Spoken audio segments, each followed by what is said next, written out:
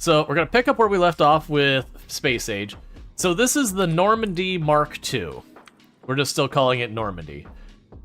This is a complete rework of our previous ship to go onto our spot. You can notice there's all the blue spots that aren't quite finished being built. We are working on that on Novus, where I am shipping up bunches and bunches and bunches of junk to assemble the ship. Now, the factory I am doing, so like my main starting factory, which is absolutely gargantuan now, is using pretty much train logistics for like 99% of the work. We did convert our mall over to the bot logistics, which I somewhat regret, somewhat don't regret. But yeah, so we're doing really silly shenanigans that it just looks like a circuit board and just all of it using trains and all that. Actually, if I hide my electrical wires, you'll be able to see the train track. Nah, the wires mostly follow the train tracks.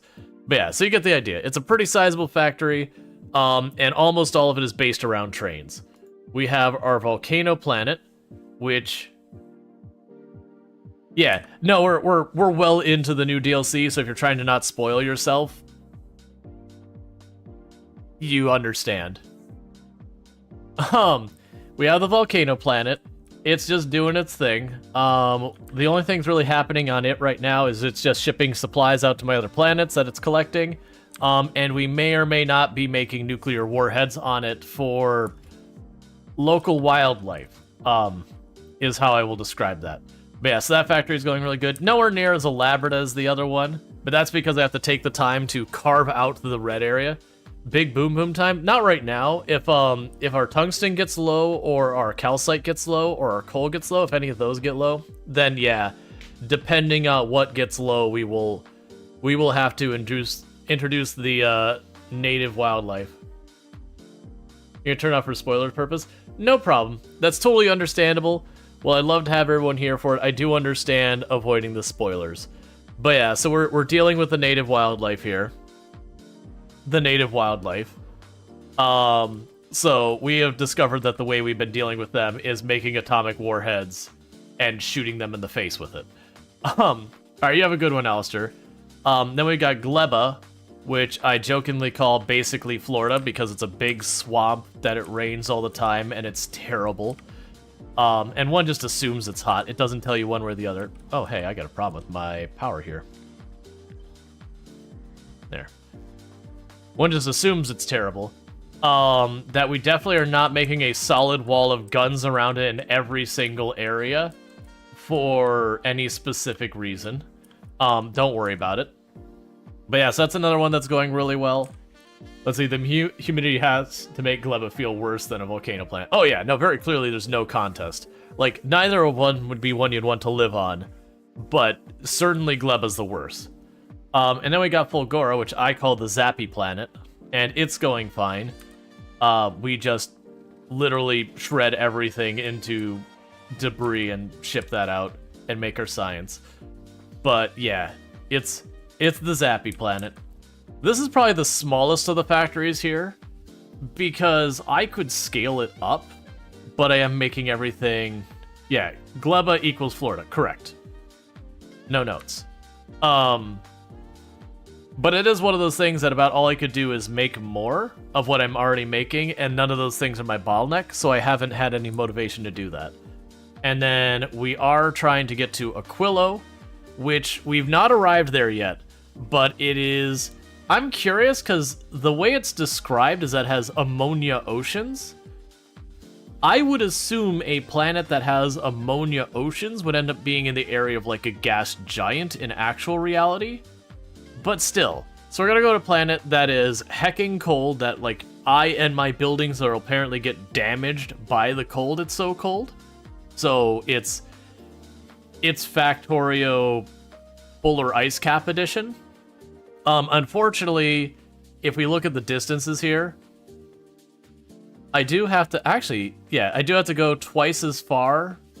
So like, cause I'll have to go from Novus to either Gleba or Novus to Fulgora to then to Aquilo. But the distance here is 15,000 kilometers, and that's 30,000 kilometers. Definitely realistic spaces between planets and not realistic spaces between countries. So Factorio's a Lego Rock Raiders now. Yeah. 500% Randy, ice, shelf, start. Yep, naked brutality, of course. But yeah, so I've got to get out there. And then we have the added bonus of, if we look at these paths, they'll sit there and go, okay, you start with like pretty good material right here where we start. And then it generally just kind of goes down as we get closer to Gleba. I actually didn't check to see if you're any better. Yeah, no, both Gleba and Fergal are about the same. But when we go out here, there's two major differences we've noticed. The first major difference is that for non-oxide asteroids, we're going to see a massive drop-off as we get closer. So our ability to get metals like iron and copper and all that are going to just absolutely bottom out as we get close to Aquilo, whereas the oxide's going to be really high. But the bigger concern is we now have large asteroids here, these big ones, which we haven't encountered yet. And the assumption being they're going to take a lot more damage to go through. So what we're waiting on right now is for the Normandy to get done. I actually already have all the solar panels and that garbage on here. We're literally just waiting on the rockets down here to get loaded up with the, Why don't you have platform being loaded? You should have plenty of platform in stock. Or I'm a liar. We're basically waiting on the platform to get loaded so that they can put the stuff on it. Let's see, debating how you want to go and get your RimWorld start. Crashing on launch. You can't find the mod folder in your files to clear it. Probably have to unsub and resub every mod, which is a lot. Oh yeah, no, that's RimWorld and Project Zomboid are both notorious for being games that you can just keep grabbing more and more and more mods until your game is literally unplayable. And then having to backtrack and get rid of our mods. Oh right, the other thing we were working on last I checked, weren't we short on yellow science? And I'll give you a tour on how this factory even works in a moment, because it's pretty cool. We had a lot of help getting it off the ground. Burning Sun specifically did a lot. Oh yeah, we were low on blue circuit boards, and blue circuit boards were low on red circuit boards, and red circuit boards were low on nothing. They're just being manufactured right now. But yeah, so we have all of our different locations are making something. Let me find a good one for an example. Yeah, we can do the red circuit boards. So all our locations are making something. And the way to look at it is we got train tracks where like one track goes one way, one track goes the other way, straightforward, makes sense. In this particular case, train comes in from this side, pulls into its spot, goes out that side. Makes sense. The way to look at all of this complexity going on here is effectively there are 3 inputs and an output. So I got 3 conveyor belts worth of goods coming in.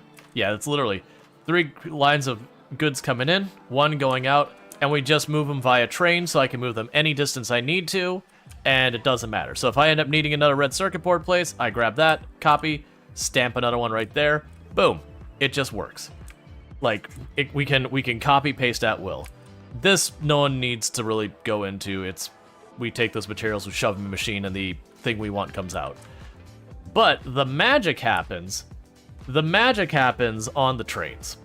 If we look at our train stations themselves, you'll notice this up here in the top right, where I turn on and off whether or not a train is even allowed to show up at that train station, if it's picking something up, if it has enough of that thing to justify grabbing it with the train, or if it's dropping off that I am short on material enough, it's worth me sending a train. With that setup, the magic happens in here on the trains. You'll notice this train doesn't have a name like Get Red Circuits or something like that, it's just cargo, and then I have 33 different trains with that same exact name. So, every one of my stops that I grab items from is named Item Pickup. Because Factorio has logic in it that your train will go to the nearest stop with the name that matches the name of the station it's looking for that is available.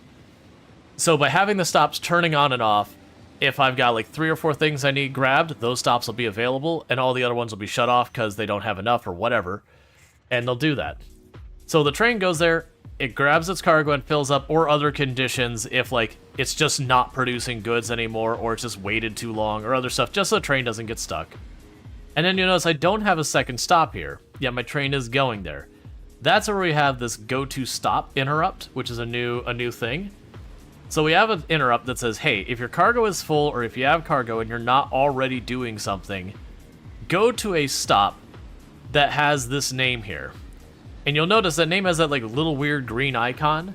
That's a wild card that basically says check the first spot in your cargo, what's in that spot. And so this train station we're looking for, if I have, say, copper on this train, is it will say copper space drop. It'll be the actual copper icon. And so it'll look for the train station that is called copper space drop. And so it'll stay there till it's empty cargo.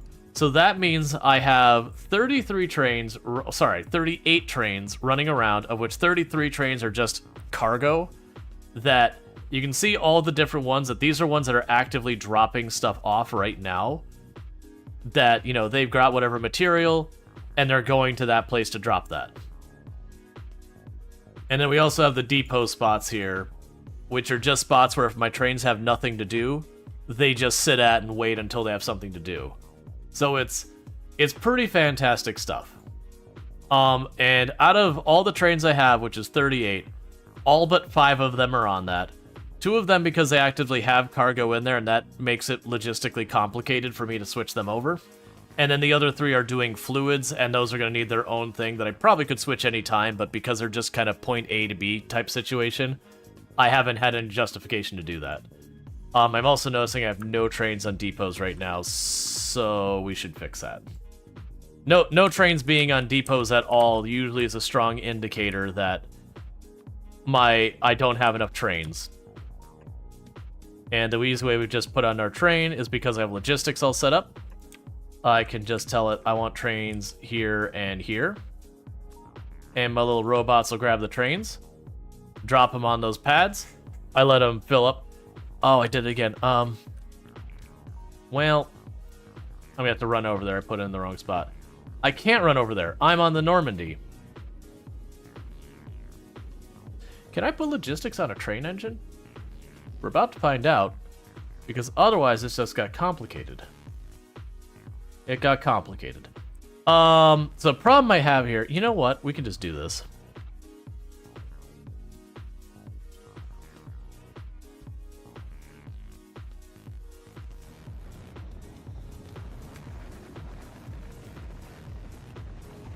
What I'm doing here is I'm going to make it so that my fuel stops can just refuel the person dropping off the coal as well. Because the problem I made here is this is the spot where a train arrives to drop off fuel, and this is the side that the train comes to pick up fuel. You can order coal for it. Locomotive fuel slot. Well, I'm already building this, so... Because this will protect me from myself in the future, making that same mistake I've made like 4 or 5 times now. Yeah, so just put the power poles. Those trains will get topped off. And then I'll show you how easy it is for me to configure one of these trains. Because I gotta wait till they have fuel before I do it. Alright. So just like that, train fuel gets topped off. And to make the train work, I just go, I would like to name the train cargo train, and I turn it on. Congratulations, train is done. And we do the same here. Train is done. And they go to work.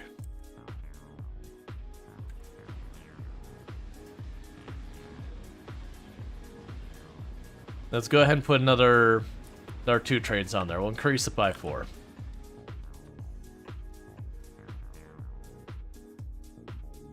Okay, and you're still complaining about the walls I need to build. Alerts, the Normandy needs more space platform. I am aware.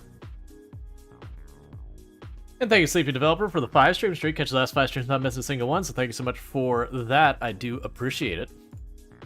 And you should already have your fuel. So yeah, that's one of those things that you take time to configure and get it all set up. But once you do, it's all configured and works really well. Okay, sorry about that. So it just works really well and you don't have to fuss with it. I wonder how all these got turned off.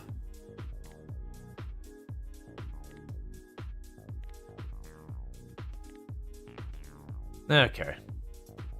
But yeah, that's a cool thing. And I know a lot of people when they see Factorio, they look at it and go, "Oh my god, there's no way I could never figure that. It's so complicated. How can people play this game?"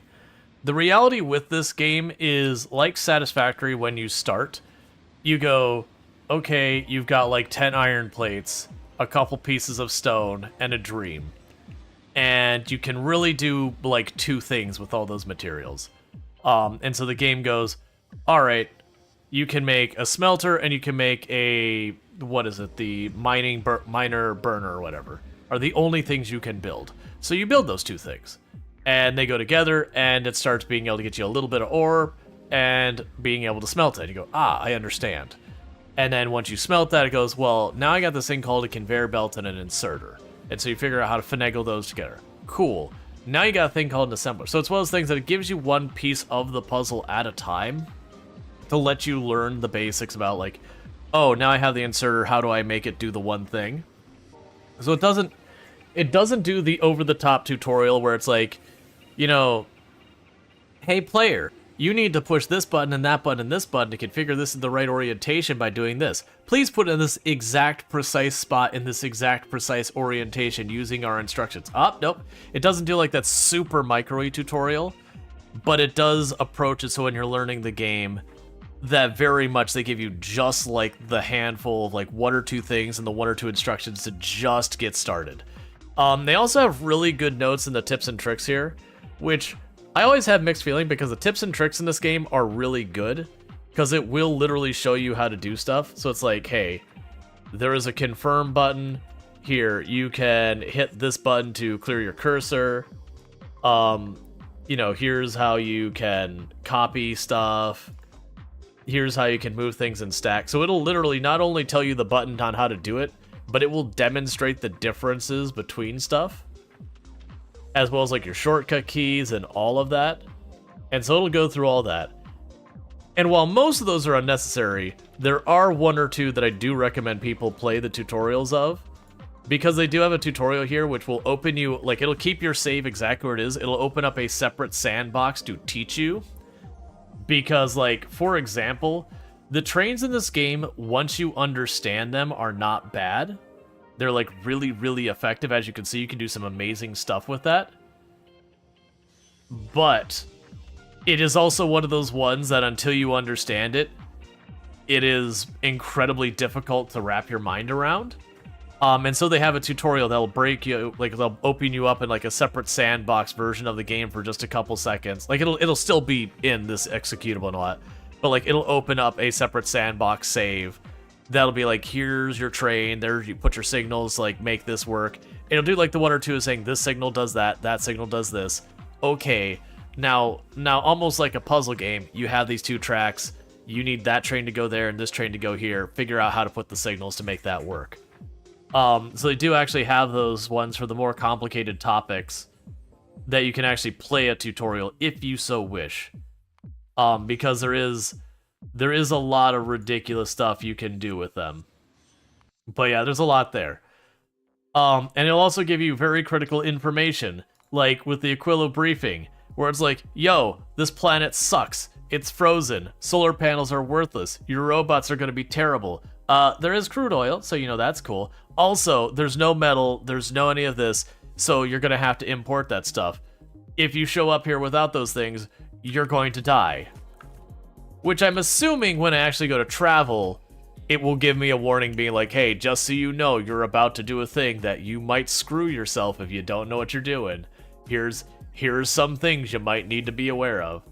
They haven't done that anywhere else so far, but it does seem like these 3 planets, these new ones, you can show up with literally nothing, because that's what happened to us with Volcanus, because our ship definitely survived the journey and wasn't destroyed in orbit above the planet as we were trying to figure things out. I will pretend any statements of such are false.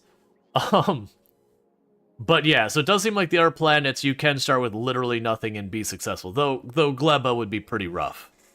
But it does seem like Aquila will be the first planet that's like, no, you need to prepare. Alright, so we're so close to done. I just got some holes in the ship along here where that's all blue. But once we get that going, we'll all be good. Totally not. Yeah, the irony was the way this game starts is you crash land on the planet and it's like, yo, figure your stuff out. If you don't have the DLC, the end of the game, and this isn't me spoiling an end, it's literally the thing says this is what you need to achieve as your objective, is your objective is to launch a rocket into space with a satellite.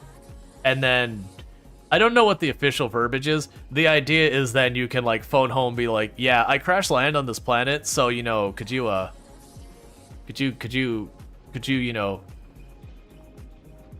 like bring me a ride? Whereas now the end of the game is officially when you reach the edge of the solar system. Because like literally the first thing it says in that descriptor is the end. But yeah, and then they do have a new thing that's way out there, and don't worry about that. But yeah, so the new objective is to make a space platform that can survive a very long flight out into space. The idea being, once you've gotten that much, that in theory you would be able to take that platform to any planet in any system, go over it, set up a new factory or whatever you'd have to do. So it does, again, like everything's kind of well set up for you on this planet. And then each of these planets introduce their own new challenge. And it seems like Aquila is going to be the culmination of those challenges. It's got its own gimmick, but that you are going to be dependent on the other three to do, I think. And for the record, this doesn't even become available until you've got these set up and working, because you need to do research involving all of those just to unlock it. And then that doesn't become available until we get Aquila sorted. Which, for the record, to give you an idea the time this game takes, this is our first playthrough on this save file, or this DLC, and we're probably coming up to about 130 hours on this run. And we still have that other planet, and then to go that much farther out. So I do think we're actually reaching the tail end of the run, but we probably do have a good couple streams left in it. By comparison, so the old not DLC version had an achievement for speed running the game in under 8 hours, to get the rocket launched in under 8 hours. And don't get me wrong, there are people who pulled off absurd sub 1 hour and a half launches using all sorts of tricks and all that. But how many spaceships can you make? I don't believe there's a limit, because like right now I've got the Aluminum Falcon, the Epoch, the Hope 1, and then we're building the Normandy, and then we have the Probably Doomed, and then we on top had Voyager 1. Voyager 1 is no longer with us. It was the one who went to Volcanus, and as said, definitely didn't die in orbit as we limped across the finish line. It's BioWare RPG progression. First act, second act with limited choice of options. To do any, then final act. Yeah. Let's see, as many as you can before your computer burns the ground. Yeah, no, Probably Doomed was their very first one. Because we had no idea what to expect. So you'll see, like, it has no defenses or anything like that. It's basically a bunch of solar panels, a couple accumulators, and a little teeny tiny bit of factory picking up bits of stone that are around it and dropping it down on the planet. All it does is it produces our white science bottles. And so we put those down. Because for those who don't know how progression works in Factorio, it's based around research. So we've got like all our research here. So you'll notice the early game research where it's kind of tutorialized. You've got to build that to get that. You got to make that to get that. You got to make this to get this. And then you start getting to these bottles. So you've got like the red science, which I forget what it even, like they all have a type. Yeah, there's like automation science, logistics science, military science. But it's getting those bottles, of which you can see there are a lot of them. Like this final research that does like everything. We have a total of 12 different types of science in the game. And so what you do is you make those science. So like here's where I'm making the green science bottles. So everyone knows the way you do proper research is you make a bunch of gears and then you turn those into conveyor belts, and then you take some circuit boards and some robotic arms and then you mush them together and blend them up into a fine liquid and put in a bottle and then shove that into a lab. And, you know, then you get science. That's just how it works. Like, what do you think scientists are doing? But yeah, this is the way it works in here. Is you get your different types of sciences, you chuck them into a lab, and magic happens. But that's the reason I need to get to the next planet, is if we look at our research right now, I've got the cryogenic science, and all this stuff down here is locked behind the cryogenic science. And I don't remember which one unlocks the... Yeah, that one says the edge of the solar system. Oh, right, yeah. So I need 2,000 cryogenic science to research the Promethean science. But once I get the Promethean science unlocked, I don't even need to use it. Then I have the ability to understand like how to reach the edge of the solar system or whatever. Which is good that it's that late. Because I fully anticipate needing the railgun and all sorts of stuff like legendary equipment and that kind of stuff to get through there. That's gonna be some work. That's this from like here to there. Sorry, literally, honestly, literally everything except that last item there. That's all that next planet I'm trying to go to. I need to unlock. And this is stuff I'm actively researching, and then all that's stuff I've already done. Like right now, we're trying to research a mech suit, which is expensive. Did you upgrade your armors? I'm still rocking the Mark 1 right now. Did I make the Mark 2? I might actually be on the Mark 2. As soon as I figure out how to pull up my inventory while in space. I actually don't know how to do that. Because I don't have an inventory in space. I'd probably have to go down to the planet to check, but that means I need to spend the money for a new rocket to go up. But we are actively researching the last armor, and that is the one I plan to put the time in to try and make, you know, epic or legendary or whatever. Because there's a quality mechanic in the game now.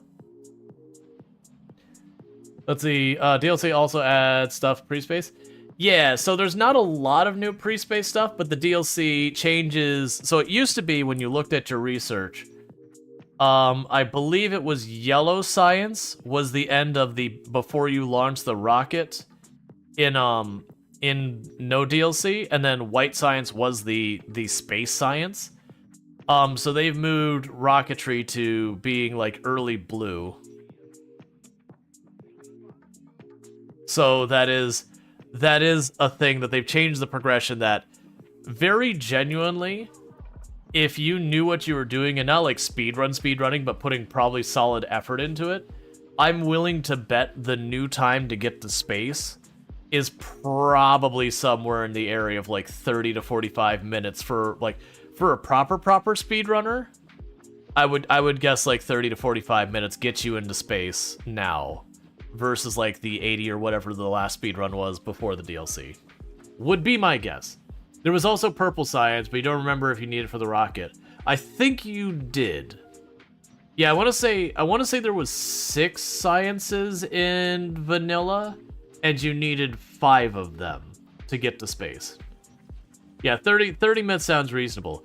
I think for a player who's not doing like sweaty speedrun stuff but has familiarity with the game, I'm willing to bet, unless you're doing like the heavy investment for scaling later kind of thing, I'm willing to bet an hour and a half, 2 hours, 3 hours would be enough to get into space if you're in that, like, you know what you're doing and you're aiming for space, like, just, you know, not proper speed running of doing the math and making sure everything's perfect kind of thing to like min-max it.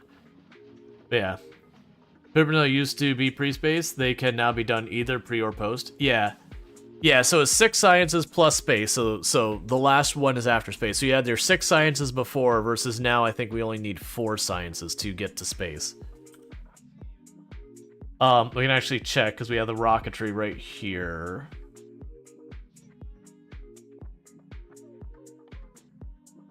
Yeah, so rocketry only requires red, green, and blue now. Whereas it used to be the red, green, blue, black, purple, and yellow. And rocket, like, the launch pad is, they got rid of the control unit you used to need, which used to be really expensive. I believe they used to require like a bunch of blue circuits and a whole bunch of nonsense. They got rid of that entirely now. The gist of it is, you can get the rockets faster and cheaper than ever before, but then there's a whole extra layer of game after you get them. Nope, there's achievements to do the other planets before researching those, so they're not required. Yes. I imagine that probably requires some finagling. Because, let's see here. So we have the rocket. So yeah, so it's all, yes, there's nothing directly in line that requires the blue and the purple. My expectation is that there'll be convenient stuff here. So like, well, you know, so the purple was logistics, right? And we look at the purple, that's what we need for like the, yeah, so we've got, right, when you get to the other planets, we require purple. Oh, no, we don't. That's not actually required. That's upgrades. Yeah, so it looks like you won't be able to do your robot logistics without the purple science. You won't be able to get your blue belts without the purple science. You won't be able to upgrade your productivity and a lot of stuff with purple science. But yeah, so this mostly is do stuff faster. And then the yellow science. The yellow science also appears to be mostly in the do stuff faster and some weapon and damage stuff. So yeah, so genuinely, you could get away without doing it. Like, this one's gonna be mostly your own equipment that the yellow science really seems to be helping. No elevated rails will be tough on Fulgora. Yeah, well that's what I noticed, is the no elevated rails would be really tough on Fulgora. Not having a lot of your weapon upgrades could be tough for both Gleba and, for Volcanus. Not having your logistic bots is just kind of a nuisance. No nuclear that's renewable at all. So that'll make power fun for your starting planet. You don't even get the automation 3, so you're going to be using your blue quality, only your second tier of automation buildings. That's another one that hurts. That's just capacity. No blue belts is also pretty bad. Nuclear is renewable. Not fully renewable. But you do have where, like, if we check Novus. So we do have where we go, because you wouldn't be, actually, I think, isn't the Korvax thing, aren't you? No, you're only white. Okay. So we could still do the Korvax reaction, but it is one of those things that, like, the burnt up cells that you spit out and then you convert them back, that's gone. But it looks like Korvax you can still get. The Korvax does look like it's not locked behind the purple or the yellow, just the white. And I believe the white is required to reach the other planets, if I remember correctly. Like, I think the white's literally one of the ones you need for a lot of the space science. Yeah, literally you can't even build a thruster without white science. So that is hard required.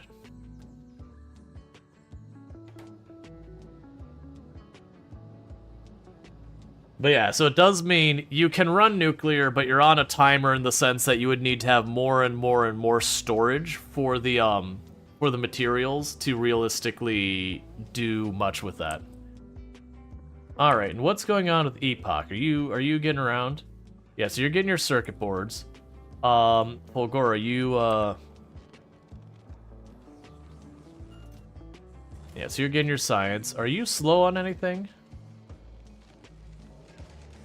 No, your materials all look like they're fine. Very genuinely, I probably just need to expand the production here.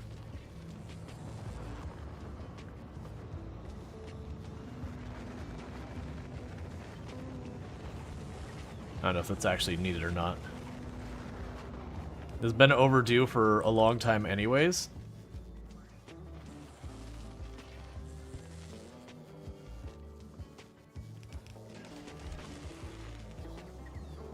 Okay, so we should be able to pipe that in pretty easy.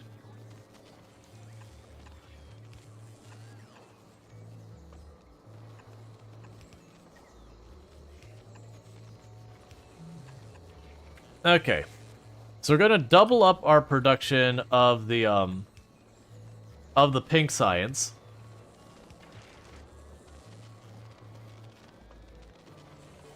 And we'll see how that goes.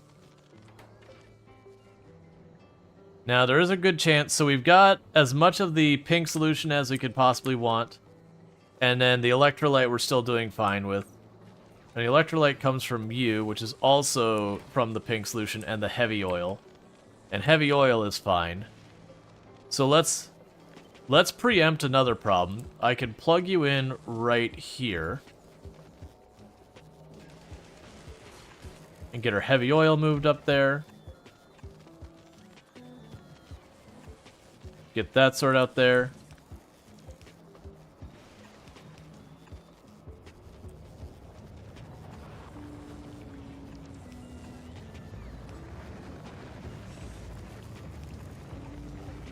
This has been long overdue. Basically, we're accelerating the rate we can make the science here.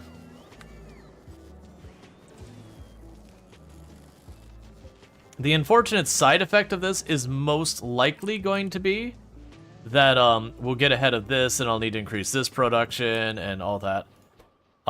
Yeah, so you're just making that liquid. Right. That's a provider chest. Oh, right. That's fine. That's fine. Okay. How's the Normandy doing? Alright, so we got all the holes patched up here and here. We got a little bit back there and just a little bit over here. Pretty soon we should start seeing the material getting pulled in and... yeah, so we're starting to see where it's backing up in its lanes. And getting processed. Yeah, so we're waiting on the calcite, which is going to be the, ice fragments when they get in here. There's a problem with the ice fragments, so we got that fixed.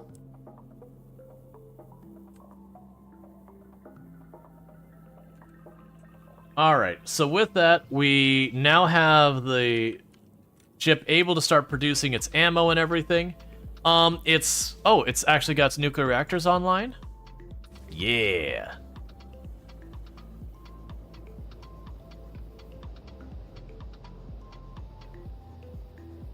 So we now have our nuclear-powered ship.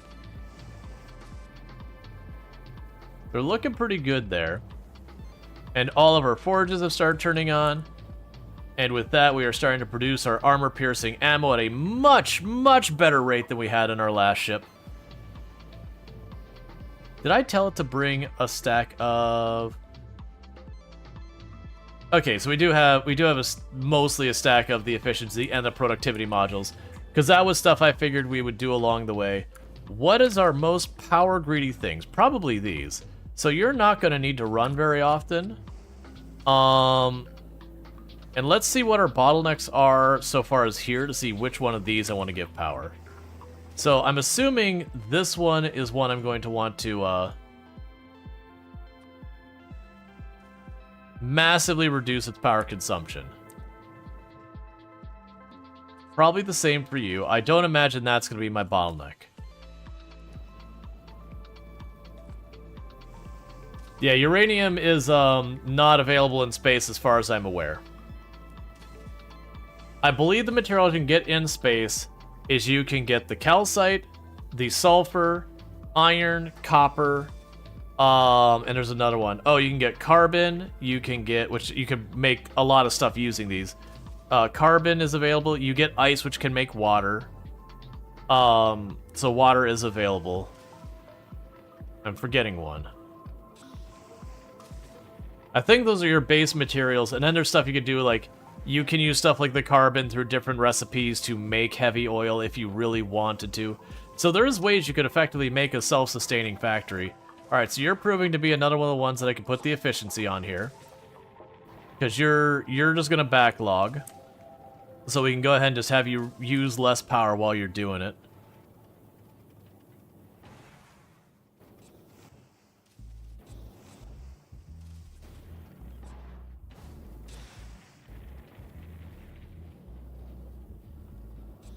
Okay. And iron is definitely the holdup, but that's okay. I mean, it's actually waiting on the calcite.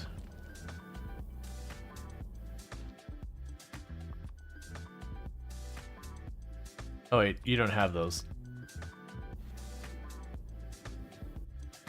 Alright. Yeah, so we're just waiting on 2 more deliveries of platform, then the ship is built. And I'm just trying to get the ammo production fully on board. So you're delayed on the regular ammo, which is being delayed on the iron, which is being delayed on the calcite, which is being delayed on our ability to get ice. Which will slowly resolve itself, little by little. We do have it set up where if I have an overabundance of one of the materials, and it backs up to this area, whatever material is overabundant, it will grind it to try and get a different material. So basically we just need to wait a minute till it starts to, like, buffer up its resources. In a pinch, I can ship up resources to get it off the ground. I just want to avoid doing that early on. Now, for the journey, there's a couple things I expect to potentially be problems. One problem could be our fuel consumption is too high for our fuel production. If that happens, I can just disconnect those 2 pipes, and then these 2 engines will shut off and I'll have just the one main engine. And since it's space, that shouldn't matter, it'll just prolong the flight. The other thing that might be a problem is... I mean, I got pretty good coverage. We got these little narrow corners here that any rocks that go there will get destroyed. I think that's fine. Let's actually check down on the surface again real fast. Do I have some better of the grippy hands? I used to have some, but I think I might have used them. If I do have a couple higher quality ones, I do. You know what? Here's something we should have done a while ago. So you're going to be for the better than normal quality ones. And you are going to be for only the normal quality ones. Meanwhile, I believe we have tier 2s available for the quality these days. And then we're going to do the same over here. Should have done this a while ago. Basically, I'm going to try to get some higher quality ones. So same deal. Get the tier 2s in here. Let's make sure I'm actually manufacturing those as I'm setting all that up. I mean, I got a bunch here that are tier 2. So I'm making them somewhere.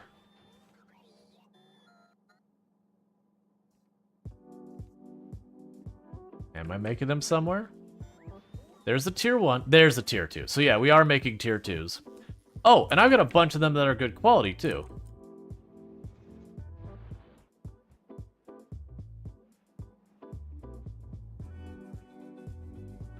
Yeah, so you're all set up and good. I guess I might as well do that. We can go ahead and set you to uncommon. And again, same deal.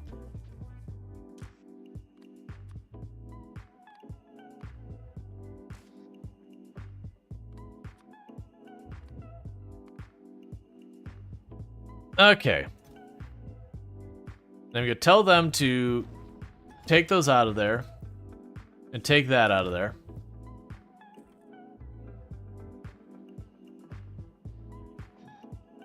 And then my hope is that as this makes a couple more, we'll get lucky and get a third higher quality one. Because then I could potentially spread them out a little bit and maybe get ourselves some good theirs. Having the rare quality grinder is also good, but I don't know which one of the grinders I'd want to swap. And the downside is using the automatic thing, I can't make it mix and match them. It'll just complain that doesn't have enough, and I'll have to do like a minimum amount. So you can do that while the Normandy is getting itself finished. So I just gotta wait for the platform. Then we're gonna go down and see what it's got available for the higher quality materials for the Normandy. And it could even be we don't even worry about it for the Normandy, we save that for the next one.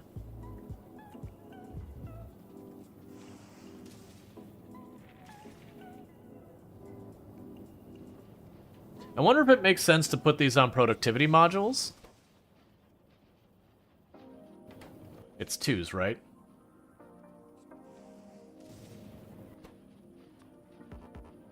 Oh, you can't. That's right. I keep trying to do that with the bullets, like, every time.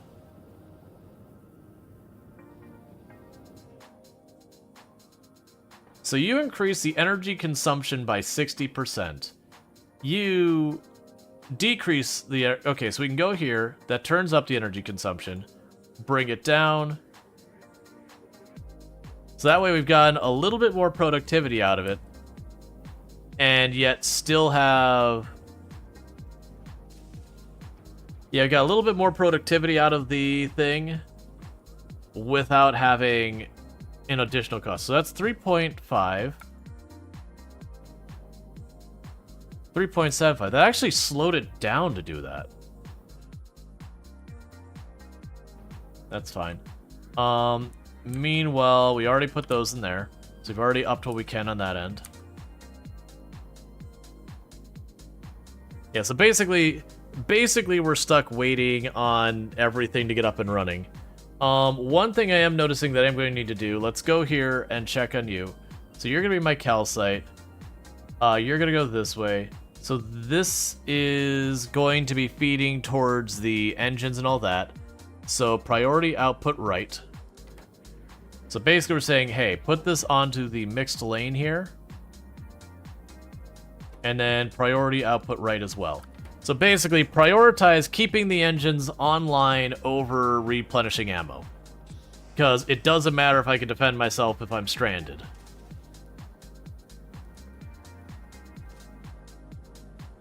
That's going to take a little bit of work. That will delay the bullets being made, but it'll basically top off all of our fuel and all that. And then once that's sorted, we can worry about the next thing. I am going to need a lot more ice for this thing to be able to continue to function. Because this steam power should slowly be... Oh, actually, that's interesting. Oh, it's because the solar power is sufficient that these don't even need to run. So it's basically just idling right now. Okay, that's fine.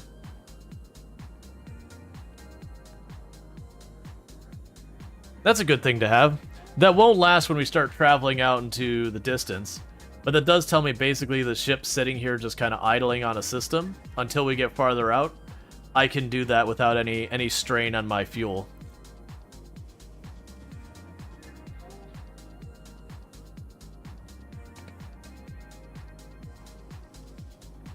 What is taking...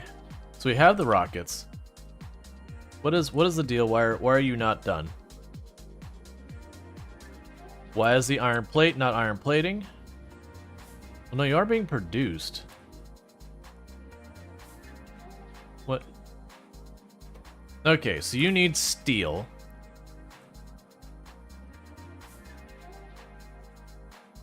Steel comes from over here, and we have our steel production up here.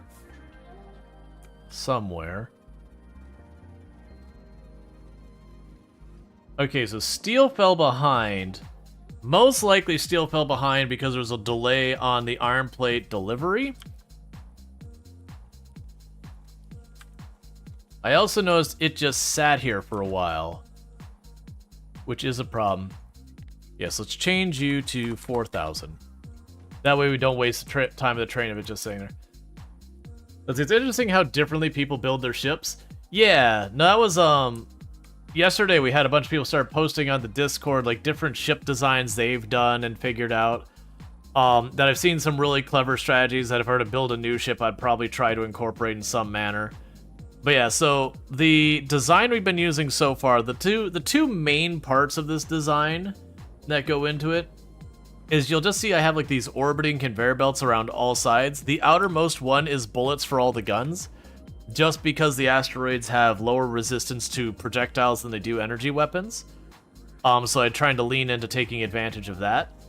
And then the inner ones are two belts that are going to be able to be completely full to the brim of asteroids before I literally can't capture more. You know, at that point we've hit capacity I can't hold anymore. And then I do have a couple beneficial things where, like, if one lane gets backlogged, we try to convert that material into a different material on whichever lane's backlogged. The engine fuel is pretty standard. And we are experimenting with doing the foundries because our last one didn't cut it. And then to accommodate the foundries, we're using nuclear power in space, which depends on the water.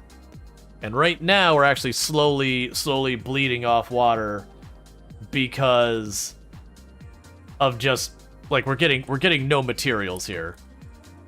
But that will improve as we get away from this planet.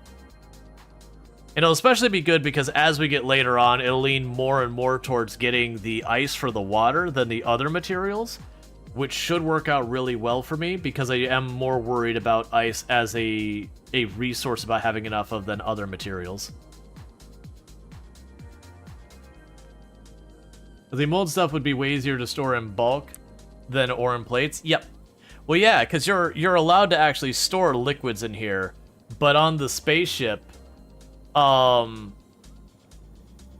only place you can store anything is in this main building, which is, of course, what you actually want to ship also gets stored in there. So there is a lot of limitations of dealing with that. Let's see. Oh, can we build foundries in space? You thought they were only buildable on Volcanus? You can build almost any building on almost any planet with a very, very small number of exceptions.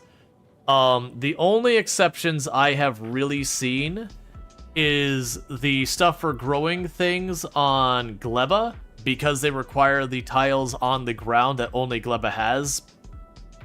Those are stuck there. You also have the labs that you make using the biters, and then the captured biter nests. Those can only be built on Novus. That's just a hard restriction they have. There are some stuff that isn't as useful on other planets. But yeah. No, genuinely, I think if you were trying to make your mega factory, like your maximum output mega factory, I do think what happens is you would go to Volcanus, get the foundries, and rebuild your own, like on your starting planet, rebuild your production to use the foundries. Yeah, so Belder says, yeah, the middle only in-out limitation made you design sushi belts that request materials to the belt that gets transferred to those as needed. Just easily pull out different items from the middle. Yeah. Well, that's what I'm hoping, is that most of the stuff I care about is going to be in liquid form, so that I can just have really big buffers on here for my storage. So, like, when it comes to fuel, I've got my steam and then arguably water. You've got your thruster. My construction materials are here. And they'll buffer, like, effectively my storage is the giant belt going around. And same with the asteroid bits. Effectively, the belts going around is my storage. That's the reason why I have this, like, really long lane. This is my my buffer chest, as it were, for these. I am noticing all my materials are only getting put on one side of the lane. I will need to fix that. Which that could be as easy as we do like a little shimmy somewhere here in the belt to shove stuff over. Like for example, I can go like right here and have that belt go over and all that. You're toying with the idea of moving all of your research onto the ship. So the only reasons... So for me, I feel like you're kind of hard forced to do either research on Gleba, because of the research rotting, that like it's research that decays, or Novus, because you can get the better research labs that only work on Novus. So that's my only hesitation, is the game does seem to give you a pretty hard pressure to either research here or there for advantages. I could see the advantage of by, you know, by doing it on the other planets, you'd have that. Yeah, you're currently doing it on Gleba. Yeah, no, I think Gleba makes the most sense for anything that requires the agricultural science, and then anything that does not require the agricultural science, Novus makes the most sense. That there is a strategic reason to do that. Which is the reason I do have labs on both.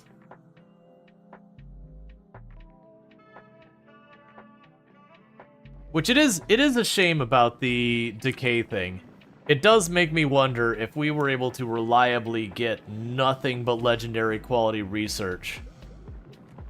You know, with how much longer it takes for that to decay, shipping that over to Novus would make sense.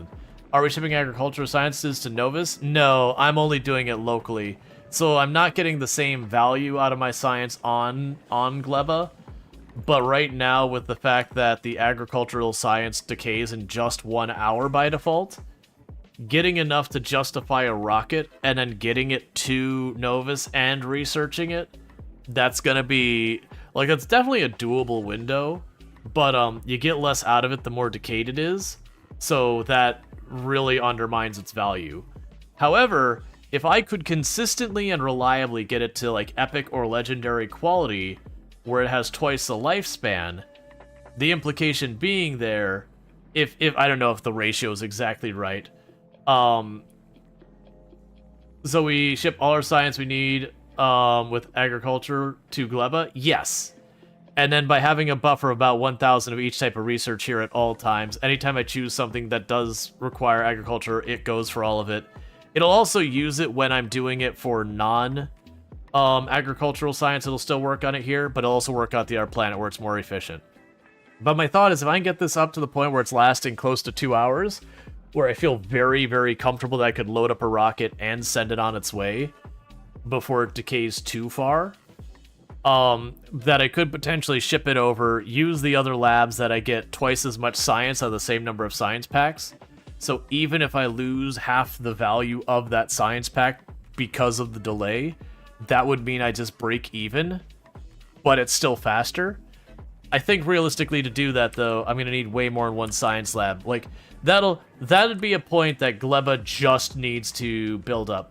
But that's not unlike normal non-DLC Factorio, that you can research all the stuff in the thing, like in the game, and have only one science lab working on only one thing making it, and it'll work fine. But then when you get to, like, the infinite research stuff later, and, like, actually wanting to scale up and getting that to be absurd, there's just, you have to scale up at some point. Like, there becomes a point when it's like, okay, this costs 10,000 science now, and you're just like, well, you know what I'm not waiting on? 10,000 science to get done there. Alright, so you're working through the yellow science. That's our holdup right now.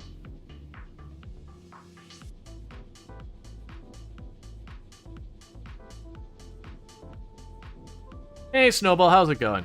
I'm also sitting here, I was literally just making the comment that I do think it makes sense to gradually convert to using the foundries on your other planets, because if we look at this, let's compare buildings. So if we look at the electronic furnace, and we're not going to worry about quality or whatever and all that yet, it's got a crafting speed of 2 and no base productivity. Now we look at the foundry, it's got a crafting speed of 4, so twice as fast, and a 50% base productivity, which is effectively meaning it runs twice as fast, and every so often it gets like half as much of a bonus. Pollution-wise, oh, it's so much worse. It's so much worse. But who cares about that? Modules as well, I think you give only 2? Yeah, so you can also get 4 modules in there, so you can actually get even more of a bonus out of that. So let's see. So we're basically getting like 2... I'm going to call it 2.5. That's not accurate. I'm going to call it 2.5 times the science. Now, the downside is the power consumption, because your power consumption is like 200 kilowatts. Your power consumption is 2.5 megawatts.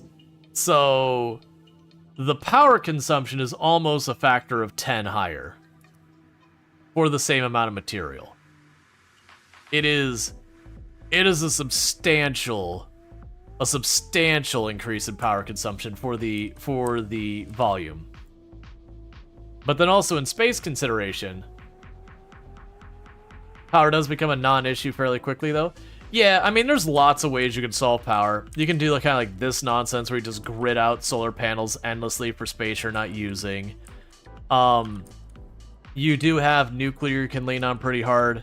And all of my nuclear that's been running this entire time, this started at 1.5 million uranium ore.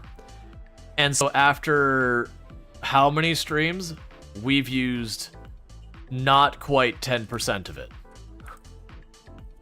And even in my border, I've got another 2 million right there. There was another uranium patch over here somewhere that was like another 4 million. Yeah, there's another one down there that's another 2.1 million. So, like, really, really, you have to get a lot of nuclear power plants before nuclear power starts to become a concern. And we also recycle some of it. Let's see, we haven't used your first uranium field either. And you run nuclear on every planet and the main ship? Yeah. Yeah, that's the whole thing. Like, nuclear goes a very long way, and it's not, like, it does eventually run out, but if we keep expanding and sprawling our factory, like I said, you eventually get to the point where you got these big dead spots in the middle. You can just grab a grid of solar panels, plop it in the middle, and sure, you're not gonna run your entire factory off of that, but every time you do like that, it's like taking this chunk of your factory and saying, that no longer needs this. And it just reduces your strain, which reduces how much you go. But I am thinking what we'll probably do on Novus is, I've already got this built out where you can see here, I could probably get even more on this. How is my steam buffer? Can I put another set of these on?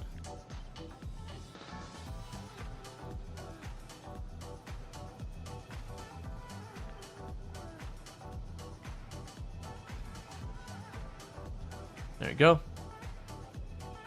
Because if that ends up being too much. But yes, like right now, these are running without any issues whatsoever, the power here. And this just sits here doing nothing. You get the idea of just how much. Let's say you're planning going Mega Base after you beat the game. Me off stream? Almost certainly. I'll almost certainly end up Mega Basing that. Which Mega Basing this is going to be a lot of stuff getting torn down and completely changed. So like this main drag here that we've got, this is not going to stay the same when I go Mega Base. More than likely I'll grab like this iron smelter stuff. We'll make like a new large iron smelter stuff someplace else using the foundries, which means I'll gut this and get it out of here. I honestly might take half the stuff that's currently in the mall, and I might start breaking those out into their own areas. We'll have to see on how far I go with a lot of that. But, and then for me trying to go for the achievements later, I might take the time to create the, create like a proper mall that the designs I liked to use back in the day, that I had taken the time, and many people have done it. It wasn't originally my idea. You'd end up having your 6 or 7 or however many inputs for your mall that you're only going to have a handful of them. So I'd do one of these things where there's not an area that's going to be outside. We're basically going to have like a line of boxes that'd be like, this is a copper box, that's an iron box, iron box, iron box, steel box, plastic box, like whatever your materials were, you'd have all your boxes, and you'd have like a pipe or two that's like, this is sulfuric acid, this is lubricant. And then you'd have all those conveyors go around, and you have your first version of the mall, where you go there and it's got all your base materials and all that, using your early game materials. So you just get all that and you set it up, but it's already structured so that later on, when I unlock the next like big tier change, I can just go in and swap out all the belts for the better belts, and all the inserters, and just drop the new stuff in, and now it's mid-game mall. And then you get to the end game, and then you'd put like the last setup there. So the early game mall ends up being a little weird, that everything seems to be like perfectly designed together, like very closely cookie cutter, and it'll just be like a chunk missing that'll later be used for, you know, your blue conveyor belts or whatever. I liked making those patterns because then for your game progression for like speed running, you put down the first one, you quickly structure it out. Then, you know, you come back later and you fill in the holes, and then you come back later, you fill in the last holes, and your mall is good and you can make everything you need. Because a lot of times, building your mall can be too costly to justify in some of those speedruns. What are you waiting on? You still need your platform. You're still waiting on 100 of that. And I know the rockets are on the pad. Oh, right, it got held up by steel. And the steel is back. Yeah. So these are going. Oh yeah, so we actually have enough. Did the research rocket, the research one show up? Why aren't you sending the steel or the pads? We have it all.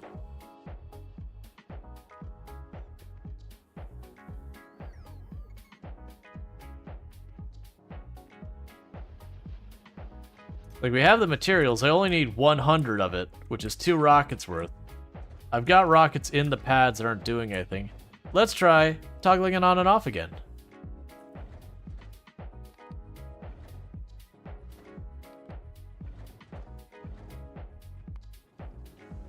Okay. Oh, interesting. Oh, we're short slightly on the inserters, the walls, the pads, and the guns. We're short on the guns? I have 12 guns on board. Huh?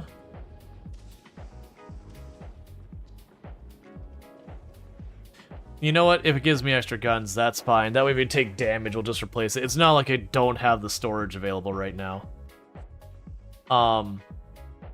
Yeah, that'd imply 5 rockets worth of material.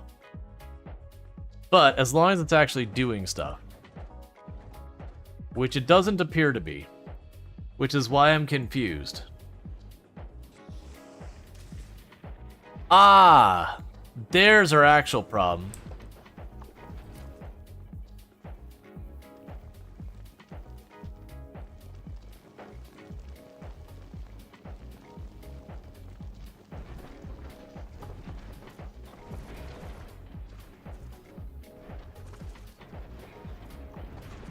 Because where I mentioned it has like a weird thing where if there's holes in here, that it throws a fit about it. That's what it was. We had a couple of individual tiny little holes in the ship. And then even though it's connected from all the other sides, it wouldn't finish it out until it's like actually a square. So now it's filling in the gaps. We will see if we do have enough for all that. I think we do. But that's okay. In the meantime, we are still arming up. And then once we're armed, we'll be good.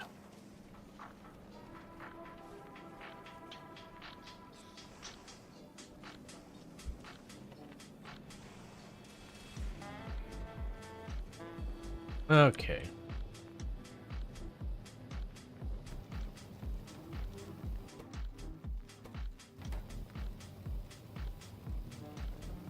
Yeah, so it should be trying to shuffle everything down to this line. So as you can see, we got that. So yeah, so like I said, we do have a problem from the appearance of it, where it is trying to... where it's not balancing stuff on the belt. So let's try and fix that while we're waiting. So we can kind of help that by doing this. So that'll force anything on this row over to that line. I could do it again up here, but that should ultimately sort of work it out. There's other ways I could work around it if it ends up being too big of an issue. Now put another one right here. So I have 2 spots that we take the inside lane and just try and shove stuff over.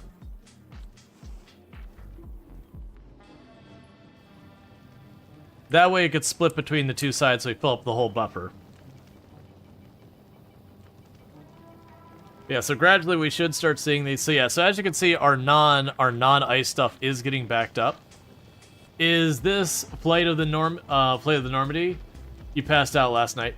Yeah, this will be the first flight of the Normandy, because we had the previous iteration of the Normandy. We didn't even try for going there, just going to Gleba when we had like an emergency I had to get over there for. Didn't go very smoothly. Like, it didn't get destroyed or anything like that, but it's very clearly not really up for what we needed. That we opted to be like, no, we need to wait. Okay, so our thruster, so all our engine stuff is fine. We are working on getting all of our stuff filled up. I'm gonna want to try to get the water topped off before we go and our ammo stocked up as best we can. I'm also liking that I am seeing the copper here is starting to get into the reserve. Well, actually, I'm sorry, that's not copper. That's the iron is starting to get bulked up in the reserves.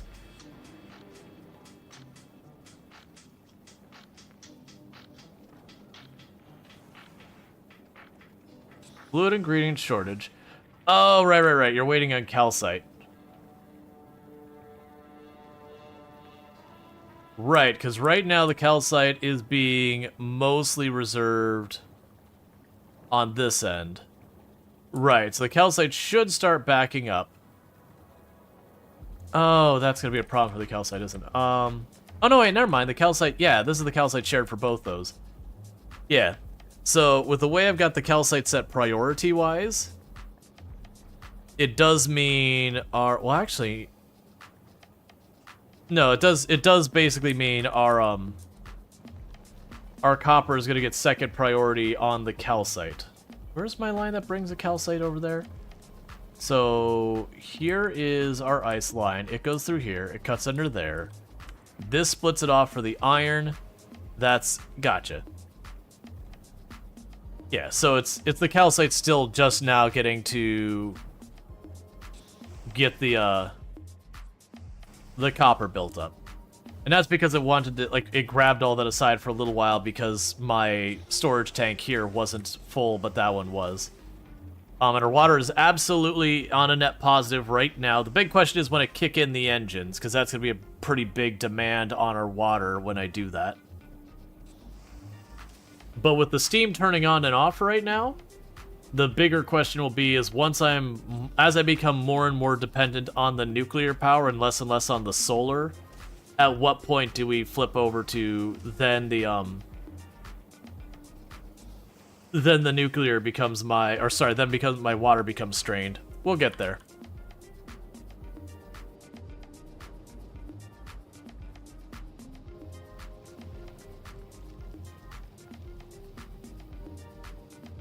But I'm also looking forward to, as we get close to the planet, as we get closer to stuff, being able to maybe get more. Let's see if we got lucky and got any more quality stuff. We did not get more quality claws. We did not get any quality on those or these.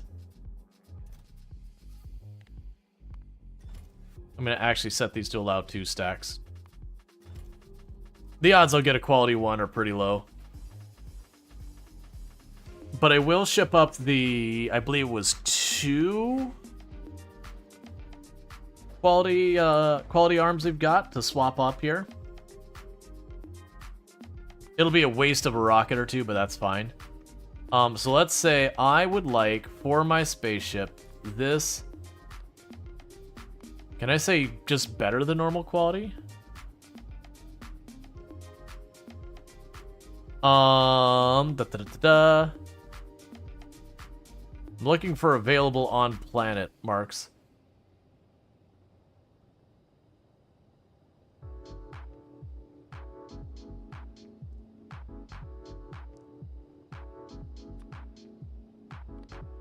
I wish it would let me do that stuff. So we'll say rare equals, do you have any rare on planet? You do not apply to see any rare on planet. Uncommon. 2 available on planet.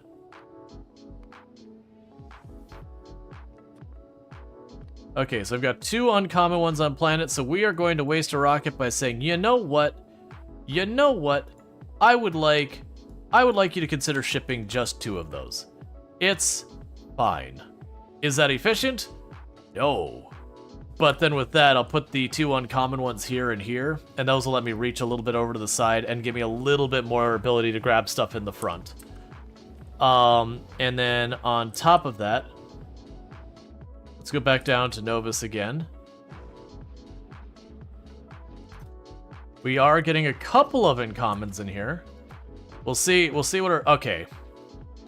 I'm assuming if we get a rare or whatever... Yeah, so that'll fill up before it shuts off. So we also got 2 uncommons of those. We did get a singular uncommon cargo bay.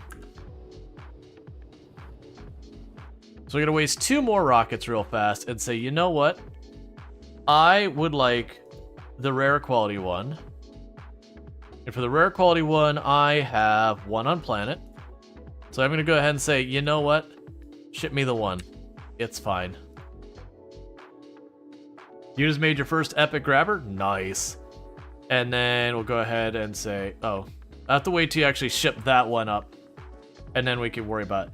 And the reason I'm bringing those higher quality ones up is to help out with the ship, at least for the initial.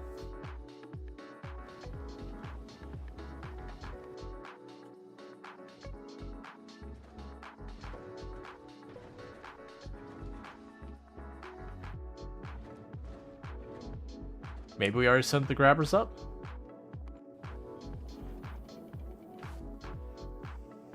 I don't see them in there. No. Oh, you're requesting none. There we go. Let's see, another fun mistake was loading up the ship full of construction materials and then drop everything accidentally back to the wrong planet.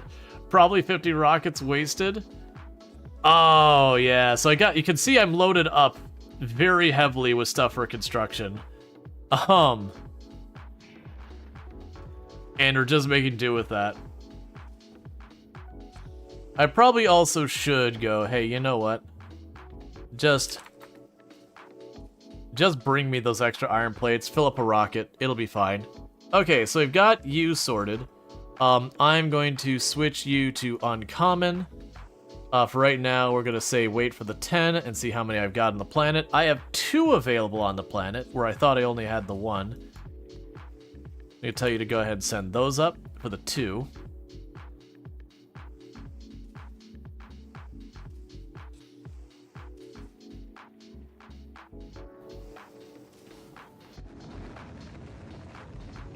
So there's those.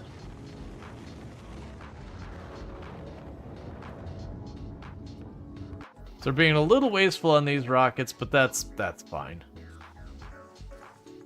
Yeah, 2 are on their way. Cool, so clear that out. I don't have any better ones. So then the plan with that is go ahead and yoink you and yoink you. And I would like to do the exact same thing. We are now uncommon quality. So you notice a little bit bigger area of coverage. Not as big as I thought it was going to be, but still. Bigger area of coverage in the front there. Not going to complain.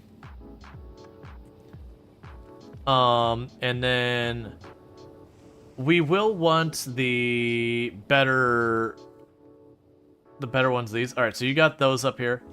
So yeah, so you just have a faster crafting speed. Where do we think we're going to run into crafting speed bottlenecks?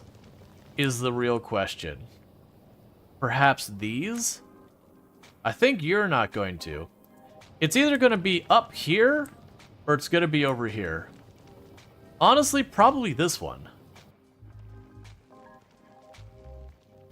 I'm thinking that's the one that's going to be our culprit. So let's go ahead and swap you out. Because while right now it's fine, once we start getting a lot of ore in here, that's the one I'm using the least of. That's the one I'm going to need be churning into other materials faster. And then if we do start to get everything up to speed, I think the ice production is going to potentially be a problem, but we'll save those uncommon ones till we're ready.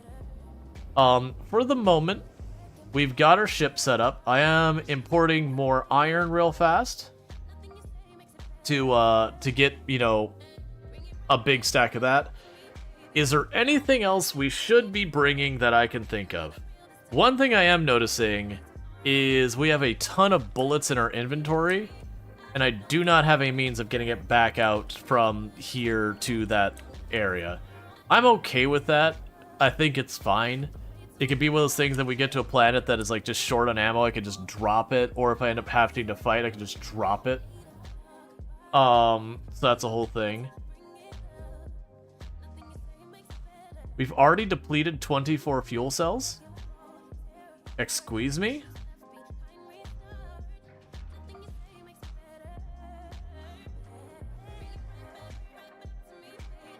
While we wait, I'm not worried about getting that full amount.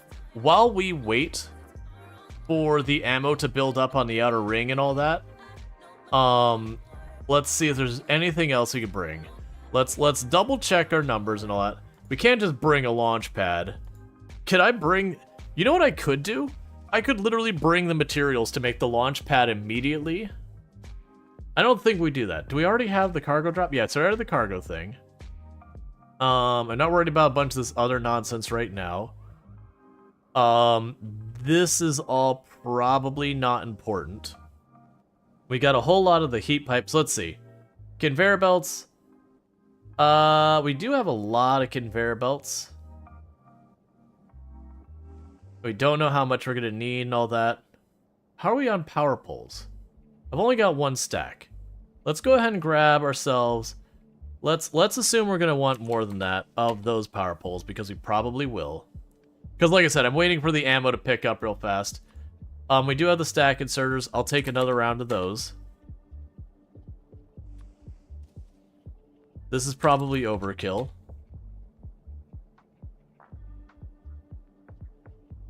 The rest of that's probably fine. Let's see, maybe you'd need materials to build rockets too if you want to shoot stuff up immediately. I don't anticipate shooting stuff up immediately. The only exception I could be is getting myself off the ground. Ooh, did I only say 20 of that? Okay, hang on. I know we're not going to be able to get that going at any meaningful speed. Okay, it's 100 per rocket. So let's see, so let's say 400. Because we'll keep that going. We'll basically we'll keep increasing the amount of stuff coming on board the ship until we have the ammo filled up to go. Which the ammo's producing about as fast as we can get it.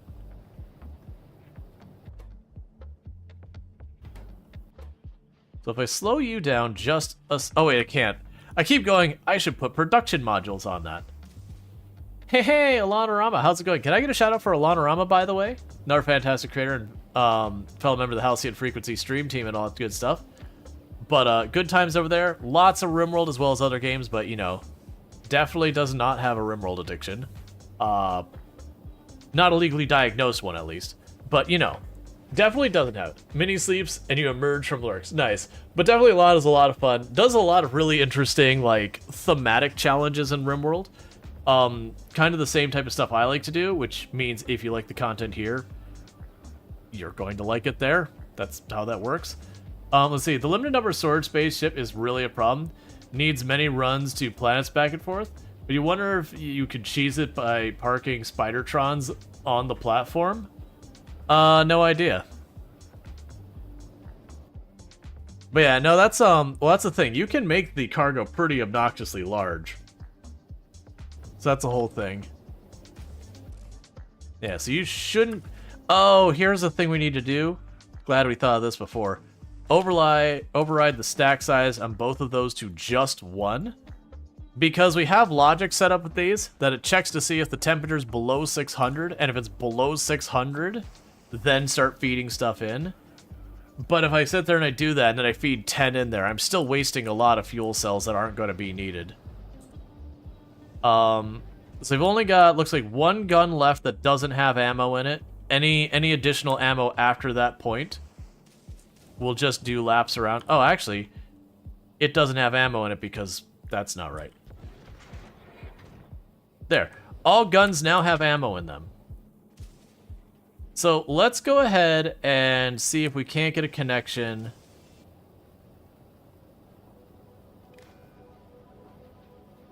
Out to the ammo trail.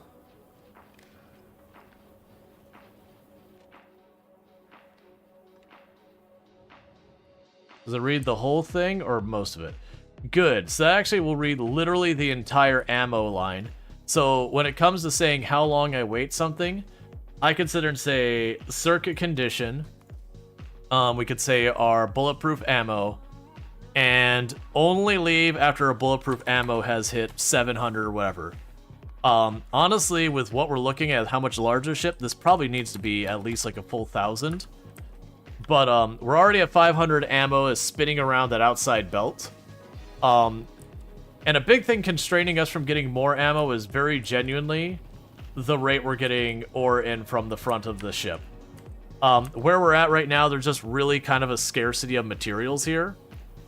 And once we get going, we're going to start smashing a lot of asteroids. And with all these grabby hands, I should be able to get most, if not everything. Like, the only place I have is I got like a little teeny gap right there on the corner that I can't grab, those little teeny things that get there. I don't think it's worth getting more grabby hands and shoving them in there. But that should be fine. And meanwhile, those do have plenty of defense cover. Alright, so our fuel is fine. Our water reserves are coming along alright. Our ammunition is starting to build up. We are starting to stockpile all of our resources. That we should be pretty close to ready to rock and roll. This looks really cool. Totally didn't think about putting artillery on a spaceship either. Could you build that? So there are certain things you can't build on the spaceship that they say they require atmosphere. Can you build artillery up here? What are your requirements? No, you could build it up here. Huh. I don't know if that'd be any good, but you could. Because, like, you could do it, but it had this big circle around your whole ship. It would just be shooting every asteroid that has nothing to do with anything around you. I mean, unless you were manually targeting.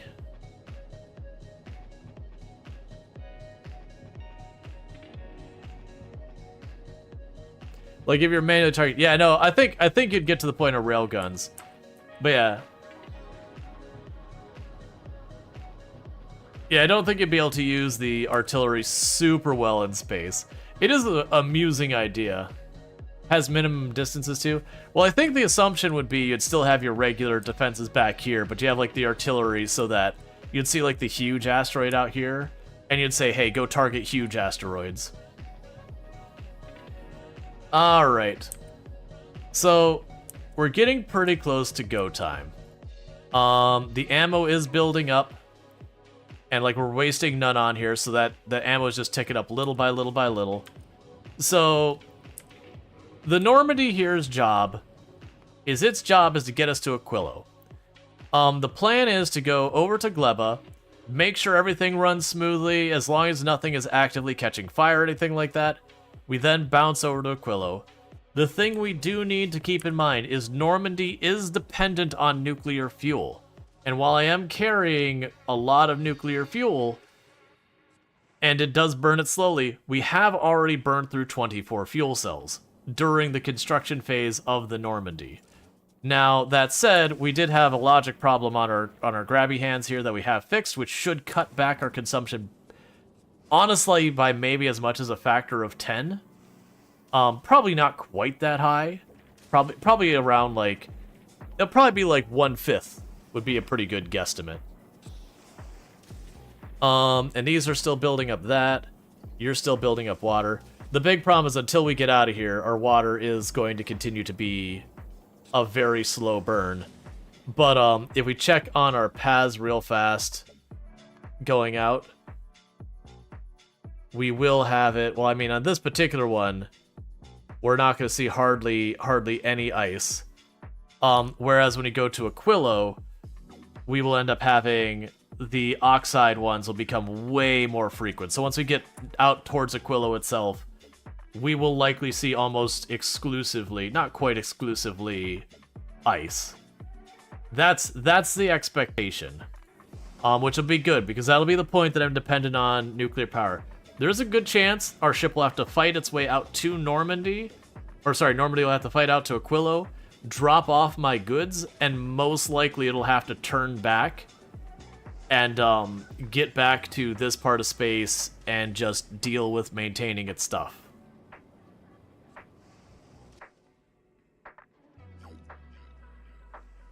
Oh, here. While we give that a moment to pick up ammo, I have one thing I need to set up over here. So you reprocess the spent fuel cells here. So you're going to be a requester chest now. And once they swap that out, that is going to request the spent fuel cells. That way, anytime I come back, I could drop off all my spent fuel cells. It'll start, you know, taking the time to recycle them as best it can. And then we can bring back the next batch coming up. There's gonna be like one lone construction bot on its way here. There it is. There's our requester chest on its way. And pretty soon we should have the ammo. Like I said, we'll push to Gleba. We'll see how things run. Does it run smoothly? Does it seem to be recouping materials? Yada yada yada. Are we seeing any obvious and glaring problems? And if not, we'll resupply to, like, just let it buffer up its materials at Gleba, and then we'll go for our big journey. Okay, so you are going to request spent fuel cells. There. Doesn't matter the amount. Alright, and I'm also going to drop a save here for no discerning reason, because this does seem to be one of those ones that you could potentially get yourself in a really hard to recover save. Let's see, you saw a stupid brute force ship to Aquila design, just a crazy amount of lasers and a huge nuclear reactor, like 100 lasers, but seemed like a way to move than a proper ship than skipping research. Yeah. Alright, so we do know 700 ammo has been more than enough for us to get from where we're at now to our next location. So we're gonna go ahead and get to Gleba. So get a move on. We will add the condition here to not allow it to leave Gleba without 1,000 rounds. And I'm gonna delete Novus off the list. And we are en route on our way to Gleba. So we have turned on our steam. Steam power has now kicked on now that we're moving and actually putting some strain on our system. Yeah, so we are losing a couple little bits of smaller rocks. Those are fine.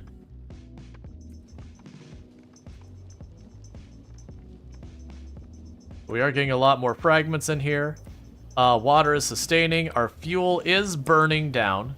So one thing I want to check is when we get to our destination, how many thousand fuel did we burn? If we burned less than half of the amount of fuel we have, we're probably fine. We'll just have to wait for the fuel to recoup. If we have burned more than half, then this will be one of those things that would be one of those ones where it's like drawing board, we have a problem, how do we fix it kind of issue. It's looking good though. It looks like it's only burned through like 1,000 or 2,000 of the 25,000. So by the time we get there, I think realistically we'll only have spent like 3,000 or 4,000. Let's see, can you even get through all asteroids with lasers? I mean, I imagine with enough. But I also want to see how badly our ammunition gets hit with all of this. Because we left with about 750 rounds, or magazines.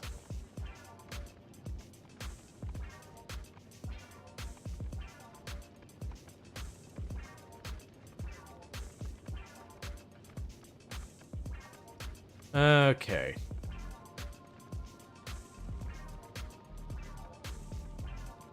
Enough infinite laser damage research. Yeah, there's also infinite research, so you can continue to scale stuff up and up and up forever.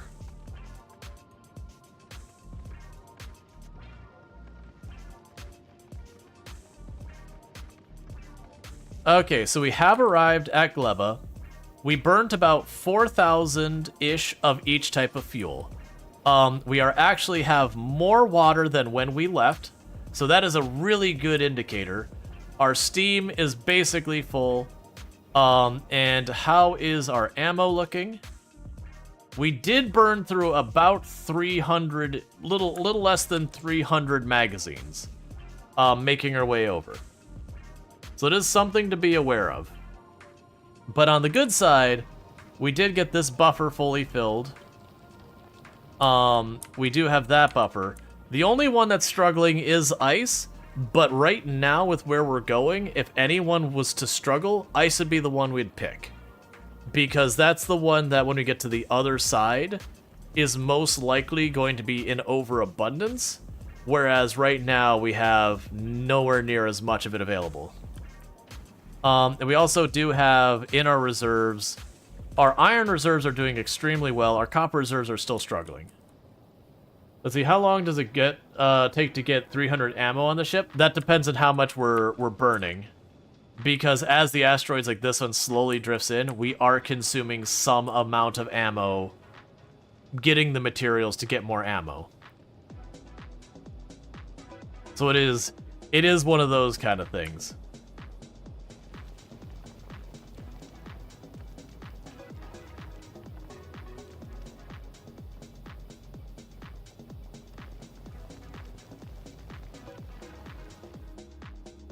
Alright. I mean, in a deal situation, how many things do I make it? So I have 3 of them making it. And so they're making about just shy of a magazine and a half per second. Like, it's between a magazine per second and a magazine and a half per second. So 5 minutes. But, you know, like I said, we're probably burning each one of these asteroids. You know, each of those asteroids is probably burning 3, 4, 5, 6 magazines of ammo or something like that. But you can check protection rates for those. Oh. I didn't even see that. Okay, so let's set that to like 10 minutes. Yeah, so with the last 10 minutes, which included our flight, we did consume, or actually we still did produce more magazines than we consumed. We consumed 303 magazines, but we made 440 magazines. We are exactly break even on copper, which tells me that we're bottlenecked. Our production of iron ore was ever so slightly higher, so we're good on production there. We're basically break even on those. That tells me that's the whole thing. We produced slightly less calcite than we consumed, which, well, no, it's break even. That's just adjustments from time. We are consuming ice at a faster rate than we're using it. So we do have some things that we are consuming slightly faster than we're doing it, but that's alright. The big one is our ice. That is our immediate concern, is that ice, the consumption and the production are not the same. Like, they're upside down on their head, however you want to put it. And that will prove to be a problem. Alright, so we can snooze that a couple of times. Let's see, an asteroid nests 3, 4 magazines. Do we even get the material back from them? Yeah. When the asteroid breaks, it breaks up into quite a few chunks, like a lot of chunks. So you see, like, we've got, what is that? 6, 7 chunks? And each of those chunks will give me, you know, a couple of bricks, like a couple pieces of ingot there. And those ingots, you know, end up being a couple of magazines each. Not ingots, plates. So yeah, so we do end up making a net positive. The only catch is, like, when we start missing a bunch of chunks, that's where things start getting messy, because that's the reason I expend more ammo traveling than when I get back, is I cannot grab nearly as many asteroids as go by. There's just way too many. So we end up at a net loss on our ammo. Because, like, we're already almost up to 600 magazines just sitting here.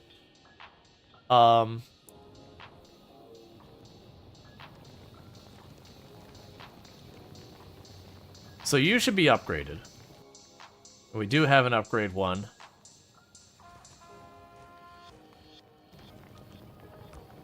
There we go. Oh, never mind. You don't need to be upgraded. It's fine. You can just stay that way. I still have another spare one to upgrade. Yeah, and your Steam is hovering right about where we're at. How is our power looking on here? So our solar did dip a little bit. So we are running our nuclear just a small amount. So our Steam does seem to be on a net positive. It's basically hovering at full. And these are barely doing anything. And our nuclear reactors are mostly idling. So it seems like our nuclear power is fine for right now. Eventually that'll start being a problem. But I think we'll be okay. In the interim, it does seem like the copper is our big bottleneck.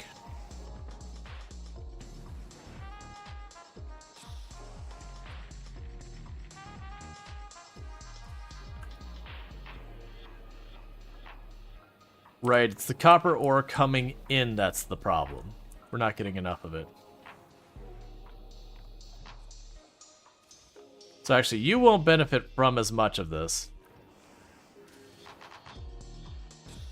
Whereas you will benefit more, because that'll slow down the speed it takes to do its rotation and give it more output per rotation. Honestly, you know, with the 50% production speed already there, like 5-0, I don't think that matters. I think the power is a bigger concern here.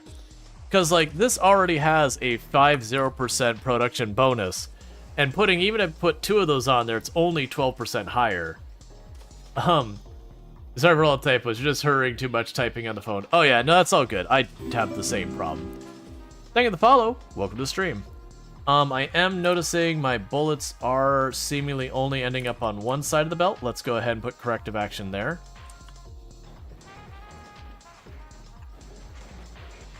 There, so I'll take half the bullets and put them on the other side. I don't need to make it really fancy. One of those is going to be enough. Oh, did that just clip off where... Yeah, never mind.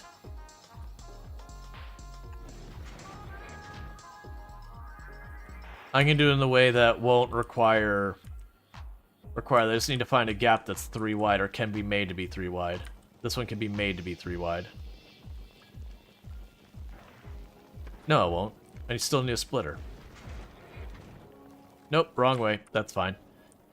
Because I do want to check the entire belt and not miss a huge chunk, because it'll just make my life easier. So, way we can fix this is how we're feeding the bullets into the system. Which is over here.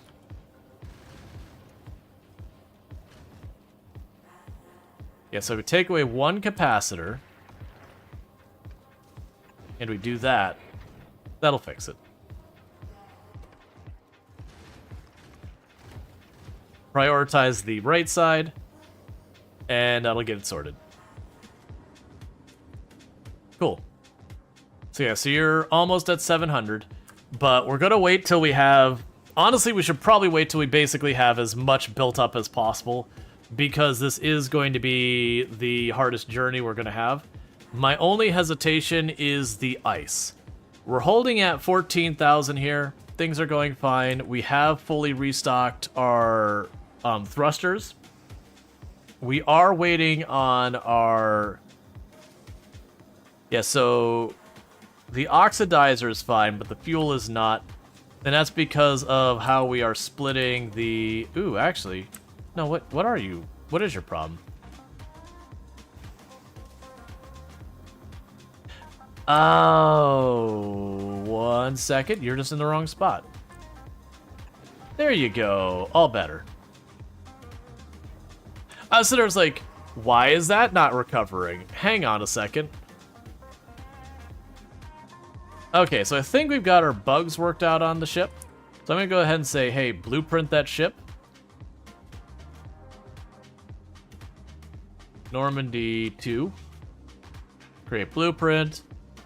And we're going to go ahead and save that here. Delete the thruster manifold thing. Yeah, that's the original Normandy. That was the first one we sent out that we were like, this is not continuing. We're sending this home. And this is the new and improved one, which is way, way, way bigger of a ship. Alright. So like I said, we're mostly waiting till we get some of these materials starting to buffer up. So our water probably is going to take a hit where you're going to see it going down while we get this this fuel being made. So we definitely want to get our thruster fuel topped off, because I do not want to run out of thruster fuel or oxidizer along the way. And as I've mentioned a number of times, if it does look like it is going to start getting close, I can cut that pipe and that pipe. These 2 rockets turn off and that one stays on to massively cut back on our consumption. It'll take us longer to get there, but if it is one of those things that we can sustain that but not the other, then that's fine. The alternative is I could literally go here and cut these pipes. And then that would... Actually, I can't do it that way. If I cut these pipes, all 3 of those go off. Yeah, so I gotta cut those pipes to shut down the 2 if we get to that point. If our weapons start running out of ammo, that is the worst case scenario. Because there's just nothing I can do in flight to fix that. And if we get that far out and it's a problem then, it's too late to fix it. Like, turning back, I will also have to fight my way back, so we just kind of... Our choice basically gets the point of cutting our speed down as slow as possible and slowly working our way forward and hoping we can recover the ammo by just slowing the rate we're hitting asteroids. If we start running into problems where our water just completely exhausts, that's the thing.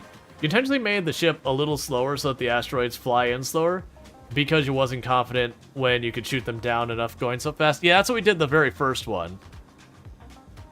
Let's see, you could throttle the engines just enough to get more ammo. Yeah, no, that'd be the idea, is if we ran into that, I would try snipping those, letting just one engine run. That would slow me down, and if that wasn't enough, I would go in and then pause thrust, and just try to keep it from going negative. Because negative would be drifting back. The only downside is once you get over halfway, even if you turn it off, you're still going there. But it's at least slower, so you can turn it off and just let it drift towards its destination and hope you got what it needs to keep running.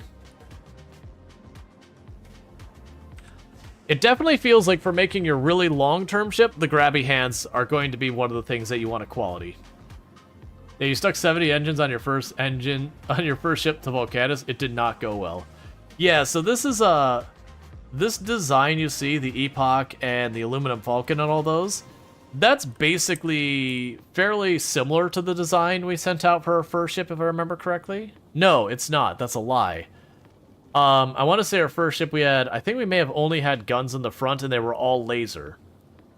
So like back here most of it was right, other than the ammo production. But like it was like that, the engine, this part here, the solar panels and that, and then lasers. And we got there, but by the time the ship arrived, half of the ship was broken, and we were just like, this ship's not leaving. It lives here now, until it got pelted to death by asteroids.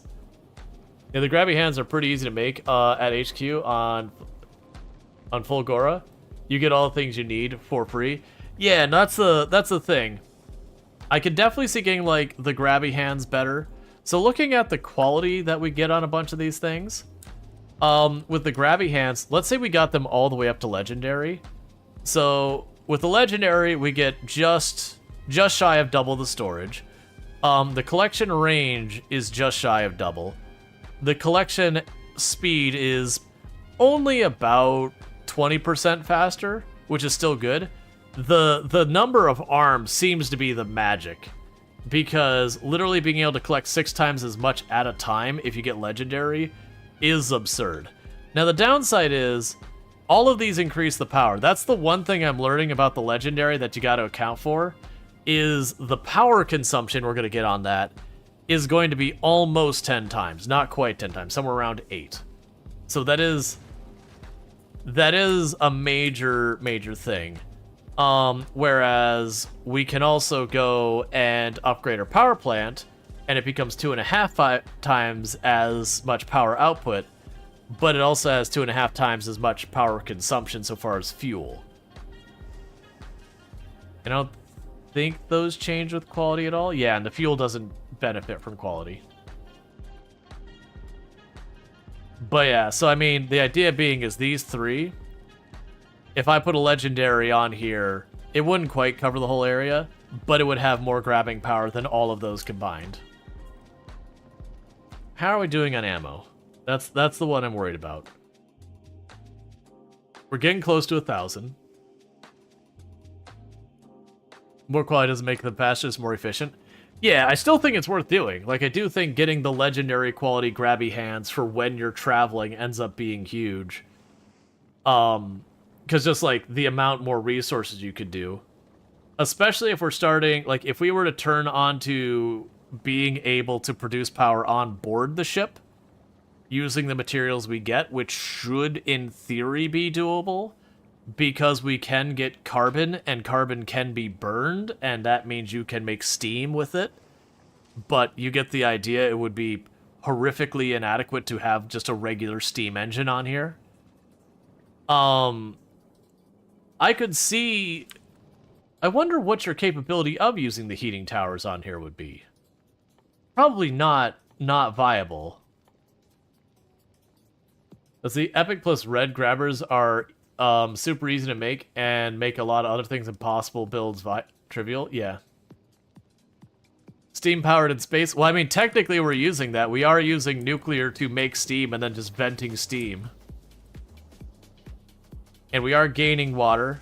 We do have our thrusters are fully fueled. So we spent Let's see, is the shipment limited? Is the ship limited inside? You guess the tonnage is only actually limiting factor, right? I have no idea what the limitations are. The area your ship has, like, around it that you can do the camera does get bigger as you make the ship bigger. I haven't seen anything that implies there's a hard limit on, like, tonnage or anything. There might be. But, like, because we've got an amount of thrust our engines generate.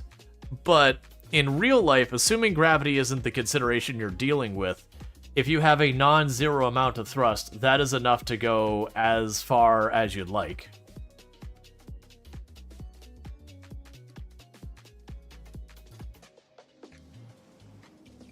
More tonnage, more fuel? Yeah, but you get all the materials in space to make fuel, so that shouldn't really be a limitation.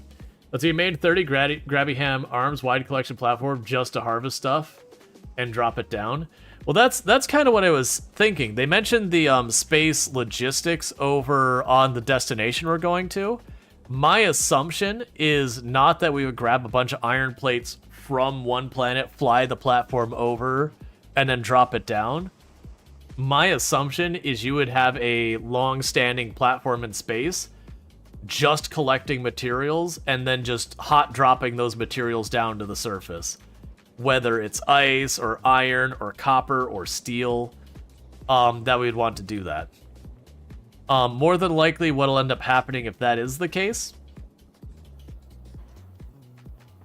is I will need to figure out a way to get these materials back to the hub. Which may literally be that we just put like an overflow lane and just sushi belt it over. Aquilo orbit is a little unfriendly though. Yeah, no, I figured as much. Just based on what it was showing me there, with the giant asteroids and all that, I was assuming that was going to be a rough place to be. So we've got our belt is getting towards being saturated. Now you're suddenly building up on the wrong side of the belt. The goal here was to try and get it saturating. You know what? We can fix this. So the way I'm going to fix this is we'll go and grab you. Actually, I need to bring you a tile farther back. And we'll have just 2 tiles.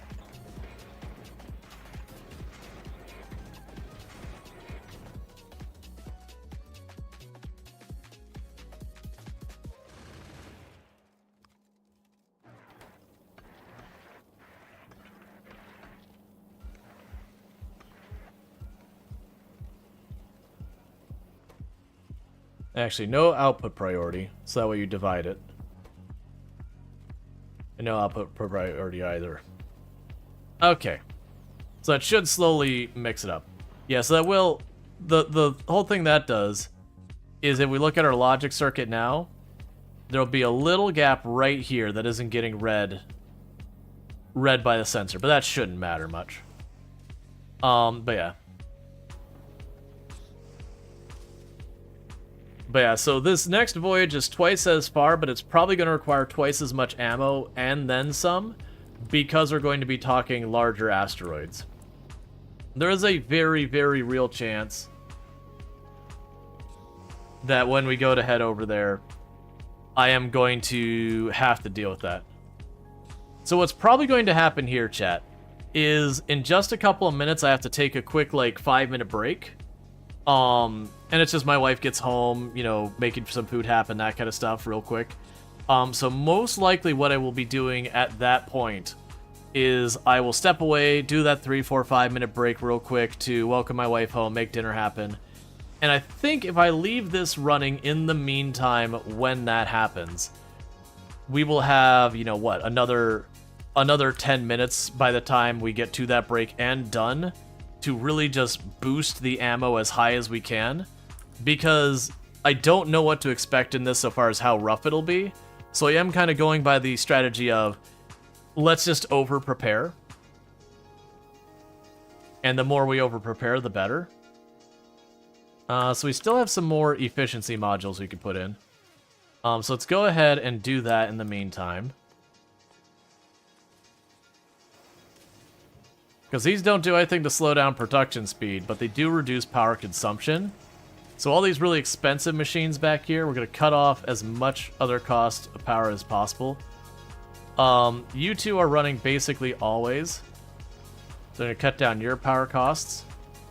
How many more of these do I have? I got 8 more. You're running basically constantly. So I'll do that. And honestly, we can do this here. And here as well. That leaves 2. I'm pretty sure I cannot use... Yeah, I didn't think so. Is there anything else that'd be a good one to put those on? We got all that set up. This I do want just highest volume coming out. And you are backed up there, and I cannot put stuff here. You're going to be running always. Is that all of them now? Yes. So basically, we cut our power down to as much as possible. So the steam is turning on and off every couple seconds.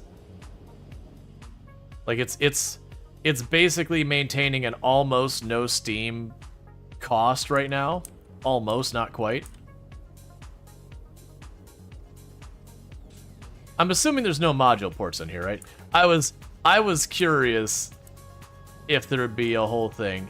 Yeah, because you'd put the filters on there. I don't want to put a filter on the claws.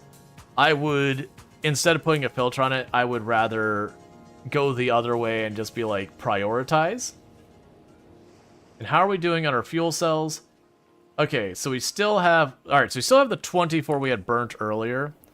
Because like I said, we got those up to temperature. I changed these to only grab one at a time. So that the moment these drop below 600, it will put in the one fuel cell. And then it'll keep doing that till it gets above 600, which will probably be 3-4 fuel cells it gets in there, which should be enough to bring it most of the way back up to 1000.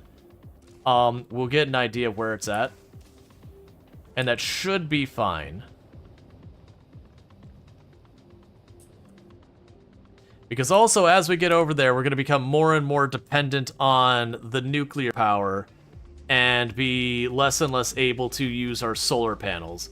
I want to say when we get to the system, it's 20% efficiency of the solar panels in space, which is garbage. Use a yellow arm? I don't have yellow arms on me. I could do that. I'm not super worried about it, because even at its high speed, it should only be able to get a couple in there, and I do think it'll take 2 or 3 of it to bring back up, so I think that'll be fine. It was the mistake I made earlier, was I had it stacked to grab, what is it, like 10 or something it can grab at this point, or 4 or 5. And so if it does 3 passes with 5, that's suddenly a full 10 in there, because that's how much it's allowed to carry. So with just 1 at a time, even if it takes 2 or 3 that gets in there, that still is going to save 7 fuel cells. We don't know the exact thing, because it depends on how fast it's able to get that kicked back over.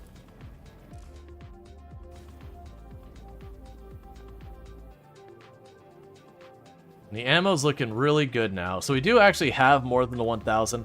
Like I said, since we're about to have an ad break and I need to run downstairs here in just a minute, we're just going to wait to do the voyage until after that and just be as over-prepared as possible. I keep checking on the water. It is going up slowly, very slowly. I do think on this trip, as we get towards the tail end of it, I have a feeling water will not be a problem. It will most likely be keeping my ammo up, because I suspect we will be destroying a lot larger asteroids that are more ammo consuming. And then even when we get there, we'll be strained on our ability to produce that ammo to get there. But if I have enough of a buffer in ammo that I get over there, and I'm able to drop off all the stuff to try and get set up on the planet, and then send the Normandy back to Gleba, it can just sit at Gleba and, well, actually, I'll probably send it all the way back to Novus. That way it could just sit there and, like, restock completely and then make its way back over when we're ready. Alright, so with that said, chat, ad break's about to start. I'm not able to snooze in our time, so what I'm going to go ahead and do is I'm going to step away for just a couple of minutes. Like I said, I am going to leave this running. I'm going to save, just in case. You never know with Factorio. Sometimes biters sneak in. And I'll be right back in just a couple minutes after I welcome my wife home and all that, and then we'll be on our way to see if we can make it to Aquilo. So thank you again, and I'll be back in just a couple.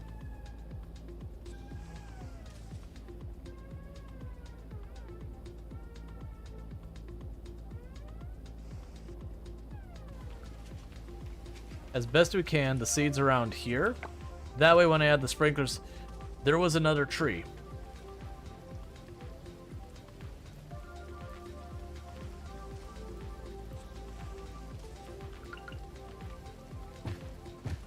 See nothing, chat. We did not just waste a bunch of money on seeds that we just murdered. Where did the other tree go? There you are, Paya.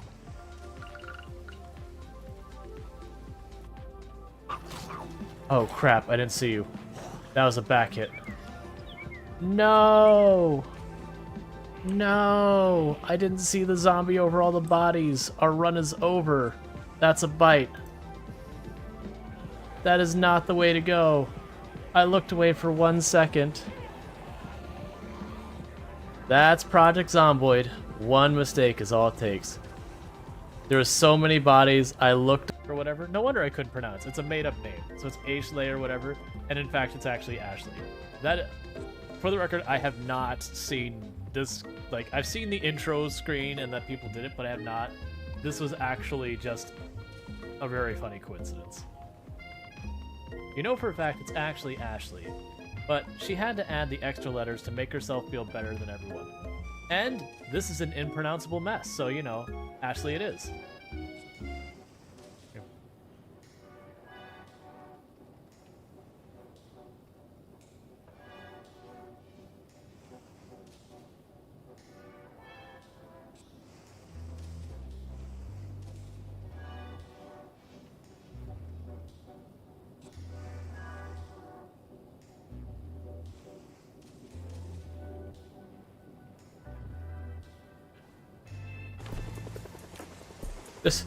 Just kind of the mental image of this person. They're in the zombie apocalypse. They're walking around with a machete. They got this giant backpack they're holding on their side. And just every couple minutes they're just reaching in there, grabbing like a fish fillet just right out of there, just shoving it in their mouth, going right back to fighting. Just, it's a weird view in my mind.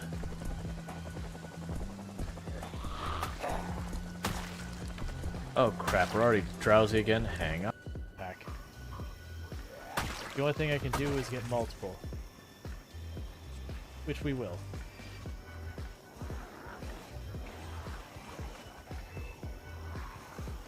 So how stressed out do you think you'd be as Jeremiah Wiener in this moment? You're sitting here, trying to relax among the corpse of the things trying to murder you, and listening to this over your shoulder the whole time.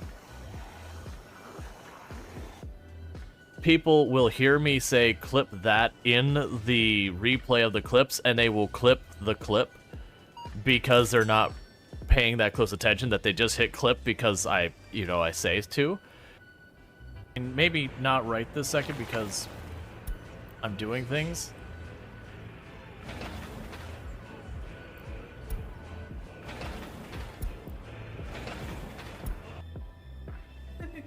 A very merry birthday to me, to who, to me, oh you. Right? Mm-hmm.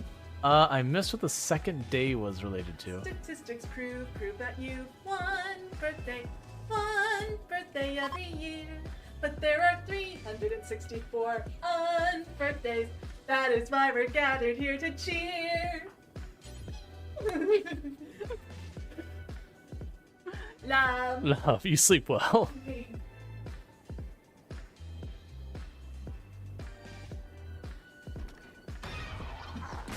Whew, I almost didn't get that swing off. I don't know why we didn't see her approach us. That was spoopy. So we got 33,000 users on our malware. You heard me. There we go. Just had to top it off.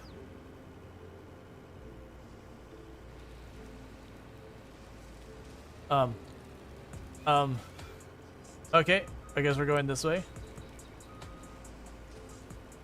This is cursed, please.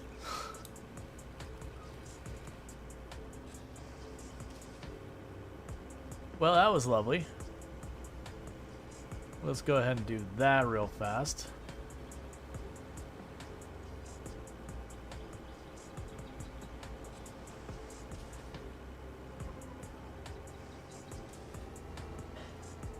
There we go. You know what we should do that our characters haven't done? Let's have a lantern.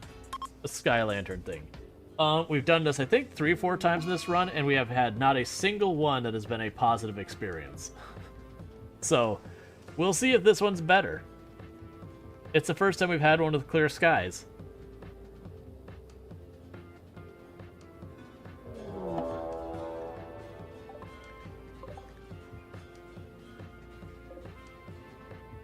On the front page again for 3 months. Thank you, Hout Zero Jump, for subscribing for 12 months.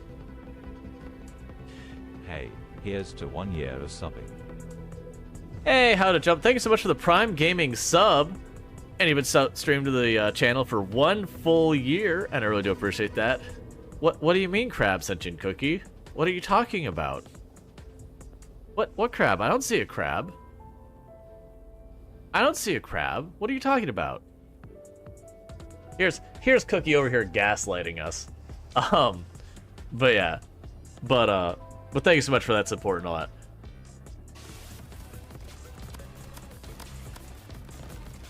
Hey.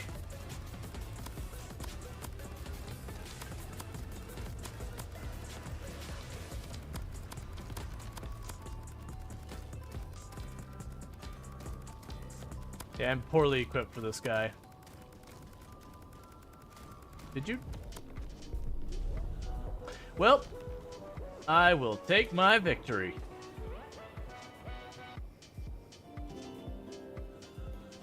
But I mean, it'll distract you maybe. Or just frustrate you. I don't know. I have a crush on a young man, but he doesn't feel the same. That drives me character. I need a potion. Yes. What do you mean? What do you mean? Come on. You have a crush on a young man. He doesn't feel the same way. Come on. Look. I'm not gonna tell you how that works. But I'm telling you, this potion is going to solve your problem. It may create a new series of other problems. But him not paying attention to you will not be a thing. No, give him the potion, not her. Well, no, I give her the potion to give to him. Okay, and we are back. Sorry about that. Okay, so let's check where we're at. We're actually right about to unlock the mech armor, which we're not going to wait on. Checking on things. The water is still climbing. Our fuel is good. Our ammo is at, honestly, 1.2k. Not quite a saturated belt. I am, again, going to do a paranoid save. So I don't have food yet. I can't eat the food that's not made yet. It is being actively made at this moment, but it is not yet here to be consumed. I do appreciate the attempt to have the self-care. So, little worried at how this is going to go, but we did do a save. So, I normally don't save scum stuff. So if we go there, as long as we're not getting ourselves into what's effectively a stuck state, we're good. If I do arrive, the ship is basically destroyed, and I'm not going to be... Thank you for the research. And, like, basically I get it myself where it's going to take me, like, hours and hours and hours and hours and hours to undo the problem. That would potentially be an exception. We'll see. I'm not anticipating that. These are all infinite research now down here. So yeah, so we're on to infinite research stuff. I'm going to have asteroid productivity as one we focus on, because I see that as being a huge one. So with that, add state... Well, actually, before we do that, because I said I would do this yesterday, prediction. Start new prediction. Will we make it to Aquilo? Yes. No. And to clarify, I'm just going to make a yes and no. And to clarify, and we'll give that, let's say 2 minutes, because last time I did 5 minutes and they realized that was just way too long. So, to qualify as did we make it, this ship, this journey must make it there to qualify as a yes. If we get there and the ship is actively on fire and 90% of it's missing, but we arrive, that is still a yes. If the ship is destroyed in transit, that's a no. If I have to turn back halfway or whatever, that's still a no. But if we get there, regardless of the condition of what the ship's in, that is a yes at that point. And there is a lot of pessimism in the group. Probably people knowing stuff that I don't know that I've not accounted for the thing I don't know.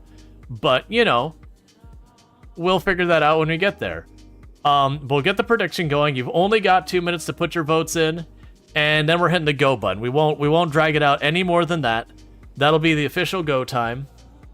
But so far, in orbit, everything is running stable. And for the record, I can modify the ship in flight. Like, me cutting those fuel lines, that isn't me sabotaging it or whatever. I am going to try to make it there. But, like, if you see me adjusting stuff in flight, like turning stuff on and off and moving modules around, if I do the cheesy thing where I lob off the side of the ship to make an asteroid miss, that's still okay.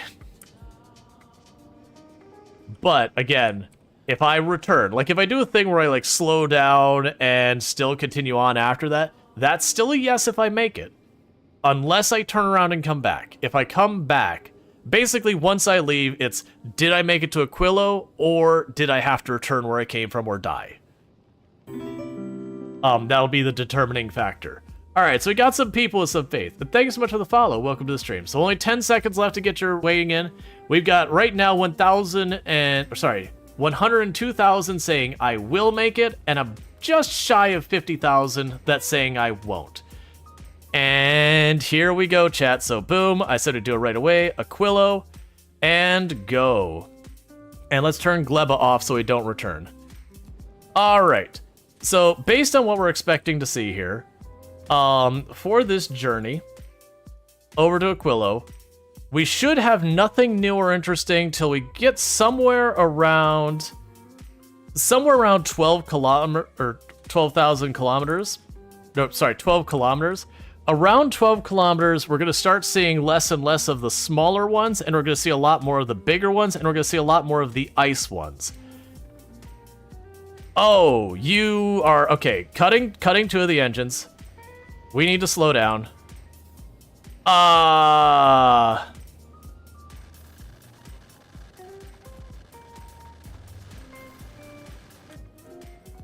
that journey's lasting long. Pause thrust. What are your stats? Oh! Holy crap. Well, at least we found we were not prepared immediately at the door. We did make it about 6 kilometers, and it's very clear I am going to get absolutely shredded trying to continue this route. For those who missed what happened, those giant asteroids have like 80-something% resistance to physical damage, which means all of these turrets are pretty much useless.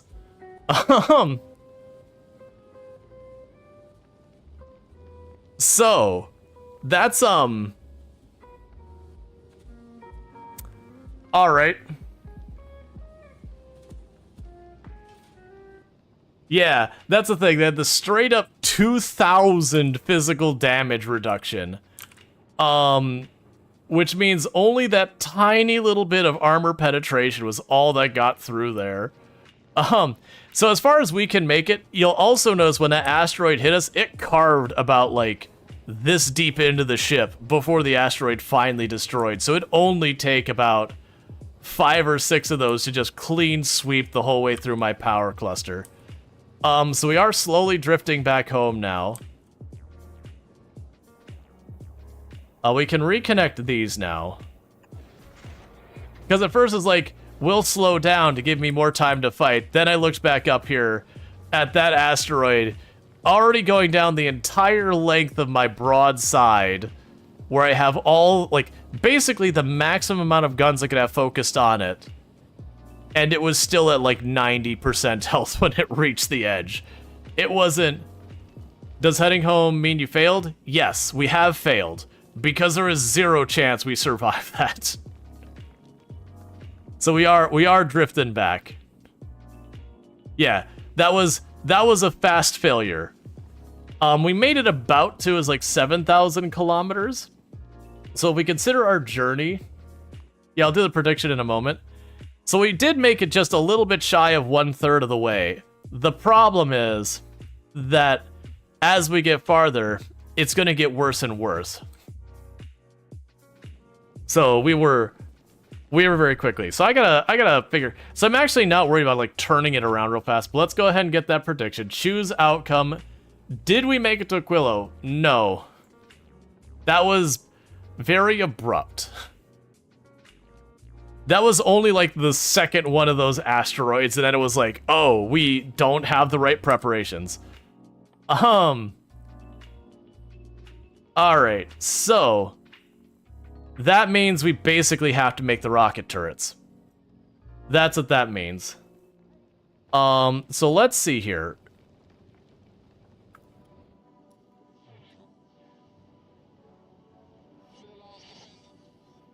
Okay. So this is an interesting problem to deal with. Are they weak to anything? It looked... Oh, like the fire they were weak to? Let's turn on the engines to move forward again, just to double check. I want to quickly see another one. We're not going to stay the course on it. We just need to get a little peek at them. So go ahead and do that. We'll turn the engines off already. So there we go. Big oxide. No, they're 100% resistant to fire. Explosion does 90% damage. The explosion does 30% here. Okay, so it looks like metallic is weak to physical. The big oxide is weak to explosives. And the carbide is weak to basically both. So it's looking like what we're going to have to do is for the big oxide ones, I will need to go out of our way, because you can see this is the reason that we stopped. We're not moving, so we're going as slow as we can with this. Our guns are now actively running out of ammo. We have currently done 1 damage of health to it so far. We have done a singular hit point of damage to that asteroid. It has depleted all guns of ammo on that side.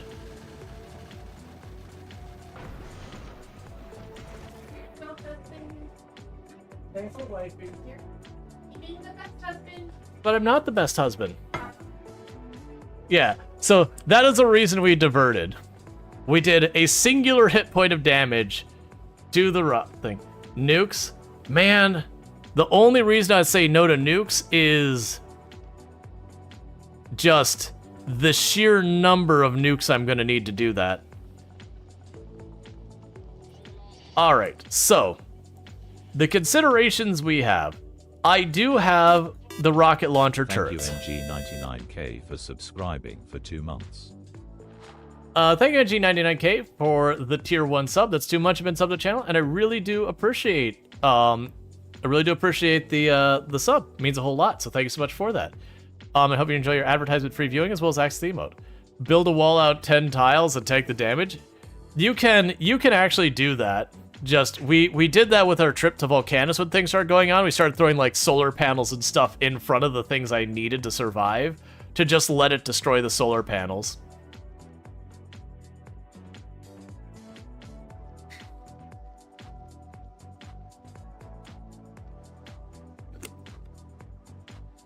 All right. But in early access, some people would build a giant battering ram with the space platform. The ship would rebuild it faster than the asteroids destroy it. Yeah, and that's the thing. It definitely seems like a viable thing you could do, but it seems like an impractical one. So I'm just going to let this slowly drift its way back home. Actually, no, I'm not. All right, so you're off the list. Gleba is back on. And we'll go to Gleba until our ammo has replenished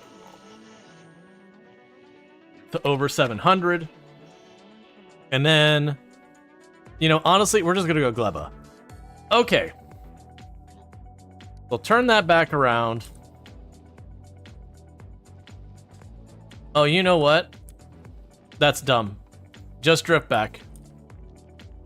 Even though we're doing that, we're still gonna see big oxide asteroids.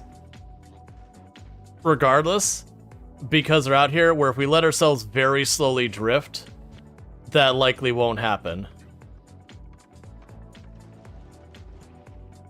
This does mean we're gonna basically deplete all our ammo.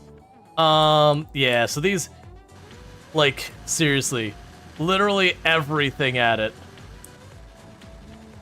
Literally everything. Rip all the bullets.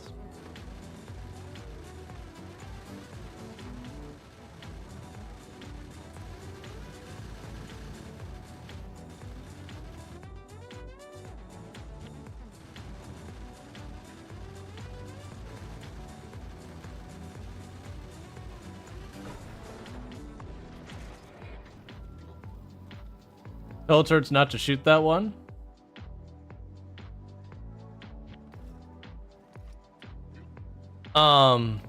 I'm gonna have to do that, aren't I? I mean, it's too late now. They're out of ammo.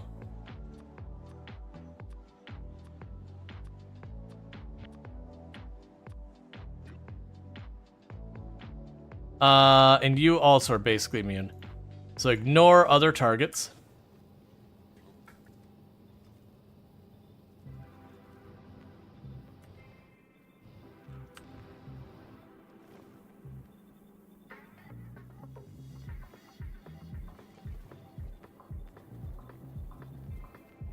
Okay.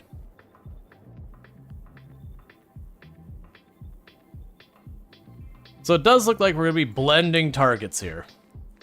Alright. And it does look like we're also either out of platform or out of wall. Okay, so...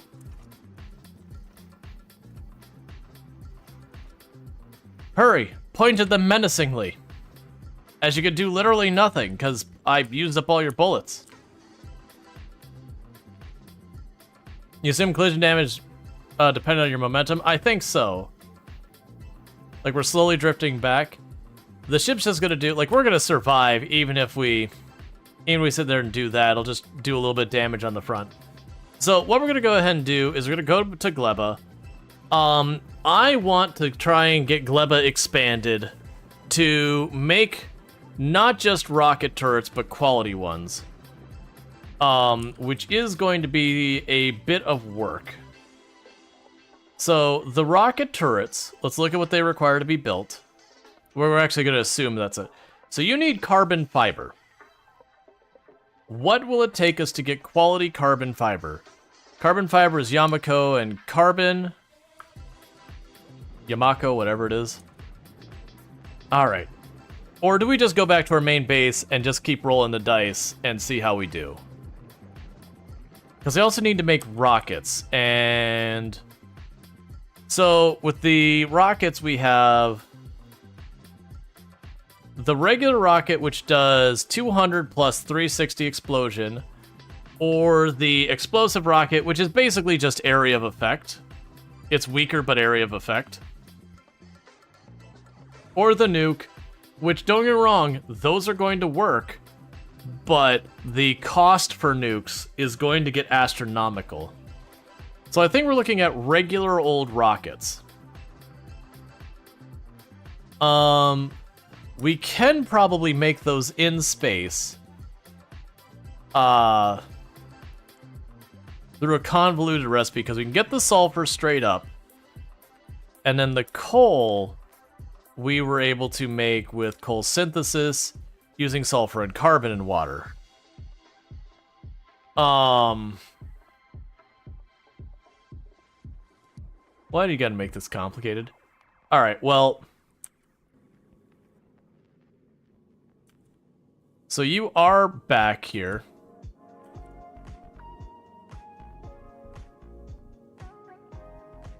And we are slowly recovering our ammo. Yeah, so, to clarify, we burned through 1,200 magazines of armor-piercing ammo in that very short window we pushed.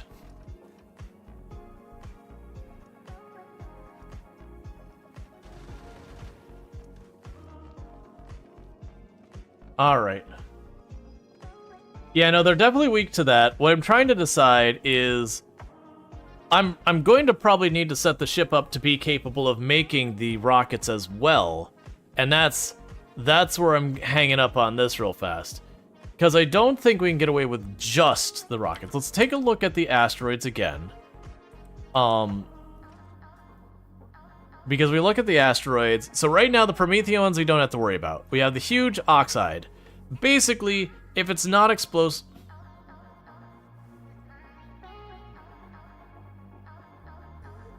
Big. How are you supposed to destroy a huge one? I mean, technically it's vulnerable to poison, weirdly enough, but that isn't going to do literally anything. Yeah, so the mediums and the small explosives work. Whereas... Oh, it's not the type, it's the size. I see.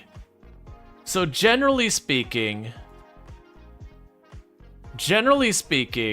it might even be worth my time to mix laser, projectile, and explosives. Use the laser on the little ones that we could destroy super easy because they have only a tiny bit of resistance. Use the physical on the medium ones because they only have a tiny bit of resistance. And then use the explosives on the big ones because they have a tiny resistance. And then I don't know what you do with the huge ones, honestly. Because that's 1% explosive or laser damage. Do you plan to get huge on the path to... Well... You cry seeing the huge ones? That's what I'm trying to think, is what damage type are we missing? So, its piercing is 1. Fire it had resistance to.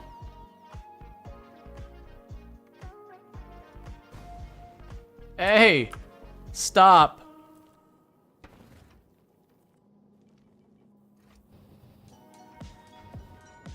Like... I need enough ammo to solve this. Here's a way we can fix this problem for a moment.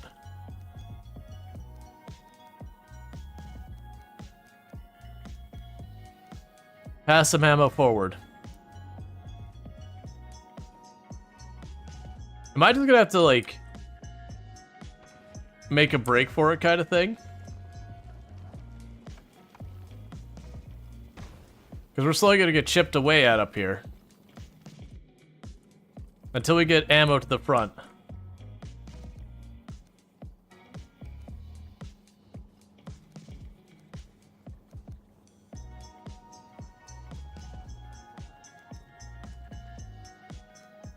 Because once we get some ammo to the front, because you'll recall we were actually able to sustain here.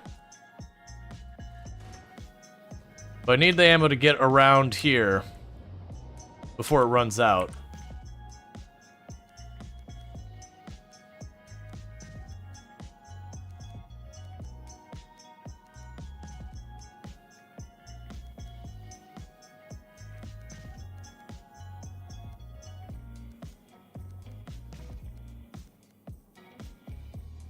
Get these ones towards the center out of here.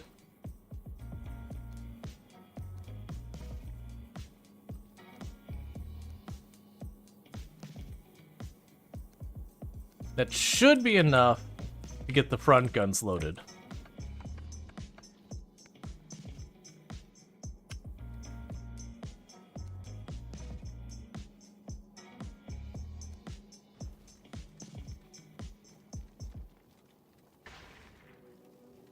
Oh, right, okay. So huge is out, huge is out. That's why. We still haven't set the oxide, so it's set wrong. Small. medium.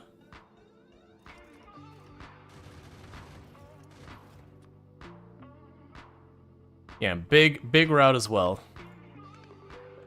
So small and medium we target. I've already lost track of which one I was working on.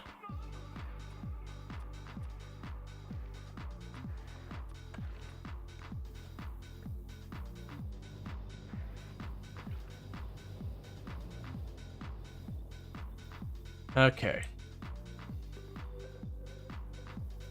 Getting all my guns reconfigured so we're not just getting hammered by asteroids, so we can shoot and break perfectly fine.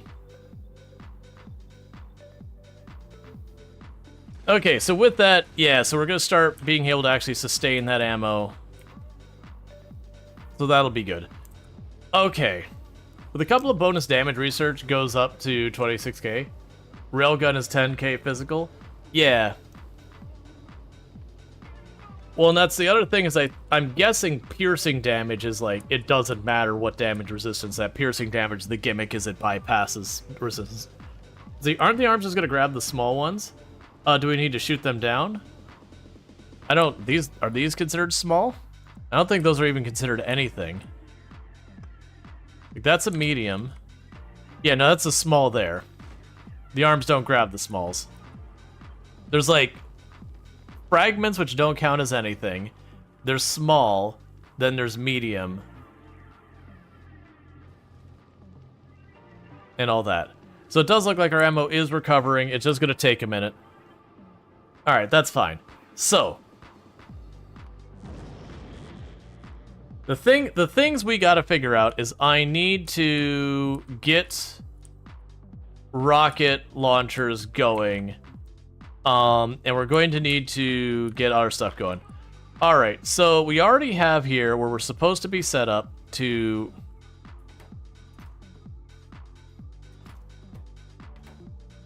Oh, are you still producing? All right, hang on. Yeah, so you're... Are you still trying to collect stuff? Have you been running this whole time? No, it's fine. Okay, so what we're gonna go ahead and do here is you aren't making anything anymore. Go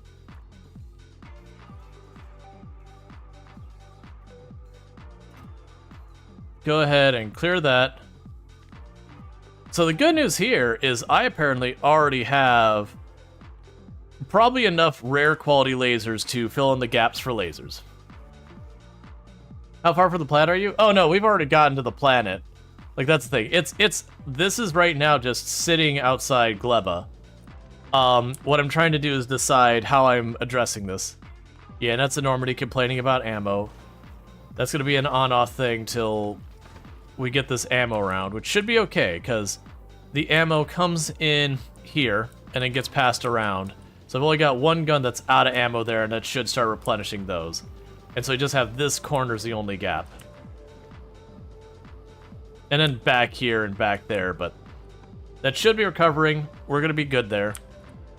How are you doing on your fuel cells? You're probably really good. Yeah, you're fine.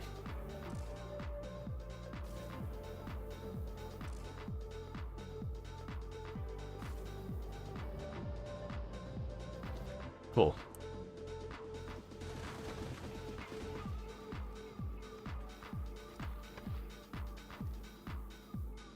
All right. So, upgrades. That's what we need. Let's cancel off all these things that are going to be making, like, that kind of stuff. It's like the mini solar panels. Let's get those off the list. And let's repurpose these. And what I'm going to repurpose these to, that's actually what I want to keep. We're going to repurpose these two, is trying to get ourselves the higher quality other stuff. The drone port doesn't matter. You're used for what now? You are going to be used for those.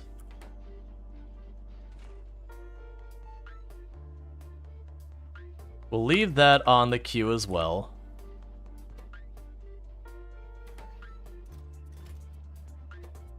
Alright. We'll need the circuit boards, we're making the artillery, we're making those explosives. These are all those. Go ahead and cancel that. Ooh! Epic quality personal backpack. Battery pack, that thing.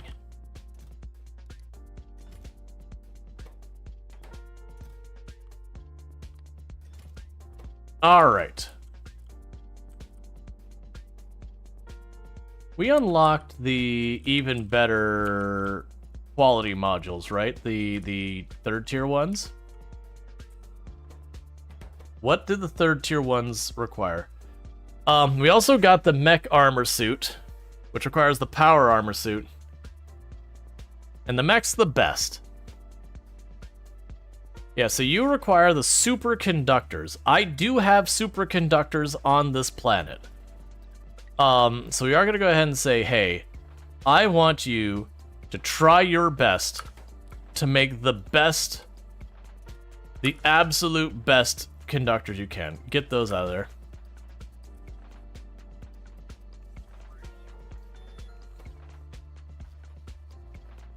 And also, before I forget, you should have these in there. All right. Epic artillery shell. We do have an epic artillery shell.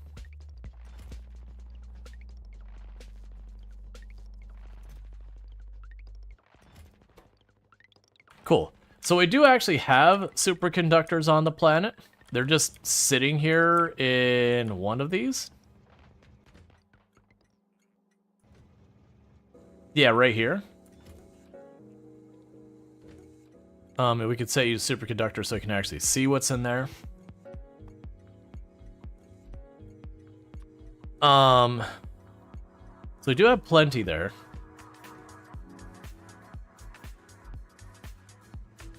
So what I actually want to do, in this particular case, I think that's one of those things I just want to logic my way through and not deal with. Because we haven't been delivering these anymore.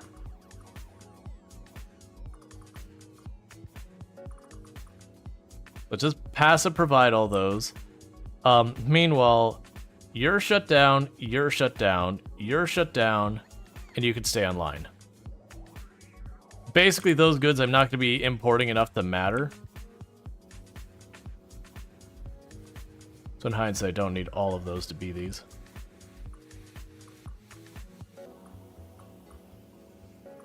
But these materials that have already been sitting here and just taking up space, we're going to go ahead and bring them over. Okay. So, the things I still need to bring online, we are trying to make the better quality modules. So, I want to try and make, if at all possible, the absolute best quality we can make for our missile launchers. So we have our missile launchers are here. And so for the beginning of this, we're just going to take what we can, and we are going to shove some quality modules in here. So you're missing those, so that should start giving us the better quality modules.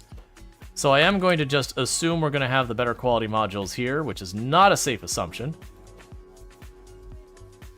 And just try for the highest rolls we can. It appears I will need rocket launchers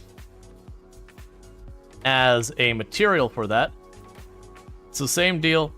We're going to start leaning on needing the best we can get there.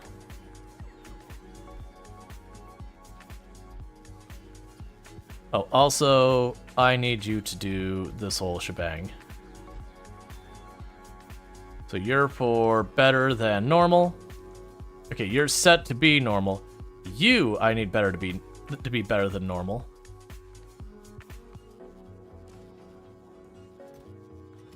And you are set to use normal quality. And you'll check for better than normal quality. And you're going to check for normal quality. And you're going to check for better than normal quality. And the reason we're doing that way is that way when I get in better than normal quality, it doesn't just jam up the whole thing. So you take a long time to produce. That's okay by me. So we've got ourselves that. That was an achievement for getting the better quality module. Where did you take that, by the way? Did you grab... Oh, you got your very first one there. So we also need to bring the carbon fiber in here. I thought we brought that in here. Oh, you know what? I bet you I took all the carbon fiber we had here, and I probably took it to Normandy. So it does mean we need to go to the Aluminum Falcon, and I need to start requesting carbon fiber again. Where are you at, carbon fiber? You're gonna start requesting a load of carbon fiber each trip. Is there anything else I'm gonna need right now? We could leave that just the way it is for right now.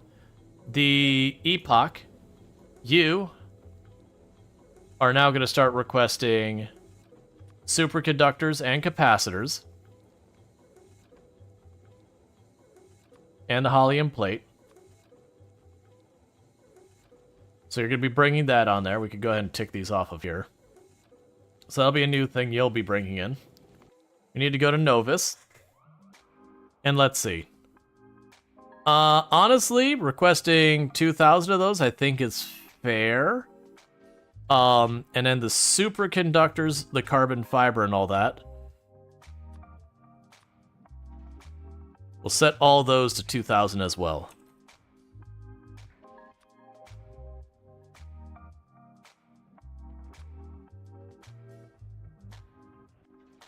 Okay, so that'll help out with all of that stuff right now.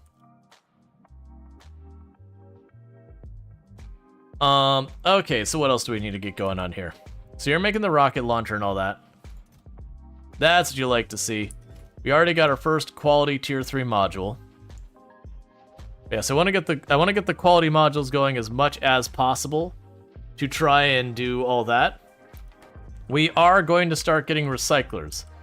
And the recyclers are going to be for modules that I want to get better.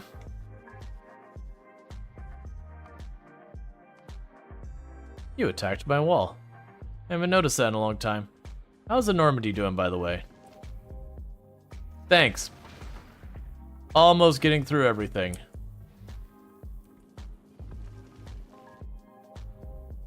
Like, ammo's happening, right? We're waiting on the copper.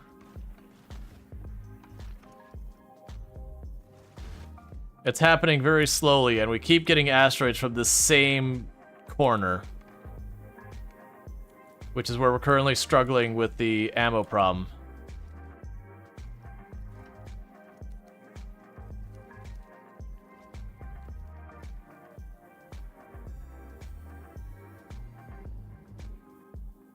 I'm gonna pull ammo from somewhere it has to be. Somewhere farther back than where we make our ammo.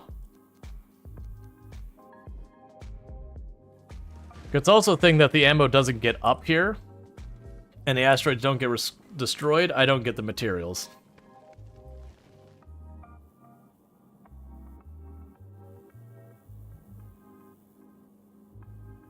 Yeah, you're straight up full, so... Oh! I see. So the problem is I have an overabundance of iron, and no copper is getting through at all. That isn't how this plan's supposed to work. So I need a way to dump off iron when we just have way too much iron. We can probably get it out there.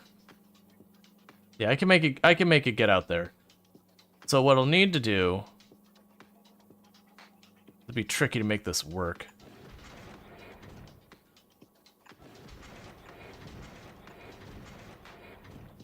We got those. We can grab you.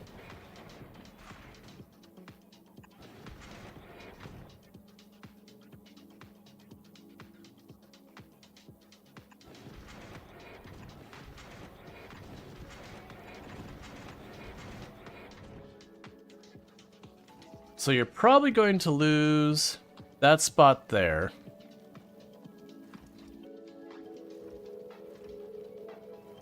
Because that's what I'm trying to do, is I'm trying to get a place where I can just dump it out the side. What happens if I literally just dump it like this? Okay, it just hovers. That's fair. Because I don't want to give that up. I want to get it up here somehow. Oh, these are just balancing belts. If those are just balancing belts, that doesn't need to be here.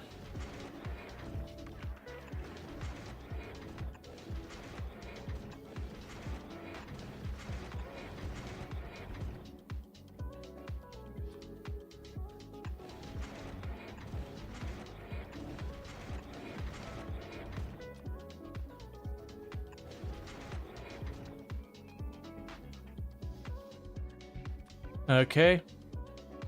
And we go right up along here. Open a spot.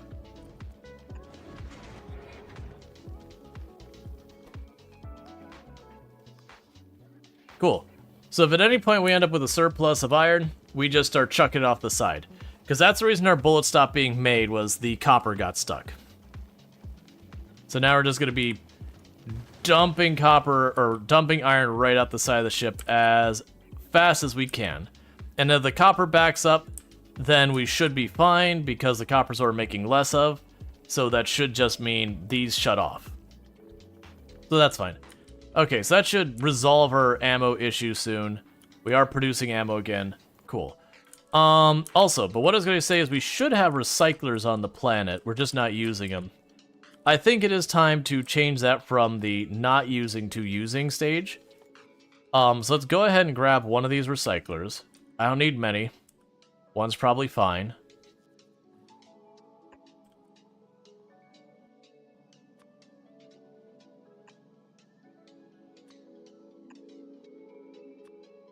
And this will be for our failed rolls, where we got a result we didn't want. Actually, can you put that directly into a box? You probably can.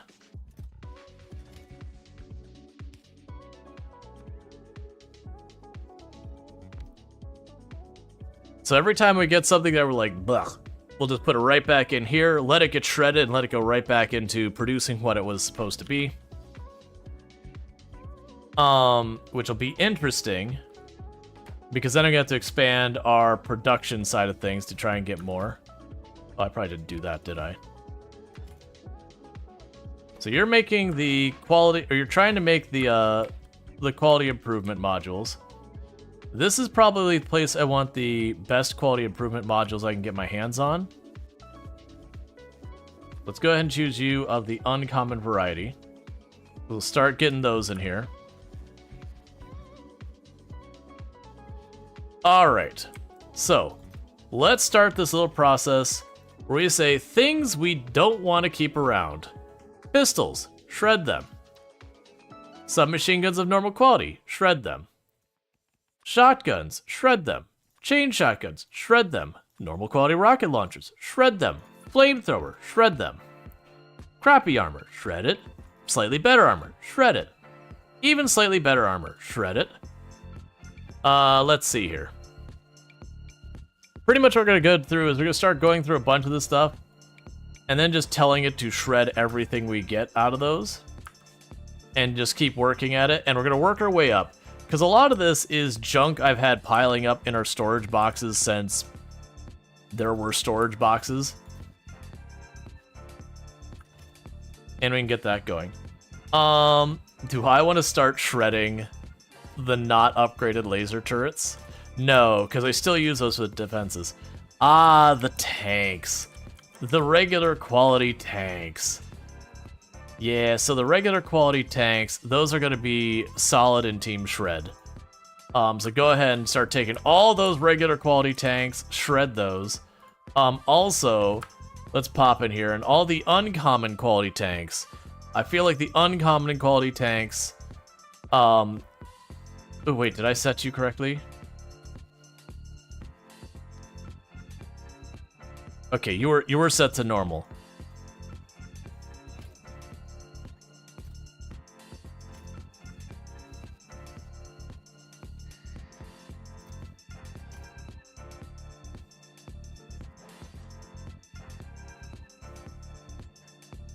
Yeah, one by one, it's shredding our not good tanks.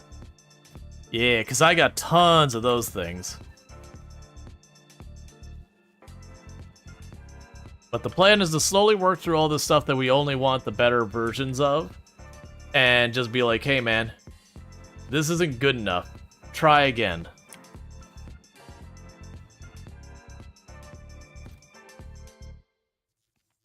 We're definitely gonna regret this. Hey. Your normal quality asteroid collectors are gonna get shredded. Yeah, so for the moment, we are just collecting a bunch of random junk in there. And that's fine.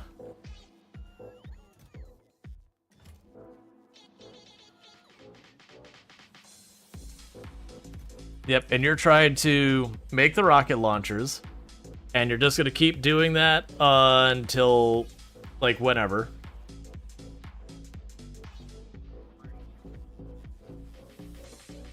Yeah, so you need the carbon fiber.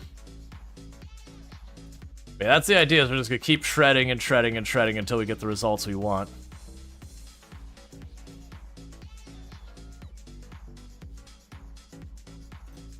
And then from there, we'll try and do upgrades.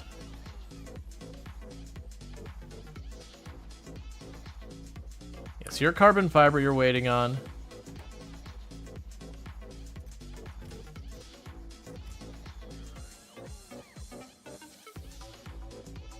Okay.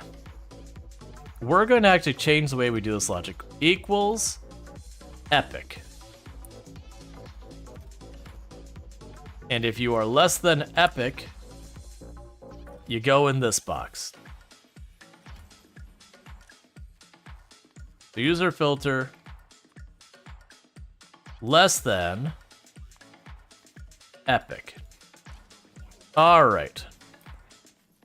So what we're going to try to do is work on getting our way up to getting ourselves epic level rocket launchers. Because the epic level rocket launcher will have a range of 46.8. And with a range of 46.8, we'll be able to start dealing with that.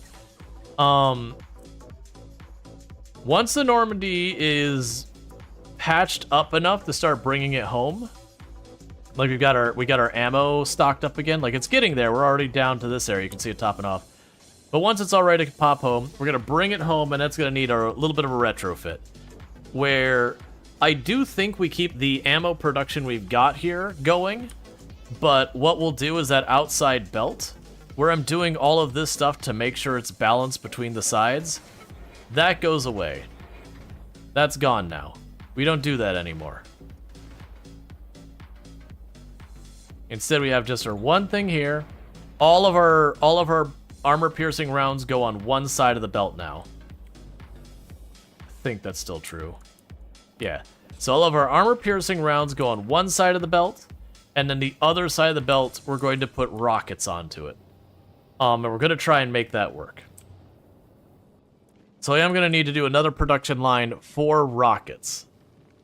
Because, like I said, I had not anticipated running into asteroids that just giggled profusely at the patheticness that was me trying to make that work. So let's go back to Novus. So I've got our shredder here, doing its shredder best. And it's just going to keep destroying things. We got ourselves up to an uncommon.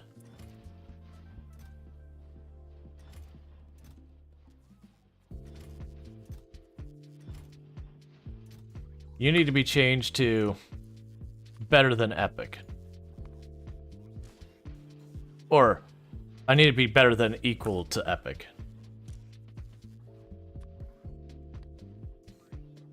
So be better than rare.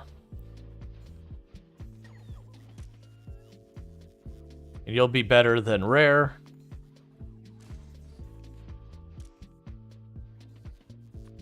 And you'll be less than epic.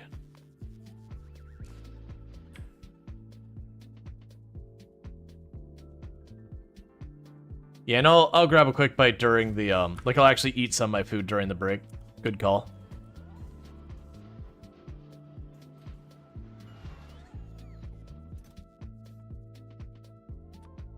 And unfortunately, you can't do a thing here where you say less than rare. Like, that's not a thing that works. At least it hasn't for me in the past. Because even though we have those rocket launchers sitting right there, it's just unhappy if I try and do it that way. So what I'll have to do is we'll have to do one of these. So if you equal normal quality, you shred it. So this will be our normal quality one. So I can grab you. I'm going to make a duplicate here. I'm going to clear all that out. And we're going to start having our shredders do this nonsense. Oh, we're out of drone range. That's been a long time coming, hasn't it?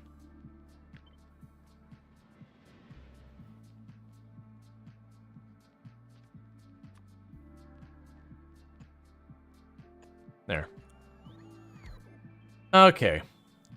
Yeah, so the idea behind these shredders is going to be pretty simple. If we don't get the quality we want, we just shred it and try again. The intent is to do this for only stuff we're trying to quality it up. And that's going to be the idea.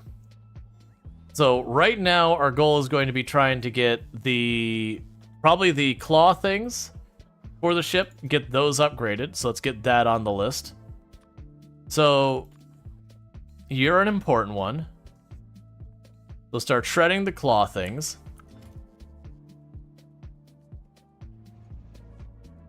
And so for the claw things, we're going to want to... Right now, we've got those. And basically, same idea we've been doing. If it's not at least... If it's more than rare, we go there. Otherwise, this one is for less than epic. So less than epic goes in this box. More than that goes in this box. And then this can only have 2 possible outcomes. So we'll leave that the way it is. The others can just stay the way they are there. I'm going to try and slowly switch stuff over. But our goal is I need to get a handful of rocket launchers of pretty good quality. In a pinch, I will accept rare, but I don't want rare, if that makes sense. I want better. We will also want to get the regular gun turrets to have more range as well. So we are going to set this one with the quality modules. I don't know why you're listing any of those things. So very basic supplies. You've already got these in here.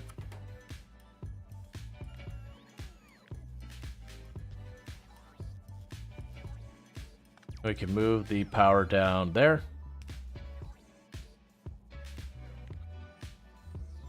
Here, we can just go over towards...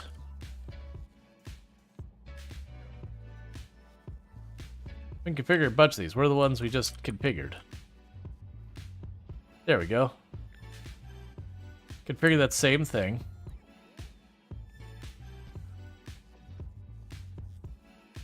Alright, so one thing that's going to happen is first, we still have you. So we actually have you up here. You just aren't giving me the results I want. Why do you have those there? Ah, right.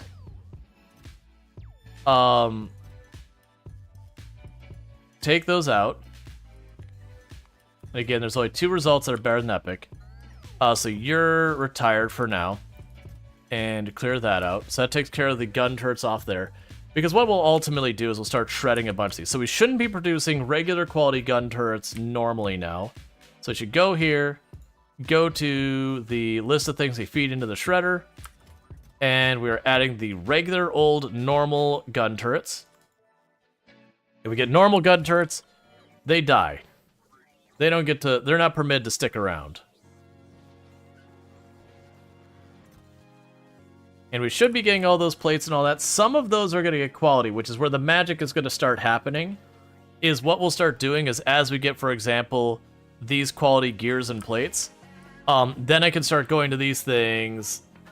Not epic, straight into the shredder. Well, we technically left rare to be allowed to live.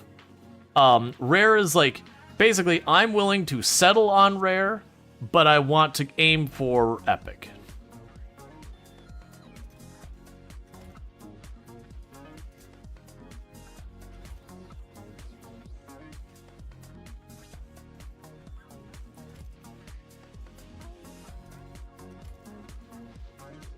But that's what we're going to work our way up to, is as we get these modules in place, I will then get the next one going. And what we're ultimately going to be aiming to do as well with some of these is I will go and take where we're making these quality modules, for example. I'm going to start trying to make it so we can make epic quality modules. Like right now, I just need the modules in general. But once I start getting a little bit of a surplus, I'm down to start torching those quality modules and doing that. Actually, you know what we need to be doing? So for right now, I'm less worried about having the whole epic versus not epic thing.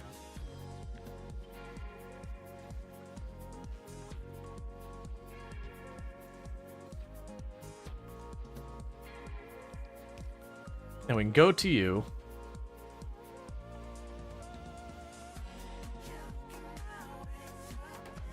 Start working our way up there. That's fine. Thank you for the follow. Welcome to the stream. But yeah, so we're trying to work from the top down. I think genuinely if you're trying to like literally quality everything up, you want to work from the bottom up. So, you know, go to your very first phase and go, I want to start smelting stuff. Yep. All right. Bear with me, chat. We are on an ad break real fast, so I'm going to eat a little bit of my food and I'll be right back after the ad break. So put you away on some clips and I'll be right back. So thank you again for tuning in.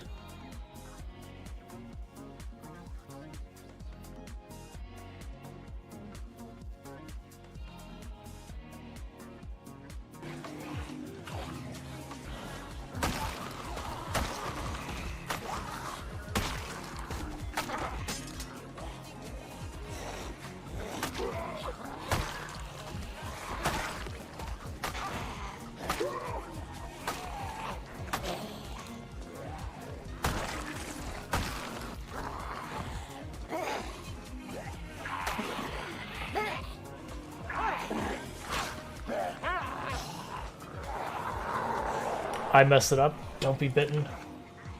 No! No!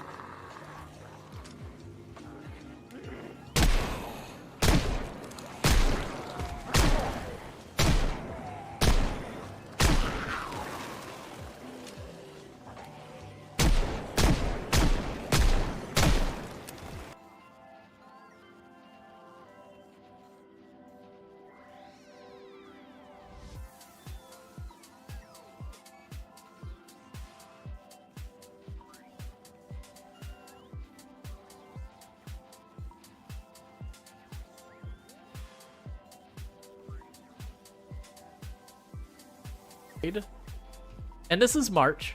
This is the best month. And the reason it's best month is we're gonna go, woo, happy birthday to me. Door yourself. Ow! Okay, I understand.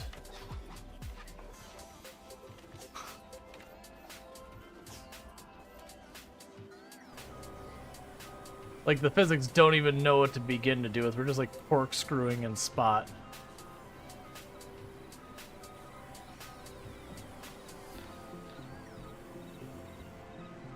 Alright, Train, I presented you a nice large target.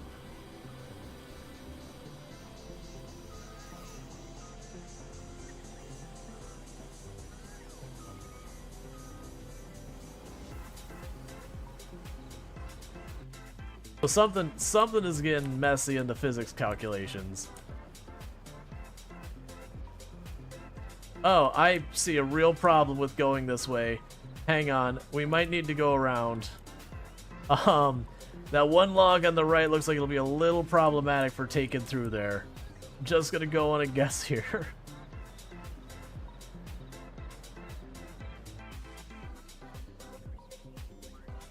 You momented too early?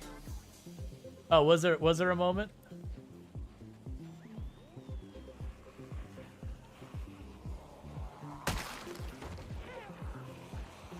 That would be it. You got the clip? Yep. That would be the one. So everyone is here. We just beat our all-time record, which our old record was 111,220 zombies. So we have exceeded it by one. And we had done that in 1 year, 2 months, 8 days. So we beat that quota, like that record was about 2 in-game weeks. And there was the gifty subs. Let me go ahead and get those actually called out. So Gusty OP, Father Lemon, Sneaky, let's see, Sneak EDTS, Dar Scorpius, And Charlester, you all have yourself advertising previewing as well as access to the emotes. Thank you so much, Pretty Big Ooh, for gifting those emotes a channel. But thank you.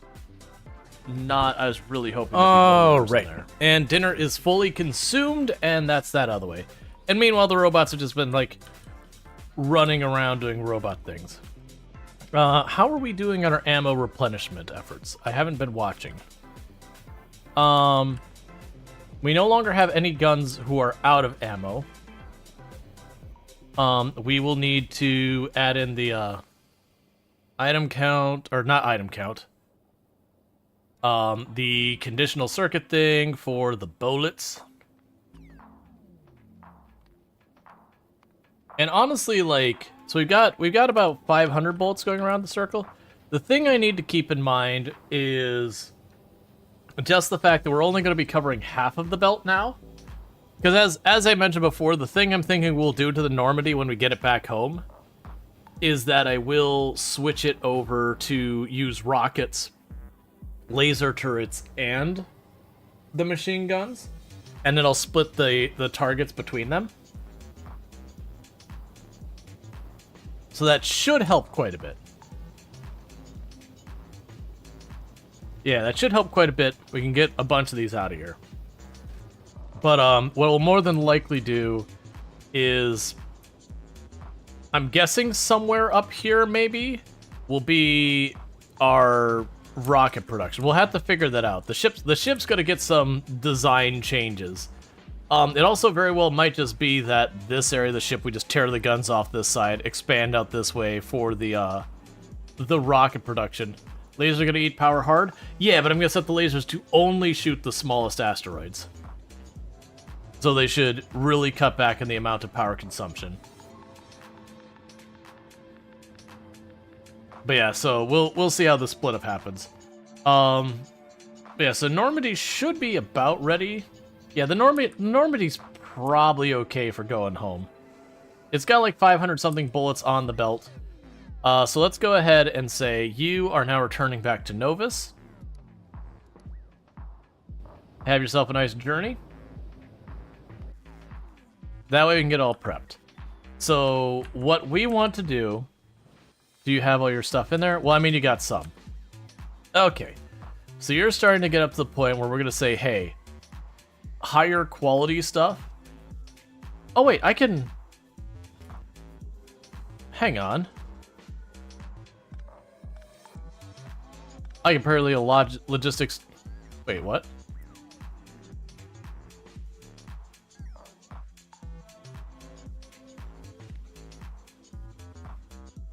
Was I just clicked on the box and I misread it? I was just like, wait, I can logistics directly from the recycler. It's like, okay.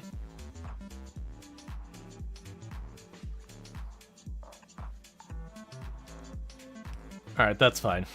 Okay, so we are making rocket launchers. If it's a regular quality rocket launcher, it goes in the oven.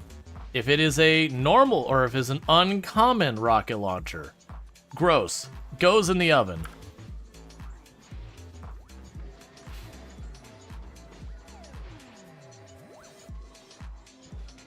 Because I don't want to have to do the thing where every single step of the way... Well, actually, you know what? Never mind that. I mean, what's in there's in there, that's fine. Never mind doing all the intermediary. We can allow all like the bottom tier ones, just... Actually, even the bottom tier. Cancel that, you're an ingredient. Only end products. We're gonna... Yeah, only end products get ground. So... We're going to start this by saying those missile launchers we're making that didn't get the upgrade. I know those are expensive. Those are going to go ahead and get shredded, though. So, normal quality rocket launchers into the oven to be shredded into debris. Which is going to give us back some carbon fiber. And see, we got a couple things where we're getting, like, you know, the occasional rare module and all that. And the intent would be that we'll be able to go in here and, you know... Use those things to make the intermediary stuff to hopefully get the higher end stuff. We also want to go in here and we're going to be using the machine guns as an end product. Same deal, if they're not fully upgraded, shred them. The laser turrets, as much as I would want to do that, the problem with doing that with the laser turrets is we do use those as defense on this planet, and I'm not going to try and upgrade every single one of those to epic or whatever. The amount we're going to waste doing that is going to be just absurd. And again, pistols can go in there, submachine guns can go in there, shotguns that are not maxed out could go in there. The flamethrower could go in there. Okay. Shred any amount over 100? Probably not yet. So you are not a material for anything. So this is where we go and say, all right, I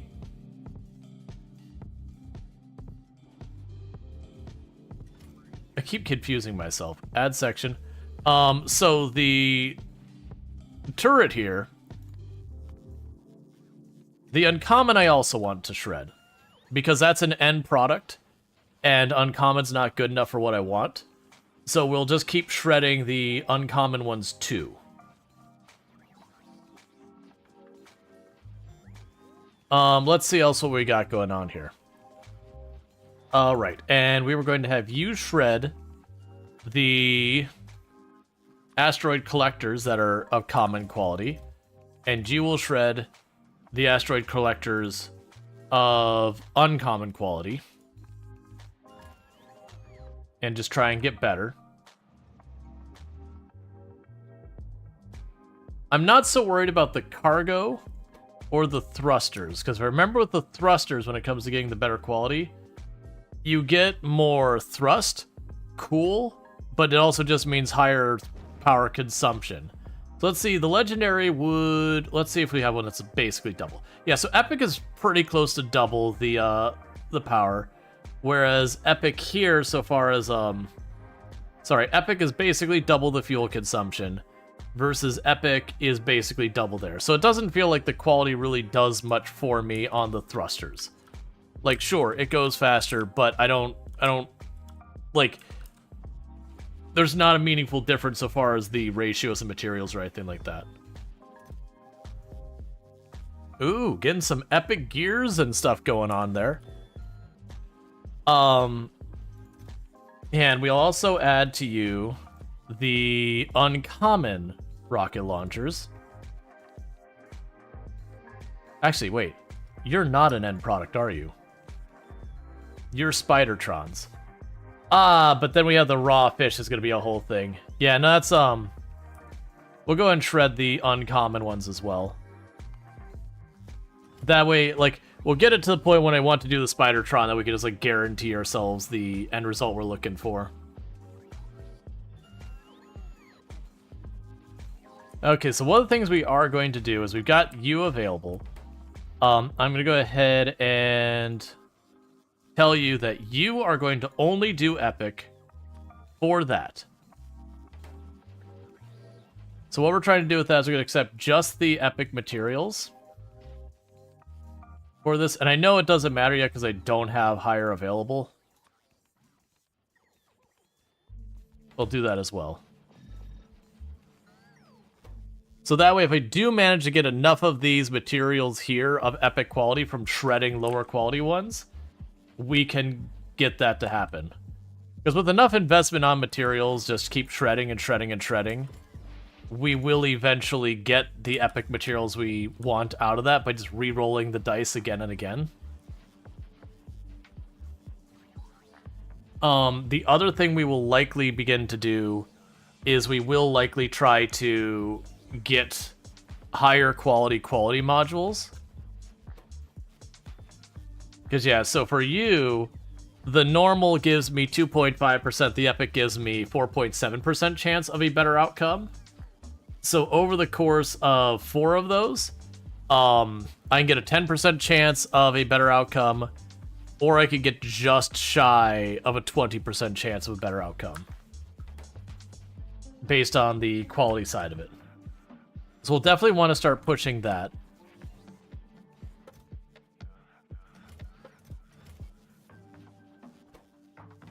Alright, so the first thing we're going to go ahead and do is you're going to replace your own stuff with the higher quality ones.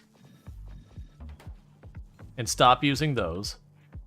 Let's go to our lower quality tiers. Same deal. Start replacing those with the highest quality as well. Or the highest tier, or whatever you want to say. And we'll take one of you. We should have another spare one over here. Yeah, so we're going to replace this one with the highest end ones. And you're going to try and go for epic as well.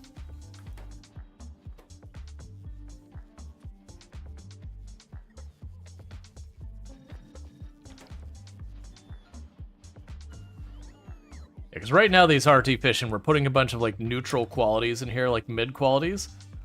We'll work on trying to get that set up as well. All right. And are you actually getting these things over here?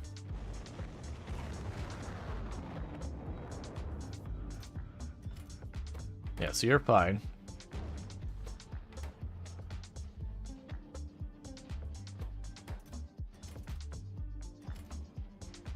Yeah, so it's going to keep trying to get the better qualities.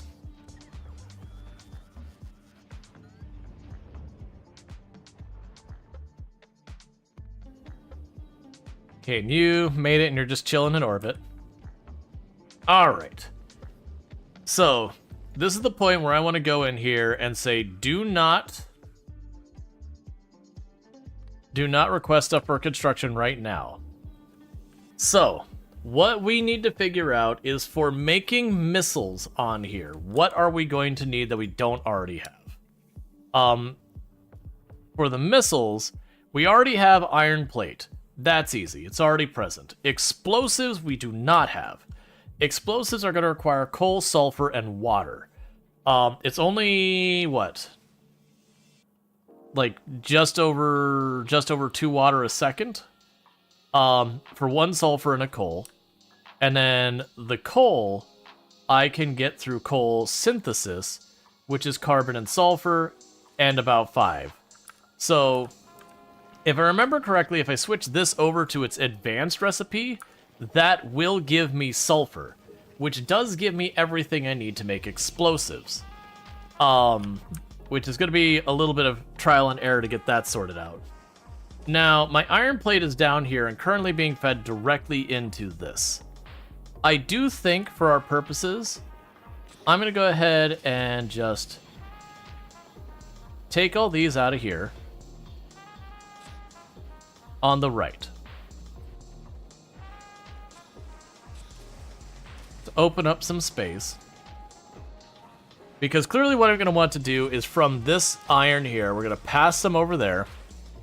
I'll need to get the sulfur over here. But with the sulfur and coal... So, okay. I can probably get explosives made on this side and pass it around to this side to then use this as well, because this thing is just sitting here for days.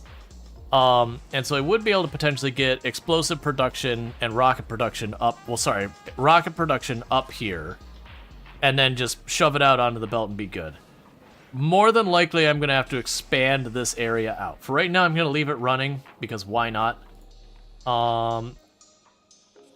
And I also need to go down to Novus and say, hey, you're going to... Sorry, the wrong building. You are now going to start requesting the spent fuel cells.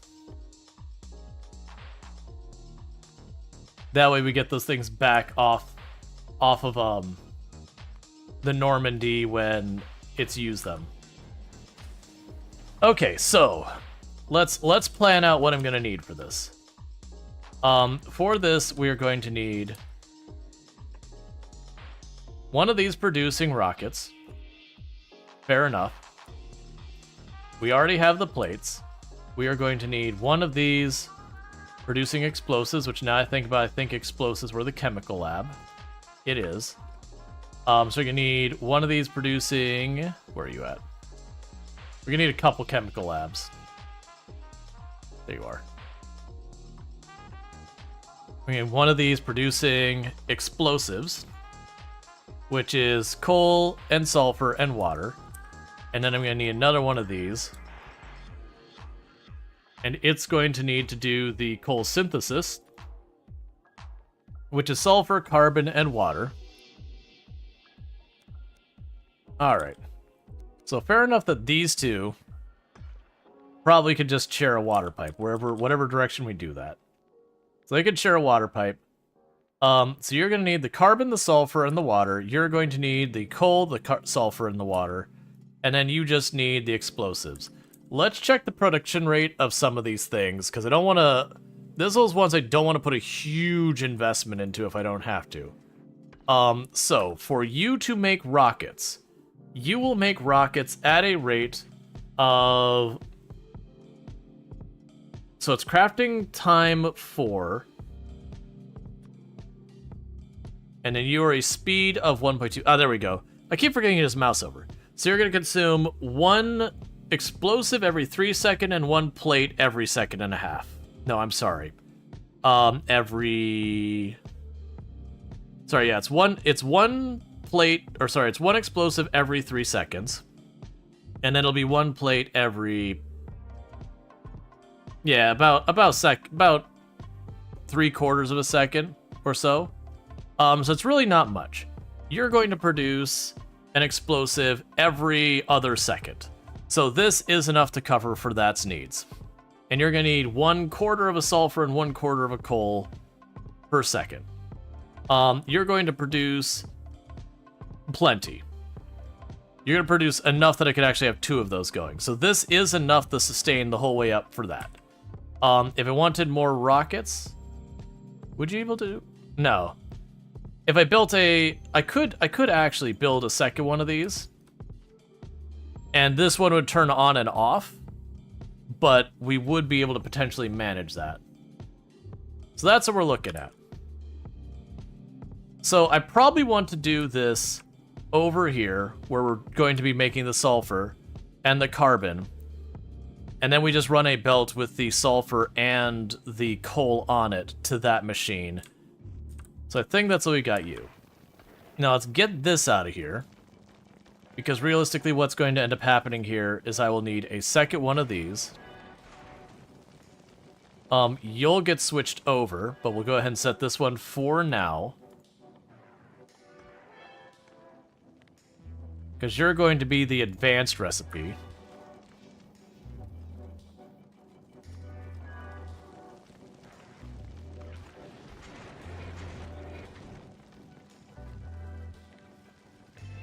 So this will be in. And that'll be out.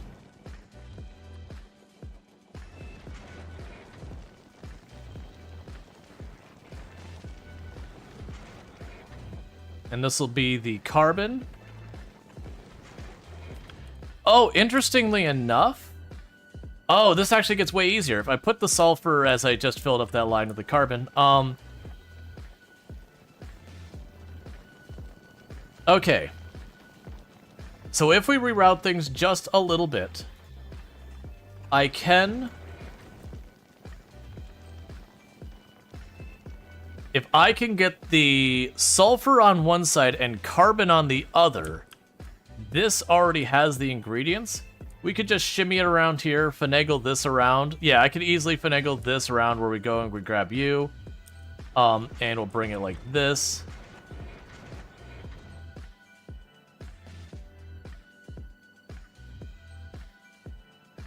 That's fine, I want to mix it. And then, like, I could finagle that around. But we could put a construction spot, or one of the chemical labs here to make the explosives. Pass the explosives around. We'll have to get rid of those. Pass the explosives around this whole area. It'll put it up in this area. We finagle this however we have to on this side. And then I could shove these in here. That'll give us our explosives. I finagle that to the outside of here. And then we can replace some of these turrets with the rocket turrets, and we'll be good to go. Now, the big thing is doing the finagling. So, these ones I don't have to worry about what side stuff on. So we're gonna snug that up a little bit here. And worst case, I shove those turrets out farther.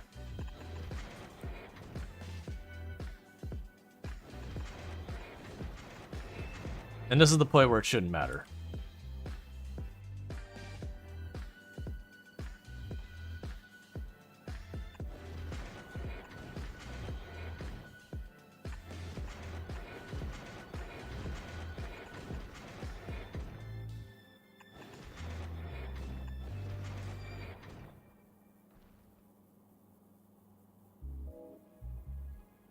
Okay. So, next thing on the list is I gotta get this figured out where I can get these to show up on the same side.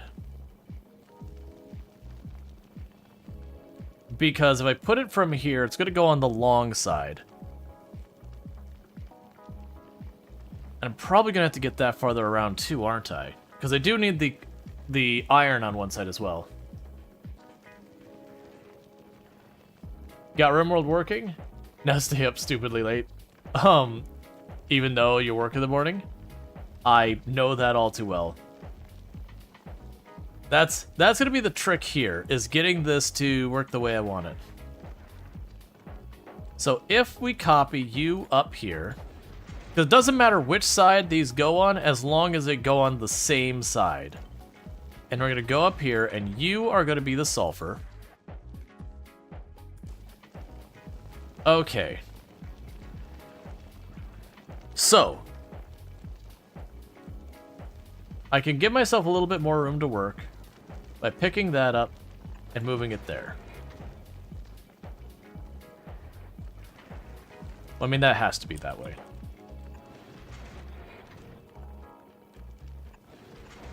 So I put it, actually.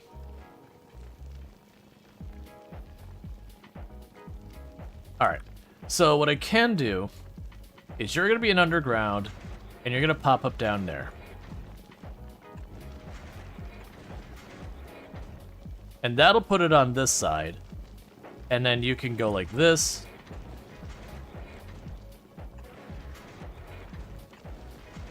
Alright. So we do have that sorted out. We'll put the sulfur on one side and this on the other. Obviously, this whole belt's contaminated right now. That's probably okay if we just burn a bunch of carbon here for a minute. I wish there was a way to say just take the material off the belt versus delete the belt and put it back.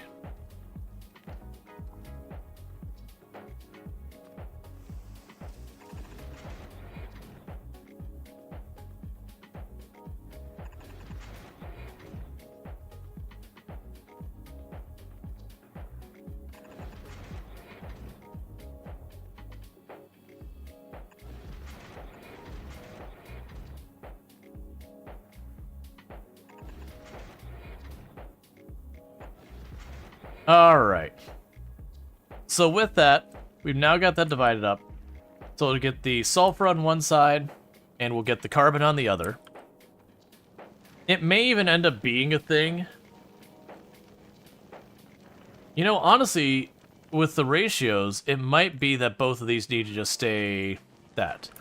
So you can go ahead here, grab you. We can adjust those recipes as needed. But that gives me the sulfur and all that. And so then the plan would be we go over here. I'll have to drop it down by 1. That becomes our explosive production.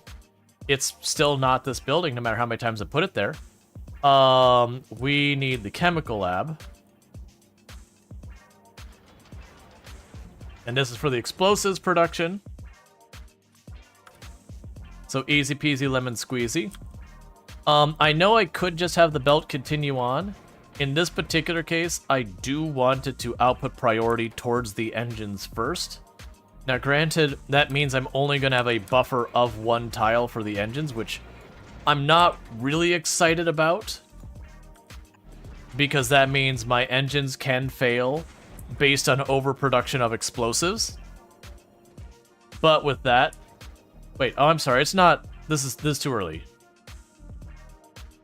It's coal we're making right now. We're not making the... You are a lab. We're making coal right now. Or no, it was right the first time. Just not explosives. I'm getting ahead of myself. There we go. So now you're making coal. So that's fine. And we need to bring the coal over to this side. Which should be straightforward as we drop that there. We scooch it unpast. We scooch it unpast. Goes under, goes under, goes under, goes under, goes under. Bring this on over. I bet you I could probably just scooch it right underneath here, too.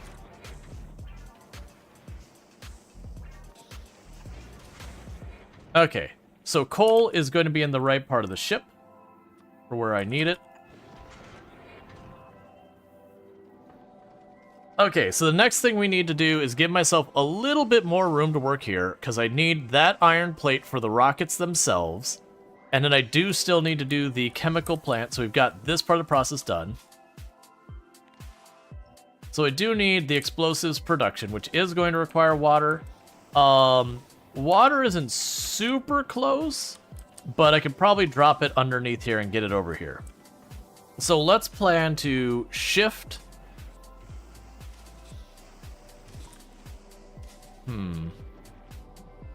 I'm gonna need to shift this to the right.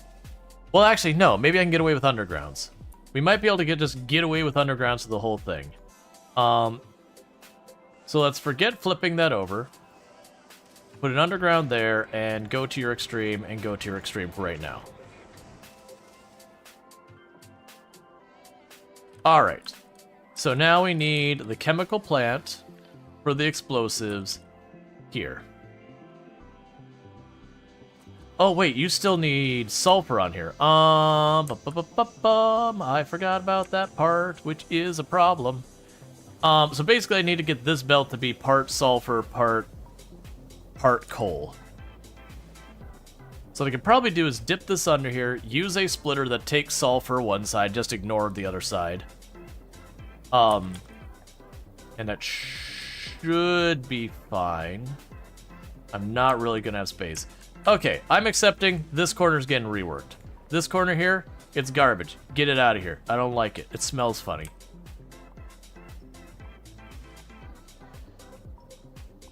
So pick up all that. Pick up all of you. Pick up all of you.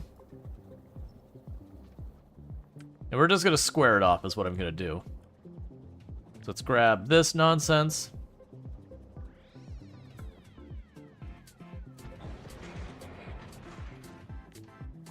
Get rid of that. Pick up this nonsense.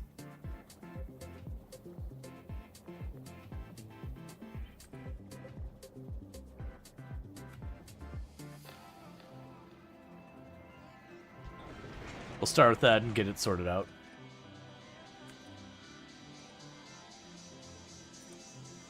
Okay, so turn your belt. Get you set up. Okay. So that corner will get its stuff all fixed up. That'll be that corner. So that'll be the corner all sorted out. We just need to shove in some walls, because why not?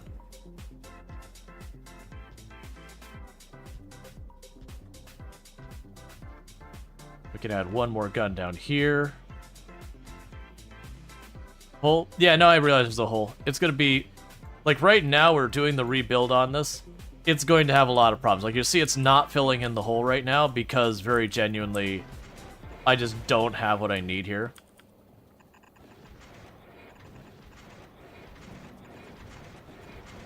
And actually, thinking about it, you don't need the plate here, do you?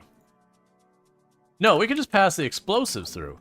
Yeah, so literally it'll be just... Okay, that makes this even easier. So, hey, first, stop passing that. I'll keep the rest of the belt. I want that part. But I'm gonna need you to get that coal out of here.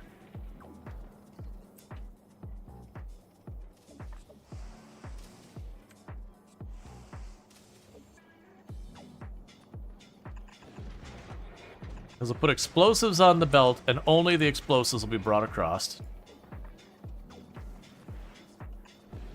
That'll make it much easier, because then I can just put the 2 missile launchers up here, and I just have to get them the iron. Alright, so we'll have another chemical lab right here. I'm debating how I want to do this. We can go ahead and shift you like this. So you are explosives production. So we're going to need you to go under here.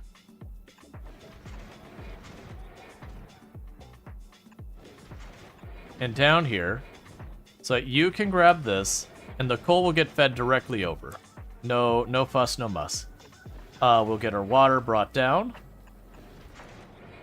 And with that, explosive production is online. And then we can go right here. And explosives are on the belt. And just so we can saturate the belt, we'll put a splitter right there and bring it over. Cool. Now, the downside of this means there is no buffer whatsoever on my coal, but I'm honestly pretty okay with that.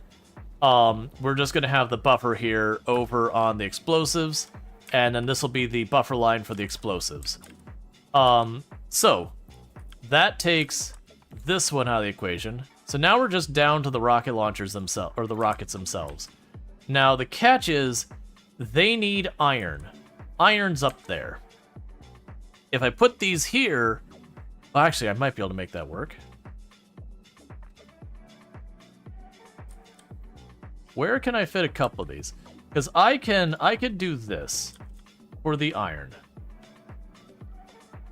We'll just skip the whole area there. So this will let me get iron onto a belt, put it where I need it, whatever.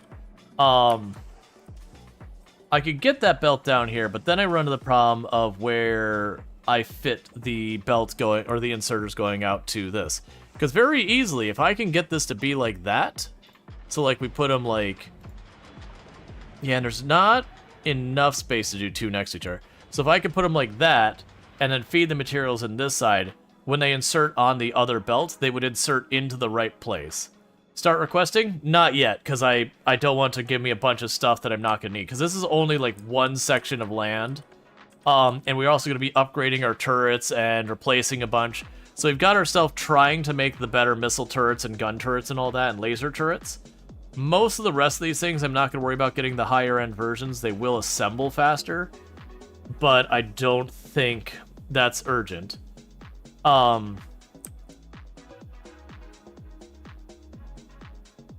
Yeah, so I can get the explosives over here. And I don't think I can get that farther back. And that's the limit on how far those could go underground, too. Oh, you know what? Can I make this work? I might be able to make this work. If I put you up here, and you down here, I would be able to get the iron, do a drop down to there. But that doesn't help with the coal. And I can't do a drop down here. I'm already going to need that for this spot.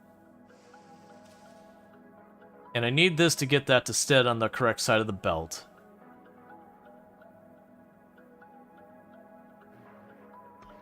Oh, I know how I could do this and I hate it. We can bring the coal around this way.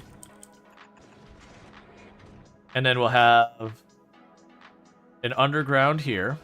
That'll be where our two inserters drop that. We go like this. And then we do an inserter over our underground there. And we put it that way. And we do this. I now have the coal down here. So now what I need to do is I need to get the iron on here using an inserter and get it to this side of the belt. So it's going to drop it on that side. And the way we do this is one of these. Oh, I need to do that turn one more back here.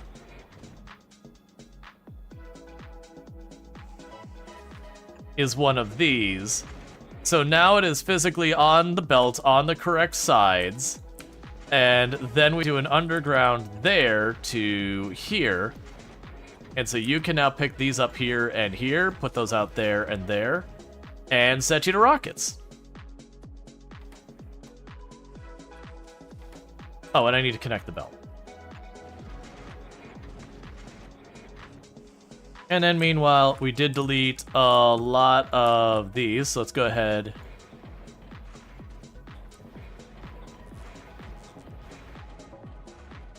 That's probably a solar panel's worth.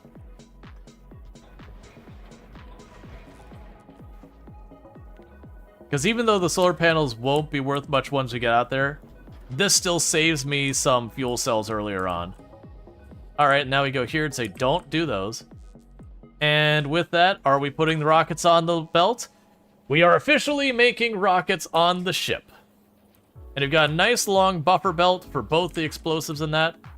As I mentioned before, this is more than our explosives produce by a little bit. So when they are going full force, they will eventually get ahead of the explosive production. How did you get from one belt to the underground belt on its side?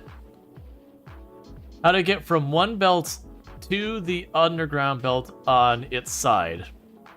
Okay, so you're saying how to get to this side versus that side? So I wove this over here, and then I made this straight. So now it's merging in on the side of the belt. As long as I have one tile before that, it won't make a bend. And then this underground is going into the flat side here, so it's just shoving it into the side of the belt. And then once it's through, that's already, like, you can already see that this tile here is already half and half, if that's what you're asking. Otherwise, I'm lost to what's being asked. Basically, we're breaking all the rules. It's fine. That's this nonsense. If you cut the ends off so you just see those, if you don't know Factorio really well, you're gonna be looking at this going, where are the stuff going? How does it do? Alright, so we do have our rockets going. That's gonna take a while to stockpile those. That's fine, and we'll have the entire surrounding area to buff the ship. Ooh. I must have deleted the connection point we had for...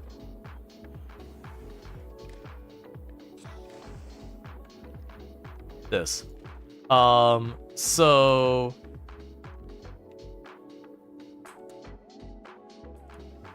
gotcha. It will go the whole way around once we finish building that. Alright, so at that point, I think it's okay to turn on the auto-construct again to get the materials.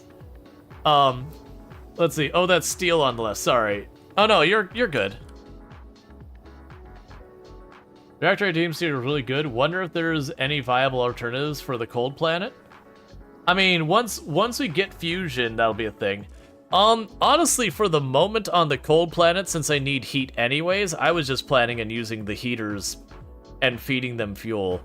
But in hindsight, it might be that we ship nuclear cells over, and that might just be the way we go.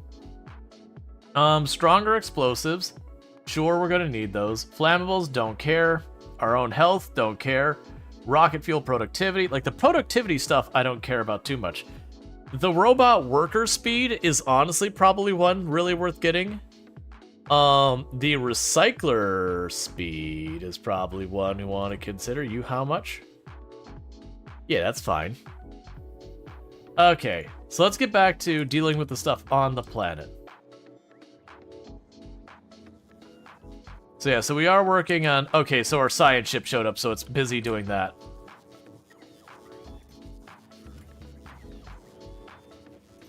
Yeah, so we're still trying to get better results on our quality for those. The shredders work faster. Yeah, we got ourselves an epic gun. Like, the rares are also fine by me. But like, we are approaching that, and here, we'll actually do 2 stacks of that. Don't worry about that. Okay, so far, how are we doing? We have yet to make a single worthwhile, missile launcher. They are producing much slower than the others because they are waiting on blue circuit boards and all that. But we are working on that. Ice turns into water? Yeah. We get the ice, we melt it, and we do that. So when you actually look at the, what I'm expecting, if we actually look at the route out to Aquilo, you'll notice the big oxide asteroids, which are where we get water from, or ice from, rather. Those are going to absolutely skyrocket as we go through this path. So with that in mind, we should actually end up pretty well off when it comes to water. We'll actually start struggling on the metals. So that I'm not too worried about. We're actually going to have the hardest time for water at the start of the flight, and it'll get easier as we make distance. I wonder if these are worth... These are probably worth putting those, still an intermediate part. It's fine. Okay. So let's drop those back to the planet. Drop those back to the planet. Get these out of here. Because we're just going to have them shred all of those. Oh, I see. That's fine, whatever. There won't be enough to accommodate that, so it will never happen.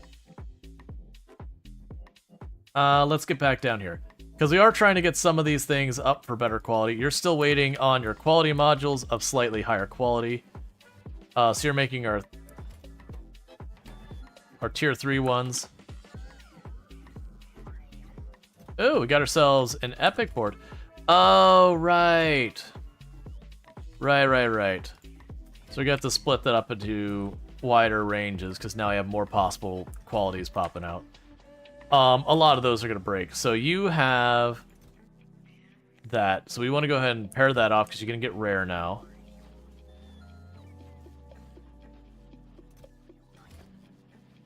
Yeah, so comparing our guns, the big thing we have is the range. So we have our normal machine guns. They only have 18 range. So we're going to be getting about 50% more range on those. And as I mentioned before, I am going to accept rare as well. But the goal here is just to get the highest. Are you not shredding? What's going on here? Oh, your box is full. Look, I wasn't prepared for that. So we're just gonna band-aid this by saying, what if, hear me out, we went ahead and just put another inserter over there. So it does seem like we are getting lots, and I mean lots, of low density frame out of this. Which is not really what I was expecting.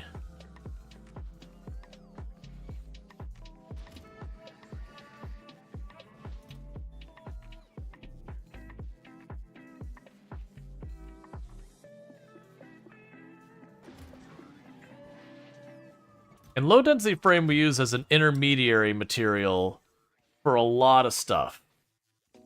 So I probably don't want to just delete that. The good news is the drones are actively emptying this out as fast as they can. What else do we use the engines for? Because we're getting lots and lots of engines. So the engines Alright, so we're mostly using that as materials for other stuff. I'm going to go ahead and add the... Oh no, I don't want to add the motors to this.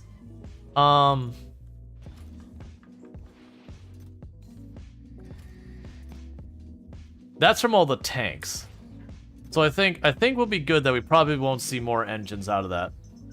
The electric motors, on the other hand, we'll use those to replace drones and a couple other things. That shouldn't be a problem. Yeah, so we use those electric motors for a lot of things. That'll be okay. I'm basically trying to decide what here needs to be shredded and what doesn't.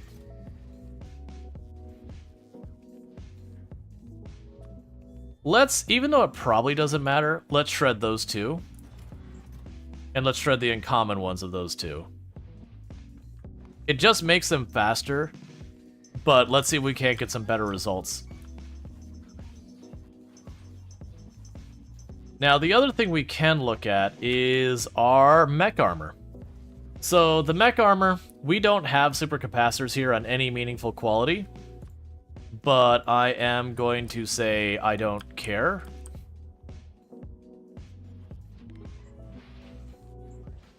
And Graboids ones we've got configured with the different qualities in mind.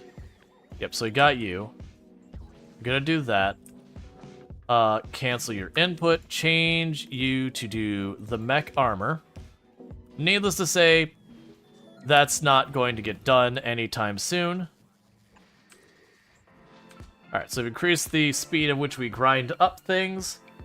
The electric turret's cheap. We've already got that started. Steel production probably doesn't matter. Let's see, so that increases the amount, like, the rate we get steel. Mining production increases the rate we get ore out of our drills. The laser increases the amount there. Robot cost, where was we had, yeah. Bot movement speed.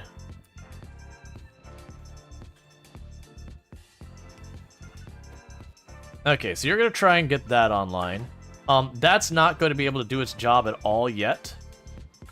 And the reason it can't do its job yet is I don't have Mark II armor. So we're going to go ahead and get the Mark II armor with all that stuff and cancel that and do this.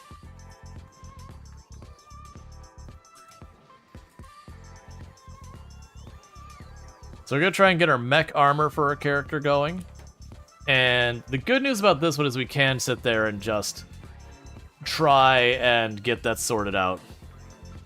I wasn't going to worry about it till we unlocked Legendary, but I mean, if we're going to start goofing off with this, it's fine.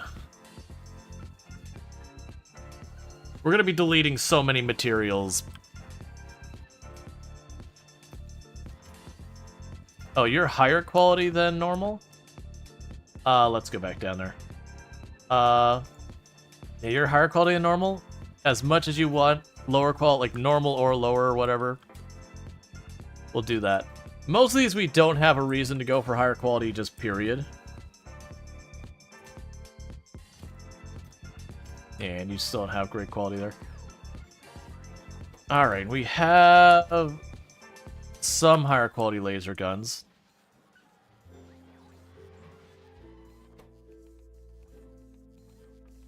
Yeah, so you're just waiting on blue circuit boards, and you are waiting on a ridiculously large number of speed modules and all that. So with the mech armor, I'm okay to take like a regular one for right now, but I would like it to sit here and just churn away at trying to get better.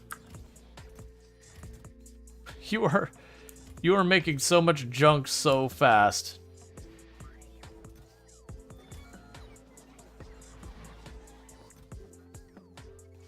Okay. So what should happen is we should slowly start building up to more and more of these that are not regular quality, is the idea.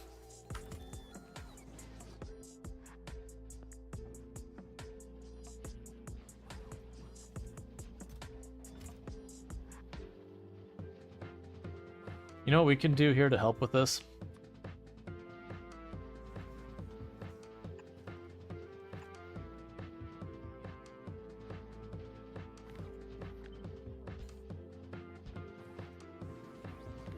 Because we're destroying these, and then we're just leaving the materials pop, you know, stockpiling, and that's why we're just getting a bunch. Yes, you are getting some rare claws.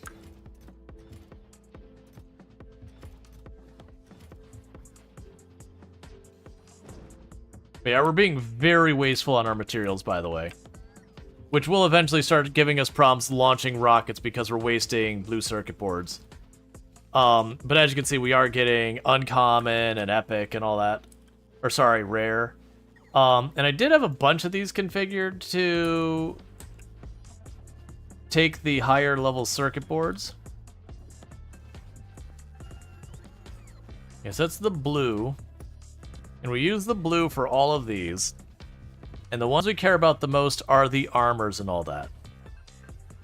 I think I will approach this in the, for right now, grab, oh, because you're never going to get the uncommon. All right, let's check the things we actually care about. Do you use blue circuit boards? You do. You're very unlikely to get all of those in rare or epic. We do have it looking for epic quality. Let's go ahead and also make one looking for rare quality. Because I mentioned before, I am willing to accept rare quality on the rocket launcher.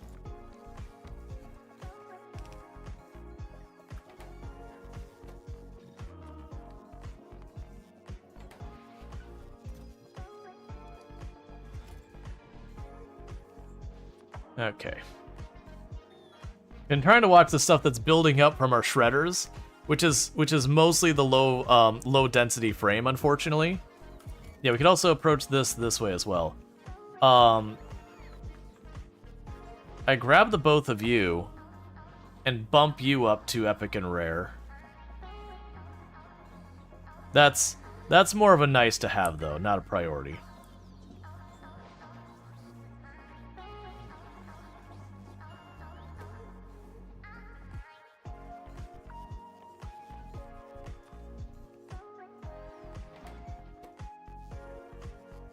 And I need to wait for the quality module frame things to get done. They're producing as fast as they can. You have to get up early, so you're gonna be off for the night? Yeah, no problem.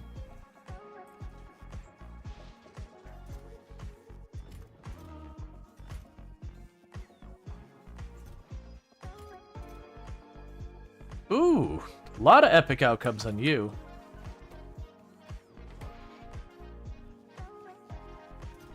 Yeah, so we've got one epic gun, we've got 3 rares.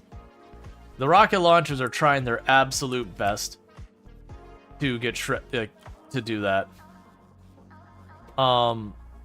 Honestly, let's put the regular rocket launcher back in the shred list. We're just stockpiling too many of them.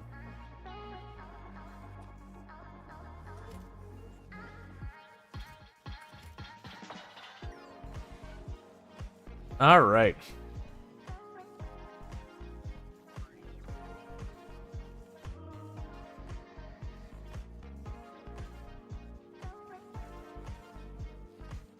I wonder if there's going to be some meta so far as like the mix of the quality and production modules to try and get yourself the best odds of getting a quality outcome, but then also getting the best quantity out of it. Or actually, you probably... No, that was right. We couldn't do the productivity on here.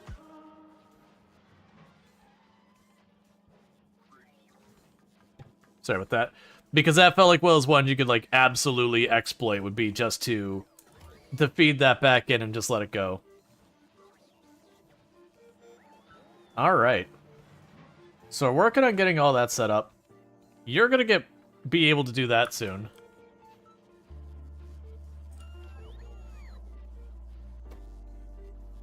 Yeah, and that's waiting for Epic on there. Yeah, so we're gonna be moving a lot of superconductors over here now, trying to make this happy.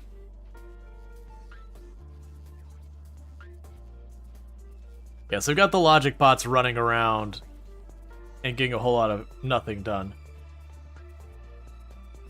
We can also go here, put quality modules in those, and then once those are in, we'll have this request. Oh, yeah.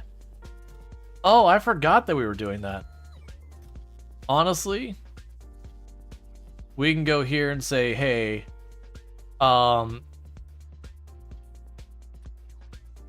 take the uncommon. I forgot we had that sitting around in boxes. And just melt it. I know we don't have the quality things in there, but basically just process that.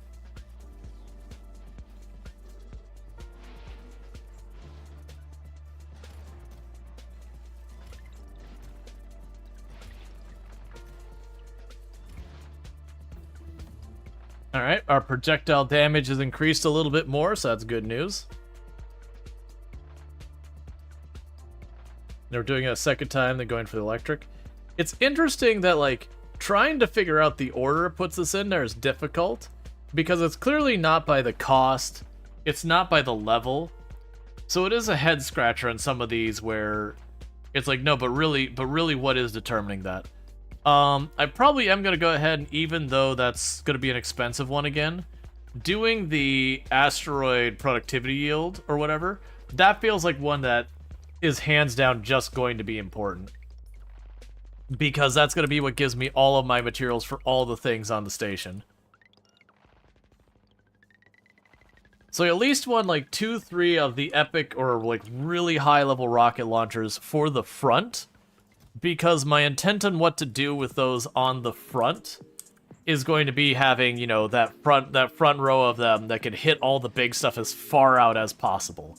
I actually don't think we're going to end up needing that many rocket launchers. I could be horribly wrong. But if I get 2 or 3 on the front with the really long range, and then just have them mixed in a couple places here and there, like every other gun maybe, or every third gun maybe, that should be fine. But I do think having the epic ones on the front just to give as much of a lead on knocking out those big asteroids right away will be big. Oh, and meanwhile, there was something else that's going to check. So we have the railgun. So the railgun ammo So that's just 10k physical, not even piercing. Used to break even the biggest asteroids. That's 10k physical. But the thing is left with not running on specifically. So this one is doing all our regular quality stuff, and then this one is doing our uncommon, because unfortunately just the way it works, I can't tell it to be rocket launcher. If you're less than rare, bring it here. The logistic drones just won't work. They don't bring less than. They'll only bring a given quality from what I've seen. So basically it's only when we get results that are not the crappiest, but not good enough. But that does mean I also only get uncommon or better in this box. Which honestly, go ahead and put those in there at uncommon. Just feed those into the machine.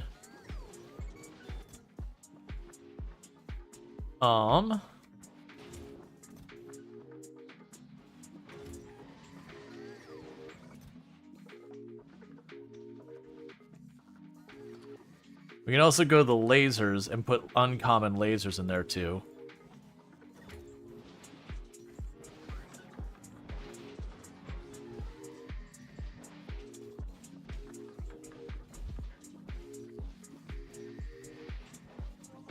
Yeah, so we're up to 3 rare turrets and one of those. Because I think having the long range ones on the sides becomes way less important, but I do think the front ones are going to need to be as high of quality as we can muster. How are we doing on the grabby hands though? We're up to 3 rare.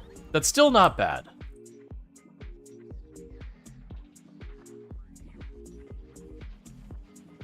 Because the rare ones were what?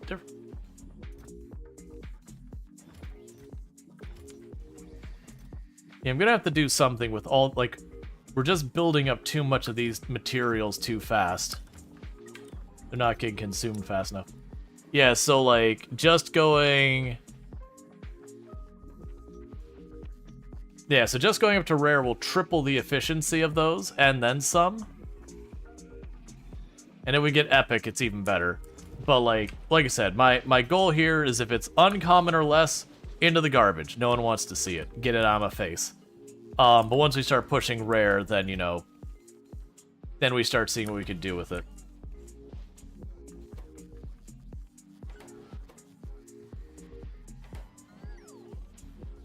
And how are you doing? You're waiting on the tier 2. And the tier 2 is here somewhere. There's tier 1. Tier 2 is over here. It's waiting on the tier... It's actually waiting on blue circuit boards. We're getting some good results in the tier 2. Very genuinely, this might be one of those ones where we go like this and say rare and uncommon. So let's delete that. Delete that. Go to you, say, hey, if you are uncommon of that, all right. And then go here and say, hey, you get rare of that, all right.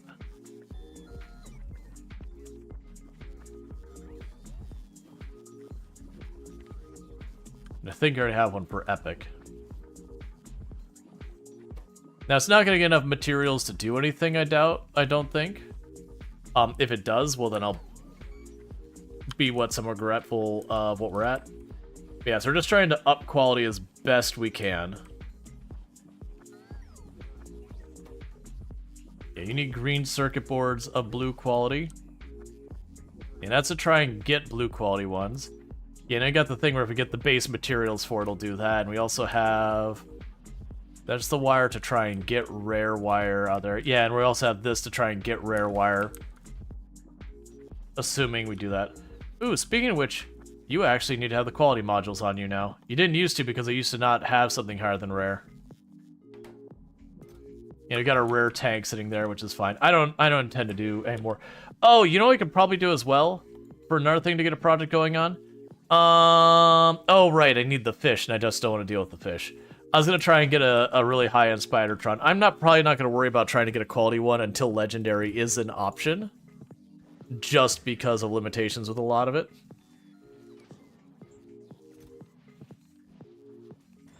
Alright. Do I start shredding the low-density frame to try and get the base materials at a higher quality? That's what I'm debating. Like, just the normal quality low-density frame. Because we are getting an overabundance of that. But my fear is, I know you require it in decent quantities.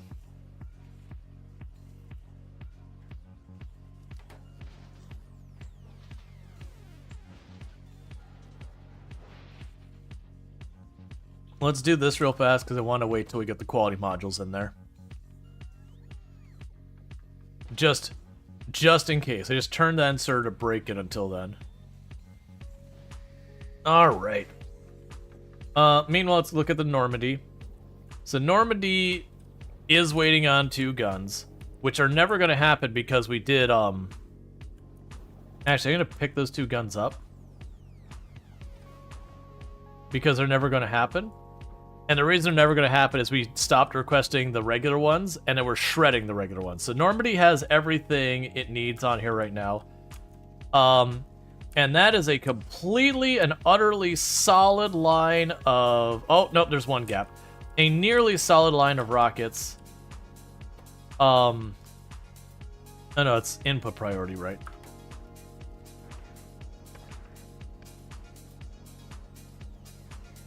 Yeah, so we basically have got all of our stuff sorted out here. Okay. If we were to look at the various types of guns, I'm going to go ahead and queue them even though they're never going to come in. We'll say epic quality laser guns. And we'll put epic quality Gatling guns. And epic quality missile launchers. Because that'll let me check the availability on the planet. So I have 1 epic quality gun turret. And unfortunately, I wish this would let me tell multiple qualities. Because I also can't go here and say, hey, better than uncommon. Because if I look at that, it just doesn't know what to do with it. Versus if I then turn around and said equal to rare, which is better than uncommon, it tells me there are 3 available on the planet. So I do wish the logistics could be set to say better than. Meanwhile, how many rare are you up to? 14. Honestly, 14 rare laser turrets is probably perfectly in the range I need. We'll go ahead and set these to rare for right now. And we'll wait to see what we get there. Yeah, it seems like an oversight. It's an interesting decision. Meanwhile, let's go ahead and choose our crusher thing. And I'm going to mark it for epic. We do not have any. We can go to our asteroid grabber. We can choose epic. We do not have any, I'm assuming. So we could drop those to rare. There's 1 available on planet. There are 3 available grabbers of rare quality on the planet right now.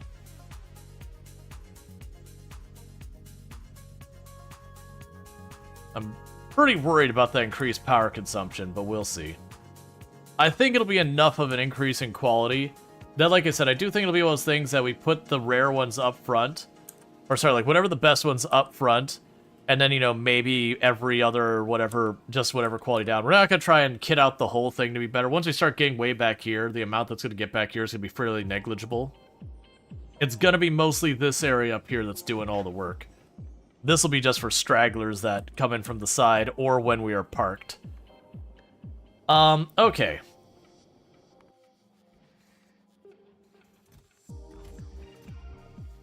Yeah, so we got a couple more of those. You're all working away.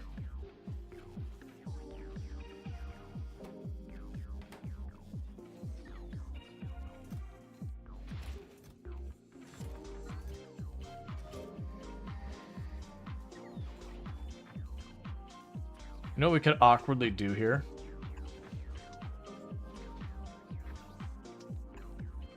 One second. You are for anything epic quality. You are for anything rare quality. And then you are for anything uncommon quality. Because one, that'll give me a lot more of a buffer, and it'll also give me an easier way to look at a glance and be like, okay, how are we doing at our different qualities and all that. Now, obviously, that's just not working with this one, which will be a whole different ball game. Like, we're gonna need to do work on these shredders and all that to make a proper setup.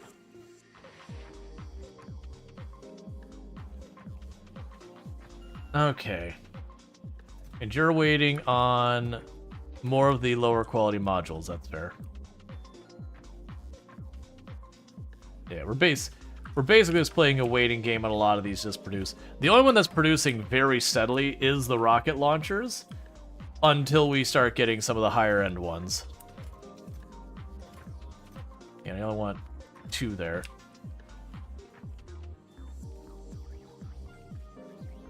Yeah, because you have none of the materials yet. And moving the low density frames into another box help? It would. The thing I'm debating is literally just saying, hey, low density normal quality frames, start shredding those, but I'm a little worried about potential problems with the outcome there. We do ship low density frames, so it might even be worth my while to have the logistic bots start just ferrying them out.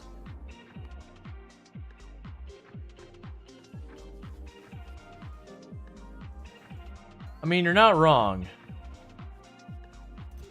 The more I look at it. Like, the electric motors in all of these, we need to... Like, I'm debating putting them back in to be shredded to maybe roll the dice for a lower quality. I didn't position this well for me to do that, though. Yeah, there's not enough space there either.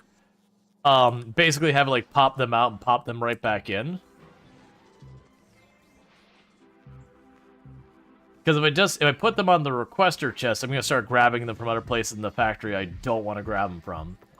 But we are getting an overabundance of these 3 specific things. For some reason. Hey, you know what? Right now, honestly, you don't pull in enough. Let's just get you out of the way. We'll repurpose your modules. It'll be fine.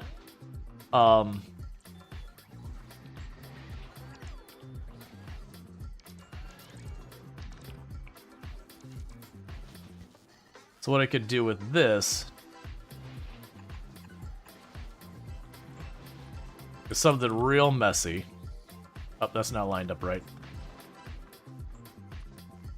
Something real messy. That'll be turned around. Which is... you are going to use filters. You are going to grab ordinary low density frames, and that'll be good for right now. So you'll start passing those over. You're going to grab the normal quality electric motors, the normal quality, where are you at? Regular motors, or anything else we're just getting an obnoxious amount of in here. Just at the normal quality. Okay, that does mean what we're going to do is use filters. Do not take those things. And those should over time get pulled from these boxes and used elsewhere.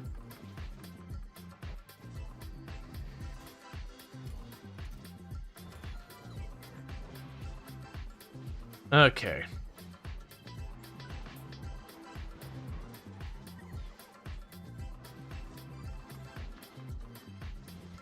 Then it should start giving me lower end materials. It'll give me like just the base plates and all that.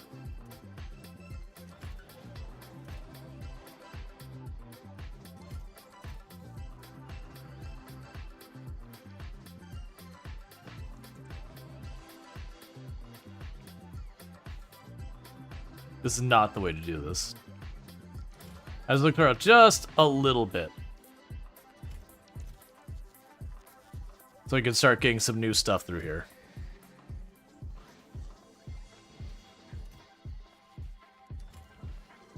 Alright.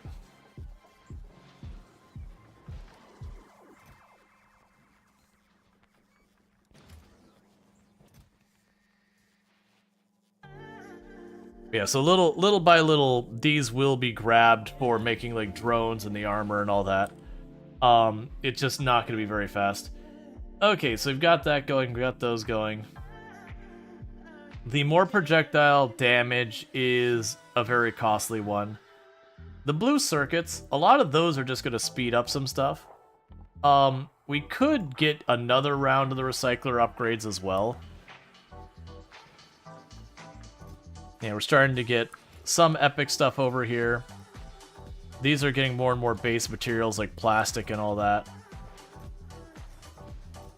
And that's because we're destroying the low density frames and everything else going in there.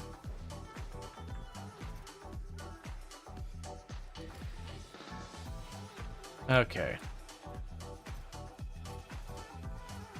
So no more new guns or anything like that. No more new rocket launchers of better quality. We're waiting on more of the quality module stuff happening. It is just very slowly becoming a thing.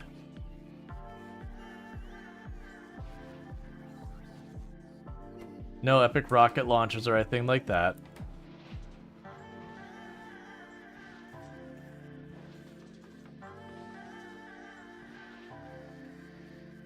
What do you get if we upgrade you, by the way? Energy consumption.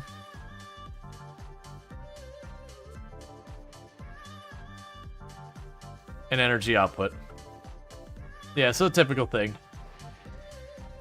It doesn't gain any efficiency, it's the equivalent of taking like 2 buildings and making it one, which is still valuable if you're dealing with confined space, but that's not my immediate concern.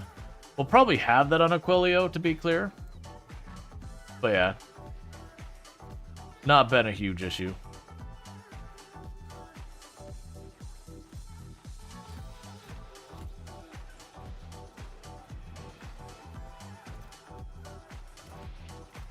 I wonder what we are destroying. Oh, the thing we're destroying that's taking so many of those frames. It's these. Right, so we're up to 3 rare in that one. We're up to 4 rare in this one.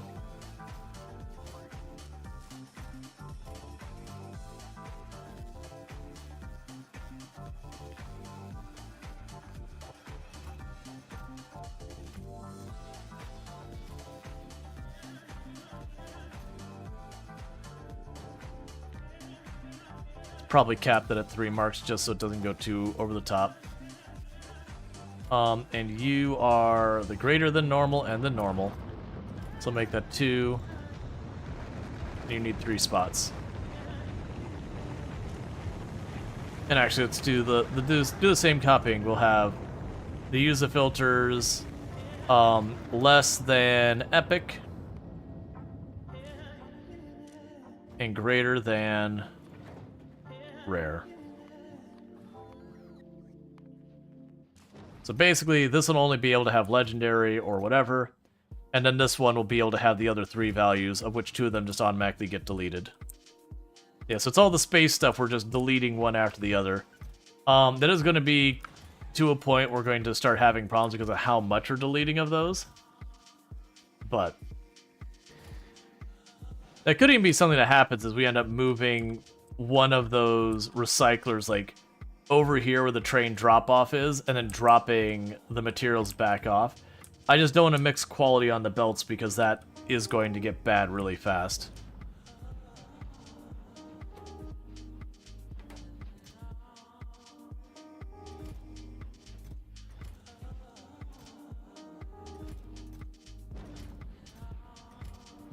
Yes, we're gonna have the grinders.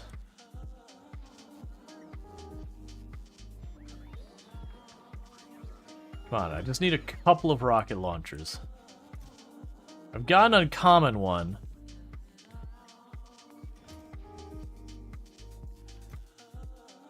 Yeah, so you'd have a common, regular, and that.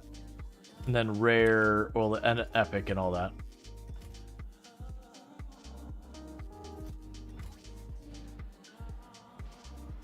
Okay. So, what we can do in the short term is, as I mentioned before, I think we actually probably have enough of the laser turrets down there.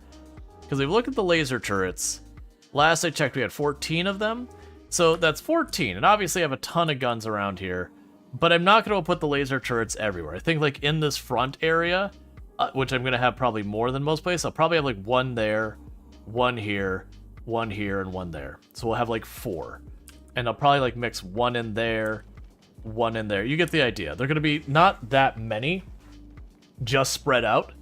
And the idea is those are going to be for the really little asteroids that they can actually take out themselves pretty quickly. I should be able to do that. That's my thought. I don't know if that's actually a good idea. Wait, let's actually double check.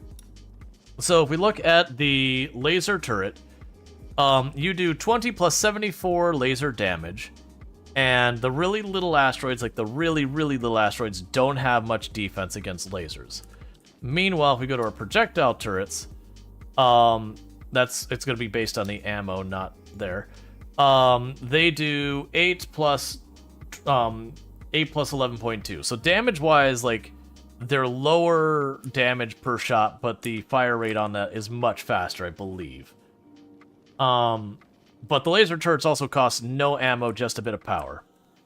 So I think the plan is going to be get you out of here and you out of here.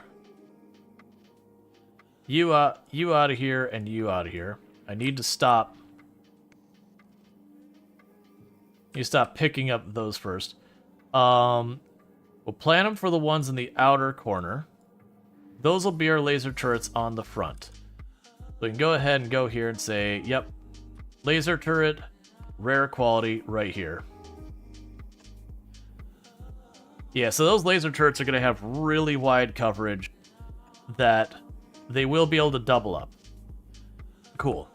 Now, with that kind of coverage, we'll go ahead and one on the side on each side, here in the middle.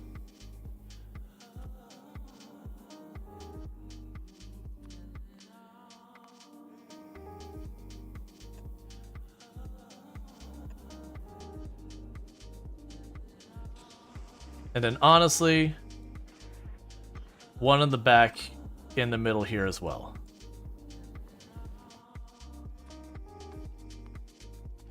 Because these I don't want large numbers of. Okay, so you cover all the way around there. You cover here, so that's like the weakest spot right there, and there's probably enough.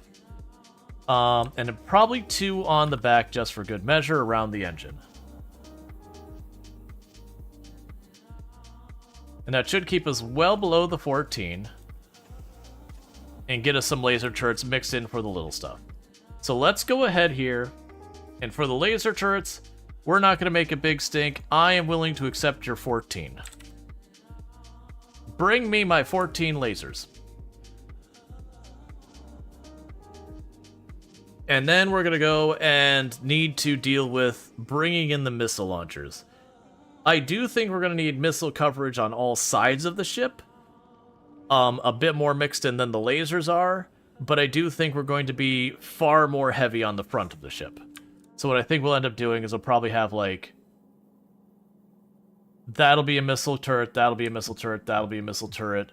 This'll be a missile turret. Probably those 2 will be missile turrets. So, like, every other gun or so will be missile turret on the front end of the ship, and then maybe like every third gun, maybe once we're not on the front. So meanwhile, you're probably getting all of my lasers together. No, you're delivering science to a different rocket. Oh no, there you go. You got it. Cool, cool. So we've got that gone. So we can go here, and once we've got that in position here, we're going to see those laser turrets pop in. Because then I'm also going to program the laser turrets to only shoot at the littlest stuff.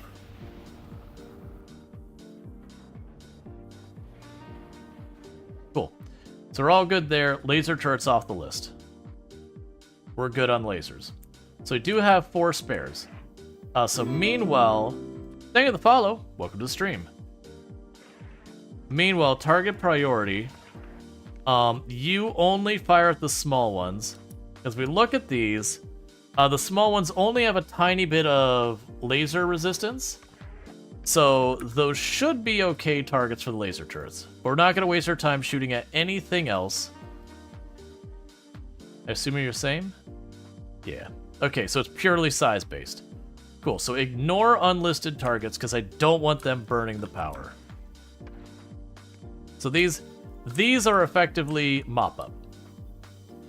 All the little junk, you mop it up.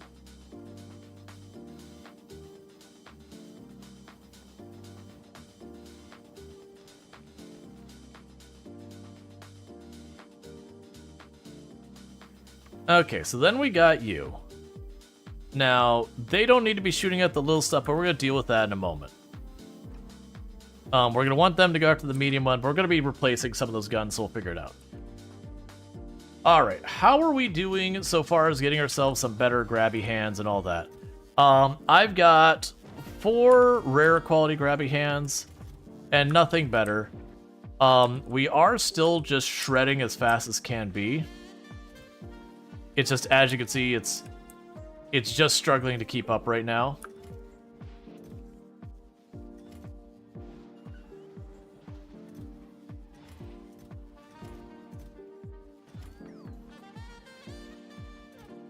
We do have 1 epic and... yeah, I'll make it 3. 3 rares. We're not doing so great on those. The missile launchers, on the other hand, that's the one that really matters. I'm up to a singular uncommon missile launcher. We're not doing great in those, mostly because of the blue circuit boards.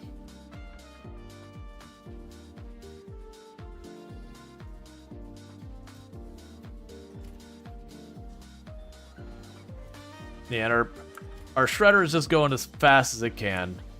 It is being inundated, deleting all the middle, like all the low end stuff. Which is fine. Oh, you know what we could do to help this out?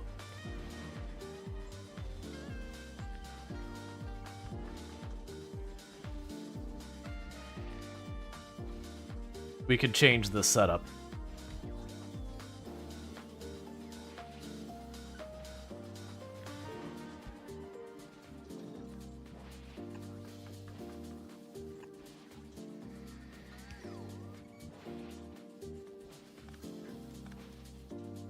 Okay, so all the common stuff just gets hucked over to the fence the other side. And it'll be dumped down here for whatever. Oh good, it did get a single, at least, quality module. So yeah, that should let it start clearing out all that stuff. And that'll be good.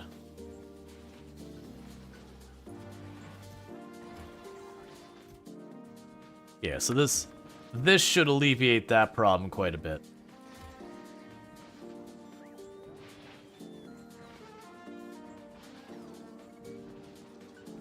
You still don't have a spare quality module in there. How are we doing with those? Getting any better quality modules made? No. It's fine. Little by little.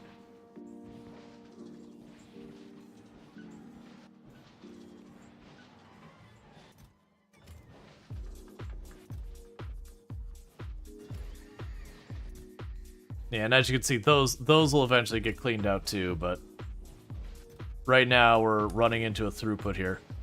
But that'll at least get us starting to shred stuff that is, you know, the materials we're going and putting in for trying to make our better weapons and all that, we'll be making those.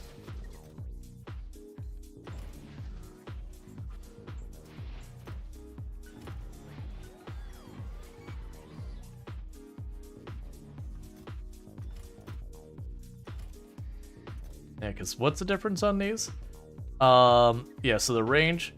Yeah, so, like, again, it'll be one of those ones that are rare. I'm not going to try and replace all the guns. We'll just try and put, like, if we get 1 or 2 epic, 8 or 9 rare, we'll just put those in the front, because that is where I anticipate to have the most problems, because, you know, we're driving into the asteroids and all that. That'll certainly be a thing. But I am feeling a lot better about this attempt going.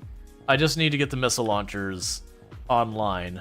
I'm trying to at least get them to uncommon. Or sorry, I'd like to get them to rare, but I think I'm going to have to settle on uncommon for the missile launchers. Did we tell it to burn the uncommon ones? No, we had them previously set up to start torching those, but that's fine.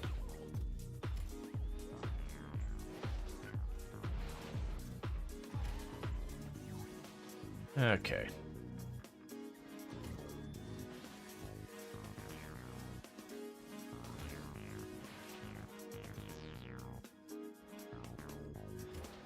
And you're getting your gears and all that.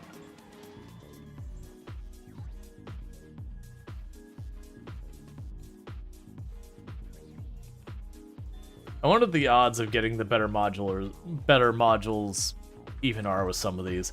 Like, not just the one where you can mouse over and be like, oh, there's a 20% chance of this or whatever. But like, okay, I made this better one, then I did this other one, then I did this other stuff. Cumulatively, what would that impact the odds? Like, how many cycles would I need to do before you just sort of guaranteed it?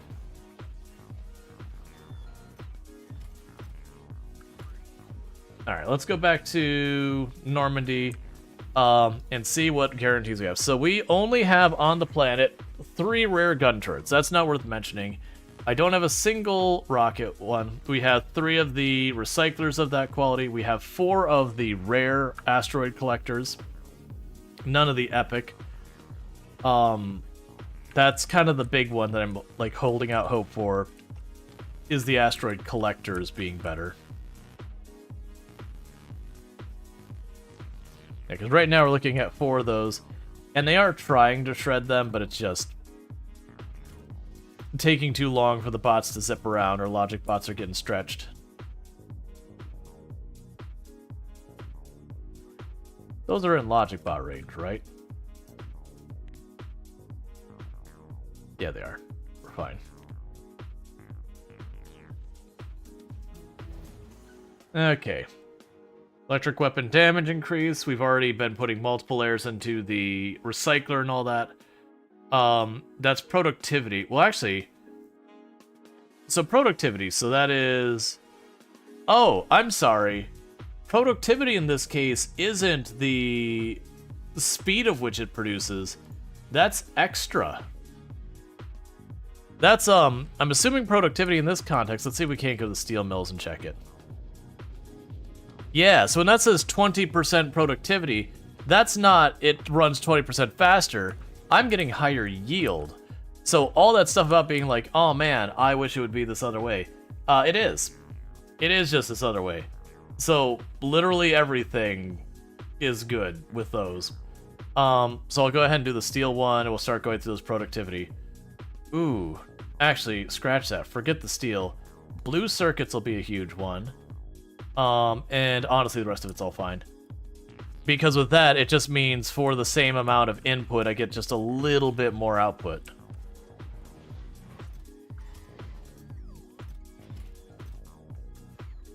Yeah, so you're just doing your thing.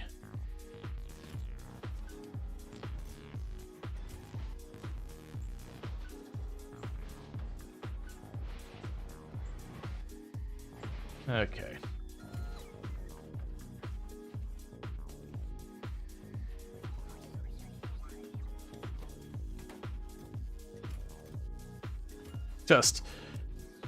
Just no luck with the better ones. I mean, honestly, if we build up a bunch of uncommon, I'm willing to accept it. The rocket launchers, I really do want to have at least a couple of okay ones. I am sitting here wondering though if I'm just shredding more and more of these, if I am just shooting myself in the foot. Let's go ahead and for right now cancel those there and take those off the list. We won't shred the rocket or the launcher turrets. If I do end up getting just like no good ones and we just deal with the regular ones, we'll do it, because we're burning a lot of materials that are a little bit more difficult for me to get. Like these ones we can run all day, but this one requires a bit more effort to keep going. Like, don't get me wrong, we could cycle forever and eventually we'd get what we want. But I don't think I want to run the game for like 80 hours to try and get that epic missile launcher right now. We can, because the only difference is range. I do think we want at least, like I said at the beginning, I do think I want the 3 front rocket launchers or 4 front rocket launchers. I would like those to be better quality, just for them to hit the out farther targets much earlier. But in some ways, range can be bad with traveling, because like, say for example, instead of putting, like, you see how wide the range is on these laser guns? That means I'm going to hit a lot of asteroids that were never going to make contact with me ever. They were never a threat. They're never a thing I had to worry about. They're just going to go right on by. But I'm still going to expend resources on those, whether it's electricity or whatever. So with the missile turrets having really long range, I kind of feel like, where I said before I was going to put them there, there, and there, I think honestly I should just bunch them up in these 4 spots. So have these 4 be the missile turrets. So that way it's mostly just a projection of straight ahead. And then save the missile turrets for like in like the inside corners kind of thing. So like in here, probably back here. So that still does cover the outside area, but that it's not shooting asteroids like way out here that I'm not going to get the goodies out of or anything else.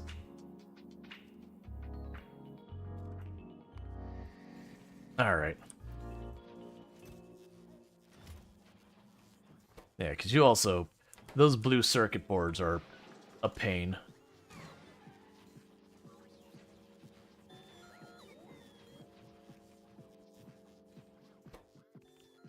And you're waiting on medium quality superconductors for uncommon.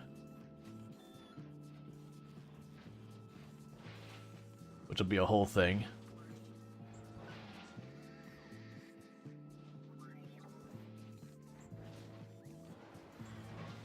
Okay.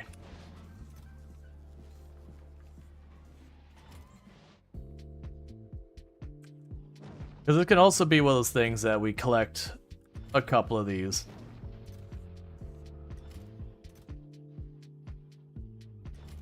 Yeah, so we still have 4 of those.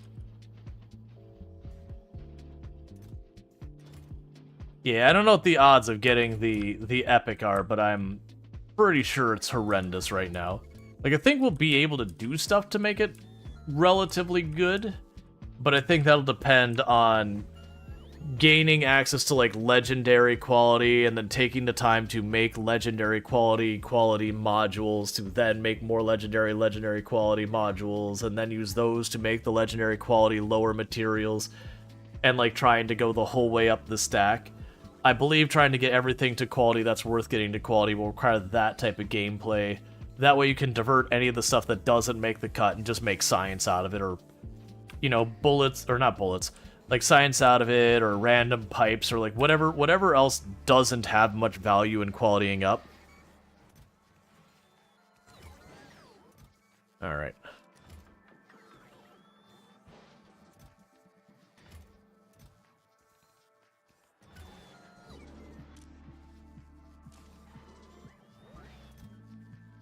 And that's still doing its thing. It's fine. Alright. You're up to 4? That's fine. Okay. So how many missile launchers do I think I want on here? That'll be the determining factor about when we call it and we just grab our stuff and we start our mission going out. I do think I want at least the 4 in the front in this middle area. It might end up being one of those things that maybe we take 1 or 2 more, but we'll see. Because I feel like if we put the 4 in the middle, that should allow me to hit most of the huge asteroids from up front. And then I'll still have another 3 machine guns on either side. Sorry, 4 machine guns on this side, 3 machine guns on that side, to deal with any of the medium-sized asteroids that come through. We'll put, like, you know, like I said, somewhere like in the middle area here or down here in the corner, we'll put like another 2 or 3 missile turrets, and probably kind of in the back as well. My hope is that the huge asteroids, I won't need a huge number of missile turrets, that we'll be able to get by with what we've got. But that's all stuff that's going to take experimentation of, I think I've got it, let's go out and poke it, okay, that didn't work, you know, back to drawing board, make adjustments, repeat the process. I do kind of wonder with the Normandy. Oh, wait, no, it slows down production rate. That's right. I was going to say, it makes me wonder if I should quality these and have it feed it onto the belts. But the problem is a production rate, that those quality modules slow down production. Now, it could be a thing that I say, okay, here's 2 quality modules, and then here's 2 things. How's the foundries working? They're working fine.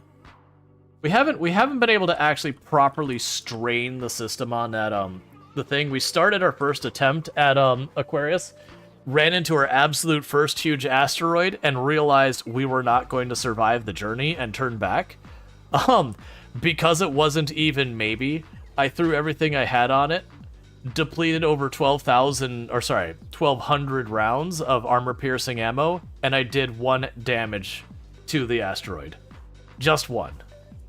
Until it hit the ship, and then the ship face tanked it down to oblivion. So now I understand where, like, people are like, I'm betting you will not succeed. I'm like, I'm sure there's something I don't know. We found out what that I don't know is.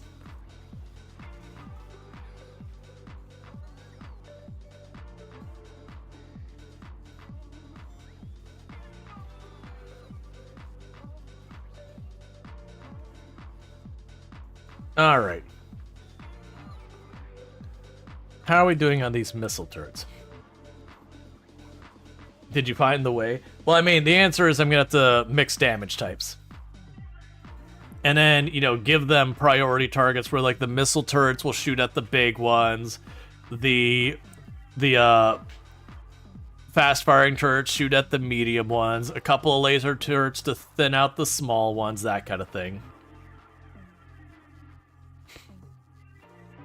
Yeah, I think once it stops production, we'll go for it. Because I guess the range increase isn't that significant between, like, normal and rare. Epic is pretty big, but the amount of time it's going to take us to get more than, like, just 1 epic will be a whole thing. On the plus side, we are starting to see a little bit more epic scrap in here, which is good news.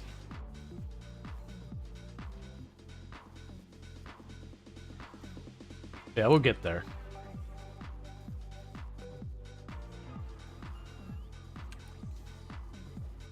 Okay, so you officially did get... Yeah, you officially did get the stuff where you can have a chance of a higher quality Mark II armor. Which, if we do, actually, because we're going to pop down here and be able to get the mech armor, even if it's not a great quality, we'll probably pop down here and just grab the mech armor to start with, just because we can. You made it. Where'd it go? I don't still have you set to shred that, do I? You... Oh, right, it immediately passed it over here. Yeah, that's fine. That checks out. I was about to be like, where'd that Mark II armor go? It's supposed to be here. Right.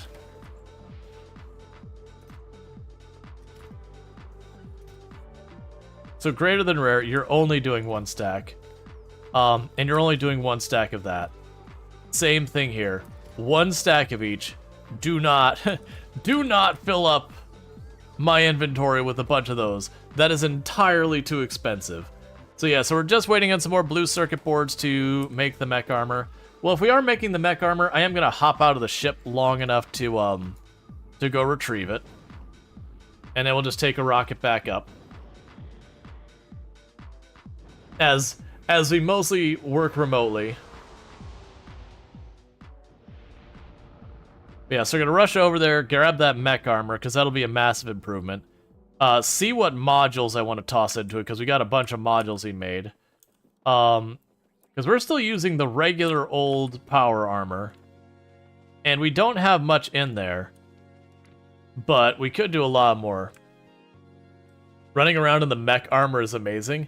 Well, yeah, no, the big thing is I'm going to have to give it coverage. One thing that's going to be an issue is, like, right now we're doing solar and all that.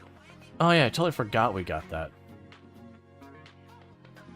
So I have to make that on the station. So you have 20% efficiency, 15 range. So it's basically the equivalent of 2 of those with even more range. Alright, so while we wait for the mech armor to be made, let's pop over to Fulgora. What would it take me to get one of those being made? So let's grab this, turn you like that, cancel that, go here, set you to the... I'm making in the wrong building, aren't I? Disregard all those things I just did. It's gonna have to be one of you.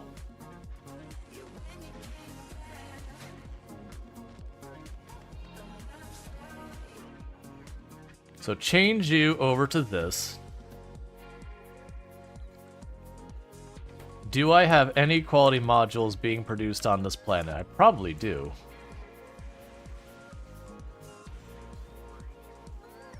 No. It's fine. So we have lightning rod, accumulator, and superconductor. That's fine. So I will need those. Cancel that. Plug that in. Make 1 stack. Cool. And so with that, we're going to be making the better lightning towers, so we have much larger coverage and all that. Should be better hot power as well, and all that should help out. The other addition and how that could probably help out is just making it so we'll be able to get the drones to go much farther without having to worry about killing things. Okay, so back to where we were here. Oh, need to hit M. So you are missing on how many blue circuit boards do you need to be produced? Am I going to be upset by this? Tesla ammo, Tesla gun, not worried about that. You are going to need 100 processing units. You are short 22 right now. We have so many uncommon processing units.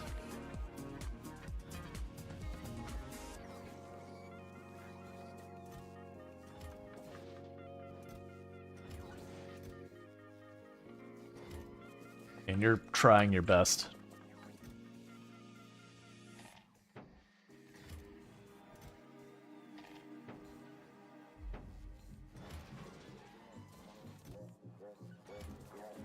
And I can go over here to where we're making the frames, wherever you're at. Where are you, frames? There you are. Pop down here and take those motors. Okay. So blue circuit boards are being made here. They're just being sucked up as fast as we can. Is there one of these that we can steal some circuit boards from? Gotta find one that has blue circuit boards as an input. That's the higher quality ones. I'm looking for lower quality blue circuit boards. Hey, you know what? That's still 10. That's still a step closer. And not even a little one either. So I need 11 more. Something here is going to be consuming blue circuit. There you go. Oh, I want to keep those going. Something here will be consuming blue circuit boards that I could steal those from. Too slow. There you go. So there's 8. There's another 8. And with that, we'll be able to get our mech armor. So all I need to do is have this, like, normal roll.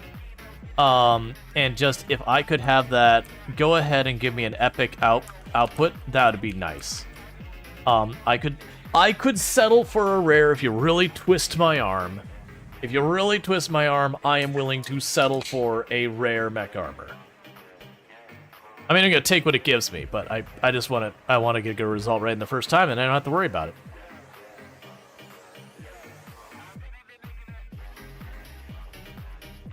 Because that there is not cheap.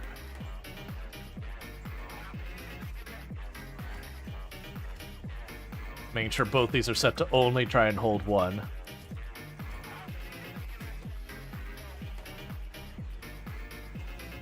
And then with that, we're gonna go ahead and start worrying about that. We have a bunch of random good modules around here. I'm gonna steal all the stuff off this tank up here and not worry about it. Okay. And we got a plain old boring mech armor.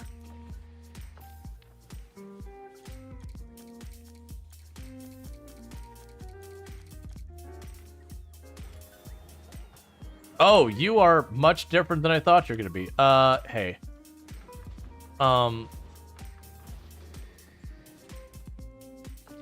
ahead and put you in there. Not gonna lie, that is not exactly what I had in mind, but you know what? I'm not against it. So the energy shield, you can drop those in there. Give me those exo legs back. Okay.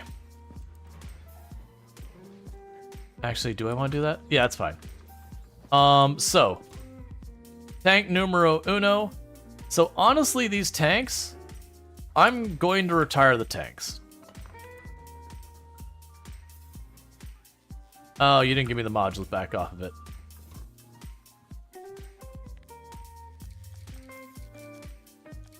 Because I'm not really using the tanks much anymore. I can just artillery myself a wider perimeter and go with that. So the tank itself, I'm not going to delete it from existence. Just that we are going to go ahead and take the stuff from it.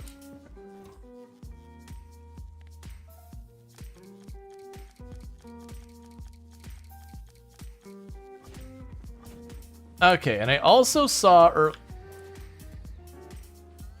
Oh, that is really nice.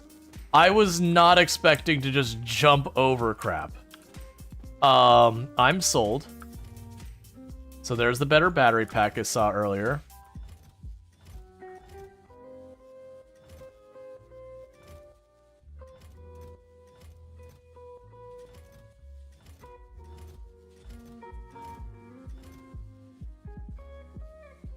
Grab the night vision. I doubt I'll use it, but it's been 30 seconds since the last time I shoved in the night vision and tried to use it and then decided I hated it. There is so much good stuff getting tossed into storage.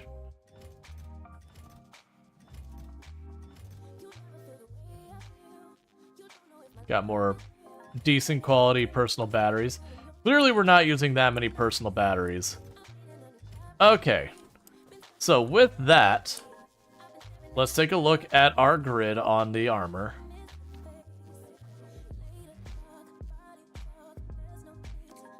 So I've got all these tier 2 solar panels. Obviously those are not going to be great once we go to our next planet or whatever. Oh wait, I've got the problem with the nuclear core thing, these things up here. The only hesitation I have with these things is they do require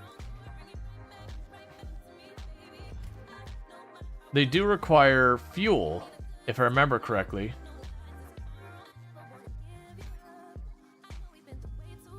Yeah, provides... No, wait. Provides power to equipment. It doesn't mention consuming power. Oh, is it just... Oh, okay.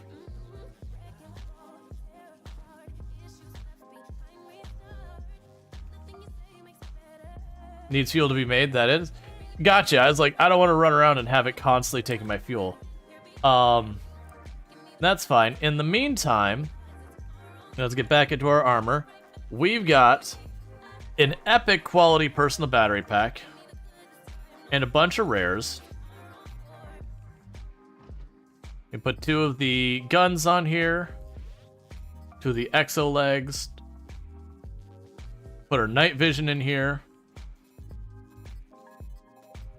a bunch of shields, a tier 2 or an uncommon drone port, which we can actually add a second one for even more range, but I don't really care about that. I'm gonna really go for the battery power.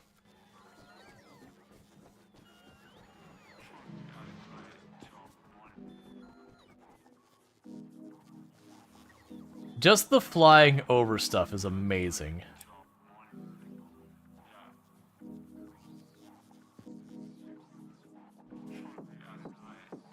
%.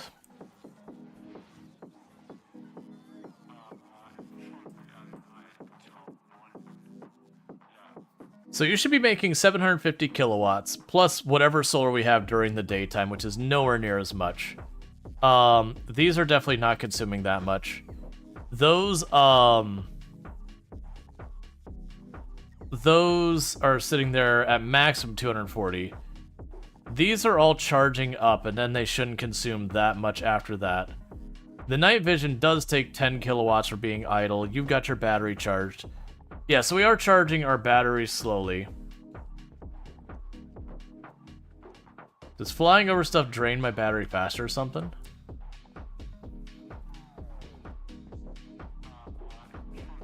Okay, yeah, no, it's working. Alright.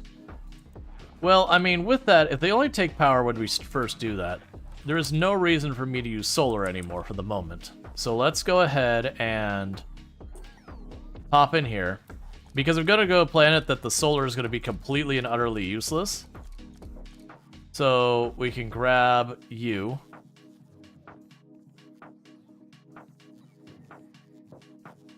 Like, honestly, with those, I'm willing to bet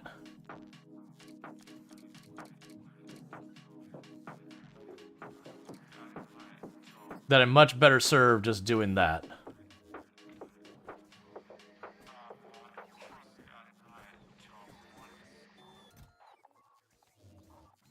Let's see. There was a module in one of the mods that was really nice, where you were a power pole range. You would drain the power from the grid. Yeah, no, that'd be cool. Like a little zappy coil or whatever. Yeah, so with that, my energy should go up extremely rapidly. We do have a lot of good stuff here. Obviously, we would want to eventually get these upgraded to like epic level or legendary, so you can get 2.5 times the movement speed and just be speedy. There's no benefit whatsoever to the night vision, period. We haven't been making the tier 2 things. We do have the battery Mark IIs being made. Let's check, where was our battery Mark IIs? Yeah, the battery's up here.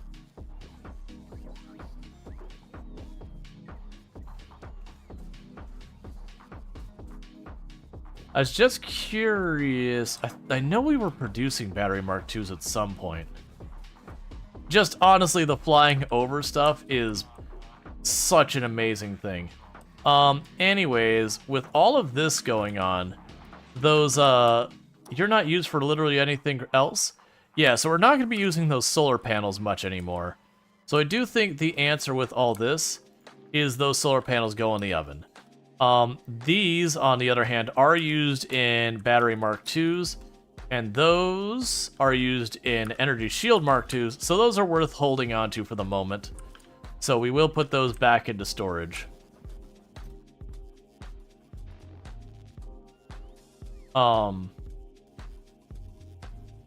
Just put those away too, and that away. And these, and those.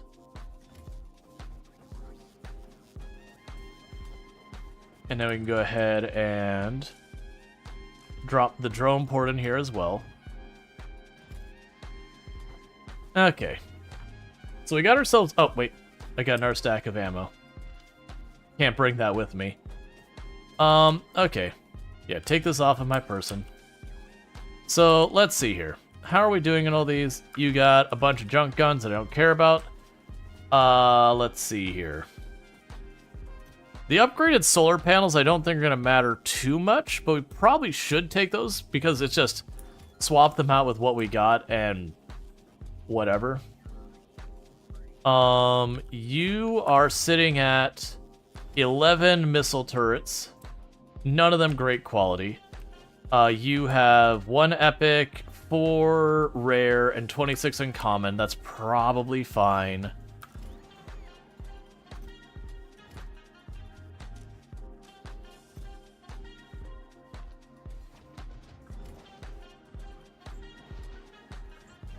Yeah, so if we shred those...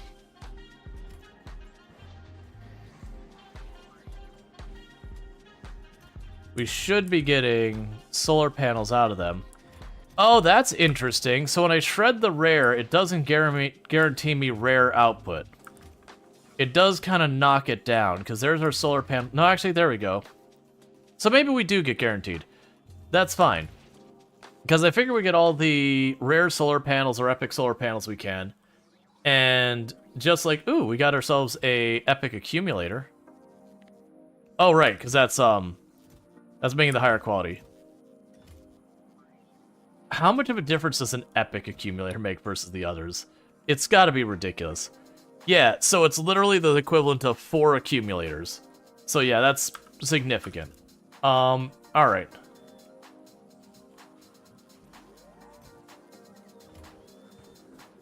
So I think we're on our way back to the ship.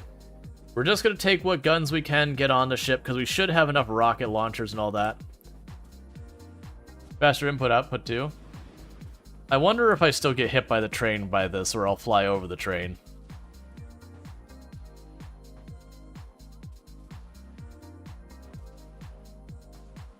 Yeah, so tank's completely useless to me now. This is better than tank. Okay. So travel to the platform, the Normandy. Try and see what happens. I could see that one being a 50-50 going either way. So yeah, so I do think what we're going to do is we're going to take what we can get so far as our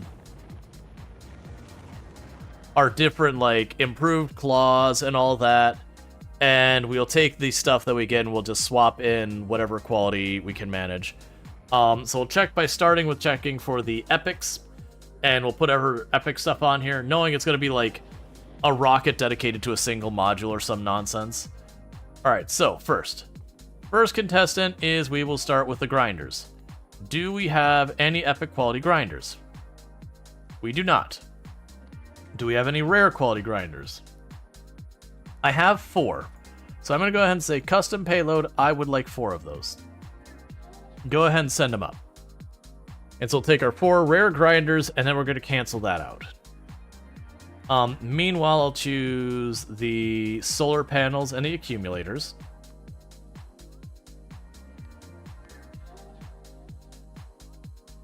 So I don't have any epic. But I do have 25 rare panels.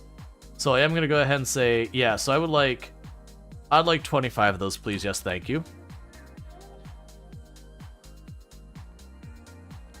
And then meanwhile, we can look at these. Do you have any epic of the claw things? You do not. Do you have any rare of the claw things? Okay, something just arrived. Which one arrived? So we've got the grinders of that quality. Turn off custom payload. Choose uncommon. Am I going to worry about that? Oh, you're literally going to send me 10 of those. Well,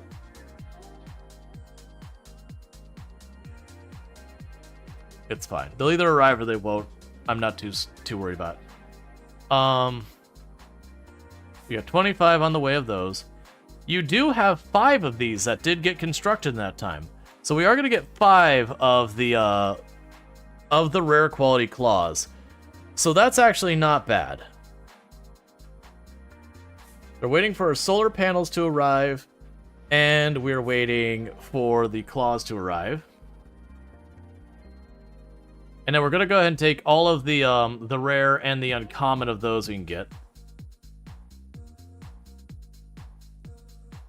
But we should be able to swap in our stuff here, and that thing. I'm deliberately saving the rockets for last, the rocket turrets. Yeah, so we did get the uncommon grinders. I'm okay with that. That gives us spares. They don't take too much place. Okay, so we did get our solar panels. I'm not going to bother bringing in the uncommons. Honestly, with the accumulator... I probably should bring the accumulators. Let's look at the accumulators and see what we got there. We'll start with Epic. We have just one. I'm not going to send a single rocket for just one. What about rare? Just 2 and uncommon? 23. 23 is probably worth it. So go ahead and send that. Did we get our claws here? We did.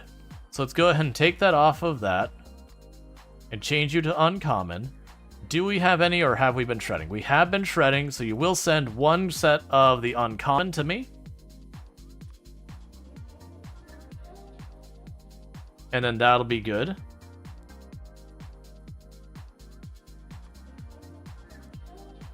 Did I not set it? Yeah, so 23 are already on their way. Meanwhile, we have the epic of these. I do have one epic Gatling gun, or one epic gun turret. I'm going to skip on the one. We have 4 rare. And how many uncommon? 28. I'll take the 28 uncommon. Well, it would be nice to have that extra range. I think having one gun with a different range than all the others is going to be pretty irrelevant to everything. Okay. So we should be getting our next delivery here. That'd be the accumulators. And we're still waiting for the asteroid collectors.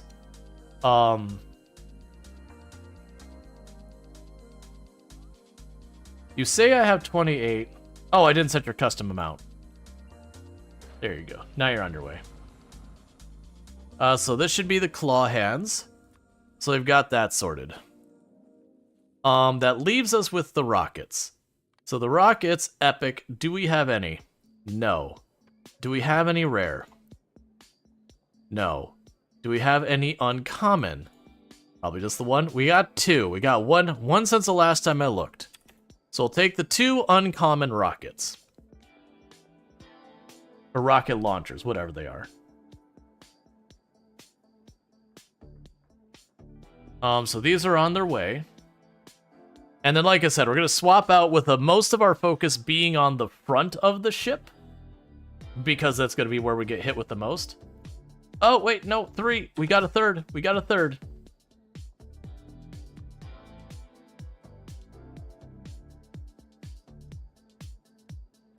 Okay.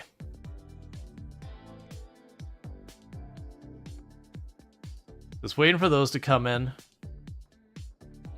Cool, we got those on their way. So there goes those. So we've got our machine guns. And then once we've got that sorted, then I'm going to just bring the regular rockets and we'll just bring whatever they got. Okay.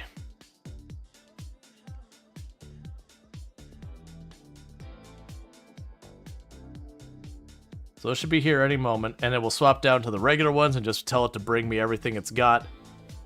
And then we'll swap out our stuff, and that'll probably do.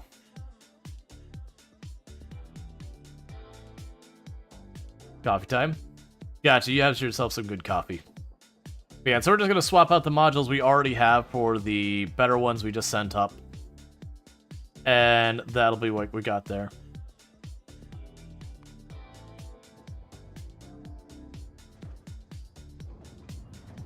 I see, so we're struggling to keep up with the amount we've been demanding. That's fair. Okay, so that'll be the uncommon ones. Let's take off the custom amount, switch that to normal, choose OK. And there are 12 on the planet. So go ahead and bring in the 10. And once those arrive, we'll figure stuff out from there. Alright, so the plan is uncommon, uncommon, uncommon. Actually, I lied, uncommon. Because that side sticks out a little farther. It makes more sense to be there. So you are getting the uncommon. Oh, you're a 3x3. That's fine. I could work with that.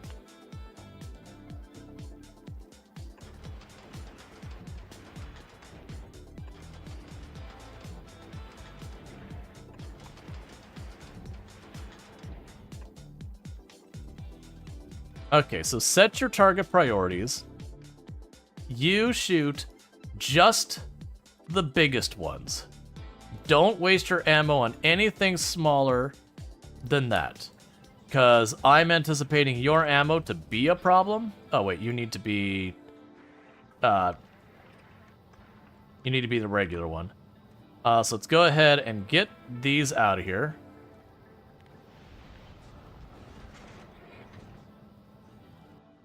And then we can go here, so you'll be fine there. Yeah, so you have a minimum range. Ooh, that does mean... I'm going to rearrange this a little bit. Because the problem I'm going to run into by having it that way is we are going to have a problem where a medium asteroid could get under our guns and become a problem. So we're going to move those two over here. Okay. Yeah, so we've got coverage in the front now. Now, I am a little bit worried by how much outside the ship's coverage this is. That is going to be a problem, because we're going to shoot crap that has nothing to do with our ship in any way. But that is an unfortunate reality that's just going to be the rocket turrets. It is one of the reasons why it's like, okay, I want these, but also not too many, just because there will only be so much I could do to... I, again, have built you at the wrong quality. There you go. Okay.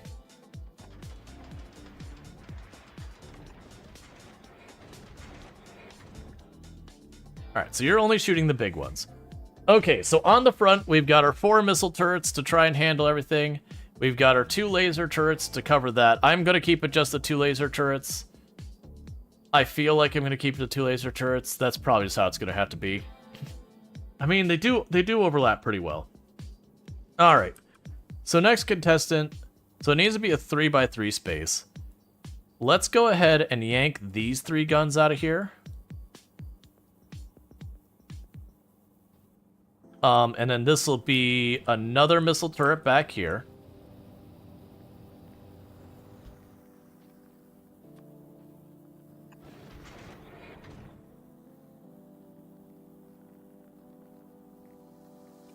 Here, actually, I need to stop doing that. We're just pulling all those missiles into our inventory for no reason. Yeah, so you're going to be right there.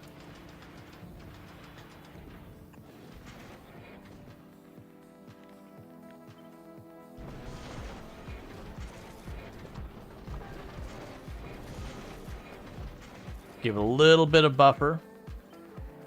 Put one more of our guns here. Okay. And that'll actually give me room for a solar panel, which is fine. Yeah, because I can't fit another gun in there without doing a bunch of nonsense. Same plan over here. We're going to yank out these 3 guns. And we're going to grab another one of the missile turrets.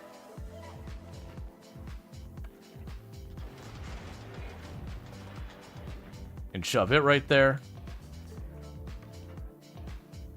Can actually move that down one more step, and then we can just use the existing wall.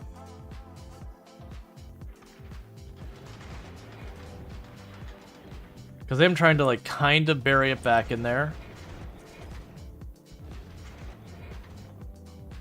So that way we hopefully don't shoot too far off the side of our ship. Alright, I feel like I need 1 set on the back. Which I don't have a great place for. But we can make it work. Actually, let's not put it over there. I also just realized I could just put an extra pair of guns right there. Right, because we had to rearrange that. Let's put it close to center around here. So we can get rid of these 2 guns. And I know I'll have to stretch this out just a little bit. And again, the big reason I'm trying to do all this is I'm trying to avoid the missile turrets just shooting all over the place outside where I have to worry about anything. Because I won't be able to recover the materials that drops for me. And that does me no good. That's going to be a way we can exhaust our supplies because I'm killing things, but I'm not getting the benefit of killing those things.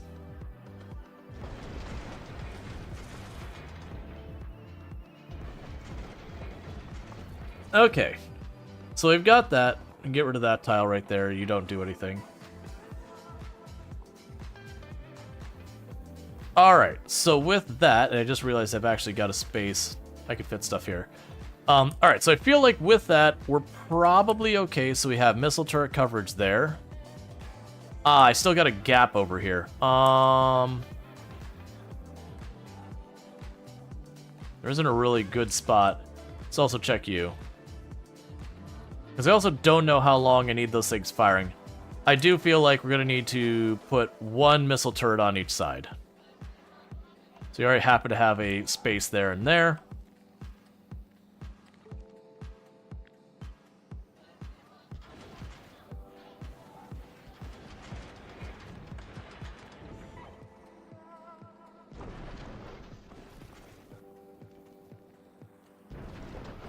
And now I have to do.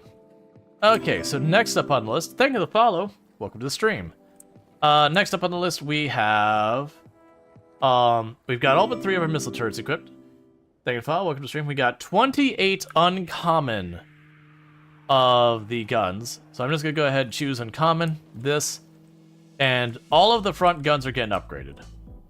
Every single one of them. Because that is where I'm expecting way more problems.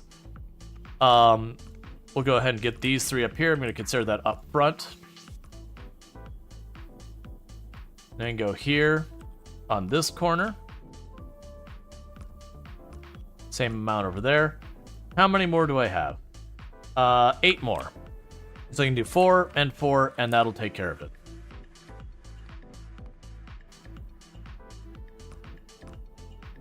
And I am trying to just give them the widest range of cover. Okay, so that takes care of those. The energy turrets, I feel like we already have enough.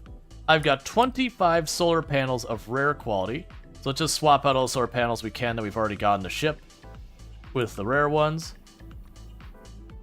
Even though the solar panels aren't going to do a whole lot while we're there. The fact is I got room for them. It's kind of whatever. How many do I have left? None. That was the last one. Perfect. Okay, so we've got 4 rare quality of the grinders. So I don't know what spread I'm going to need of these grinders, like where I should be focusing the rare versus the not. So I'm gonna go ahead and say one of those will be the rare. You will be rare. You will be rare. And how many more do I have? That was all of them. Okay. So we're gonna do uncommon, grab you. That goes to the others. Alright, that's literally all of our grinders. Okay. So then we've got 5 of the asteroid collectors that are rare. So that's gonna be all of our front ones. Like that one feels pretty safe because we're gonna do way more debris in the front than anywhere else on the ship. So there's the 5. And then we're gonna have uncommon ones. I didn't remember how many, but it's probably enough to literally cover all the rest of them.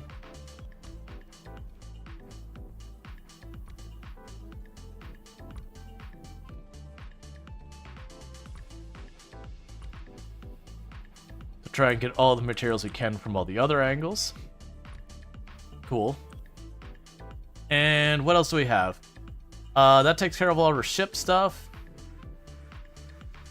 We have the accumulators. We got 23 uncommon accumulators.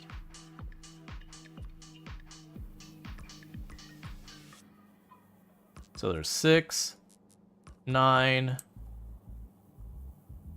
15, 19. So you got 4 more. And that's all of our better accumulators. And with that, I believe we have upgraded everything we can reasonably upgrade. Let's save the game again, just in case we get ourselves trapped or whatever. I'm going to blueprint the Normandy again.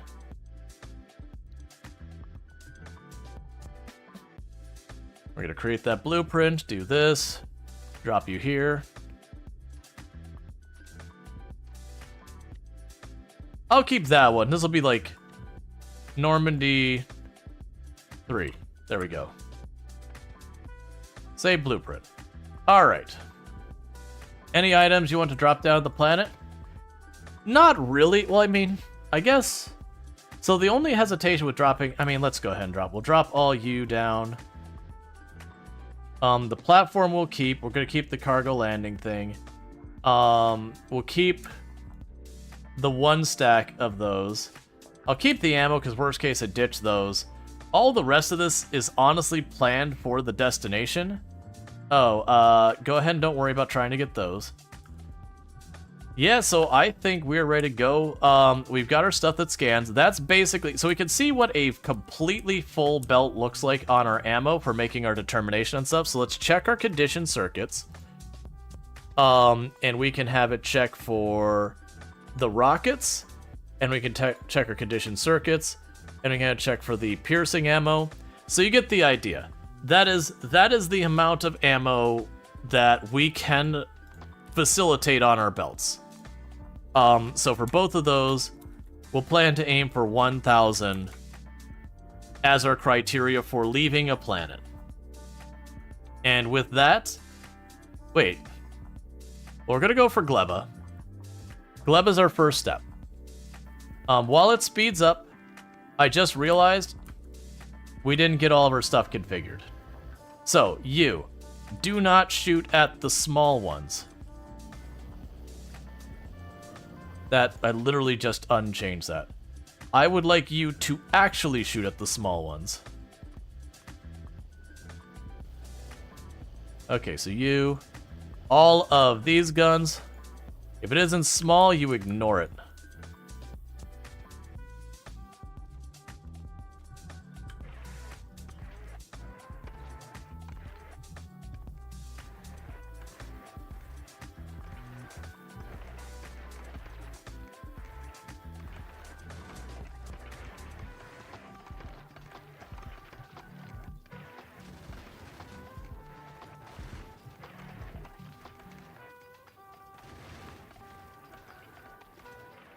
Because that will conserve a lot of ammo and should be plenty. It's fine. Stop shooting.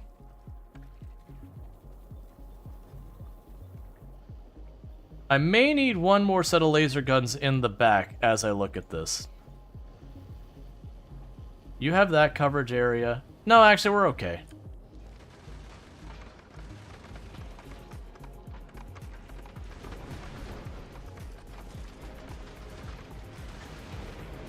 Nope, stop. Okay. So, change of plan. I cannot... Ah, and I lost the really good ones. Okay, so what I've learned here is I cannot have the gun, like the lasers alone deal with the small ones. There's just too many of them. That's fine. I'm mostly salty that I destroyed missile launchers for no reason. So you're good there. Yeah, so we lost 2 of our missile launchers, which is a little annoying. I believe I had spares of those. I had a spare. Singular. Well,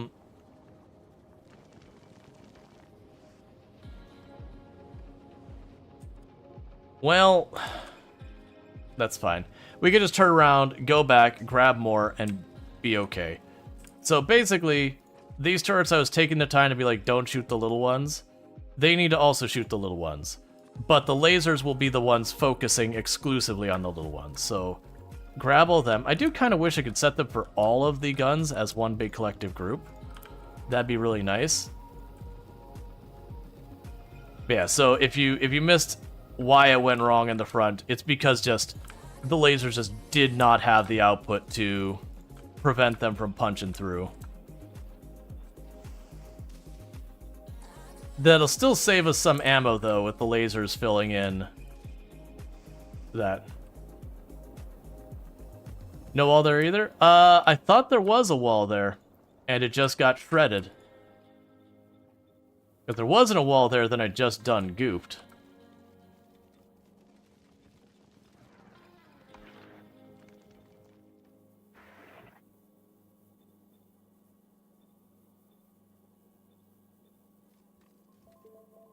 So we're gonna have to fly back real quick and do that. Was there literally no wall there? I could have sworn we had a wall there. I mean, if there wasn't, there wasn't, but... Yeah, I think I ran out of material for that. Okay, so what's gonna end up happening, though, is I know we're on our way over there. Scum save? Nah, it's nothing that bad. So I'm literally gonna do is say, hey, go back to Novus. Because with that, we should be more than equipped to go there. Man, it really sucks, though, that I gave up my good missile launchers. Because those are two of my really good ones in the middle there that got destroyed.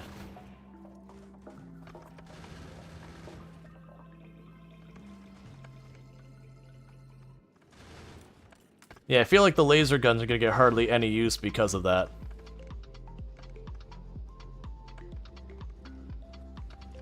Yeah, the laser guns are taking longer to deploy than they actually have a chance to be useful.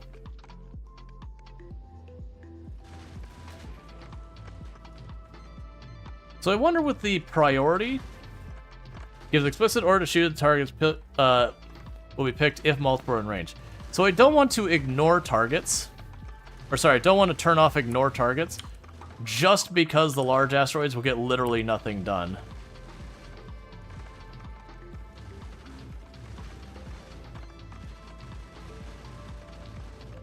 But this will mean we'll have both an out and return trip from a planet, because we're basically at the other planets at that point, and we'll get a feel for how we're doing. So good news is, that belt is full.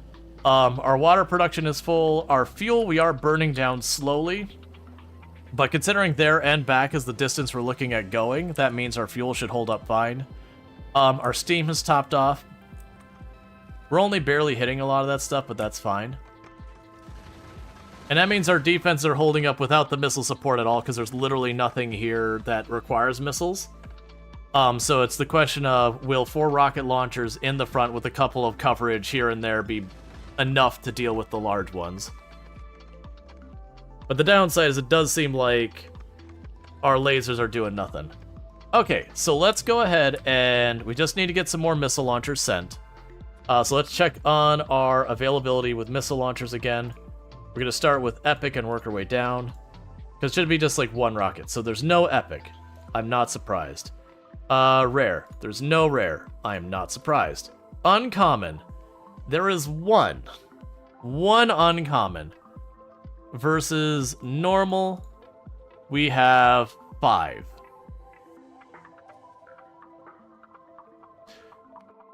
Alright, 1 second.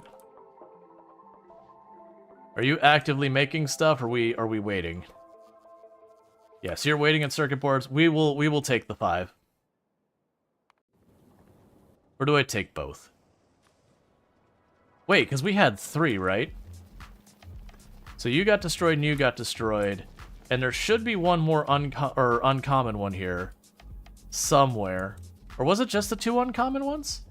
Oh yeah, no. So that uncommon one got destroyed. Or that uncommon one's still there. Yeah, so what we can do here is we're gonna end up tearing this one up, so do that. And that should build an uncommon one there. And then we just need to get the 1 stack of the common ones. Yeah, so we'll go ahead and do this. So yeah, so we're gonna go ahead and say, hey, go ahead. Well, actually, first, I already know I'm gonna be accepting the common ones. So you do have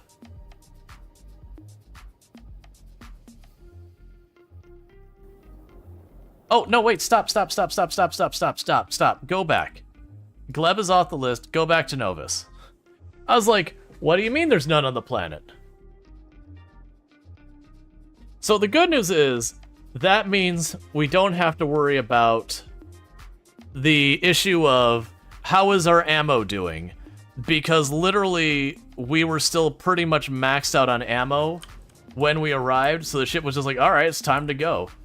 Okay, so we have 5 available on planet. I'm going to accept those 5. I'm not happy about taking half of a rocket, but that'll give us a couple of spares just in case. And then we're going to take that uncommon. And so while those arrive, we can go ahead and grab you. You're going to replace the one. All right. Yeah, so you two are going to be the uncommon ones, and you're going to be a common one.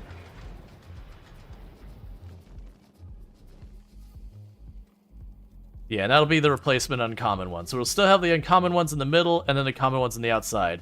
Just because bigger range, smaller range. Not that it's that noticeably different. But that's fine. Okay, do you say you are on your way already?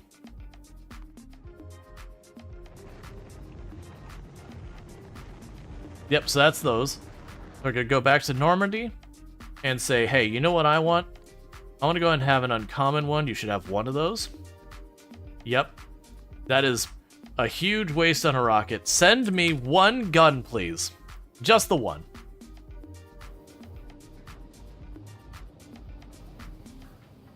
Alright, so we got some spare missile launchers just in case we take losses again. And then once we get our one singular weapon... Yeah, once we get our one singular uncommon rocket launcher, we will attempt this again. Double up the front wall? Yeah, we probably will. Well, actually, I have to be careful doubling up that front wall. If I double it up too much, it'll block the claws from grabbing stuff. So there's a little bit A or B there. Okay, cool. So that is on its way. So we can go to the Normandy, and we can clear the requests. So we have that. It should be arriving momentarily. And we should be good there. And as I said, it does seem like our water literally is staying full. And our rocket fuel, we can drain it. But we basically did the journey we needed to back and forth and burned maybe 4,000. So I'm feeling pretty good about the distance. Thank you for the follow. Welcome to the stream. So I'm feeling pretty good about the distance. We did fix a rather dramatic flaw. Yeah, I think we can afford to do that. Let's see how much that's going to change the profile of that.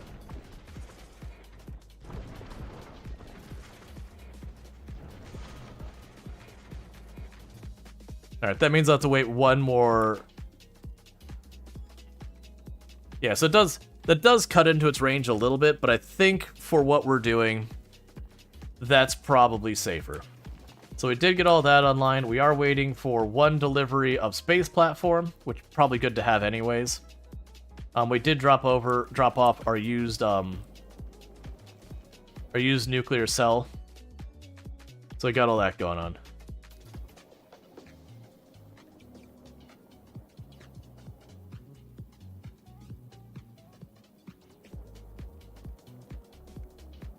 I'm just amused by the whole jettisoning ore out of the side of the ship constantly. What is surprising me is just how we're not getting any of the ice. Do I have something going on at the ice belt that is forcing it to one side? Oh, I mean, just in general, it's not getting put on both sides of the belt. We got that problem again. We could make that better. So we can go right before one of these.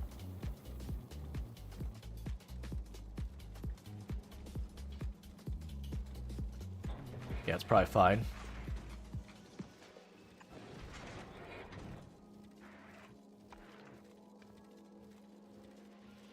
Sorry about that. And that should help start moving that so it's on both sides of the belt, little by little. We've got a couple places where that happens. It's just they are getting forced onto one side. Oh, you know what I could probably do to help with this as well? While we're waiting for that the platform's already here. These ones here, like this, if I do it like that, will also help. Yeah, that's probably enough. Okay, so we're going to go ahead and save again. And we are going to grab the ship. And we're going to say, don't worry about being here anymore. I wish I could change the target that way. Just like click here. Oh, can I? No. Add station, Gleba, get going. Because they're basically full on fuel. And everything should be configured. You're only for the huge. The turrets here for the other stuff. Yeah, so the laser turrets do have more range, but because we don't see enough small stuff, they just sit here and do almost nothing, unfortunately. Most likely, they won't even get involved until we start getting overwhelmed. I do think for our journey to the other location, I may have to cut to the engines like we've done before, just to make it so I have time to fight.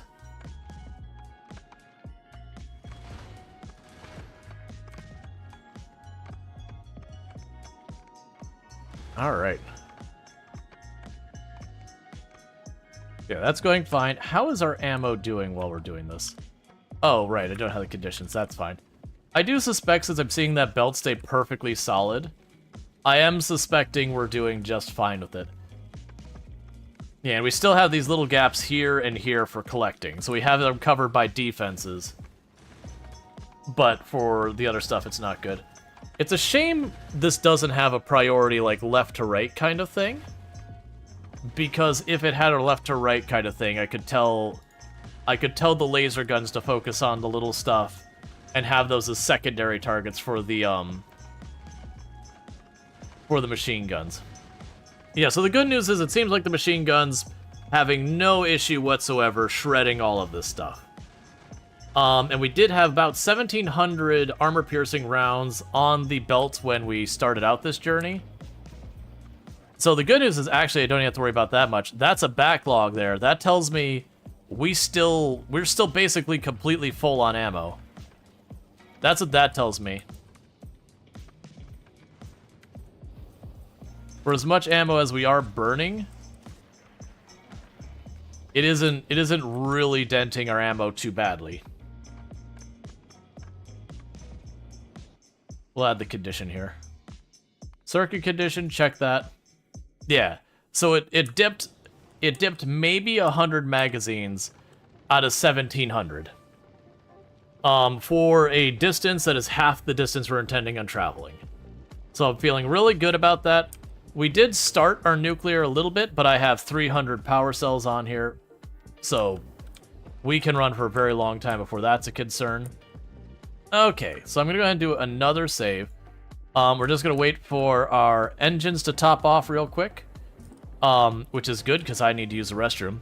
We're just going to wait for our fuel to top off, and then we're going to make our effort to hit Abuelo, or I keep calling it Abuelo. That is, yes, it's Grandpa. We're hitting Grandpa. I don't feel good about it, but apparently that's what we're doing. It's not my fault to name the planet Grandpa. No, it's not that at all. It's Aquelo or whatever it is. What is your name? I keep thinking. Yeah, Aquelo, whatever. It's cold. So with that said, what I'm gonna go quickly do is, because I need to use the restroom, we're gonna go ahead and put up our prediction. Exact same prediction we did earlier today. We're gonna start a prediction.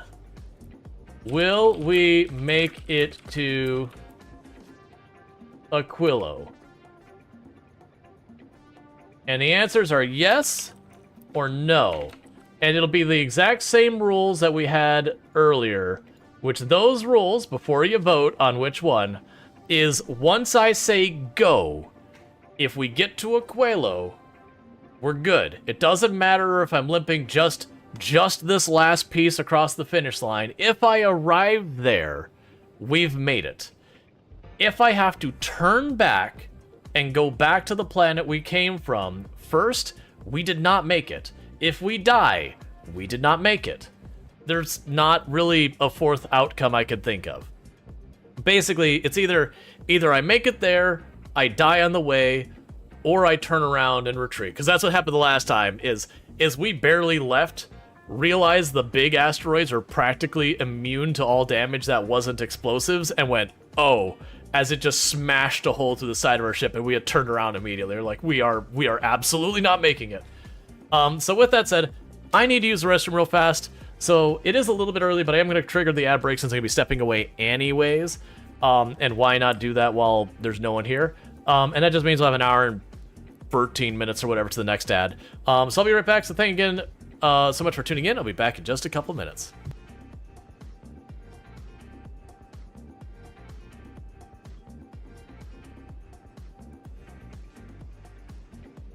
Thanks, everyone.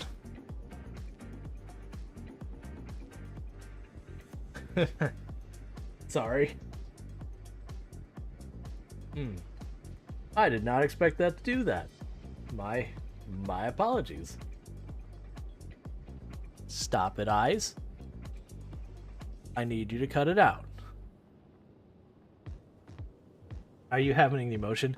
Yeah. Don't you hate it when that happens? Think we broke Strainer? Yeah. I think I've only gotten teary-eyed, what, 3 times on stream?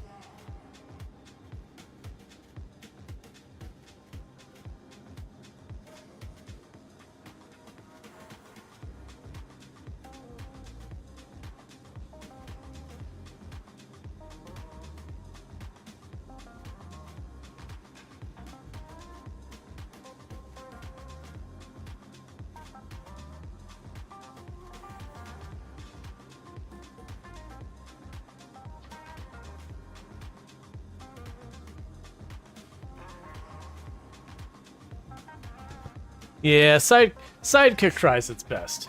And by best I mean, you know, it tries. Maybe. Kind of. But yeah, we'll wait until things go and all that. So yeah, so predictions going. Yeah, 1 minute remaining for ads. Yeah, we got a little bit longer. What's going on? Yeah, no, Sidekick has been an absolute mess. You heard Sidekick fries and had questions. Okay. Meanwhile, it's going back to you. You're missing materials. So yeah, we're just waiting for the ad break to be over. Oh, they're dropping off science. Yeah, that's the usual. Have we actually made better quality? We're still going regardless of anything. I'm just while we're waiting for the ad break, it's just like let's peek at what we've got going on down here. Full of frames and all that. Oh, are your box full too? You know what? Honestly, that's fine. The drones will just use those materials, and very, very slowly we'll get better stuff. Okay. So we are back. All right. So will the Apollo? Will we make it to Quillo? So we have 53,000 voted yes, 25,000 voted no. We got about 10 more seconds to get submissions in, and then we hit the go button. Now, to be clear, I mentioned this before, I am allowed to, like, if we realize some pipe is turned sideways, I am allowed to adjust the ship and all that as we're going. But the point is, once I hit go and I leave in that direction, it's which end do I make it to? Or fail to make it anywhere. Alright, so that would be it. We had a last minute, looks like 10,000 extra one in. And with that, we're going to, just so I don't accidentally get there and then go back. Aquila is on the list. Circuit condition. Circuit condition. We are going to do this just so I can monitor the ammo. We are en route. One of the first things I might potentially do is... I'm going to go ahead and do this now. I'm going to cut those 2 engines. So with that, we are only going to have 1 engine running. Ahem, we're only going to have 1 engine running. Oh, it probably has stuff in it. So these 2 engines should cut off, and then we should be down to 1 engine. So what should happen is relatively soon, we should start seeing huge oxidized asteroids, or whatever the size is, big ones or whatever. Not these ones, the larger ones. And that's where all these rockets come into play. And that's basically where this whole thing came to an end. I don't know how you're still running.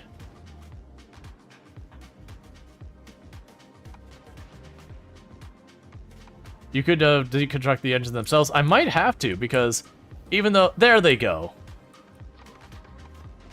They just had fuel in them. So we've slowed down our speed a lot to give us time. Ammunition-wise, we're basically maxed out still.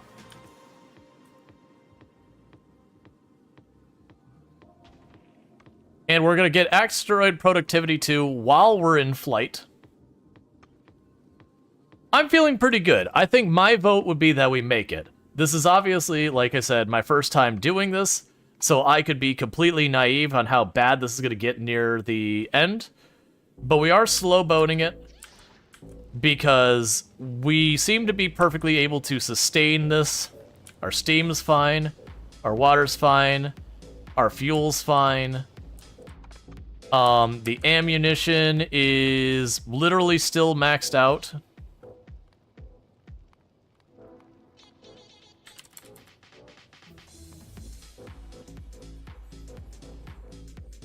Okay, there's the ones we're looking for. There's the big oxide. Why are you not firing? Why are you not firing? Oh, we have the wrong one. No, no.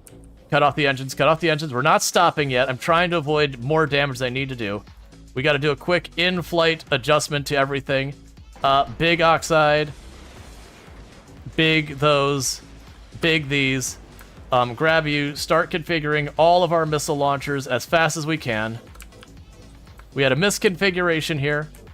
That doesn't count as a failure unless we go the whole way back.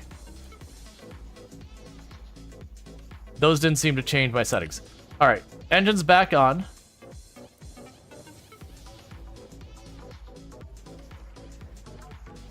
Okay. Crisis aborted. I don't know if we actually stopped that from hitting us or we just endured it. Alright. So minor snafu. Very first asteroid, I think, did hit us. Because I chose the wrong settings here.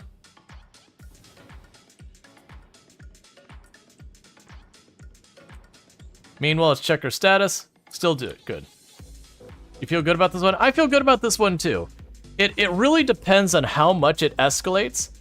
But these do a lot of damage, and I actually have a pretty high level of stronger explosives. I don't even know what to put this in anymore. That's fine. And I feel pretty good about this one, personally. I think taking our time and slow boating this is the way to go. Because, yeah, as you can see, here's one of the huge ones now. Big one. Yeah, those missiles shred the big ones.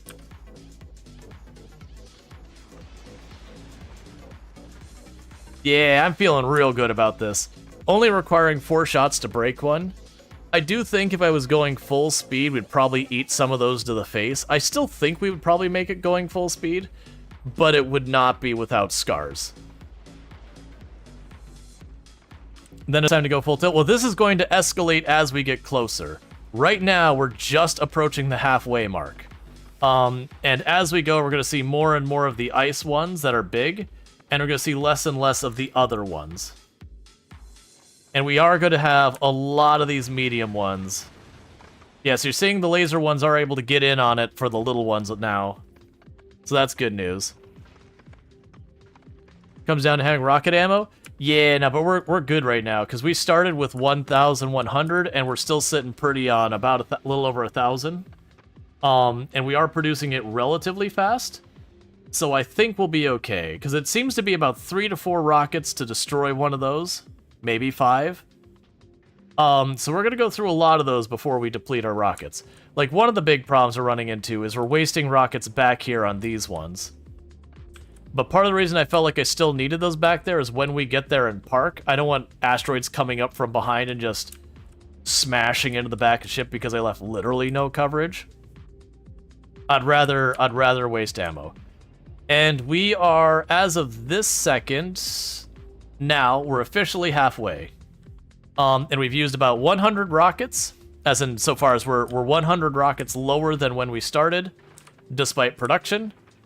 And our ammo, like our regular armor-piercing ammo, is absolutely maxed. So that tells me I could have, I probably could set up a little bit more rocket production and been okay. But we are going to start seeing more and more of a strain on our rockets.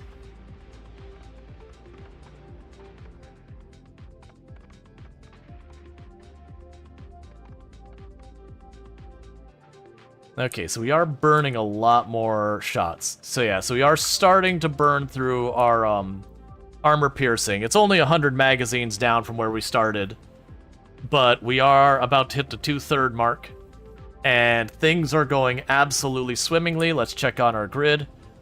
Steam is... Why am I... So yeah, steam is totally fine.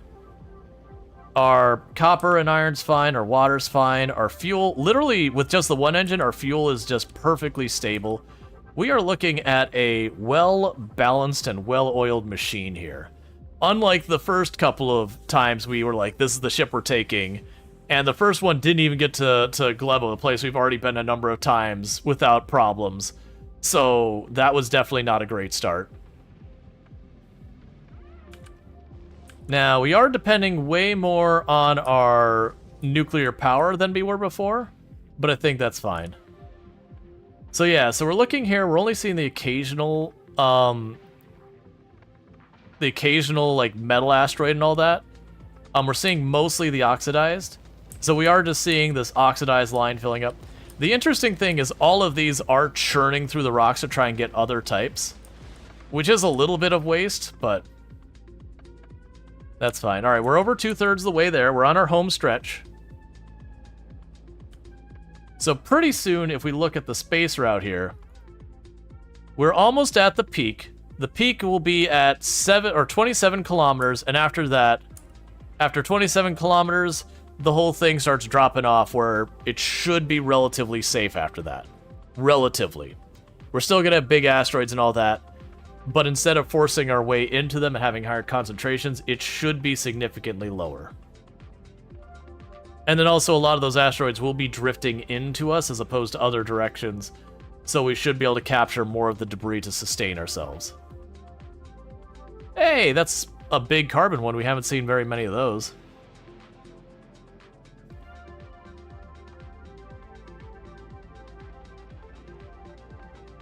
Alright, so as of... Wait for it. So, as of this point, we should be passing the worst of it. It should be all better from here.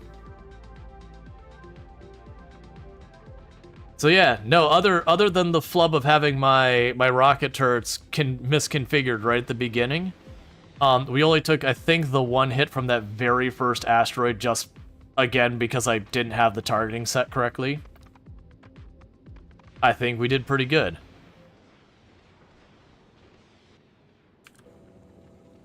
And in a couple more seconds, we'll have arrived.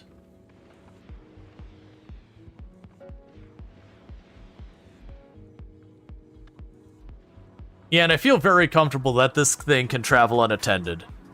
That's fine. Alright, we are officially here. We're just gonna pause the thrusters.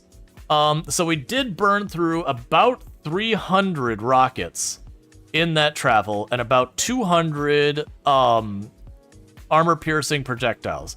So let's keep an eye that we're just over 800, because I want to know if we idle up here, if we will end up gaining rockets or losing rockets. If we're gaining rockets, everything's fine. If we're losing rockets, that is a problem. Meanwhile, we're over Aquilio, and I can't see anything. So the unfortunate reality is we are going to have to hop out, and we are going to have to try and make that work. But first of all, we're going to choose the outcome. Did we arrive? Yes, we did. So we have successfully made it to Aquilio. So congratulations on the people who had faith. It was well placed this time. Last time, that would have been a mistake to trust me. So, you know, that's good. Alright, so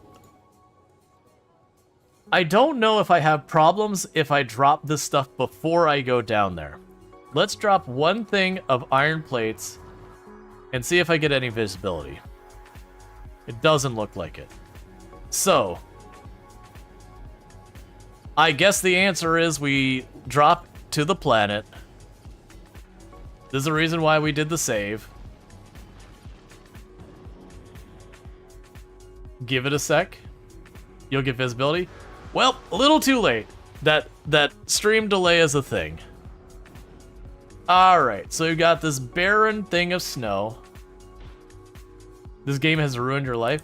So the good news is I'm not taking damage or anything else like that. I was worried about that.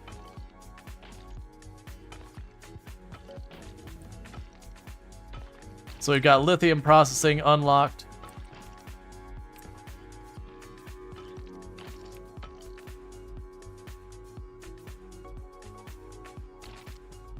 All right.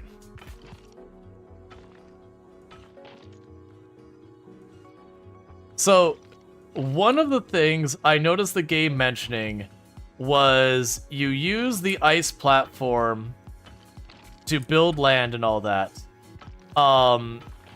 But if you heat on the ice platform without first putting down concrete, it's bad news. I'm also noticing it doesn't seem like the stuff in our cargo containers there is getting damaged by the cold. So we do have oil right here. Yeah, so looking at the map, we have crude oil available up here. And... oh, you can hover over water? That's amazing. I see. Oh, never mind. I was gonna say, it's like there's no more land. It's like, I see. It's you know... it's blocked. Yeah, no, oil is good.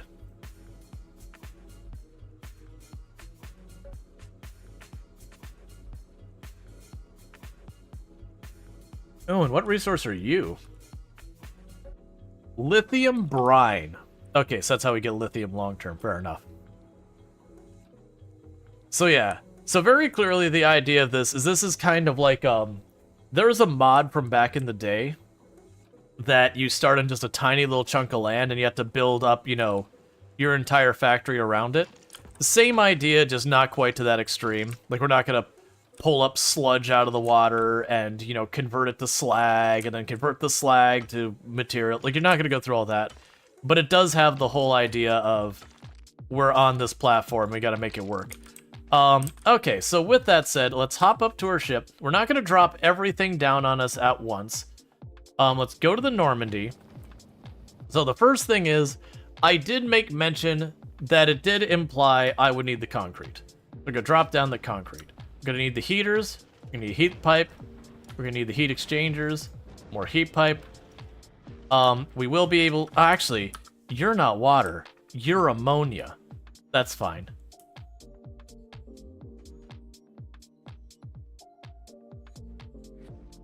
I'm kind of scared what happens if, like, those pop down in your head or something. Okay. So let's grab you first.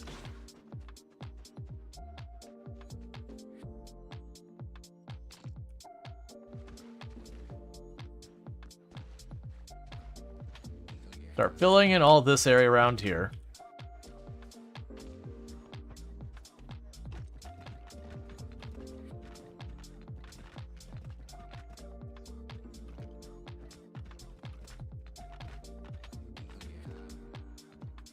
Let's not get too wasteful on this. Let's try and keep it to just where those things actually are. Because I don't know like how urgent of a problem this will be. Like this will all be the experimentation like, oh hey, you know, I went inches away from this and now I've got a problem.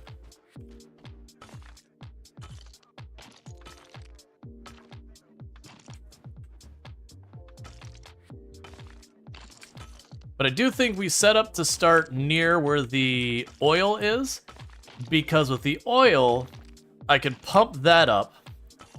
We can use the oil then to make ourselves fuel, and then we can put that fuel into our heaters, and then we can use our heaters to create power, and that should be effectively infinitely sustainable power. Which is good, because solar should be absolutely worthless. Solar on this planet is supposed to be 1% productivity, which is why I'm not even going to bother. Like, I might drop a singular solar panel. The ship drops are flashing? Yes. It's just letting me know that they're there. Right now, I'm trying to get enough platform, because it's going to be more cargo than I can carry on my inventory. So I'm going to need to use some and all that.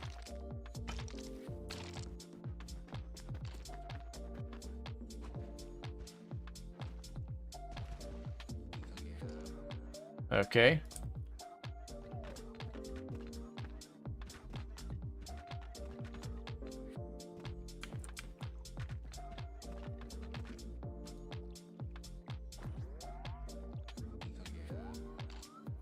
Didn't bring a landing platform? I did. But the implication was that your stuff will get damaged. Just being out here. So I want to wait till I've got things set up. Till we can, you know, do some trial and error and see, like, okay, you know, does just any building get damaged? Does it have to be building pumping fluids for it to get damaged? Is it, like, your main starting area is okay, but once you get farther away, it's a problem? Like, what are the conditions of which we get damaged and don't? And don't spoil it if you know the answer. That's... Half the fun is figuring that out. Okay. Oh, we have... Alright, so we've got that set up. Interestingly enough, this means I will have to have concrete delivered to me, because I don't think we can make stone here. And that's a requirement for concrete. But the game did already heavily imply that you are going to be dependent on the other planets to support you on this planet, which makes sense. We've got all the earlier planets, we were able to sustain ourselves just being there. Having you depend on other locations is a nice way of going, alright, here's your finale of what this is. Go figure it out. Okay. So we've got all that set up. And that's the reason I sent down this stuff next, is we've got our heater, we got our heat pipe, our heat exchangers, and all that. That should, well actually, I don't need the heat exchangers yet. We're just gonna need the heat to start with. So we're gonna go back up the ship and send more stuff down to us. I'm gonna send 2 stacks of rocket fuel down. We'll send 1 stack of turbines, 1 stack of accumulators, the pump jacks, the oil refineries, and the chemical plants. Okay. Hey. Oh, I put those together. I didn't know I could do that. Power poles? You are right. The power poles we should also send down. 2 stacks of power poles, a stack of pipes, a stack of the bendy pipes, set a stack of the repair things, the stack of the bulk inserters. I'm not sure we'll be ready for the other stuff yet. That's fine. Did I send down all the concrete? I'm really hoping I didn't. Oh man, I need to bring way more concrete than I did then, because I'm already down to 87. Alright, so I get the idea here, is we are going to be doing a lot of back and forth. Well, I mean, the Normandy is going to be doing a lot of back and forth. Okay. So, let's see here. Where do I want to start and how? Let's grab a pump jack. Let's just grab the stack of pump jack. You know, honestly, most of these are just one stack in size. The one I gotta watch out for... Oh, no, you're only one stack in size, too. Right, because I only sent one stack down with me. Grab all these, and let's deliberately drop something out of the way. Hey, what would happen? Hear me out. Let's actually try dropping one of you.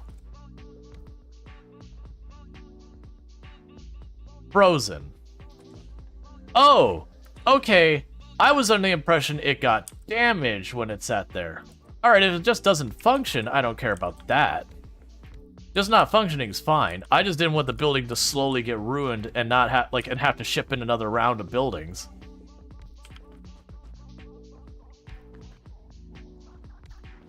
Okay.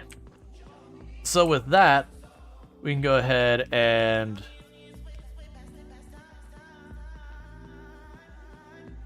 get these sorted out.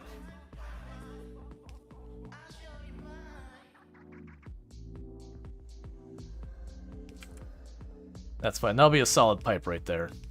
I know it's a little inefficient, but...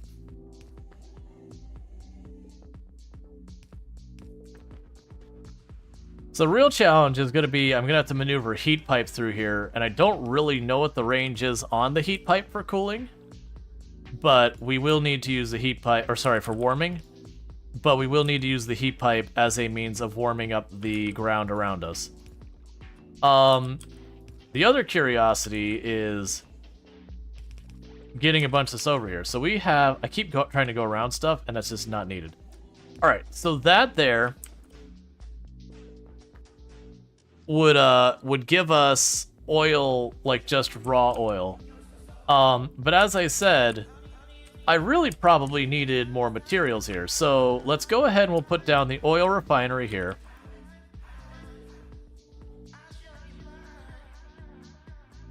Where would be the best place? Because I gotta remember I am going to be able to just build on here, there. Yeah, no, I know I need the concrete. I'm trying to decide where I want it. The concrete appears to be a problem only when I'm heating. So we're gonna go ahead and get this set up wherever I think I can fit it. Probably here. What are we refining? The crude oil.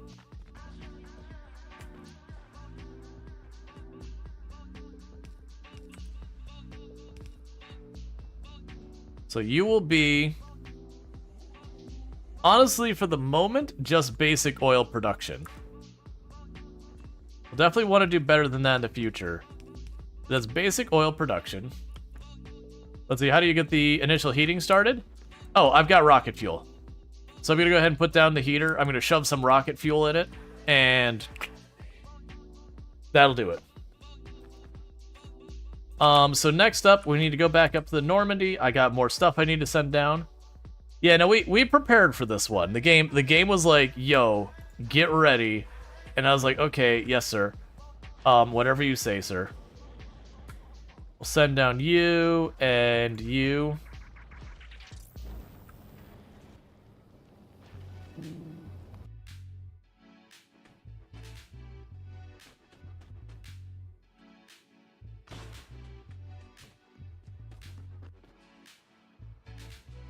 I keep forgetting I can go over stuff in this armor, and I keep getting surprised again and again when that happens.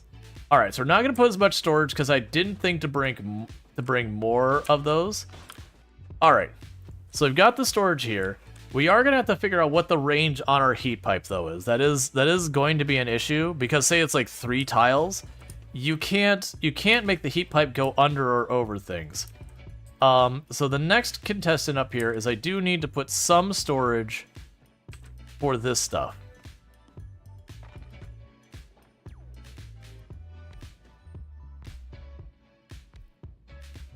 Okay, so that'll give me the petroleum, and then I will need a chemical plant, which for right now I'm going to just plug directly the heck in there. Why are you giving me an attitude about being put there?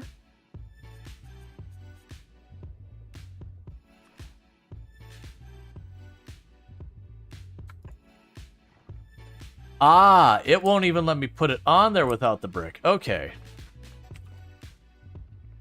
That's it for our brick. But that's okay, because what I can do is in between some of these things, we could smush that right up there.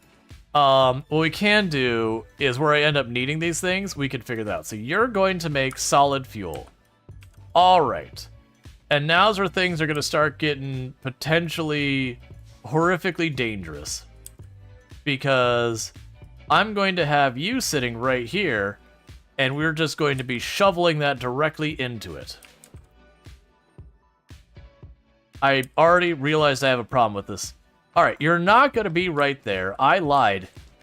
And I'll lie again if I want to, chat. I'm trying to remember. I always forget. So you can pick up concrete, but there's always a weird thing you gotta do about it. If we hit map, I could do it, because I could zoom in, I can grab the concrete button, do this, and just go like this. Or not. Or I'm a liar. Pipe it.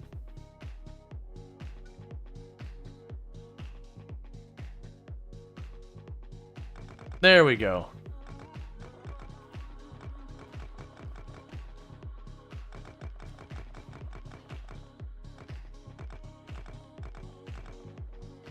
I'm grabbing all the little bits of excess around the edges. Because it does look like I'm not going to have enough for what I need.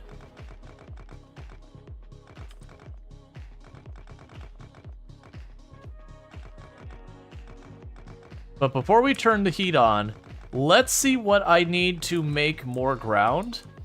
Because I don't want to run myself out of ground. I'm going to leave that spot there since it's kind of in the middle. Yeah, like this spot, if we melt around it, who cares? Like, I am going to need to get the heat pipe over here. So, like, right now, I'm just going to connect this all. It's not going to function because it's all frozen. But I want to get it where I can make the ice ground. And then I guess we're just going to be shipping in concrete. Just lots of it. Which, I mean, with that, I might as well... I might even just ship in reinforced concrete if that's good enough. I don't know what the rules are. Okay, so we picked up pretty much what we can. Alright, so this is going to get us that. So let's pop over here. And I'm going to need this.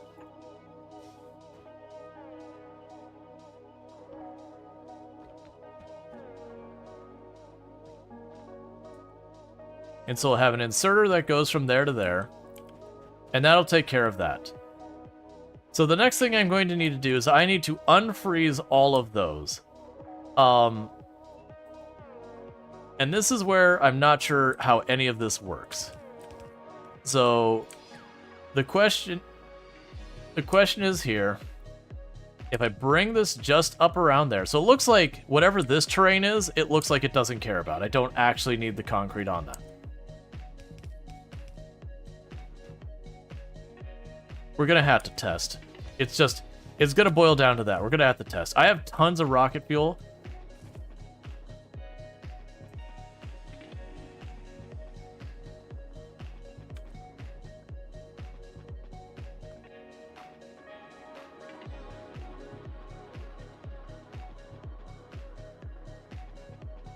Gotcha. Okay. So from here...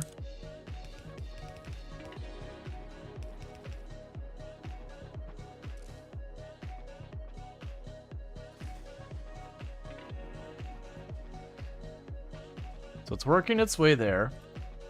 I can grab you.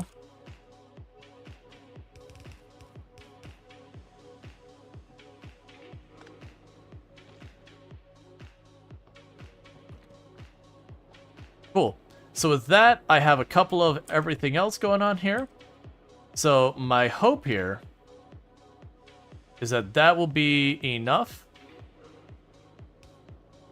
Oh wait, you aren't heated up enough to operate. That's fine.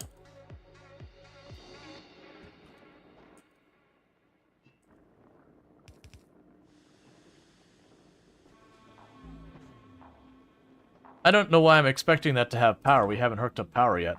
Okay. So for power, that's the next thing that needs to happen.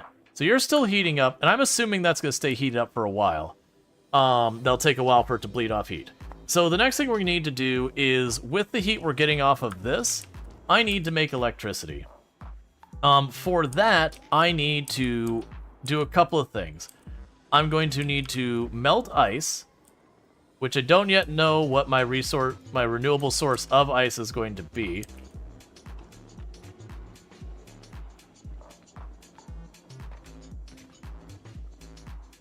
We'll figure that out. So you are going to make ice. Or water, whatever. So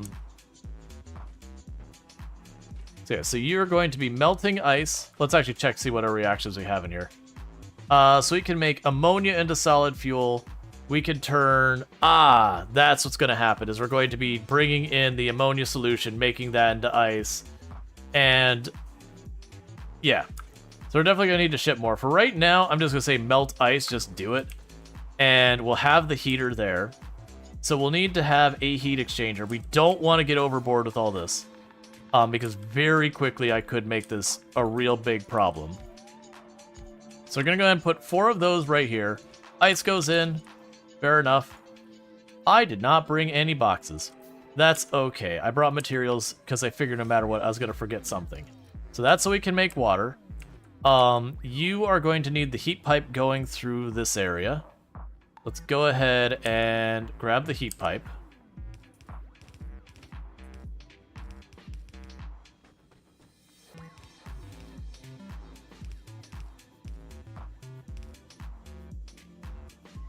Cool.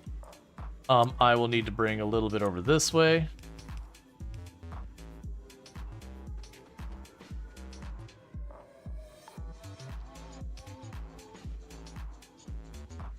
Huh. Right. We could fix this. Hey, you remember where I made the comment about I'm still going to bring the solar panels just in case? There's a just in case. Oh, let's grab the turbines down here. How is your ammo doing, by the way? Yeah, you're basically maintaining your ammo forever.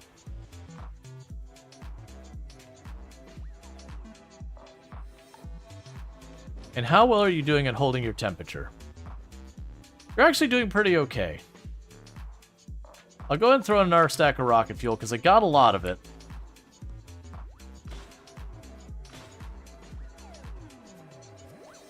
So yeah, so solar panels here are going to be pretty worthless. They give only 1% of their normal power. But that's still 1%.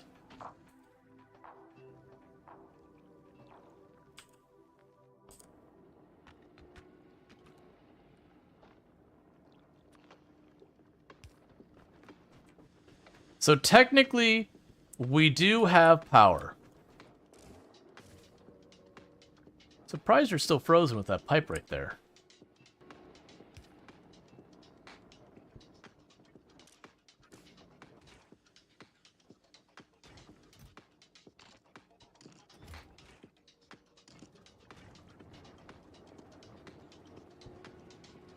Yeah, 1% of 600. There we go. We are very, very, very slowly processing a single unit of water. I'm gonna have to bring that out a little bit farther so I can get the power production here. So what will need to happen next is we are going to need heat exchangers. So I need to get water out here. We'll start with just one. So let me reroute this heat pipe this way to give me room to do this.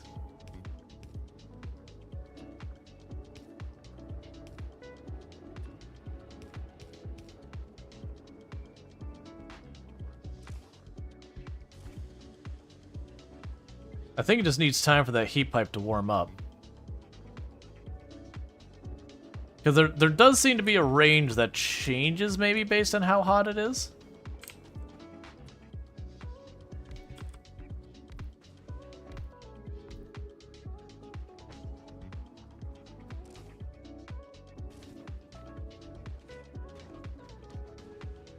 Okay, we're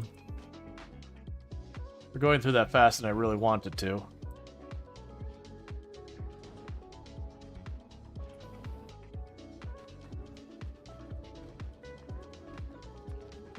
I mean, let's shove an accumulator or two just in here in general. Just to smooth stuff out.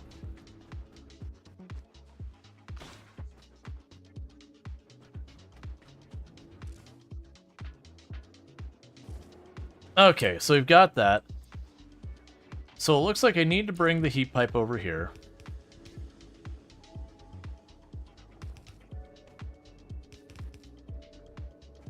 So you need a spot of concrete there.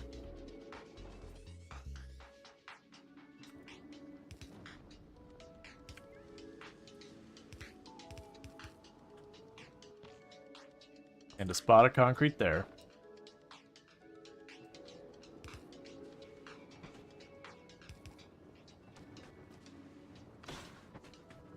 Okay, so with that, we've got steam.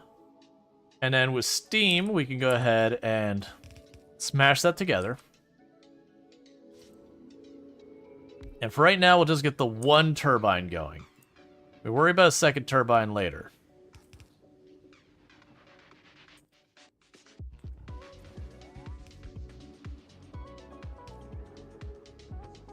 Huh.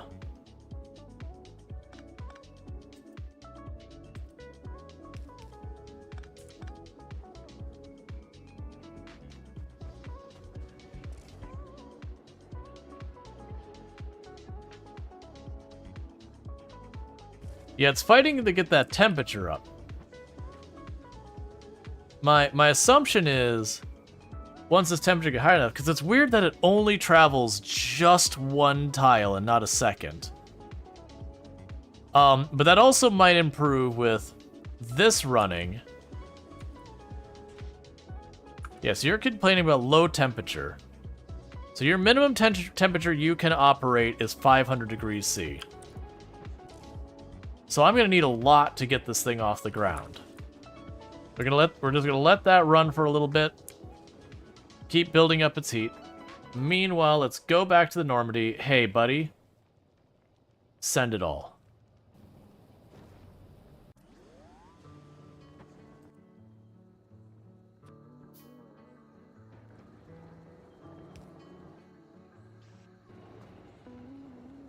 Actually, we can just use what we already got over there.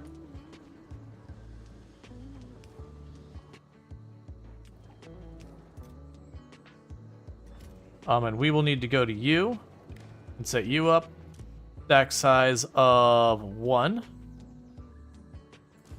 Tell you to report your temperature.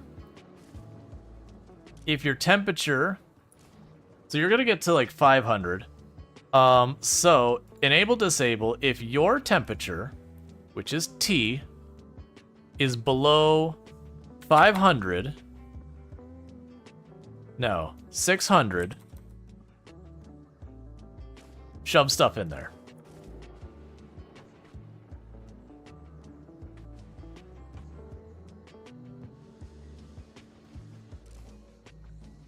So it is slowly climbing. Let's go pick up all that fuel.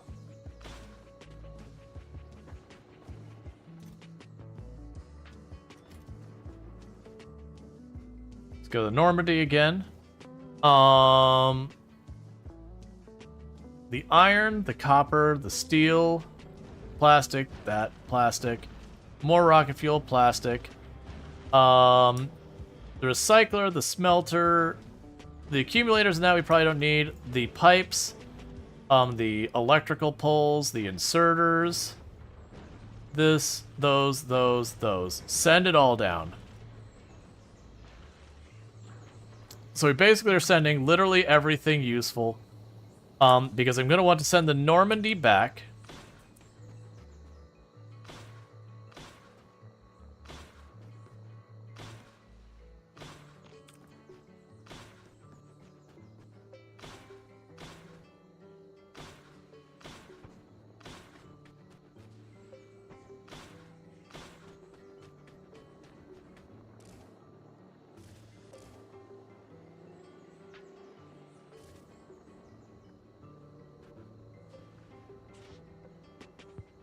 Yeah, so slowly but surely we're getting the temperature up. I do think we're going to run to a situation where I am going to just need more of the large heaters. I do have more on me, but as fast as those are eating fuel right now, I'm trying to avoid building too many. Let's build the second one. A second one might be fine. So go here, put you there, connect a power line there, and then we're gonna duplicate you. I don't know why I thought that was gonna work. We'll duplicate you.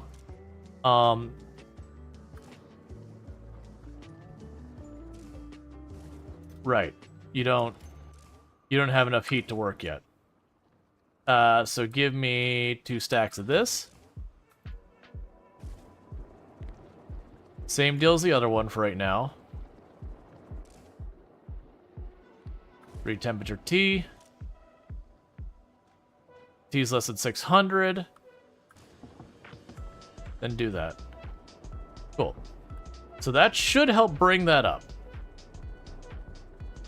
Don't they need to be side by side to get a bonus? I didn't even realize there was a bonus for them being side by side. What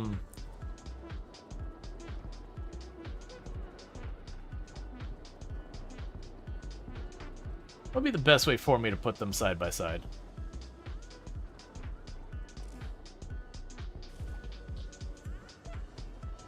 Let's see. Generators heat from chemical fuels passes heat to the connected heat pipes. Heated areas prevent structures from freezing. Cannot be frozen. Does not stop burning when reaching maximum temperature. Not seeing anything about that there. Let's check the nuclear power by comparison.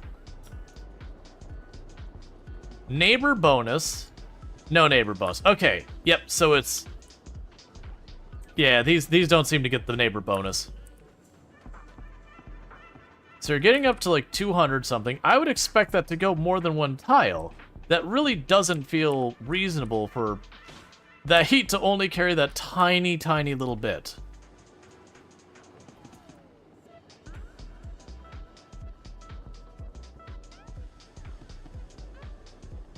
Like they are climbing in temperature.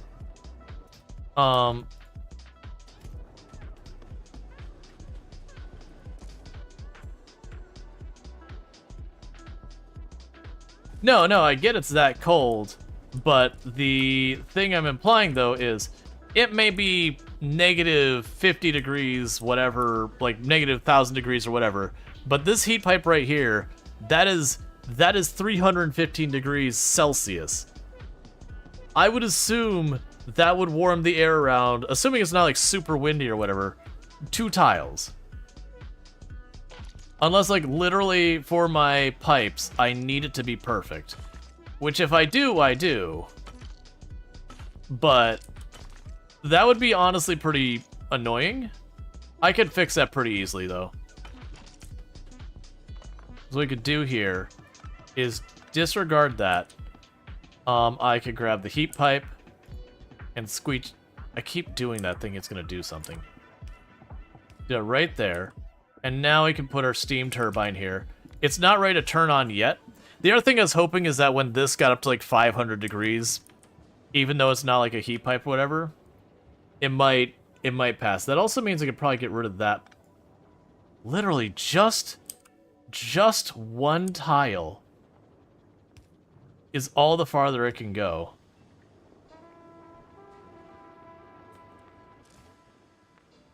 We'll have to see, because part of this is I'm worried about sustaining this. We are going to need to get all this online and trying to get that sorted. Yeah, okay, so this one we actually have the heat pipe going right along it. Let's plan for this.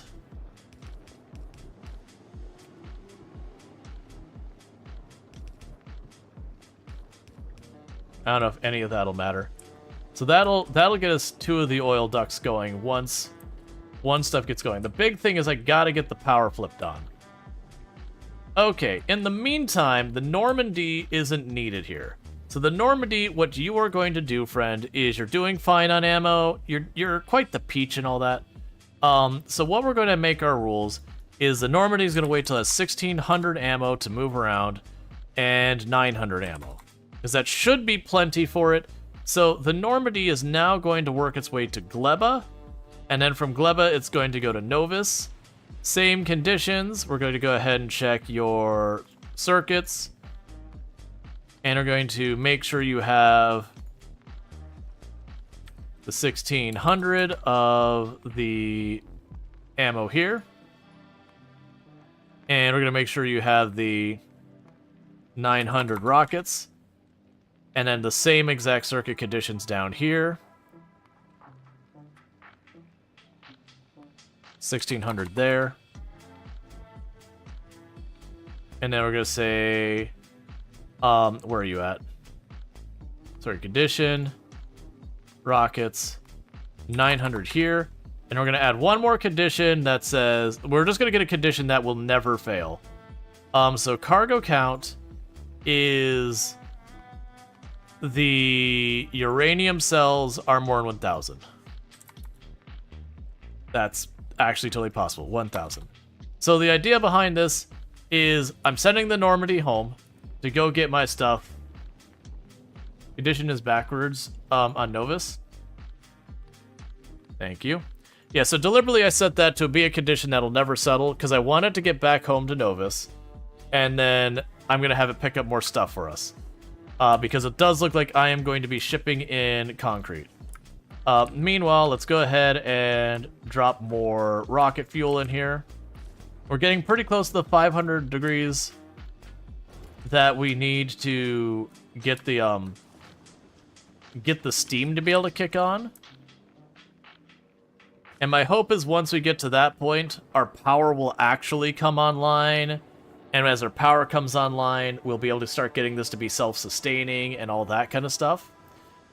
But we're going to have to get there.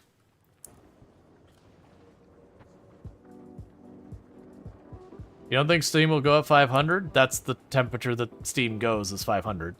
Like, that's how the steam works, is that's at 500 degrees. Now, the question is it going to be absorbing too much heat from our heat stacks to keep it running? That to me is the question. Well, yeah, no, I've got the water right here. All right.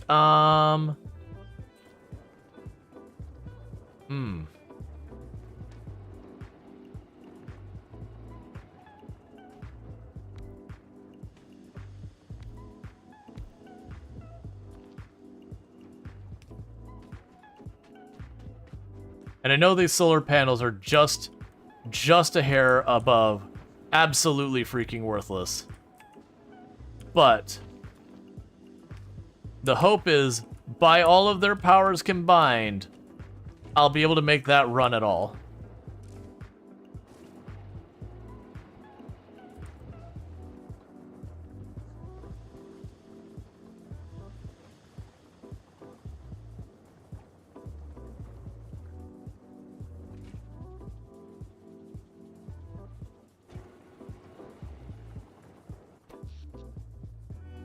Okay, so we've got 3.6 kilowatts going. And we're trying real hard to get this going. So we could potentially bring a nuclear reactor and do that. But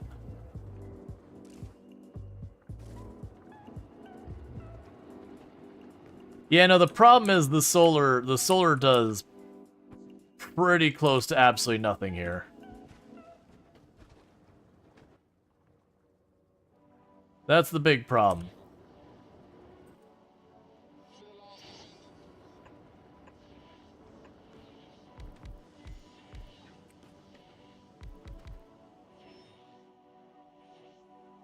The other good news, apparently solar does not require any other stuff. So you know what?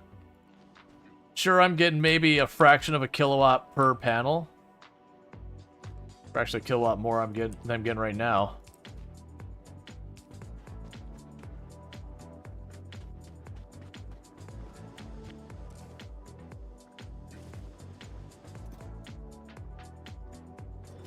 We're burning through a rocket fuel so fast.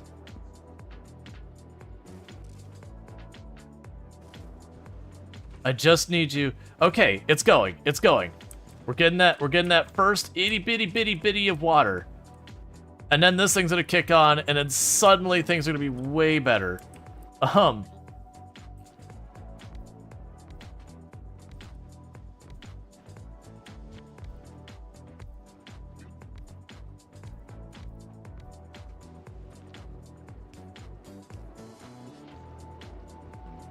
Come on, man. Just a tiny little bit of water. I can't keep the rocket fuel thing going much longer. But that's the only reason I'm sending the Normandy back. Because the Normandy can go and pick stuff up and get that going.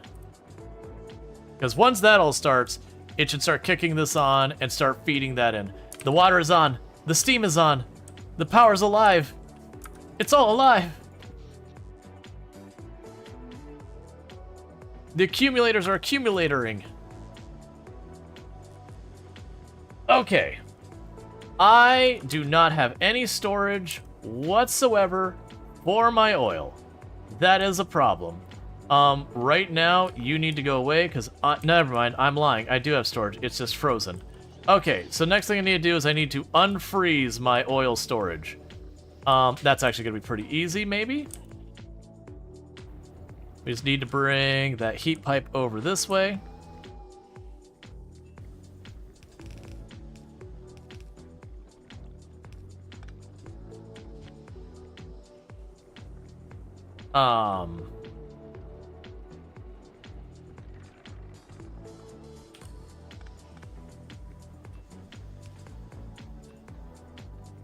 Oh, wait, that's not gonna work. Why did I think that would work? That is a pickle. I'm just gonna pick that up for right now, and we'll figure that out later. So the issue is, that's all still frozen over there, and it's not working because of that. So we can run you down here to unfreeze that. You'll need power. And we can grab a little bit of concrete we've got. Scooch her on over there.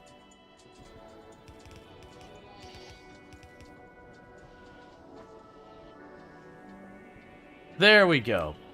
So we've got some oil storage. Take a sip. What's the worst that could happen? How's the steam going? 2.4 thousand.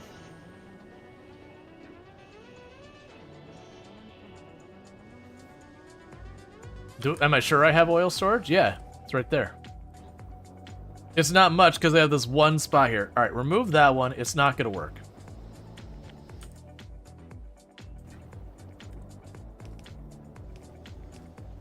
There we go. Alright, so we're going to need to do a lot to get this working. The good news is you are managing to lose lots of temperature. That's perfect. Okay. So some things we need to move around. I do have these 2 heat stacks going, and that's fine and all that. We are feeding the solid fuel in there as fast as it's being produced, which you are struggling just... That's just your production speed. That's what you're struggling on. We can probably work on that.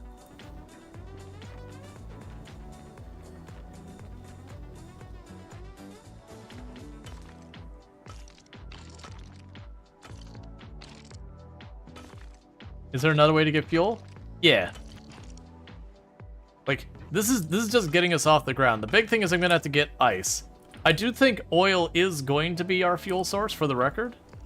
For keeping stuff heated, at least this phase. But, alright, so we'll have you there. That'll keep you warm. But how do I get the petroleum with the other petroleum?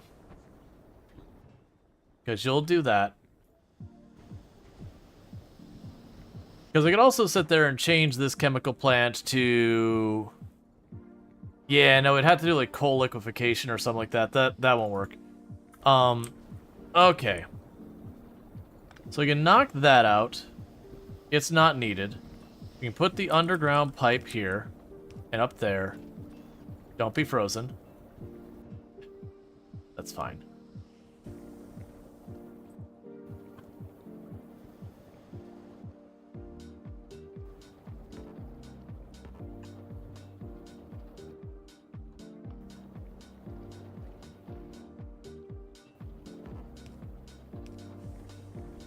Okay, so that's that.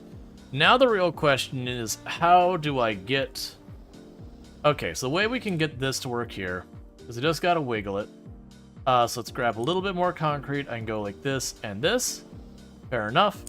We take the heat pipe like this, this, and this, and remove that spot. And then from there, I can take this underground like that up to here. From that to there, and then I have to go back down. So from there, I will need a heat pipe there and there. Cool.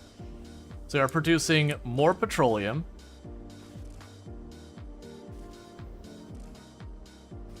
The temperature is absolutely crashing. Oh, broken pipe. Yep. Where are you at?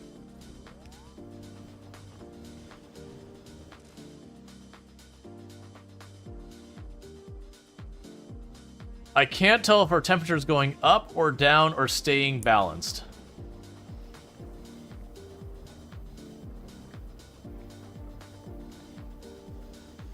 The temperature's cooling over there. I think we're slowly losing ground, unfortunately. We can drop you in here and you in here. How is the Normandy going? Well, let's actually see what's... So we can keep the steam on for a good while. That is slowly building up. The water, on the other hand, we've probably exhausted our ice. We have just about exhausted our ice, which does mean the water is going to run out. So the next thing we need to figure out is we can use the chemical plant to make, we can use the chemical plant to make water. Or, sorry, to make ice and ammonia. So we are going to need to get that online, and then I'm going to need the Normandy to start heading back here with more fuel and other stuff to keep us afloat for a little while. Lithium plate, that's fine. Oh, that goes in the smelter? You know, we can slap down one of those real quick. And we'll just do 2 boxes in and out.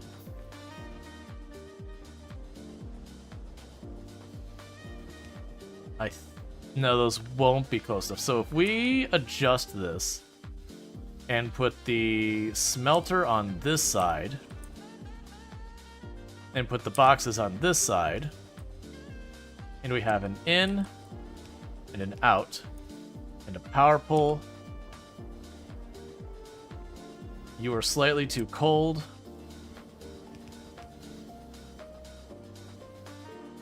Oh, here we can go 1 tick farther, and that brings that online. Thank you for the follow. Welcome to stream. So you put the lithium in, it's going to make those lithium disc things. Alright. So next up on our contestant list, we have you. So we can turn ammoniatic separation. We can turn the stuff from the sea into ice and into ammonia, which we're going to need. That's going to take some doing because we got to get it over here and all that. And am I out of concrete yet? We're getting real close. So if I put this here, do we have long inserters? Yeah. We can put this here to make the ice to chuck in there, because that's done. So we go ahead and put a long inserter in there and get ourselves a little bit of power down here. Put a little bit of concrete directly underneath it. And then put down our chemical plant. And then you are configured to make ice with that. I don't know. We don't have storage here yet for more. So this isn't going to be something I can finish right now. So you are gaining temperature. Thank goodness. So we have got this thing, so it is self-sufficient for now. But I am going to need... No, actually, I don't need to have that. We can make these. There's a reason I brought all that stuff.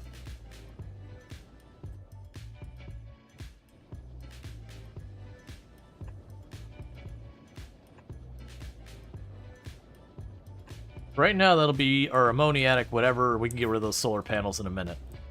Okay, so you need to be over here. We will need the offshore pump. I think I just decided I was going to make him here. We can get the cryogenic lab. We can make our other stuff. Okay, actually, are we still running on rocket fuel? No. We are fully self-sufficient here for the moment. Okay, so I need to make an offshore pump.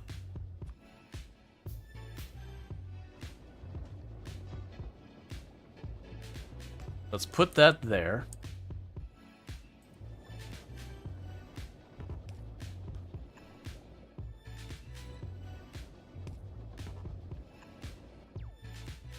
Alright, I need more concrete, which we're just about out of.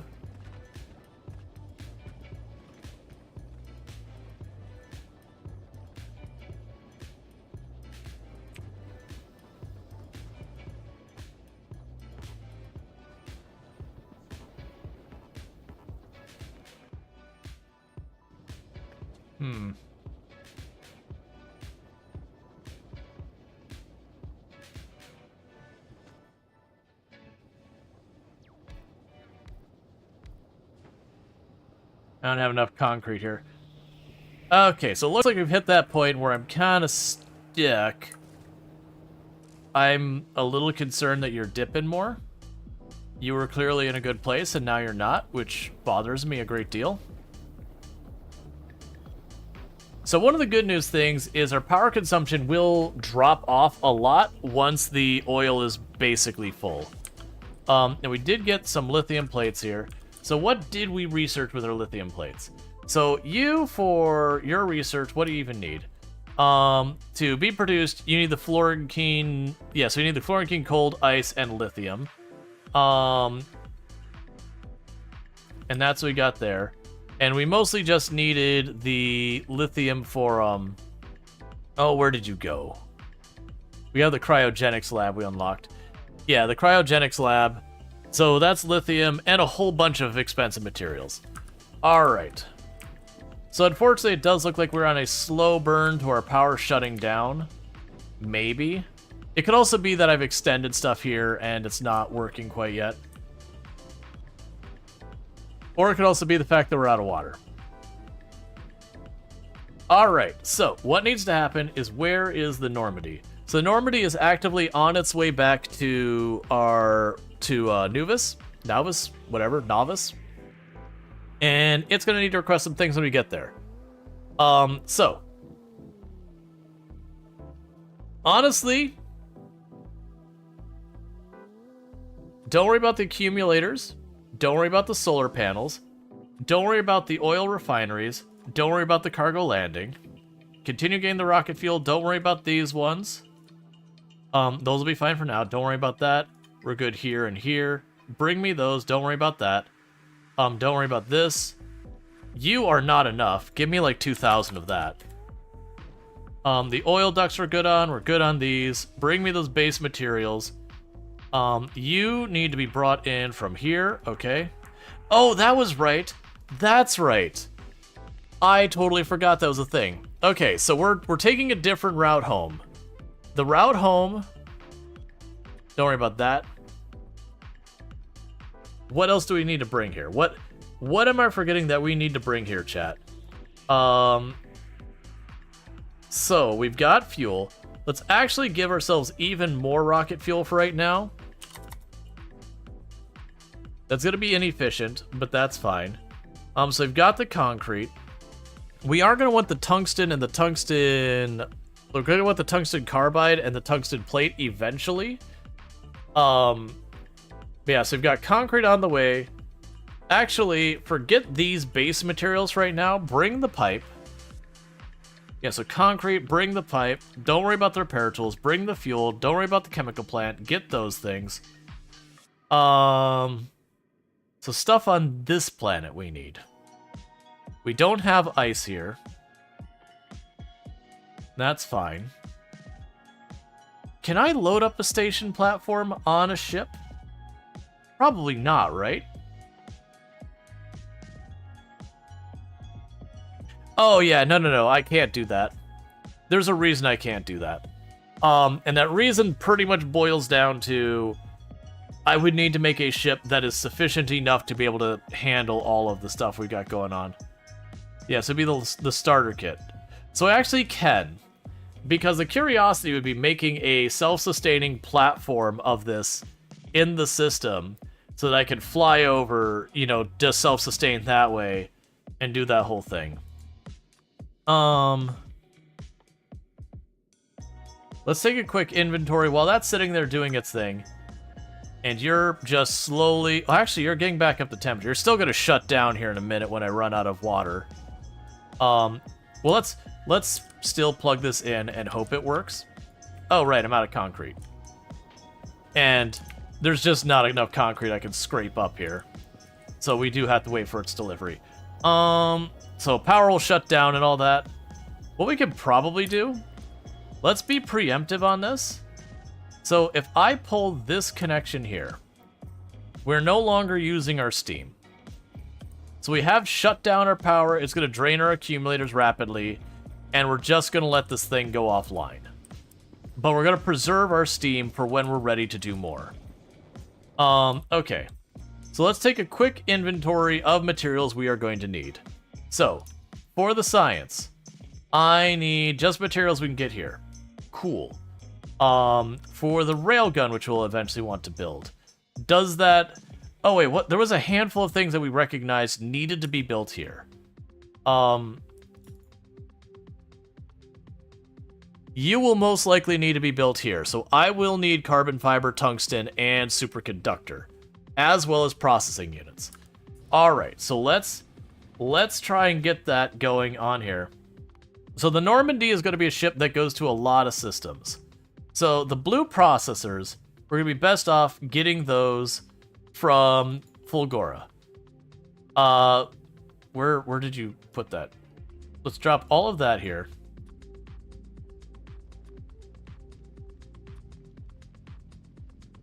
Yeah, so blue processors, you are going to go and grab those from Fulgora, because we're going to do that.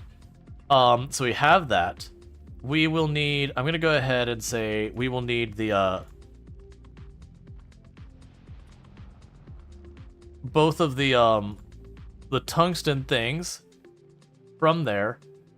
And so you send up 500 a piece, 250 a piece. We can start with that. If we need more, we can do that. We will need the carbon fiber from its respective planet. What else do we need?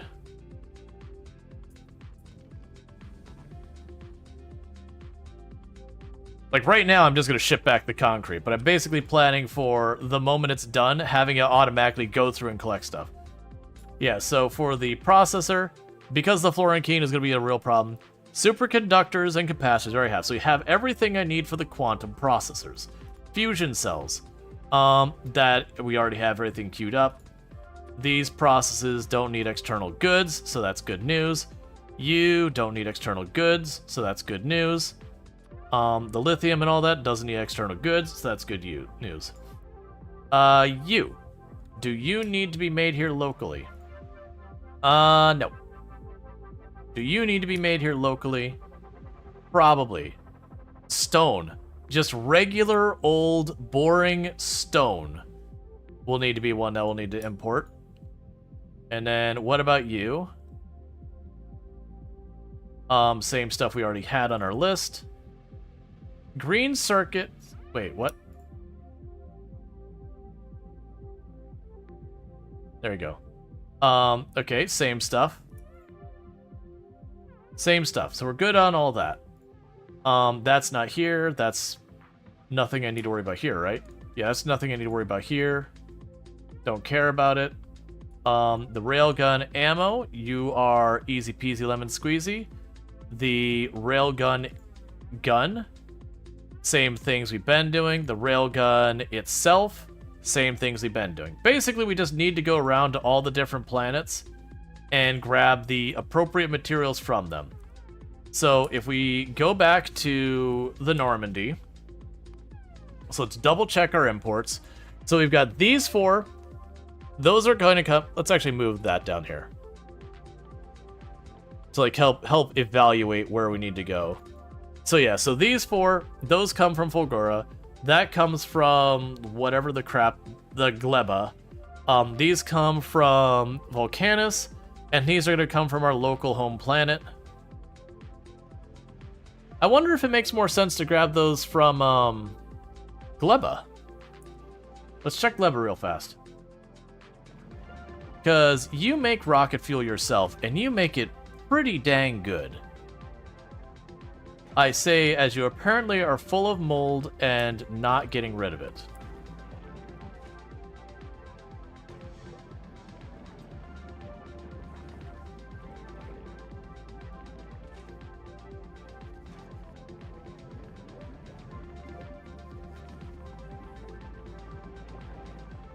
What's going on here?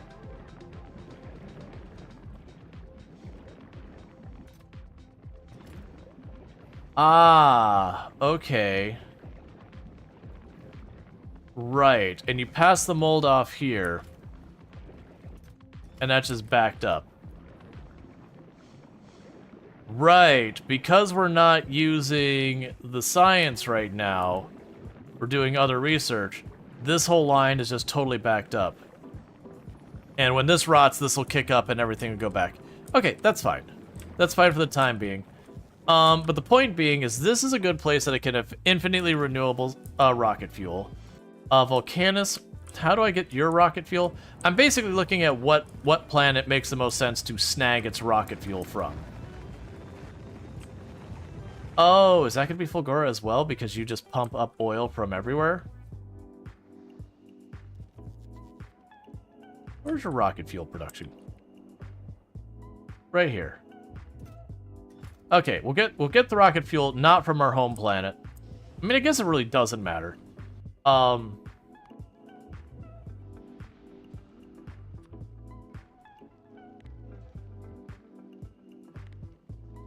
probably grab that from Fulgora.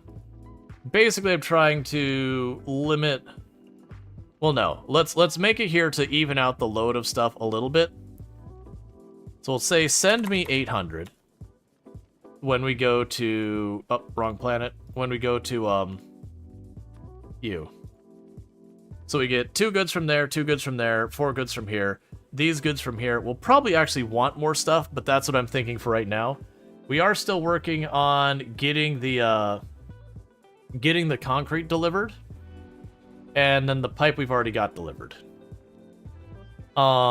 So, I think what will end up happening is we'll say, all requests satisfied, all requests satisfied, all requests satisfied, get this out of here. And we're going to add Volcanus to the list.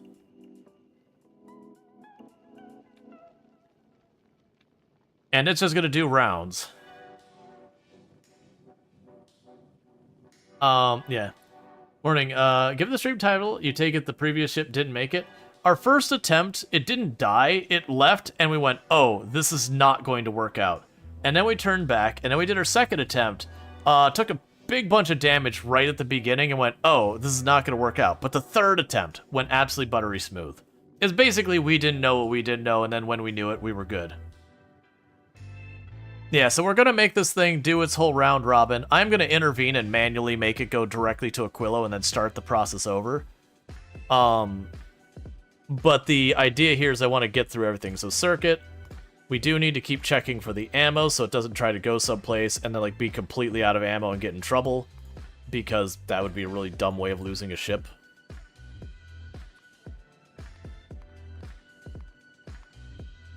Then go here and say check your ammo. Check your ammo. Cool. All requests satisfied. And then we'd have last, Fulgora. Certain condition. Check your ammo. Circuit condition. Check your ammo. All requests satisfied. And then it'll loop all the way back here. And we'll probably have it have a guaranteed wait. Probably inactivity. That'll probably do it. Inactivity of 1 full minute. Should be enough to have it just keep popping off its rockets popping off its things one by one to fill up our stuff. So the idea behind what we're trying to do right now is it is just going to go around, it's going to grab concrete, it's going to grab the next thing, and do all that. I might drop this down to 1,000 concrete. Yeah, 1,000 concrete for right now. So it doesn't take all eternity to do that. And have it go. And I'm trying to wait till it goes there. We'll have it skip till Fulgora. And then Fulgora, it'll go to where we're at. And then I'm going to do is I'm going to remote into Volcanus to make sure we have both of the materials we need getting shipped over. Yeah, so you're waiting for a couple of fuel cells and like 2 more loads of concrete, and then you should be on your way. Because unfortunately I can't like click and drag these to a new order or something like that. There's no up or down button that I'm seeing.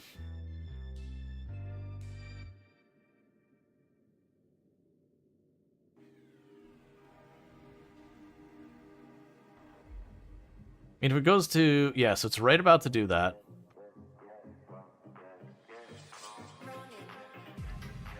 Honestly, with this,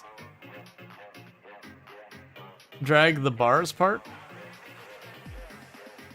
Ah. We'll do it that way then. So that way it'll go to Fulgora, and I don't need to manage it. Okay, so with that, Volcanus becomes the plan I need to work on. And the reason is, I am making this material here, which is one of the materials we require, but I'm not making it a sufficient amount to go off and do that. Am I making you at a sufficient amount? Not really. Actually... okay, and you just need the sulfuric acid, and... okay, so we can probably make this work. So grab you. I'm gonna put you over on this side. I'm gonna turn you this way.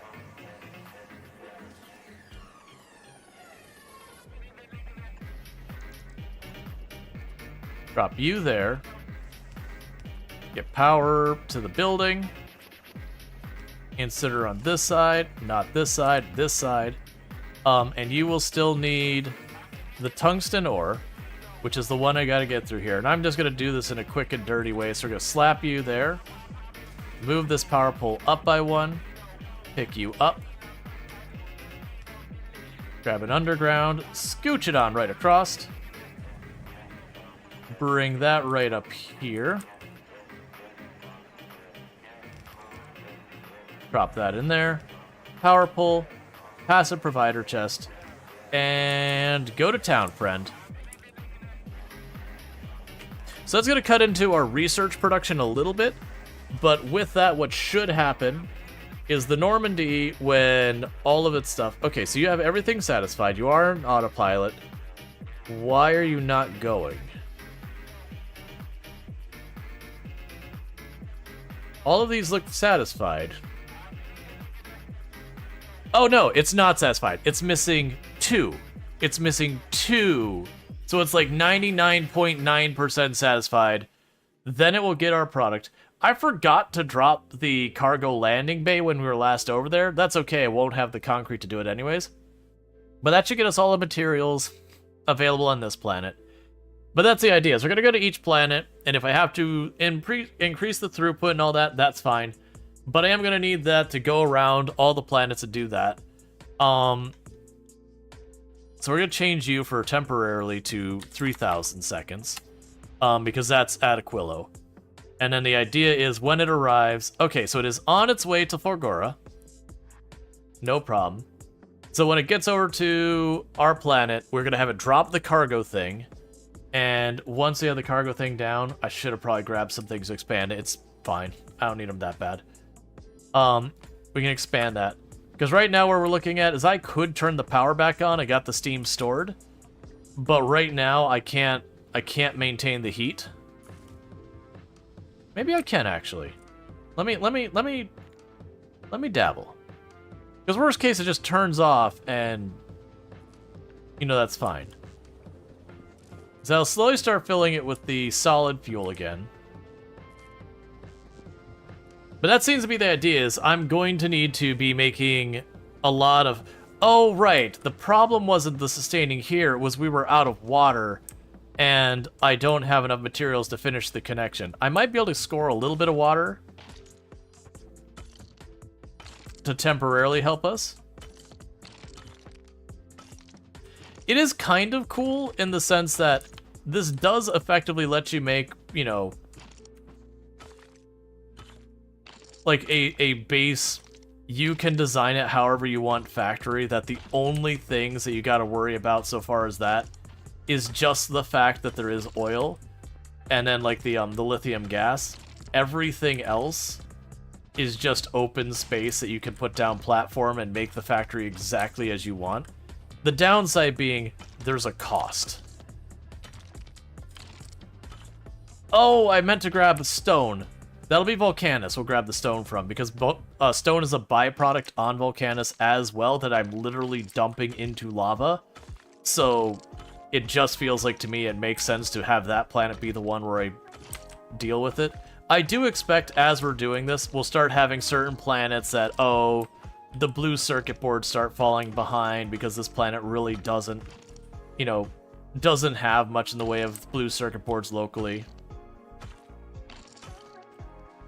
Okay, so I've got some more ice to get that kicked over again.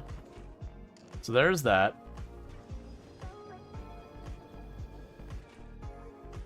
Oh yeah.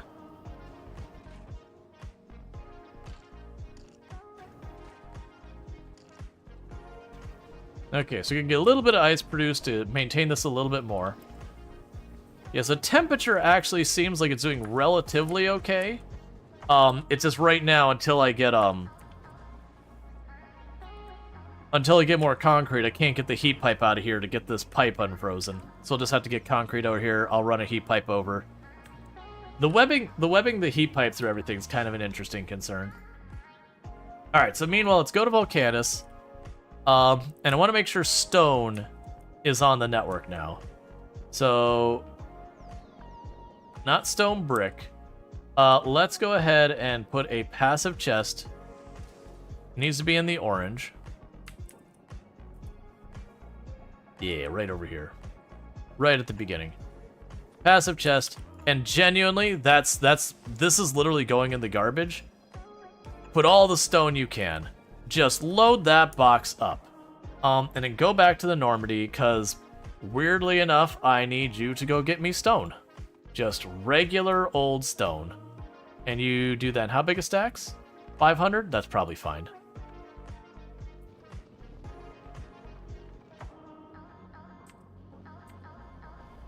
Right, and we cut back on the engines, just because that last length of the trip, going full speed, I'm a little anxious about that unattended. We might even watch this last one. I might go put those pipes back. Oh, actually, did I get rid of the pipes? No, we got more. I might put those pipes back, see if it holds up without taking any damage. And if so, then we just let it do that. If it does take a single hit, even just one, or like it would take a hit if I didn't intervene, then we do not run the 3 engines. I mean, honestly, I kind of just don't want to run the 3 engines. Because like all this would probably be fine, but I'm a little, let's just play it safe. This doesn't need to rush. If I do get to the point where I need to rush this, do you know what I do? I build a second Normandy, and then we have 2 of them going around. And then we can have, like, one go back one way, and out. Like, we could just have them take turns where they'll probably balance out.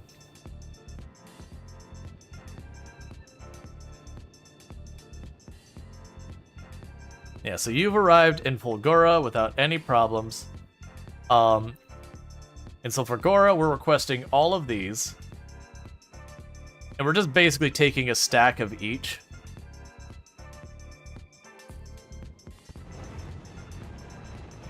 So there goes our delivery.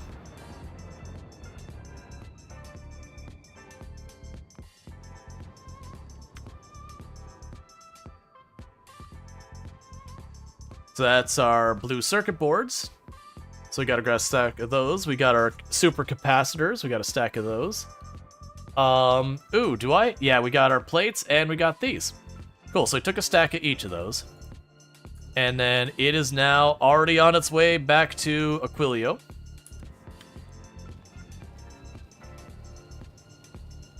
So it's just gonna do its thing.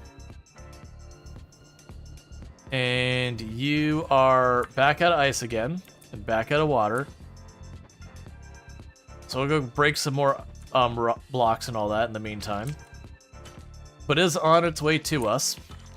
And then we'll have it drop the cargo thing first. We'll figure out where we're going to place it, get some heat pipe around it, most likely, whatever it needs. And then with that, we can start putting in the requests for all of the other goods and basically be like, hey, keep me stocked up.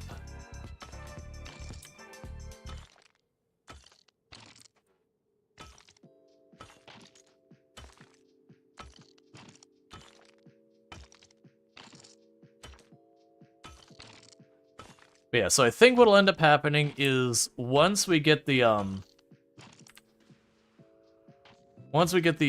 ammonia going and all that, I'll be able to start taking the ammonia, and it looks like there's a way I can make rocket fuel and solid fuel and all that with ammonia. So it almost feels like there's a juggle between, do I use the ammonia or the oil for what? Like which one goes into what production? But we'll figure all that out. It is going to be a thing that'll go a long way and all that. And this is where we're going to get our lithium.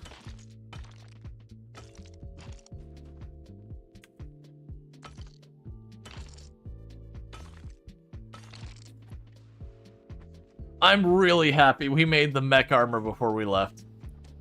Just the fact that it flies over everything is just too incredibly useful.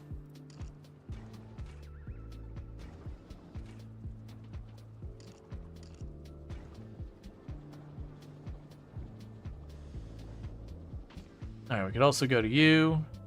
Drop off our lithium. Okay. Because right now we need to make the cryogenic lab and all that. And the issue is... Oh, Alright. Alright, we had a mistake. The Normandy's already on its way, but we're going to add another thing onto the shopping list for the Normandy in the future. When you go buy home, you also need to grab a stack of refined concrete. And that's a rocket size for 100. Let's set that to... Honestly, let's only make it 200, because we're not using that for putting on the ground. We're using that for buildings.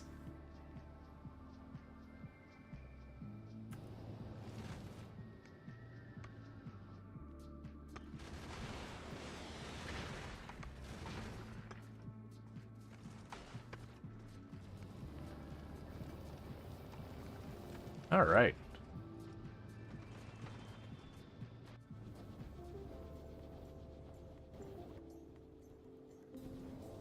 Yeah, so that'll be good. It's already on its way back to us. So the Normandy's actually probably going to make pretty good time on these.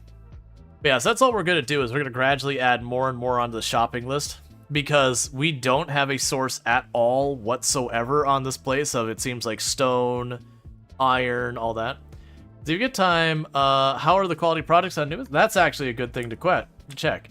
The quality products on Nubis. We have done nothing exciting whatsoever with those. Let's go ahead and add on to the list here to start burning the rocket turrets again, the not good ones. So go ahead and say, put that in the list. We are running into a problem where a bunch of these boxes are getting backlogged because of this. And then you're getting backlogged because of that. Let's see here. Do we have any surplus of the quality modules? No, you're still waiting on the tier 2, and the tier 2 is waiting on, or not, yeah, the tier 2 is waiting on.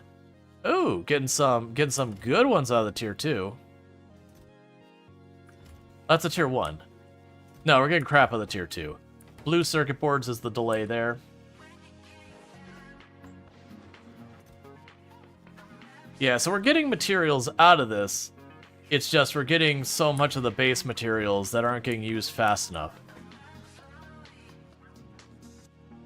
I'm pretty sure we even have like a regular wire thing going here too. Yes, we've got the... Oh, you know what? We probably don't have a regular wire one. Nope, don't Control Z that.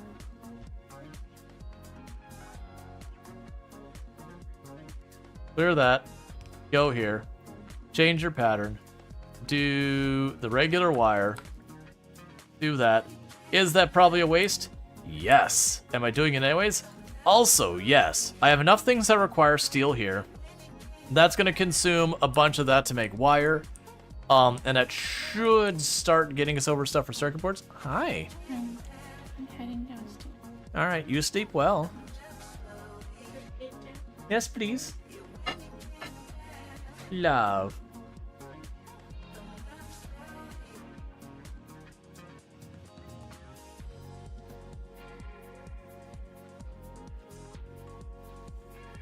All right.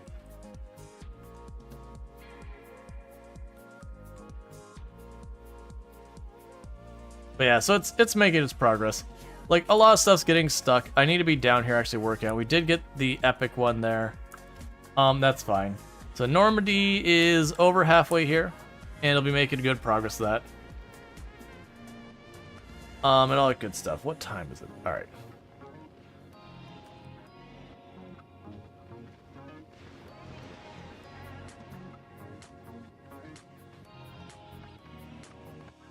Yeah, because you're basically just chilling here. That's all we could do right now is just chill here. Did I not put the long inserter there? Oh, no, I didn't put the long inserter there, did I? There. Because I chucked some ice in there to refill that as we go, so I don't have to hold it all. Alright, so Normandy should be arriving relatively soon.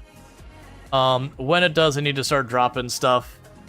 And the good news is once I have this one where I have the cargo thing, I'll be able to automate that and just request literally anything and get that going.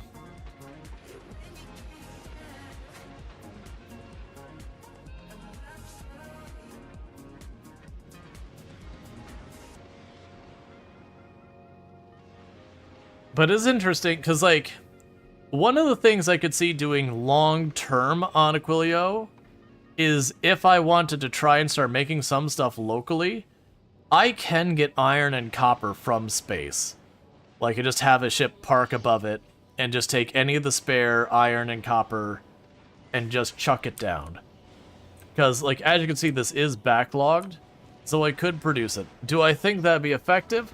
Probably not as effective as just using one of the planets we can get pretty close to unlimited, such as the swampy planet. Like, we can get iron and copper literally forever and ever without having to expand. You just have, like, the page you'd have to get it set up for. And so it could be a thing that would start picking it up from there. Right now, I'm not set with that type of throughput, though. I'd have to massively expand the base then. But that should be a fun goal, is to do the thing where you get super far out into the solar system's edge and all that. Right, because we have the huge asteroids are the next ones. And that's the ones I'm still not sure how we tackle. If we look at our list here, we've got where are you? Yeah, the huge one. So the huge ones have physical resistance. Ah, I see. It's got 3,000 base and 10% damage. Thank you so much for the follow. Welcome to stream. Right, I understand. So it goes back to being physical as its weakness again, but it's got a resistance up front, so you have to exceed 3,000 damage right from the get-go. And then, after it's done that much, you get the remaining damage. So it's designed so your regular little turrets do literally nothing to it. It's just too beefy. Can you put artillery on the spaceship? I believe you can, from what I saw. The problem is, it's going to target whatever's near it, and the artillery, I don't know if it'll aim here, it won't lead stuff, so I don't expect it to be at all useful. Okay, so we are at our destination. I'm going to put it to pause for the moment. So first up, we are going to drop the cargo landing thing.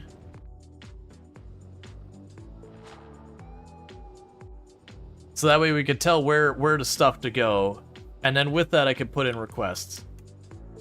Why aren't you marked as frozen anymore? You're definitely frozen, you're just being not marked as it. Okay, so cargo landing pad.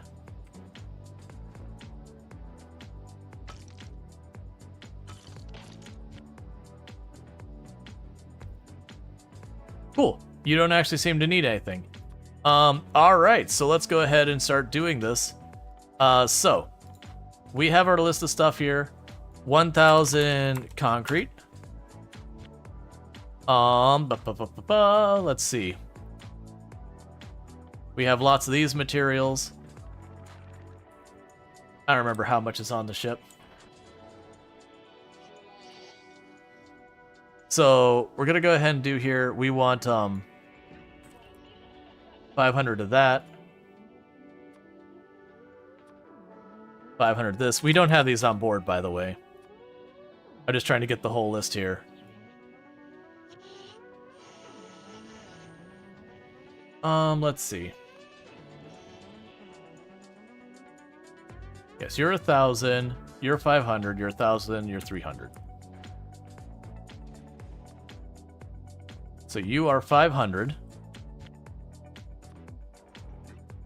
You're 1,000.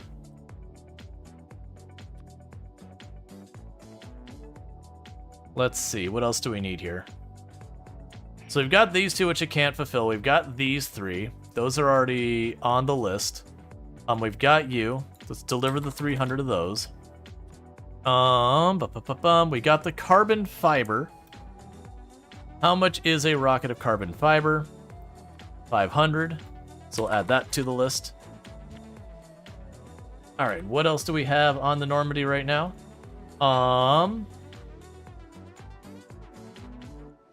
We've got the pipes.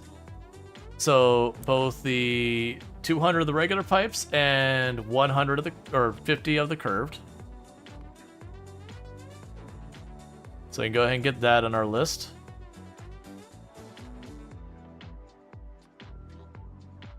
$200. 50. We can go to the Normandy again, and what else do we have here? So we've got those three. So we're gonna need 200 of the refined coming on down. I didn't bring the rocket fuel, but that's fine. We'll have 200 refined concrete coming down.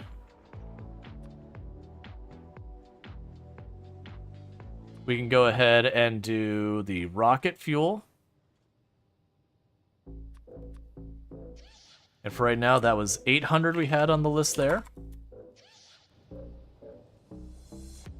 And go back to Normandy. All right, so what else do we got here? So we've got all of those listed, all of these listed. Ah, we're missing the stone. And you will be 500 it'll end up bringing up. So we'll go here. And so 500 stone. Cool, so that should be the entire shopping list of everything we can account for right now.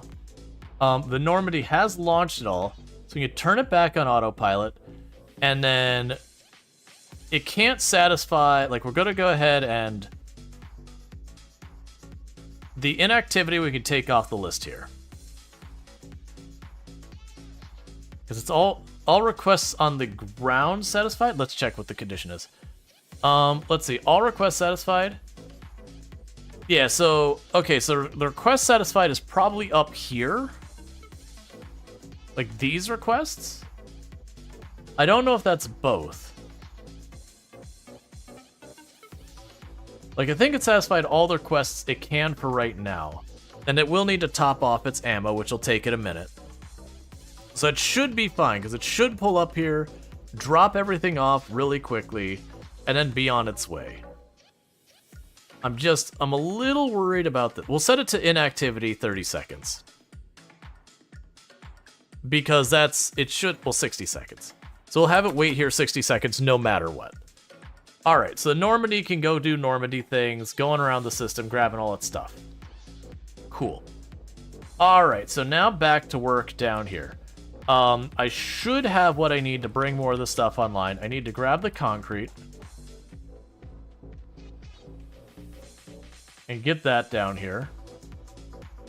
Wherever that disappeared to. Oh, I've got more ice. The concrete, we just needed that here. We'll go ahead and fill that spot in. And then we can grab regular pipe. And an underground. Why did I lose my icons that show that it's too cold?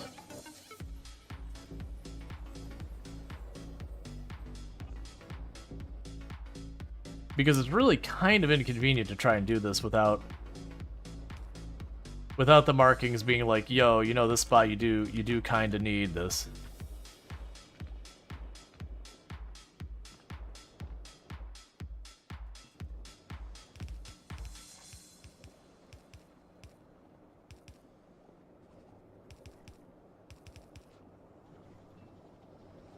Let's see, you built a ship, send your rocket priority wrong, huge chromatic instead of large.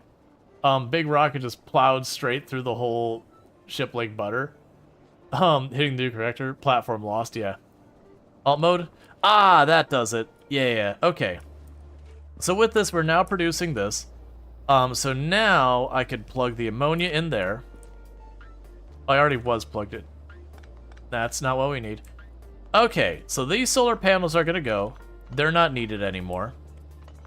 They're not particularly useful. We're not gonna delete them all, but if I need space, I'm prioritizing it for other things. We can get rid of these two power poles, and we're gonna go here. I'm gonna need to put down more concrete as soon as I find it. It's here somewhere. There you are.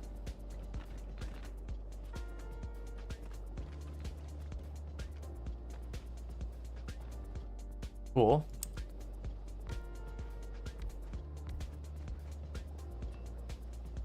Oh, wait, you'll need to be the other way.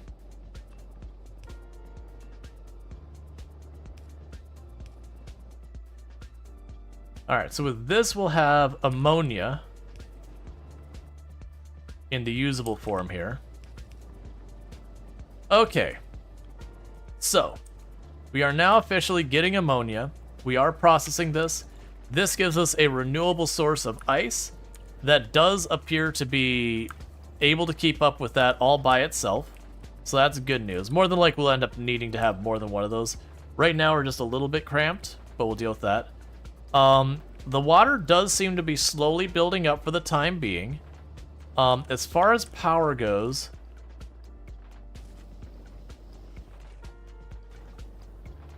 Okay, so we're not getting enough petroleum.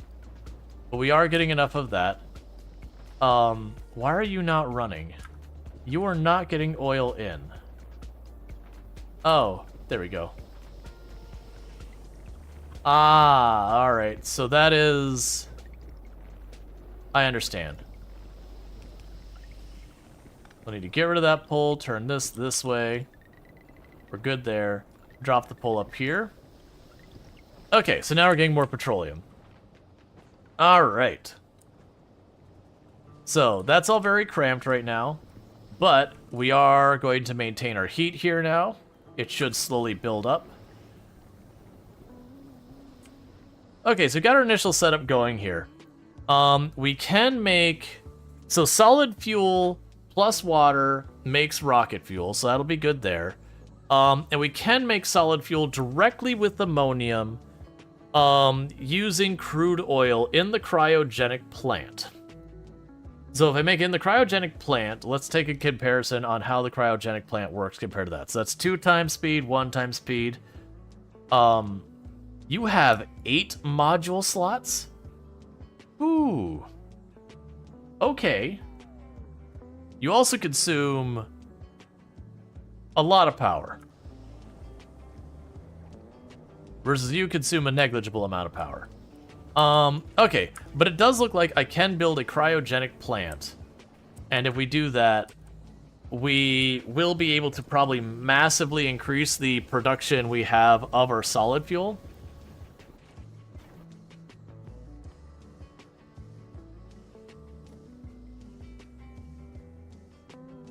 Eight is a lot. 8 is a lot. Yeah, so you craft twice as fast. And you have more modules than this. And then the other thing I need to compare, though, is the recipes. So we have the recipe making solid from this, where I craft 1 solid fuel per second. Okay, so I'd make 2 solid fuel per second. Or sorry, no, 1 solid fuel per second out of that. And then if we do this one, I make 1 solid fuel per second as well. But it would ultimately be 2 solid fuel per second. Interesting. 8-speed modules go burr. 8-speed modules would make that a power-consuming monster, though. So it's 20 crude oil. And then the ammonia I think I'm going to have plenty of. Plus 50%? Yeah. So 3 seconds? Oh, so 3 a second? Plus 50%. Where's the plus 50% from? Because you got the 2 times speed. And I don't see production here. Yeah, so both of them are 1 second.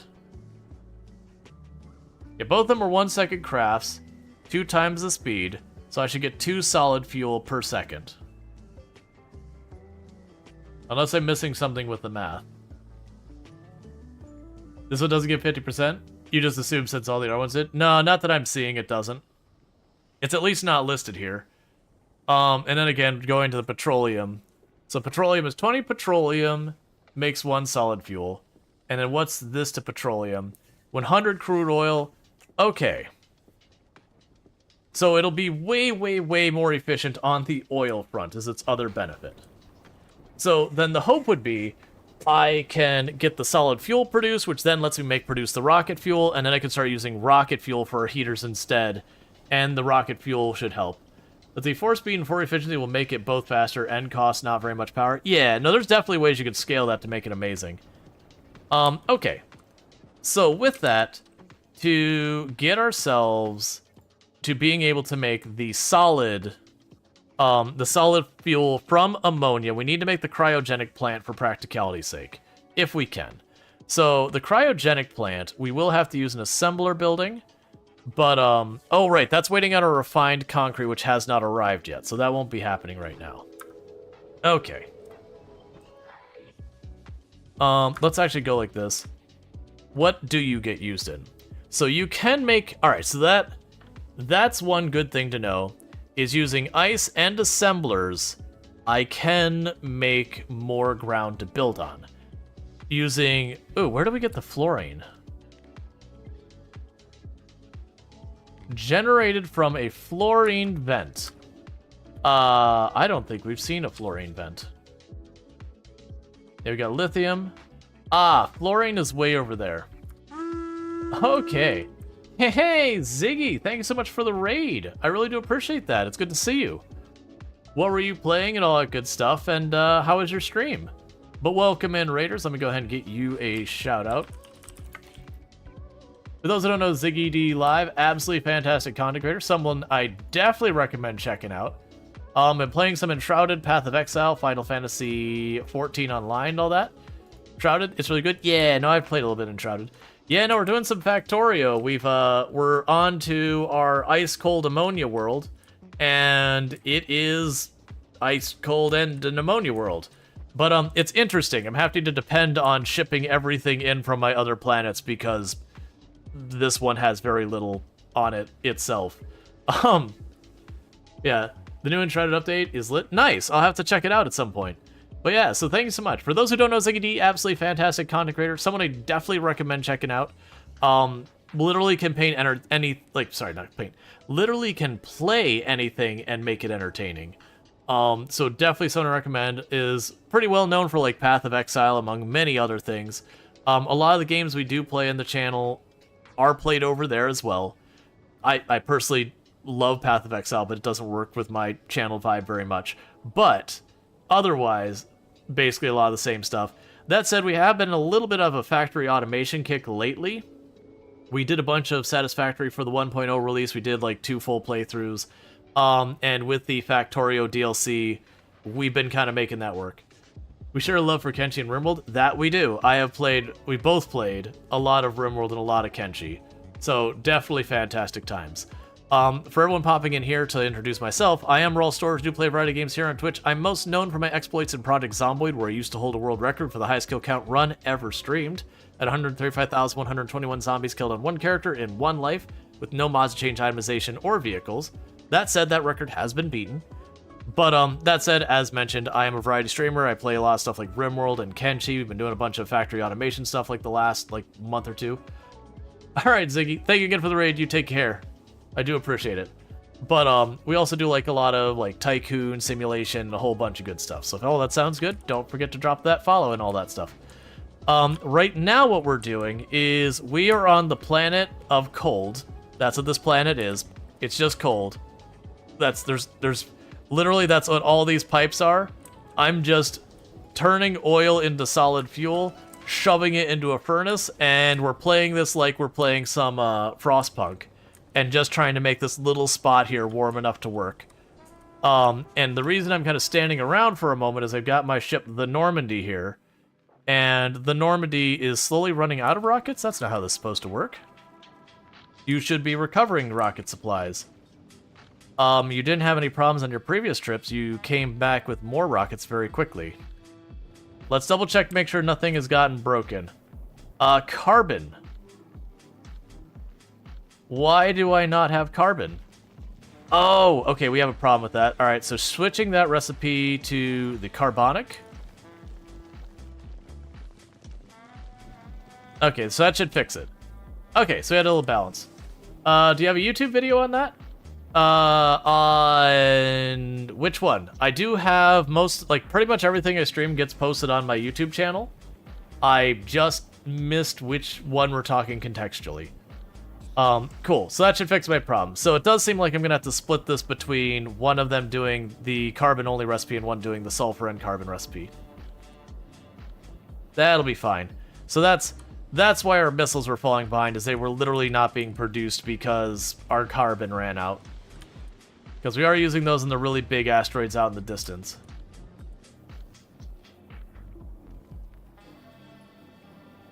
But yeah, no, if you're looking at a... Oh, I assume the most kills world record. Sadly, I've got a highlight reel. Well, I do have one of my long runs is fully uploaded where we got 75,000 some change kills. But to warn you, it's not edited. Well, actually, that's not true. I edited out the dead time, like of just where like I had to AFK or whatever, but I left all the other time in. It is like 100+ videos, most of which are just slamming heads against zombies. But for the world record run, I do have that one where it's just like a highlight reel kind of thing. I've got like a tribute video and a highlight reel. Otherwise, if you're just looking for an absurdly long run, we actually have a run that has a higher kill count than that one, and the videos don't start right at the beginning. They start maybe 60 or 70,000 kills in, but I think that character last I left, they're still alive, is like 160, 170,000 kills or something like that, which is nowhere near the new record. Yeah, so we gotta let the Normandy sit here for a moment. Unfortunately, is there one for fuel here? All right, we gotta add more logic circuit. There, so we can check our fuel. We're gonna add 2 more circuit conditions on this one, which I shouldn't need, but I'm scared now. Which is that our fuel. Oh, you don't work. Well, it's fine. It is what it is. By the time it recovers that fuel should be sorted. You have to go and sub your YouTube. Yeah, so ! YouTube should give you the command that takes you to the YouTube and all that. And whatnot. So we'll go ahead and do all that. But yeah, so I'm depending on this to go get me my refined concrete, and the fact so it's gonna just hang here for a minute recovering its rocket supply is going to delay that, unfortunately. But that's okay. This whole thing is basically completely self-sustaining now, so we should just be good.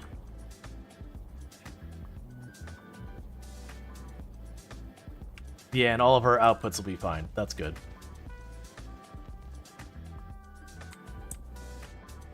Yeah, we've got literally a solid wall of ore on the other side of this. How is your fuel? Your fuel is amazing. We've only used one fuel cell on this past trip since we got everything sorted. And our copper and our iron are maxed out. We are working on playing catch up with our explosives, just because of, as I mentioned, the carbon getting jammed. And you were just waiting on this machine. Do I have any more material? Productivity modules? This might be one to add productivity modules to. So that gives me 0.41 of those. 0.44. 0.47. Okay, so it's not worth using productivity modules. Meanwhile, on this side, actually this side, oh yeah, I can't use them here. They're an intermediate process. That's fine. I was hoping to speed up the rate we're going to replenish our missile supply, but it's looking like that's a no-go. Like, genuinely, I don't even need the materials off of these asteroids coming in anymore. I just need them to stop showing up so that I can catch up. Because it does make it a net positive. I just want it to be faster. So meanwhile, let's check out what we've got going on with Volcanus. So you do have all that stone pulled aside. We've got tungsten plate on a requester chest. Don't do that. Stop that. You're pulling it off that line. That's fine. We've got you all set up here to pass through there. We've got you doing your thing over here. That feeds into requester chest right next to launch pad, so that's good. What I wanted to do is, yeah, we got our carbonic right here. Cool. So it looks like that one's all set up to supply what I need on this one. Gleba here, which is another planet. It's basically Florida. It was making rocket fuel for us, I believe. So we're good there. Oh man, what was the other thing? There was something else. Oh, it's the carbon fiber, that stuff. This. You are not running because you need carbon. Ah, I understand. You're full of this. Trash unrequested. So I wonder if that'll be smart enough to run itself like this by itself.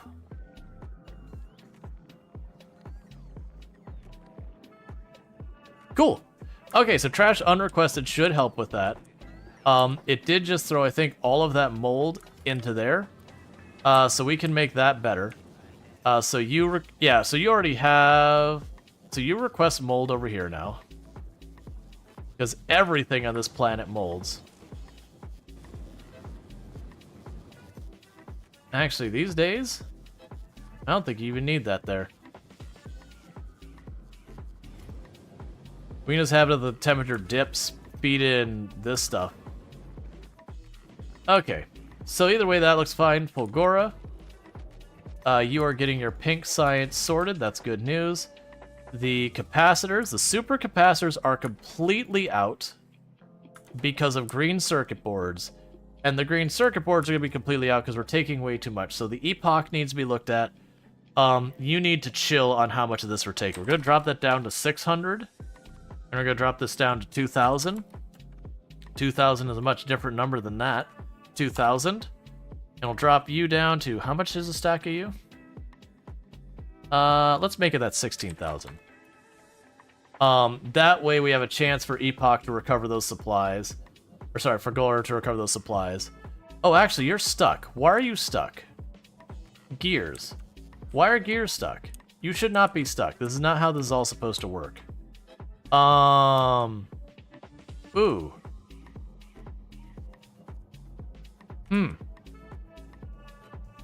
So, we can Band-Aid fix this? Oh, you're stacking now. We could Band-Aid fix this like this.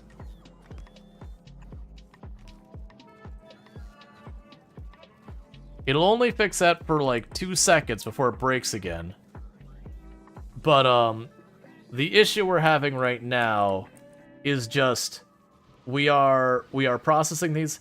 Ah, it's because it's all stack inserting. I didn't realize it would stack insert without stack inserters. But, because it's all stack inserting, these stacks are getting real high, which is just taking the salvagers much longer to process, which is fine. But it is slowing down the ability to output stuff.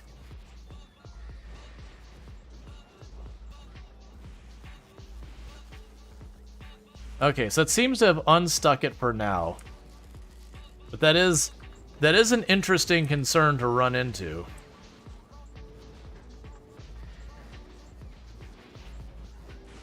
Oh yeah, you get a whole lot of concrete here too, don't you? Like a whole lot of it.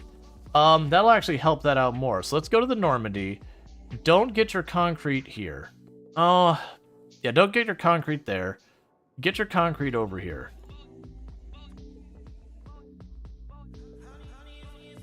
So let's switch that to Fulgora, because I get it for free there, to the point that I'm literally deleting it because I have so much.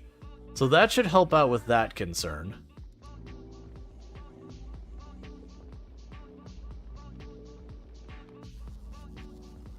Let's also look back at the Normandy, because it does seem like my rockets are not getting produced in a timely manner.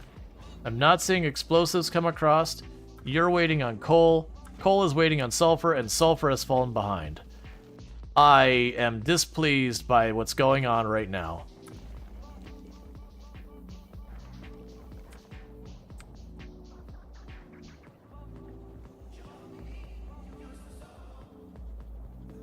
Okay. So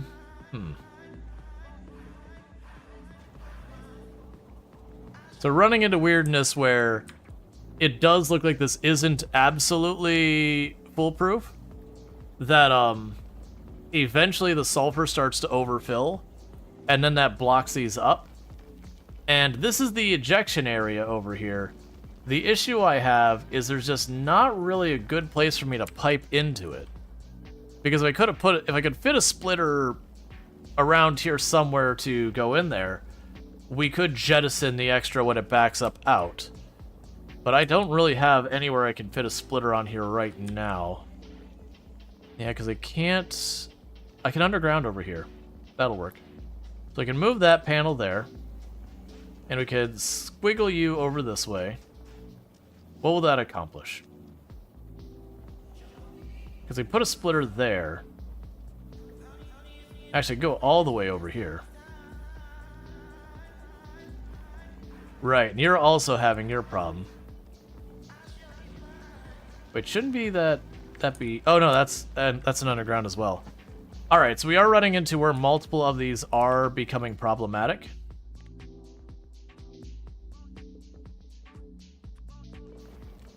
So I am going to have to figure out how we can do the jettisoning of the surplus.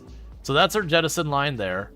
But what's going to need to happen is for setting this with the copper as the priority, we're going to need to be able to jettison the copper off the line. So we're going to go way over here, and I'm going to say, hey, do I not have any more splitters? Well, never mind. I don't have any more splitters to fix that. I mean, I guess it's just one of those things that every once in a while I'm going to have to go through and unstuck it.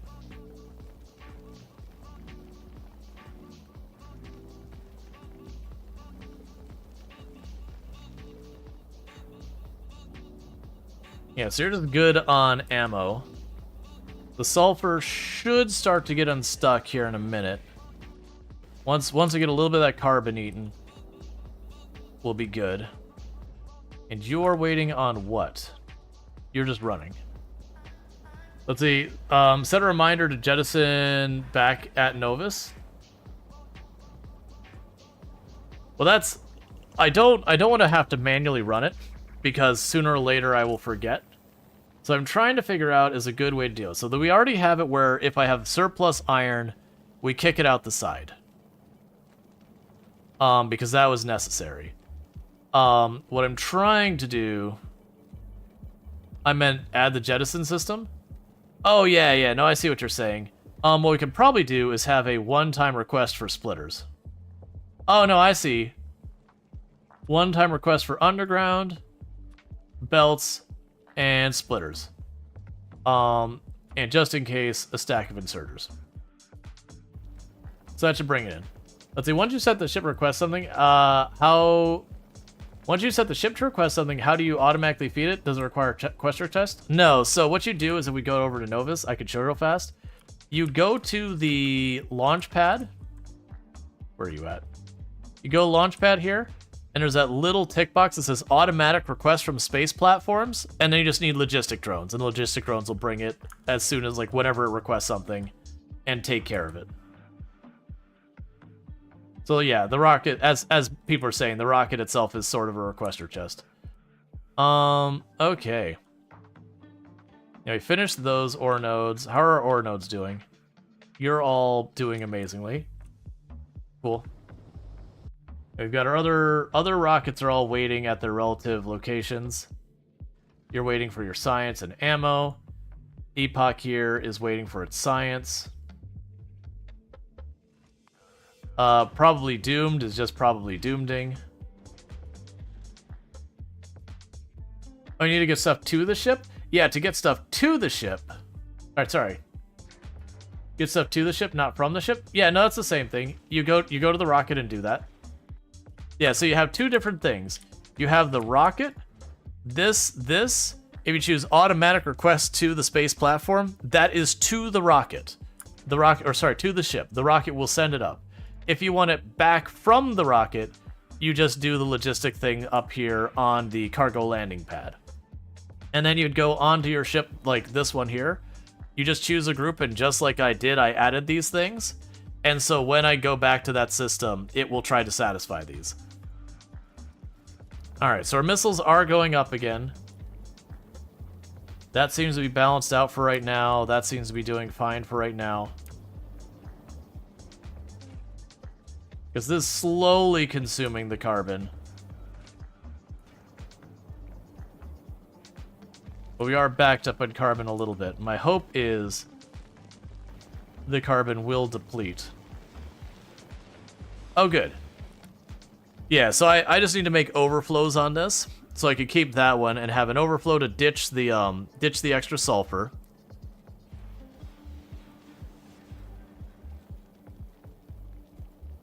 Yeah, so I could probably do to accomplish that is we could extend this out here, put a splitter there. Underground... Oh no, if I underground there, it would end. Yeah, we'll have to finagle this. It'll be something along the lines of making that underground much longer. Probably from this side or whatever. Get it underground to get to the other side here, and then feed both of the both the copper line and this line in there to dump it off. It's gonna take a little finagling. I also can move these accumulators to give me space, but I don't have the materials on me right now. So as a moment, we're just deleting iron in extremely large quantities.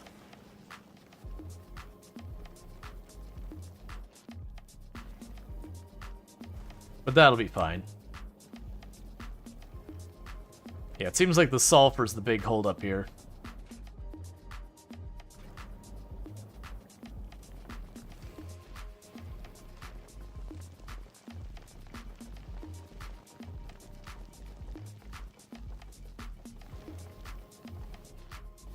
Yeah, once it gets enough out of there, it should start kicking that one back up and we should be settled. The other thing that could potentially help is once we start moving, it's going to start burning fuel. And once it starts burning fuel, then it'll start eating up a lot more carbon to restock the fuel. I'm going to just take the chances of sending it on to the next stop. And we'll come back. Because it's the beginning that's going to be bad. We do have a lot of stuff on here. But it seems like we're just going to be stuck here in the interim. So if I can at least get the ship out of the area, then we should be able to do more with that. So I'm going to keep a little bit of an eye on it until it's most of the way out of here, that we're not running into the huge asteroids anymore. Once we get to a certain point, we basically will have just committed. And that's just kind of the way it is. But that is what it is. But part of this should be unjamming the carbon side of this. Because now if we watch down here, this is now producing more fuel, which is going to slowly eat that carbon. And that should fix our throughput. Because we were, like, when we arrived here, I literally only had gone down like 100 missiles. And then the bullets we had basically just about broke even.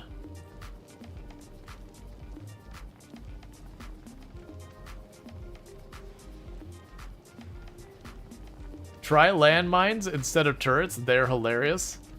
And pure steam or iron makes me confused and want to cry. What? Oh, the pure stream of iron makes you confused and want to cry? Yeah, no, that's because things got thrown out of whack. I want that to be producing half and half, but we just have so much ammunition right now that we're not producing any, so this is getting backed up. And if I don't switch, it's a one's doing that. Yeah, so we just have a surplus of materials. I'm going to actually jettison more, but if you look at this, that's how much materials we have coming in. There we go. That copper finally is starting to inch forward. We're finally starting to have to replace bullets. So pretty soon that'll stop being that nonsense.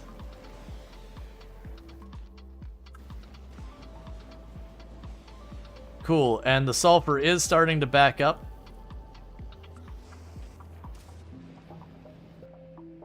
And the missiles so far are holding up. We're still pretty early on our trip, though. So you don't have a logistics bot yet. You can also send requests of the ship through the circuit network, but you were told it needs only personal logistics to work. Gotcha. No, if you had the stuff on your inventory, it would take it from your inventory to. Well, actually, I'm sorry. No, that's not true. I think you might be able to have like a storage chest or whatever. You've been avoiding streams in favor of playing the game yourself? Yeah, no, it's understandable.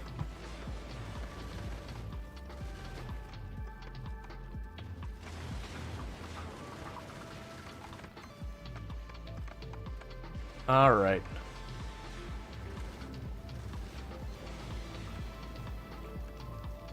But then you seem to be farther along than you? You're here? Gotcha. You know, I definitely didn't do things nearly as fast as I could have, which is fine. I don't want to rush my first playthrough. I want to have fun with it. Okay, so you are switching now over to the advanced one. That'll reduce the amount of iron we're hucking out the side. Yeah, because this thing just started consuming the copper, so you see where it just whipped that down the whole much. You know, what that could be as an interesting thing is we could have, where if the copper gets too far, is I could add logic here where it just shuts these off once one of these lines starts to get too much. And that might alleviate it a little.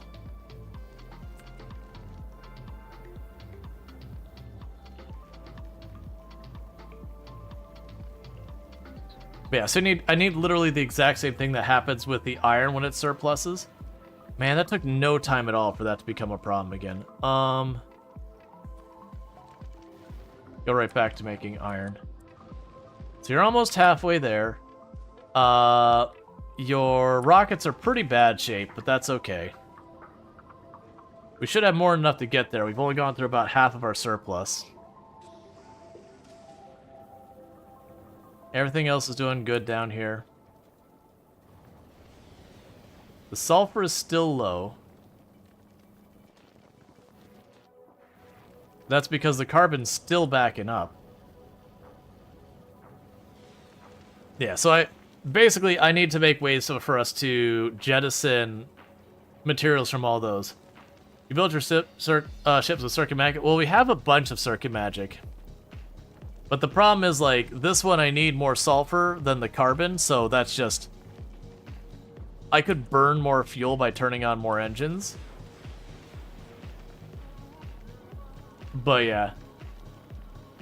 And then this, as you can see, we're running into problems where these go back and forth.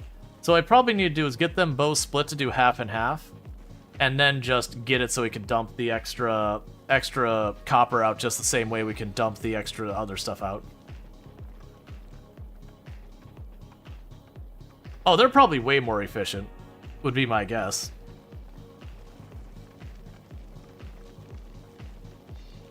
Yeah, because it can take this one, I can drop you all the way down to here, which gives me room to, like, wiggle around up here. I can slide this either way. Alright. So yeah, so you should start seeing the large asteroids we run into really start being... 480 tons, so about half the size. A little less than half the size as the ship I've got.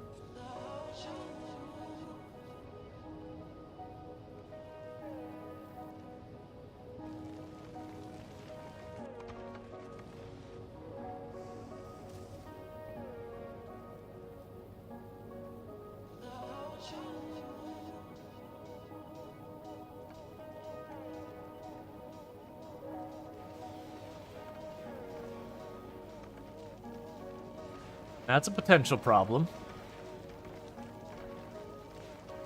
That these are getting so full, they're back, like this is actually starting to gridlock. That shouldn't happen. That's prioritizing this one. If it's prioritizing this one, it should always pull from this lane before that one.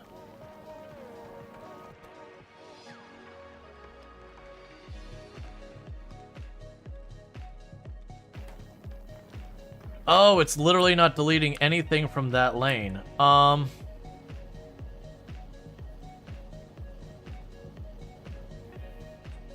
Okay.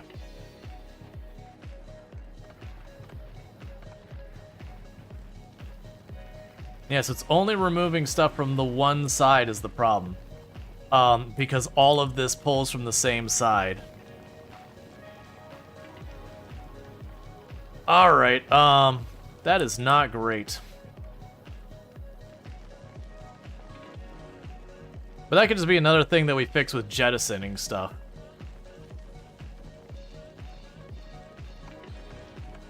Let's see, adjust it by making the inserters settings filter. Also, just making extra inserters and settings filters, really? Yeah, you could do a bunch of stuff with that.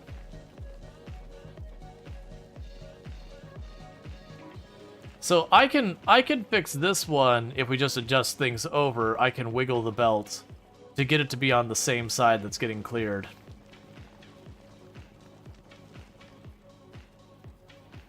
Yeah, we're just not eating enough of those rocks out there. It's fine for right now, because this lane is backed up for whatever.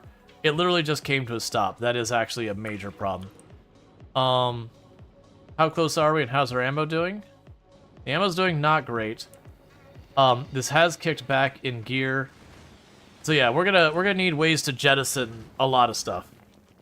Need more ejection ports? Yes. We already established that, but I don't have splitters and that on board because I dropped them all at the other plant. So I'm trying to rush back to the other plant to deal with it.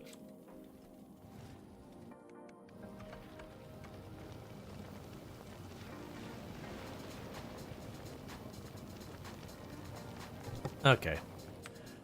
What we could probably do is somewhere like back here where we've got a gap. Like right here. Right here could be the spot.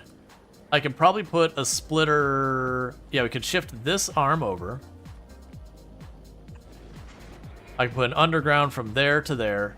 Then I could put a splitter out here and say, hey, priority stay in the lane, but if there's extra, just dump the surplus right out the back of the ship.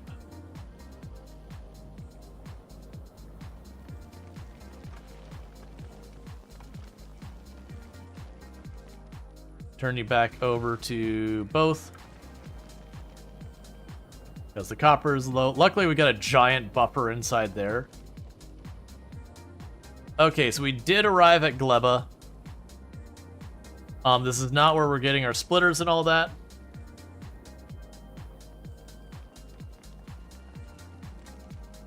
I was trying to think if there'd be an easy way to unstuck it for right now.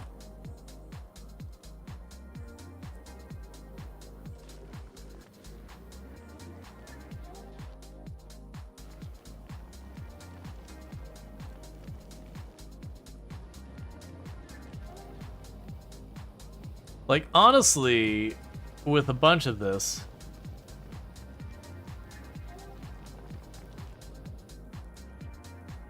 If we just have our missiles being produced and all that... Yeah, our missiles producing. That should slowly eat the materials. Yeah, I can delete the belt and refill it. I want to see if I can unstuck it on its own. Well, we can do that. Just...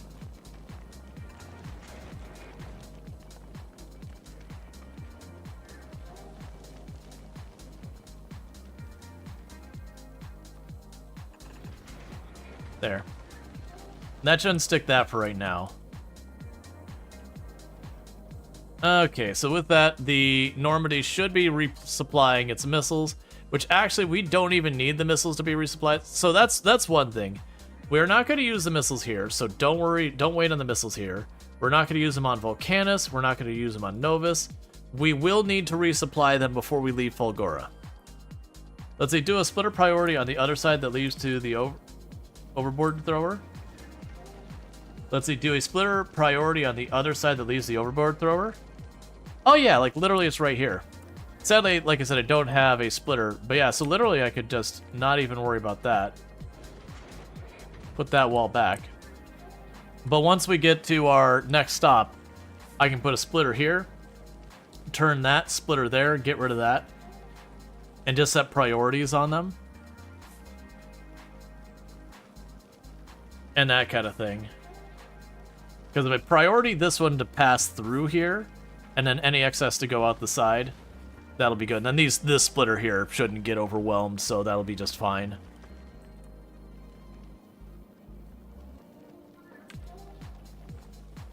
Yeah, so we gotta...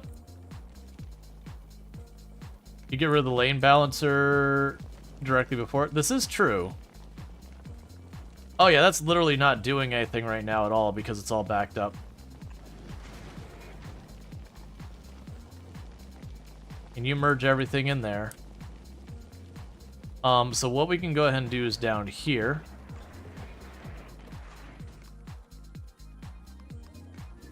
Cool, so we got that lined up.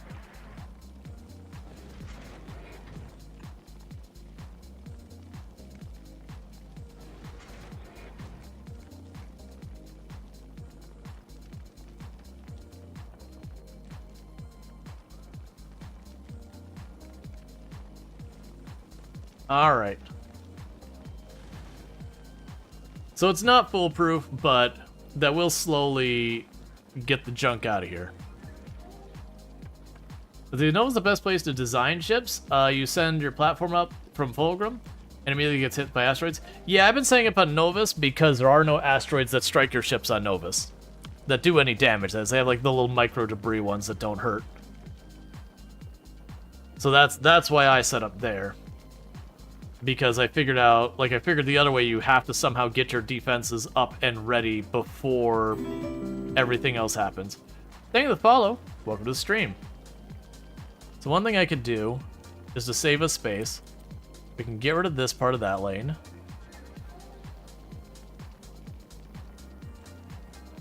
Get rid of those two. So that way I can put a splitter for the overflow over here. We can probably drop it down there and get it through here somehow.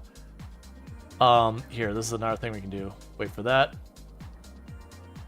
Get you down here. Because then I can shift those down farther.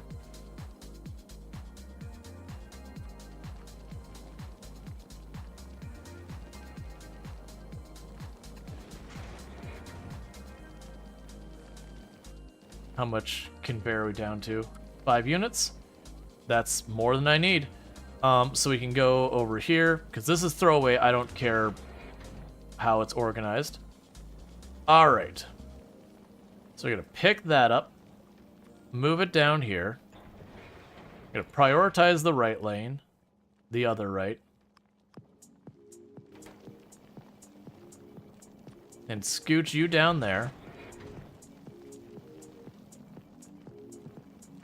I mean, the input doesn't matter. There's only one input. Okay. So with that, that'll give me a little bit more room that we can potentially do some shenanigans here. Because what I could do now is if we shift this one tile farther over, I can change you to being a splitter there when I have a splitter.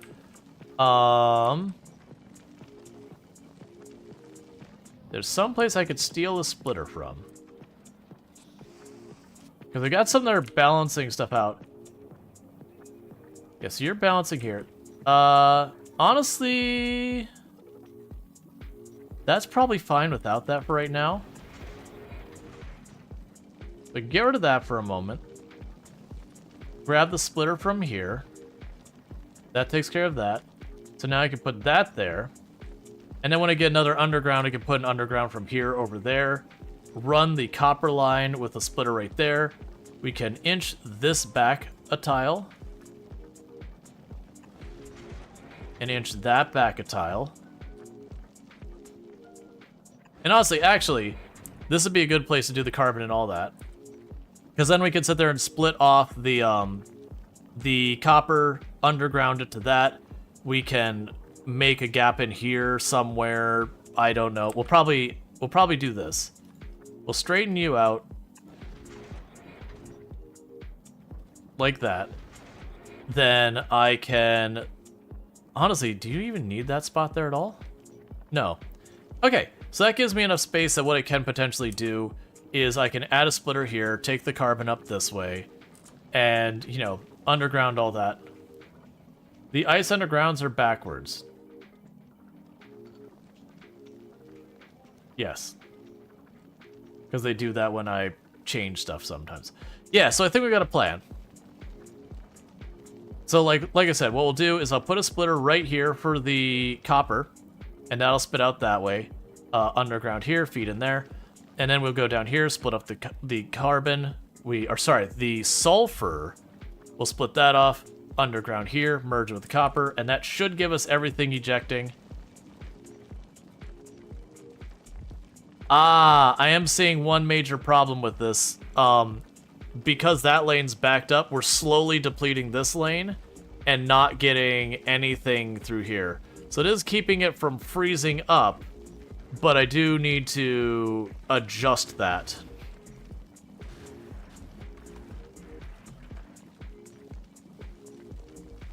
Yeah, which I can just put a, I can sit there and do this and then feed it in the side and I'll probably feed fine. That's okay. So we've got all your stuff.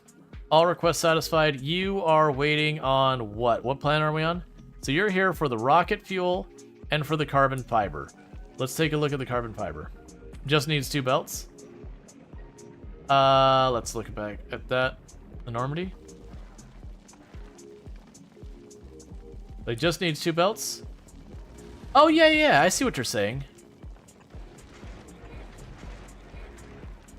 There we go.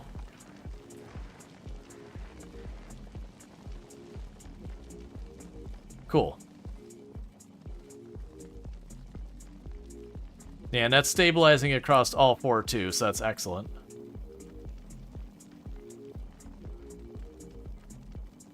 It will gradually fix that, that's fine.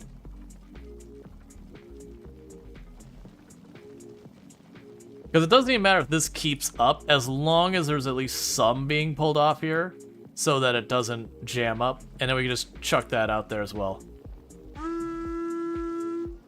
Hey, Italics, thank you so much for the raid. I really do appreciate that. I was actually going to check Gleba for this. You have that. Are you waiting on rockets? Yes. Okay. So the rockets aren't going fast enough. Probably will ultimately need to get more rockets here. But welcome in, raiders. So, Italics, how was your stream? What were you playing and all that good stuff? We will go ahead and get you a shout out. And according to Twitch, you were recently playing the Bizarre, Software Inc. and Storage Hunter Simulator. I like Software Inc. a lot. I like Software Inc. a lot. I have played a lot of Software Inc. off stream. But thank you for the follow. Welcome to the stream. For those who don't know Italics, absolutely fantastic content creator. You've heard all the games I just mentioned, plus stuff like RimWorld and a whole lot of other fun stuff. So Italics has a lot of good stuff going on over there. So if you enjoy that content, go check it out. Let's see. Do you have to try to... Does you have better quality answers? Better rotation speed? Oh, yeah. No, it's, I could do that. I don't think it's a necessary. This is just a get it unstuck. Glad to catch you. Hope the factory is going well. Day 13 means, probably are. Yeah. No, it's going pretty well. We just got to the cold planet, which is the last of the planets. And it does depend on you importing goods from other planets as just part of the functionality. And that's what we're currently working on. And there's the last of the goods reaching the Normandy from this planet, which will then take us back to Novus, because I need to make some changes to the design of our ship. It has successfully gotten our trips through, but it does have some design flaws that require me to every once in a while go in and tweak one thing as it backs up. So we've already got how we got to fix it. Just need to get that. Yeah, no, we've been naming all of our ships after stuff. So we had our very first ship was Voyager 1. It's no longer with us. We've got the Aluminum Falcon, which is not me making fun of the Millennium Falcon. It's a show that made fun of the Millennium Falcon, and then you're referencing the show. We've got Hope 1, we've got Epoch, and I guess technically probably Doomed isn't a reference, but, you know, it was our first ship, and is still alive. But Voyager 1 did not make it. Well, sorry, it made it, and that was the end of its journey. It got us to our second planet and died in orbit, because it was only kind of still there when it arrived. Alright, so how are you doing? You are still waiting on what request? Do we not... Oh, are you still sending me rocket fuel? Oh, I requested a lot of rocket fuel from you, didn't I? I wonder if I request 400 rocket fuel from you, and therefore that's satisfied, and then I go over here and I say, but hang on, what if, hear me out, you gave me an extra, okay, so I can't. It's only one plan I can request that from. 400 is probably more than sufficient. Because that's is that 2 rockets here? Yeah, 2 rockets worth there, and then 1 rocket worth of carbon fiber. Put in a different logistics group? Oh, okay.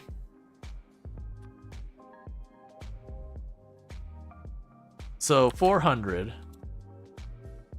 Yeah, so with this one, I'd probably have to tell it 800 total, so that it would import 400 this planet, go to the next planet, and it would need to get 400 more. Yeah, that'll work. Because that way it's 3 rockets here.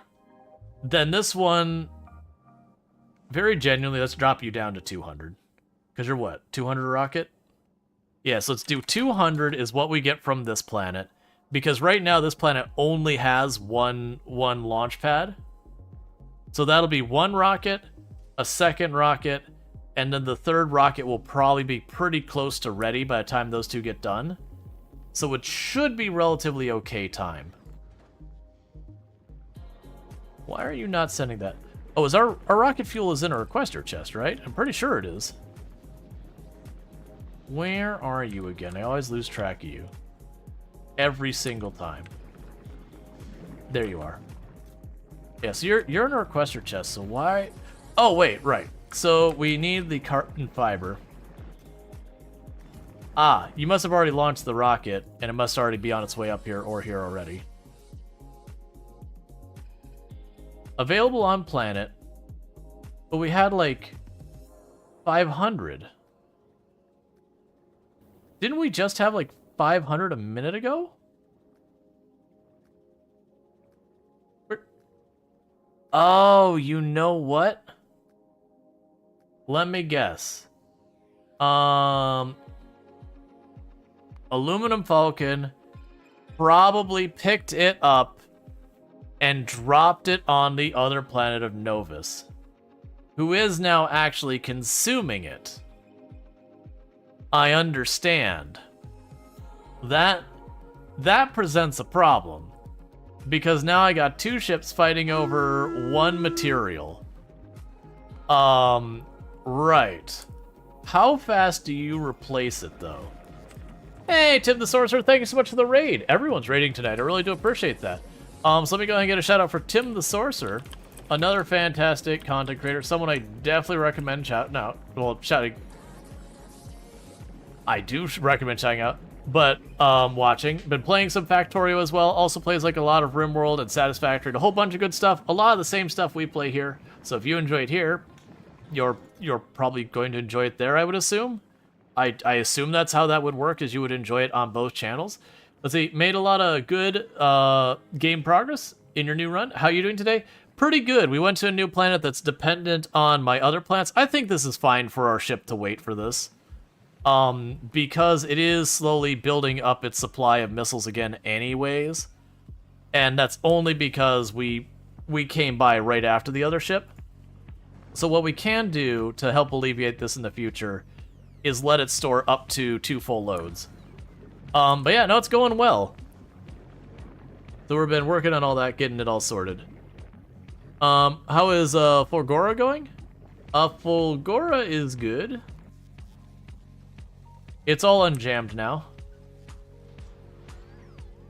That's a big ship. You see people with very unique ship shapes. Do you have to work with a specific shape? No. So we have like, I have like the little square. I have another little square. I have another little square.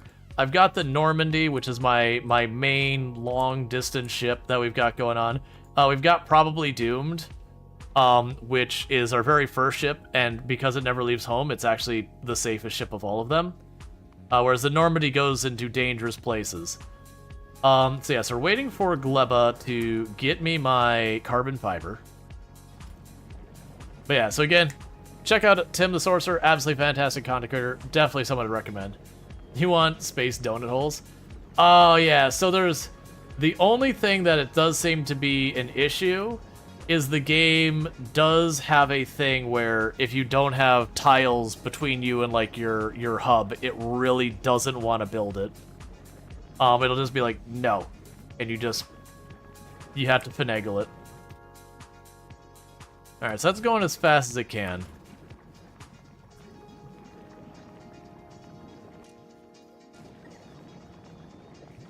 Let's see, you can sort of build donuts, leave one tile gap to the hole, and long inserters across it. Gotcha. Yeah, so Hope 1's moving its stuff, the Aluminum Falcon is moving its stuff. The Epoch is still collecting materials. The Normandy is waiting to do stuff. Let's see, I have a 400 tile wide asteroid harvester. So no, it doesn't. Yeah, no, that's the thing. You can absolutely, like, you can go long, you can go wide. You just have to have the thing. Yeah, no, that's the thing, like, the processing stuff. we're definitely having the same problem with processing. And don't get me wrong, I could scale up our asteroid processing a lot. But you get here that we're solid on that. Right, because we're running into the problem that we had before where this is why I need to get it back to Novus to fix this. Basically, my copper line backs up and my sulfur line backs up over time. And they've already got figured out that we're going to basically put a splitter here, priority that way, flip that up here, underground there, that's my ejection line, and then down here I'll put a splitter here, priority down there, underground here, plug that into that line, and go out. I just don't have the materials here, but when we get to Novus, those are already queued up to be sent to me, and once they are, we will be good. Iron and copper can be fixed right now.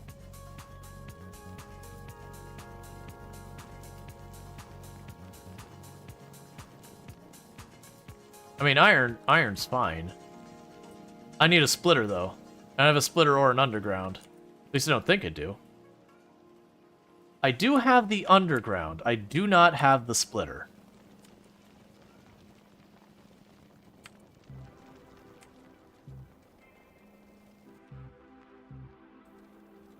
So I'm down to mark the underground real fast so I don't forget.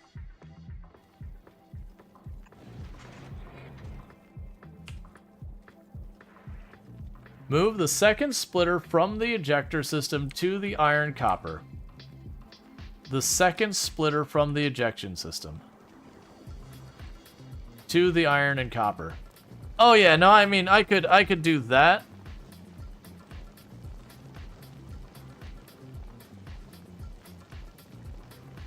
Well, if I move that, then I'm no longer ejecting the iron when it surpluses. Then sideload the iron. If I sideload the iron into the, or the copper into the iron, nah, we're gonna keep it the way. I see what you're saying, but I'm already gonna be shoving two things onto this belt to go out that way anyways. So no matter what, I'm gonna have one backed up. I think we're fine. I'd rather just stick with what I've already got figured out. We're just basically waiting here for the carbon fiber, which should be getting right about ready. 100 more. Meanwhile, how's Aquilo doing? Are you on fire yet? And by on fire, I mean frozen. The water is doing well. The steam is maxed. Is there anything I can do here productive? I do have a little bit of that. The ammonia is slowly building up. Right. What we were waiting on is I needed refined metal so that I could make a cryogenic plant, is what I was waiting on.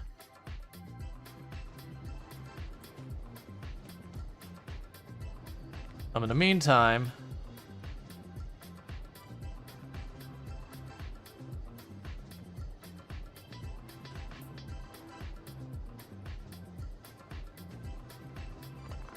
bear with me for a moment. We can adjust these turbines a little bit. No, don't make another one. I've already got them. And get rid of that turbine. Means that pipe is no longer required. And honestly, that pipe is no longer required.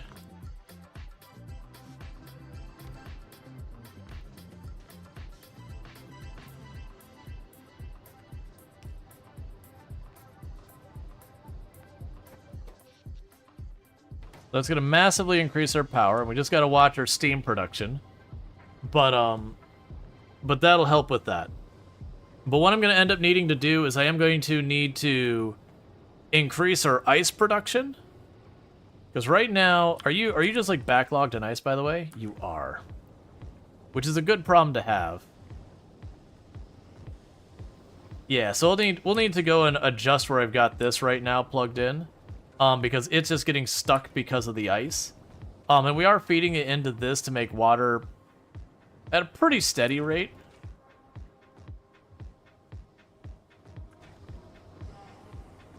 But we're going to end up wanting to have a little bit of that surplus do something else. I could probably move it up one tile. No, if I move it up one tile, no matter how well, no, I can move it up one tile, put a pipe here, That'll give me room down here to put another long inserter to drop it on a belt down here. And then we can start using that ice to make more platform. So I can get rid of you. You're totally not needed anymore. Drop the power there.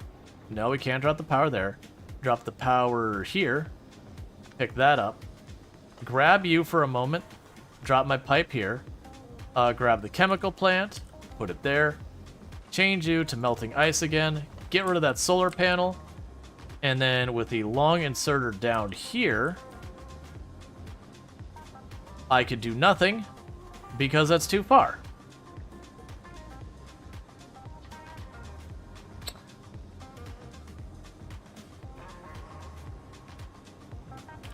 I can just pull the ice out this side and use an underground and cross over.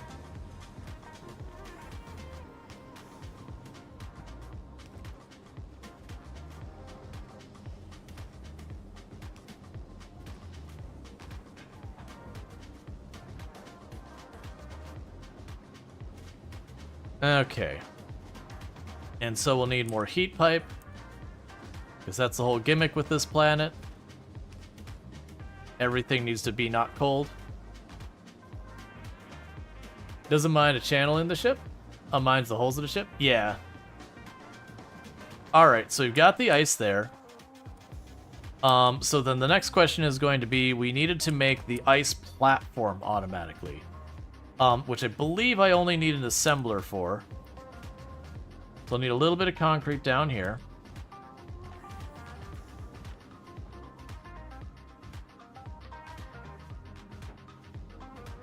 Oh, not quite enough.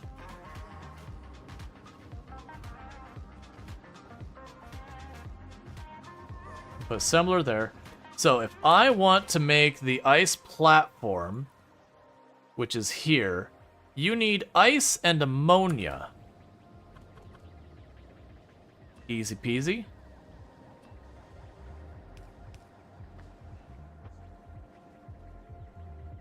We can make this go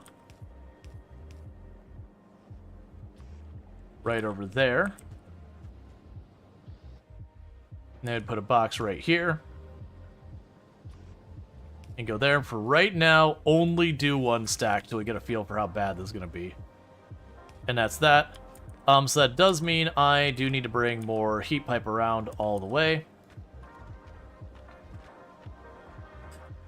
That's going to be the really tricky thing about this, is just fishing all of the heat pipe everywhere it needs to go.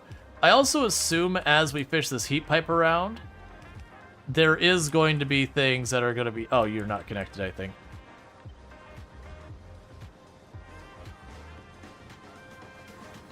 Oh, I keep forgetting when you do that, it doesn't actually place.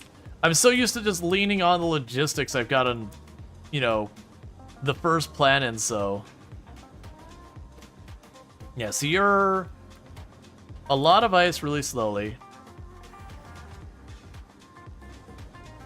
That's fine, because this will help counter the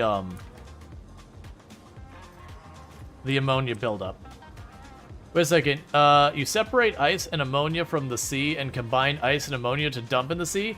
Yes, but the catch is if it gets too hot, it melts and disappears. So I have to put concrete on top of it to protect the ice from melting. So it does make a certain amount of sense that we are making them into a solid object and then we're protecting it. It's just pretend the ratios are different. It's a little bit more ice than ammonia. It probably is something like that too. Yeah, so when we do this, I get like 4 or 5 ice and a nice little chunk of ammonia. And then this one I'm putting a decent amount of ice in there. It's weird. It's probably fine. We're making a stack of that, so at least we're using the ammonia for something, so hopefully it doesn't back up. Because right now, eventually that'll fill up, and then this whole reaction will shut down. But we'll worry about that later. What is the Normandy up to now? So the Normandy... Oh, right, I forgot you're set to go to Volcanus next. So we did get our carbon fiber. So we're on our way to Volcanus to pick up the stone, the tungsten carbide, and the tungsten plate that I'll need on Aquilio.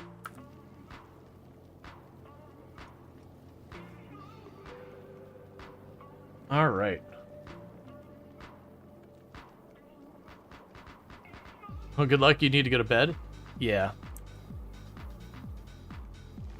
Okay, so that's starting to back up again, so we switch you back to the more advanced reaction. Which is basically what I'm trying to avoid, is I don't have to babysit this and toggle it back and forth again and again. That's what I'm trying to avoid. Because that's where you forget to toggle it, and then suddenly everything goes wrong. You know, because we actually had it where we were slowly losing missiles because we weren't able to produce them. Okay, and our missiles are fully stocked, and our armor-piercing bullets is basically fully stocked.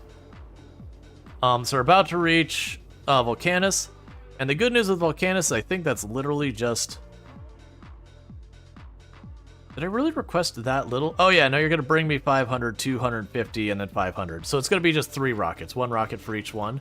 And I think we have 3 rockets staged here. Yeah. So literally it's going to arrive, and as fast as the logic bots can load them up, it's just going to launch it off.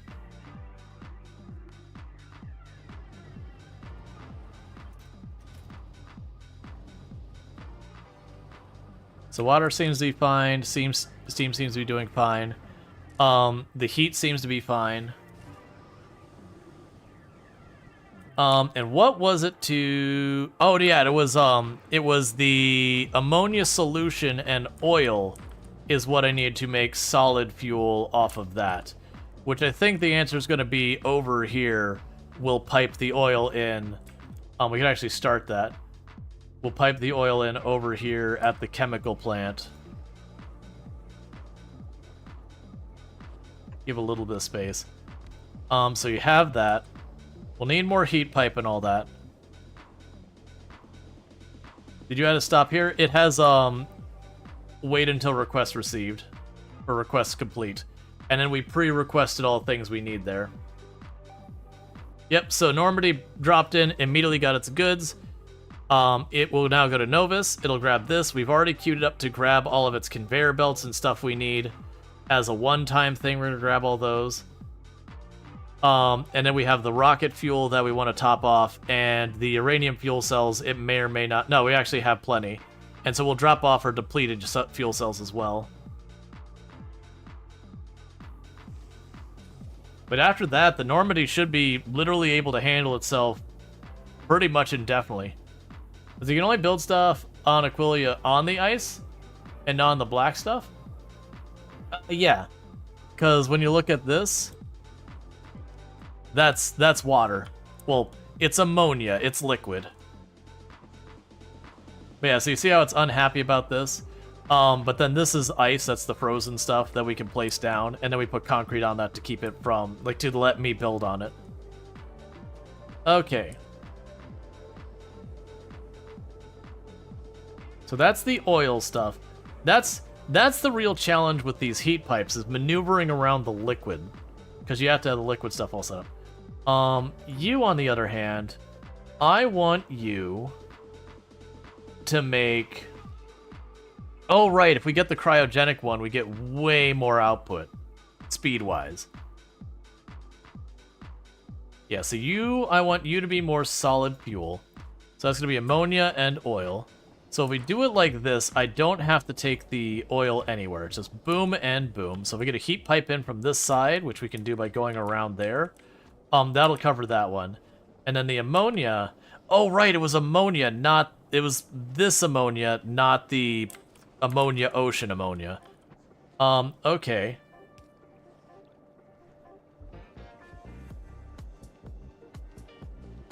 Alright, so that'll be tricky, but we can do that. I've got some ice platform. Did I just break that? Can I unbreak that?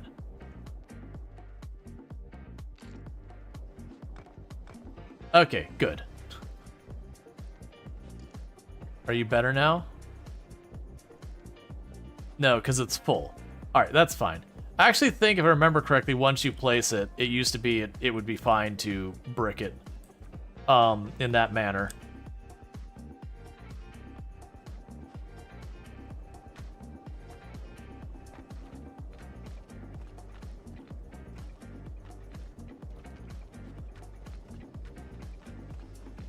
We're gonna have to put the heat pipe around it anyways.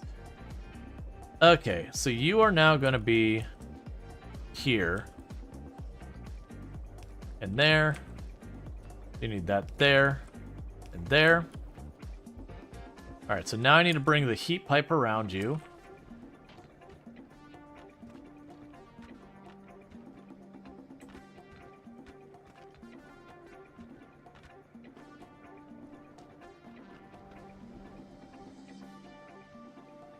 We don't have any more of that, so I'm actually going to need to grab the stack of this.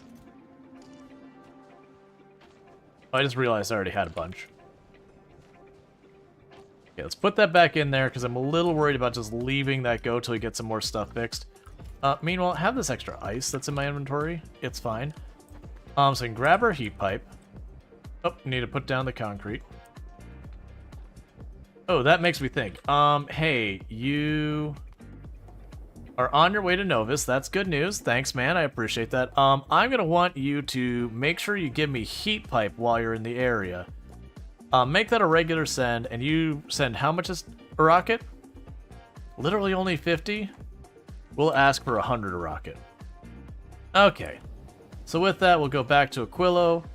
I need you to request 100 heat pipe. So each time it comes back, it drops it off for me.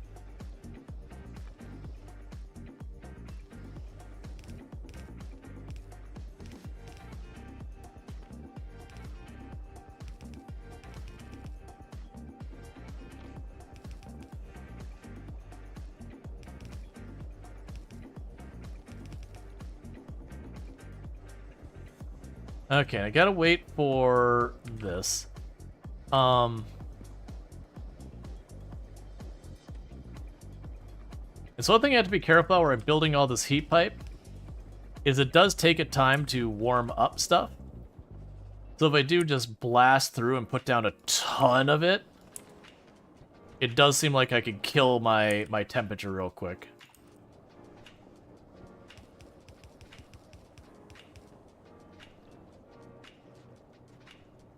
Okay, and then you need power. You need power.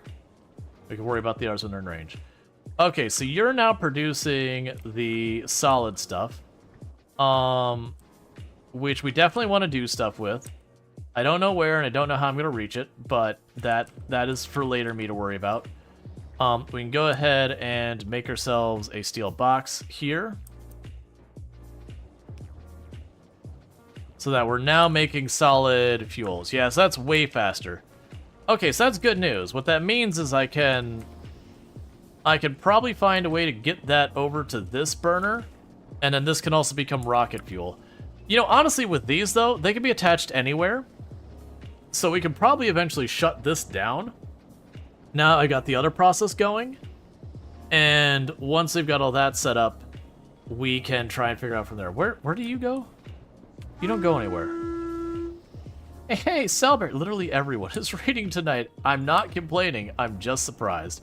But welcome in. I do really appreciate the raid. This is fine. A super great. Take my berries. It's your fate.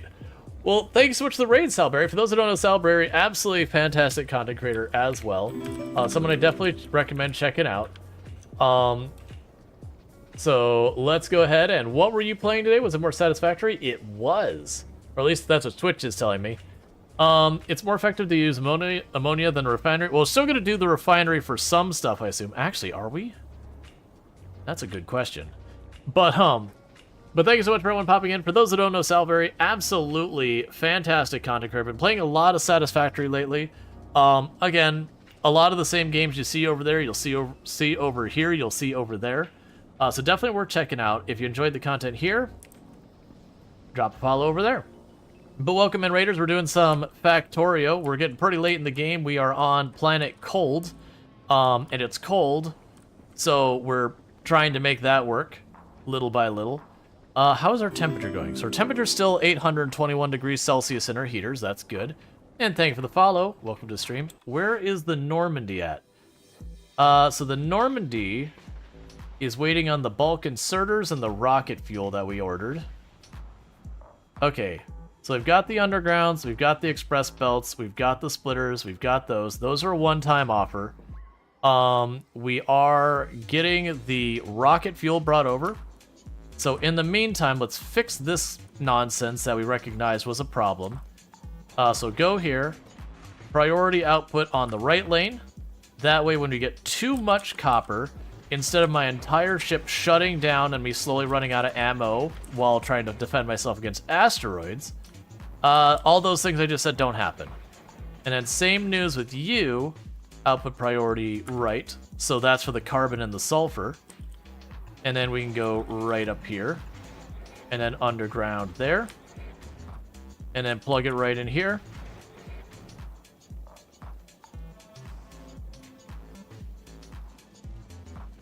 And we'll just start jettisoning all our surplus. Your eyes hurt from staring at belts. You're gonna go get some foods? You get that food. Do your self-care. And thank you again so much for that raid. I really do appreciate it. Alright, so with this, let's check. All our things should be set up right. Yeah, so now, yeah, that's exactly what I see. So that's backed up the whole way there, filled in. All the surplus goes right out the side of the ship. Same with this one. Both of those are doing the ones that I get the copper. So when these back up, straight out the side of the ship. So we are mining and collecting stuff, and then jettisoning surplus into space aggressively. So that's perfect. The other good news we have here is that this belt now is no longer completely saturated to the point that it doesn't function anymore, which is a pretty good thing. Our water, let's check our supplies. Our water's good, our thruster fuel's good, our oxidizer's good. Thank you for the follow. Welcome to stream. Our iron's good, our copper's good. Our rockets are literally maxed out. There's no room for any more rockets on the ship. We are straight up topped off. Our armor-piercing rounds are topped off. So yeah, so we're basically just waiting for the rocket fuel to arrive. This is probably overkill. Let's just take 400. Actually, you know what? I don't even think we need the rocket fuel anymore. Hey, that rocket fuel, forget about it. Get it out of here. Just get your uranium. Ah, you're not even waiting on uranium. You're waiting on our refined concrete. You're waiting on the heat pipe, and you're waiting on the stone. Wait, you're waiting on stone? Wrong planet. Wrong planet, my guy. You were supposed to get that at the lava planet. You missed your delivery. And the heat pipe. Ooh, I don't have hardly any heat pipe. Let's go look at Novus and see what's happening with our heat pipe. Any better quality items on Novus? I'm not gonna worry about swapping stuff out, but we are starting to get better quality materials. Everything though is kind of gridlocking on this stuff. We are using it, but not fast enough.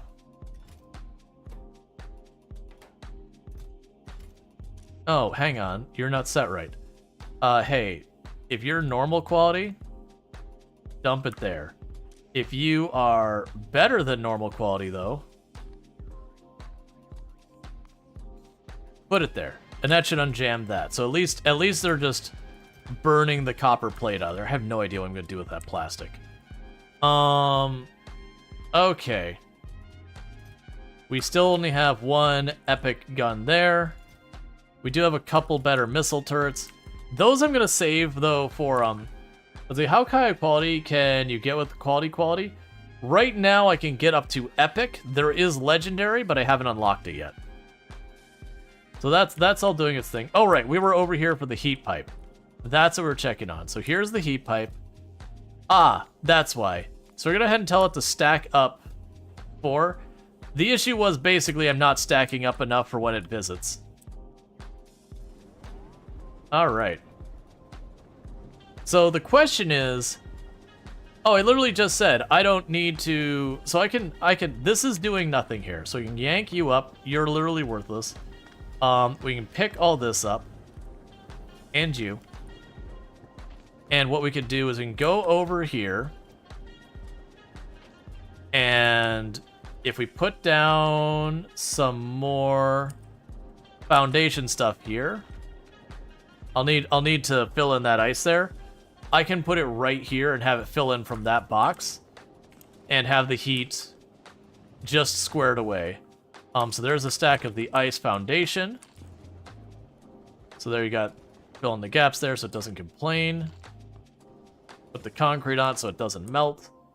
And where's my heat tower? So you put a heat tower here. In hindsight, I should not have disconnected that until things were sorted. Here, just give me a stack. There. You're not cold anymore. And we'll drop a heat pipe there, connecting it to the system. Put this power in. Grab the circuit, attach that, tell it to report its heat, and then we can tell you to enable disable based on that thing's heat, and tell it if it is less than 600 degrees Celsius, start shoving solid fuel into there as aggressively as you can. But yeah, so back to the question where people are like, hey, does it make sense for me to do this? In hindsight, I think the answer is actually no. That I think genuinely, I just shut down our oil production entirely. Like, not this oil, but the refining of oil, and just save that for making solid fuel. Well, actually, before I do that, let's double check our recipes. So, with our recipes, we can make rocket fuel from solid fuel, water, and ammonia. No problem. That requires crude oil, does not need to be processed. Cool. You require fluorine. So yeah, so actually, you know what? Go ahead and detach that pipe. We'll let those run until they burn out the amount of oil they've already got in them into the petroleum. Let that petroleum be made into solid fuel for this burner. And just that. Oh, you meant the chance to upgrade the modules? Oh yeah, that's actually a good point. Okay, Normandy is on its return trip. It is going to stop by Fulgora and pick up some stuff. But we go to Novus, and we check on our upgrade modules. We do have ourselves an epic level tier 1 module. And all those. It is going to keep deleting those. And our tier 2s, we have nothing really fancy there. Sorry, I keep accidentally doing that because I'm not actually on Novus, so we're remoting in. And then you have nothing worth mentioning, you're still going. But with that, we could start doing some silly stuff. I can grab the tier 2 nonsense here, grab you, and we're gonna say, let's see. Uncommon, rare, epic. So let's cancel that, cancel that, cancel that. And we can go to you and say, hey, you are making tier 2 still, but only uncommon. You're making tier 2 still, but only rare. And you're making tier 2s, but only epic. And then we set these.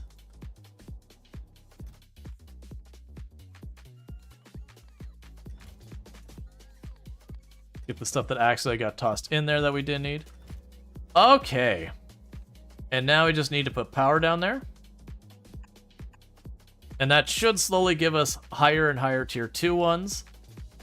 And then we can go for the tier 3 ones to be fully upgraded. Because we've already got the 3 ones over here. You see the uncommon, rare, and epic. It is missing a bunch of the ones to help it have good chances of doing those upgrades. And that's waiting on tier 2 modules of regular qualities and all that. And then the tier 2 modules of regular quality, and I know that is going to get some through without upgrade, I'm not going to worry about, is waiting on blue circuit boards, which is just our existence. Okay, so Normandy is on its way to Fulgora. It's about to arrive.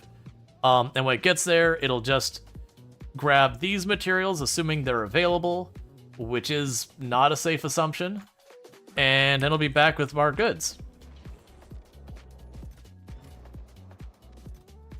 Yeah, because you are struggling to get supercapacitors in stock. And you're doing fine in that one. And you are struggling from the green circuit boards because we were grabbing way too many blue circuit boards. And you are getting stuck again.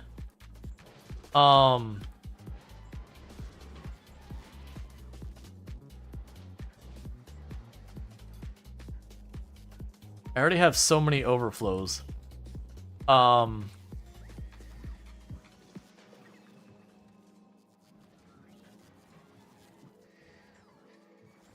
I guess I just need more throughput on these.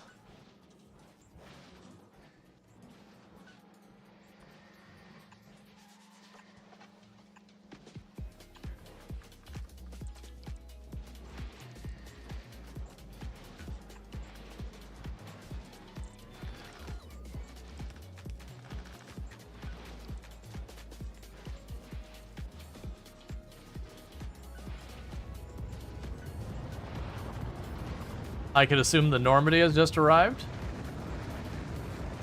Judging by the cacophony of rockets taking off all at the same time.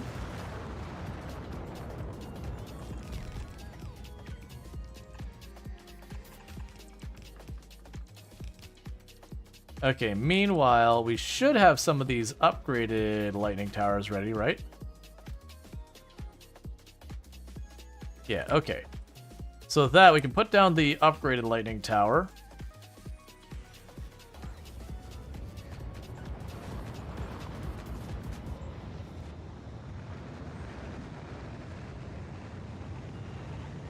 And because all of those are running, they're just demolishing my power. Because each time one of those launches, it's a pretty big power consumption.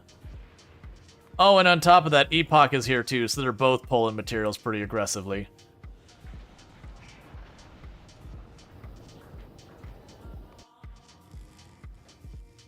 Yeah, so those need a minute to build the rockets again, because they were just launching a whole bunch all at once.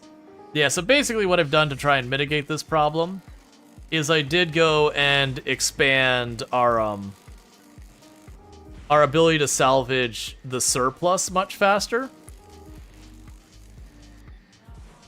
So that should help a little bit. Because it should help prevent it from backing up on this side. Because that was causing all of our issues.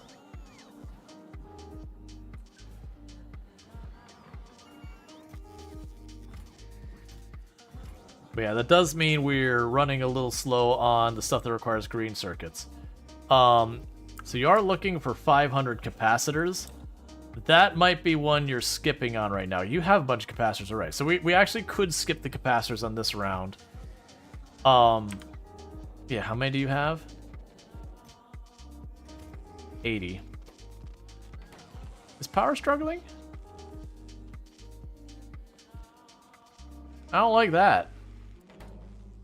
Oh, right. No, that's the way it always runs. That's right. You have to wait. Like, you're always draining unless you're in a lightning storm, and then you boost really fast.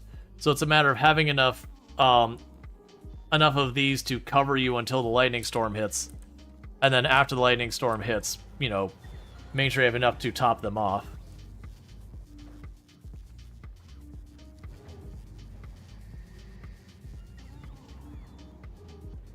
All right. Let's check on the Normandy. So you are waiting on the supercapacitors. You are waiting on the superconductors. You're waiting on the helium. You're waiting on the blue processors. You do have almost all of your concrete, which is one of the big things we need more than anything else.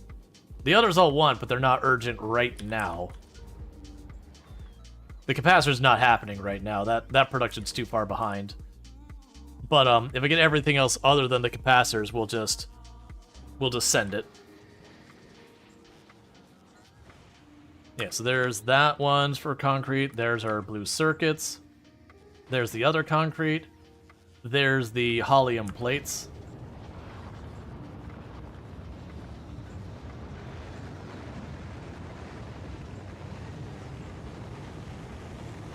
Could you put quality modules in beacons too? You know they have strong diminishing returns now, but maybe it'd be increased with that build. Yeah.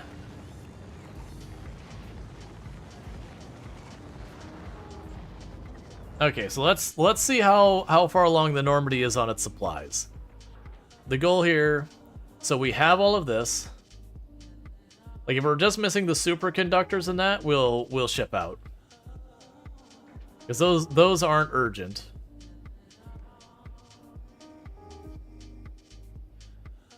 Yep, so that's going to be going ahead and just ship out to Aquilo.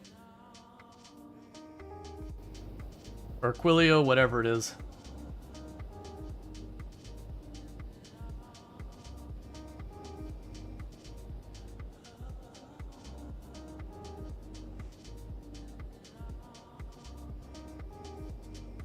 When that arrives, it'll drop all of that junk in here. Well, it'll drop whatever we're not already full on in here. And we should be good shape there. In the meantime... Yeah, neither of you need fuel because you're not cold enough. So have you burned through... Oh, actually, did I get rid of the inserter ahead of time? Oh, no. Literally, that's going so fast that... Here, I can just grab those and run that over here and chuck it in a box. But yeah, so we're shutting down our oil refinery stuff. Yes, there's nothing more for this to do. You're out of oil. We can get rid of the petroleum line, we can get rid of that heat pipe, we can get rid of that heat pipe, get rid of that petroleum line, and that there. And that's about to run out of petroleum, and then we can tear that up, and that'll give me more room to work.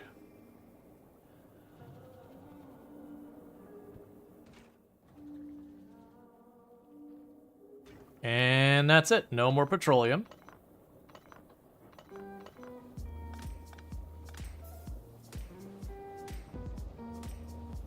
Which means you don't serve a purpose over here.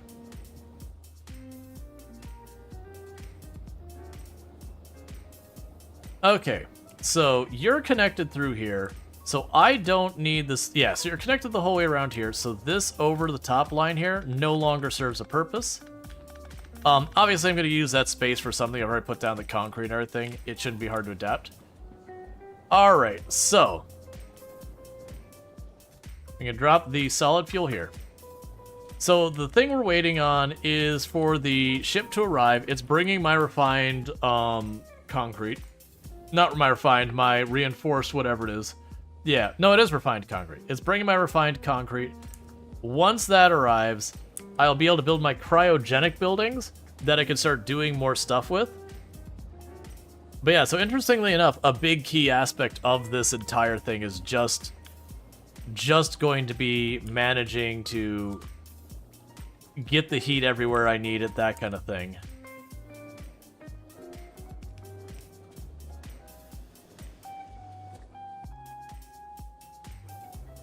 So poke that there. We can grab a little bit more concrete, put it down here, bring it up this way. I'll need to bring it along there. Because then I can bring the heat pipe right over here.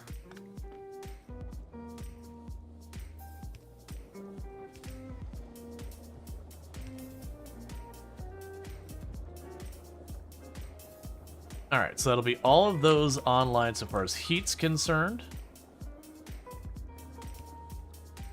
Cool. Okay, so all of our oil production is online. The next thing I'm going to need to do to progress things is we have way down here, I've got the lithium brine, and then way, way, way over here, we've got the, was it methane? Fluorine. I've got the fluorine here. So I got to get those into the factory as well.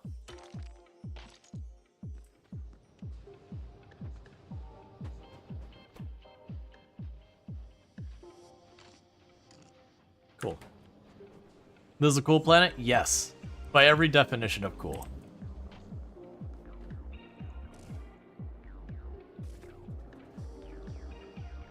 Would trains freeze? I don't know. Very genuinely. That's not what I want to see. You're running out of ammonia? Alright. That's probably okay for right now. But that does mean we need to cool it on... Well, no, that's fine. Ah, you're running out of ammonia because all the ice stuff is getting stuck. I need to be consuming more ice. How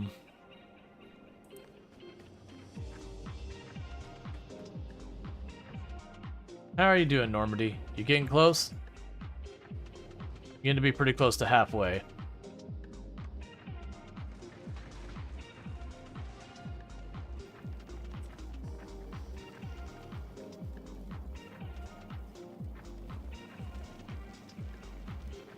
Slight adjustment to make this work a little better. There we go. And don't get me wrong, we are running into pain points where that inserter is only able to dump stuff out as fast as it can. Can you even build rails on the icy soil? I probably have to put down concrete. That's my guess. This is looking like it's designed to be like kind of a skyblock kind of challenge.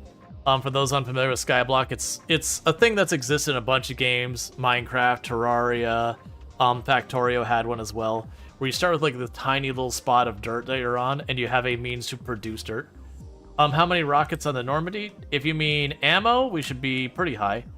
Ammo, we're at 1.1 thousand. Rocket launchers, I've got 4 in the front.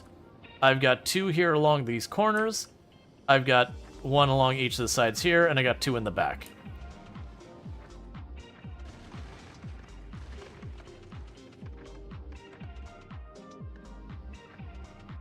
I do have you requesting, alright?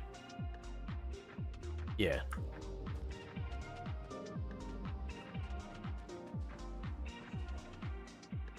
You know, it's all managing its heat just fine. We're getting pretty low. Actually, don't I have more concrete in here? I have 15. Yeah, so we're waiting on more concrete, and we're waiting on a reinforced concrete to make the cryo plants. And that's where things are going to get interesting, because those cryo plants are pretty power hungry, which I'm kind of counting on. If we get ourselves to be a bit more power hungry, then I can start messing around with this. One interesting side effect now I think about with the heat exchanger situation is anywhere on this entire grid I could shove a heat exchanger, and the heat's going to be there. So that's kind of a fun realization. I think realistically what we'll end up doing, though, is more than likely I'll, like, skip one, have an underground. Basically, I'll probably make this so I can, like, tear this down, line up a heat exchanger there, drop an underground there, run the heat pipe here to keep it all from being frozen, and doing that kind of thing. I'm sure we'll figure out a pattern that works. And then we'll be good there. The Normandy should be here soon. Just keeping an eye on time. Like, I know I'm over, but still.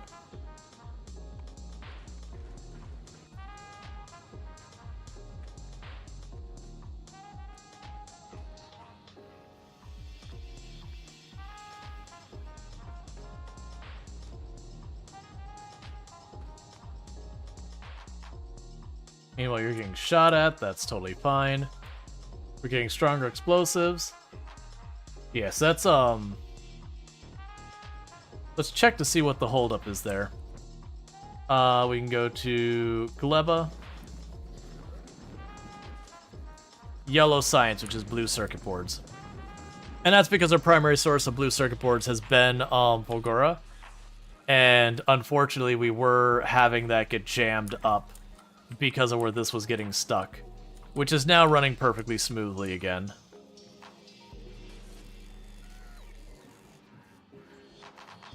So we needed more recyclers on this end to basically...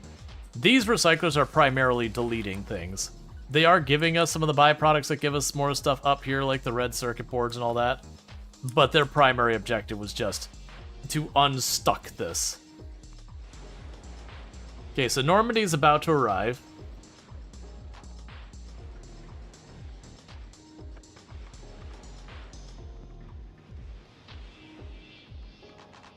Alright.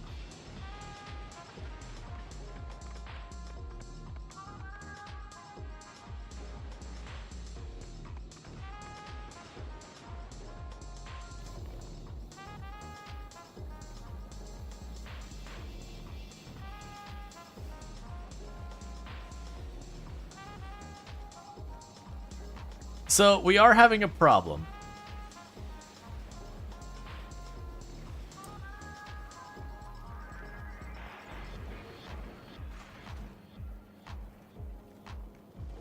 And that problem is, one inserter is not enough.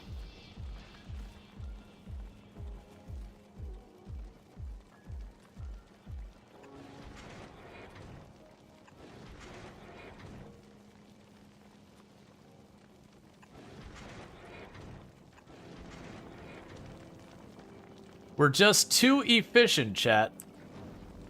That's what I'm learning. We're just too efficient with the amount of goods we're collecting that we need to massively increase our ability to just jettison resources right out of the side of the ship. Now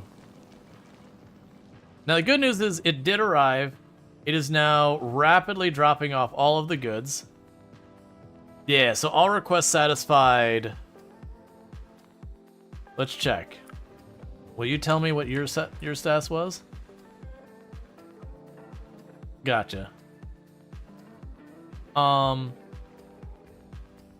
one thing we're gonna do here in the future is I would like you to send me a stack of cargoes. And I would like you on the Normandy to now request a stack of cargoes from our home planet. Yeah, so dropped off what it could. All the other stuff, I already have the amount requested. I don't want to have it drop everything because I don't have the space. But with that, we've got these. I need those. Because with that, I can go and put down a assembly building. I'm just going to shove it real close to the wire here. And I need to make a cryogenic plant. Cool. Oh, I need...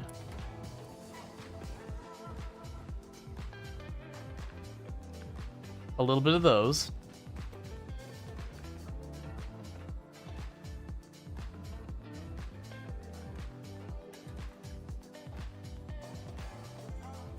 Okay, so we're making a cryogenic plant here.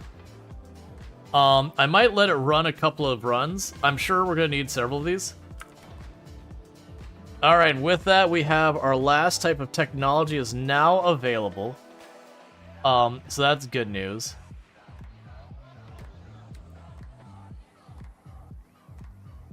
So, if we check out...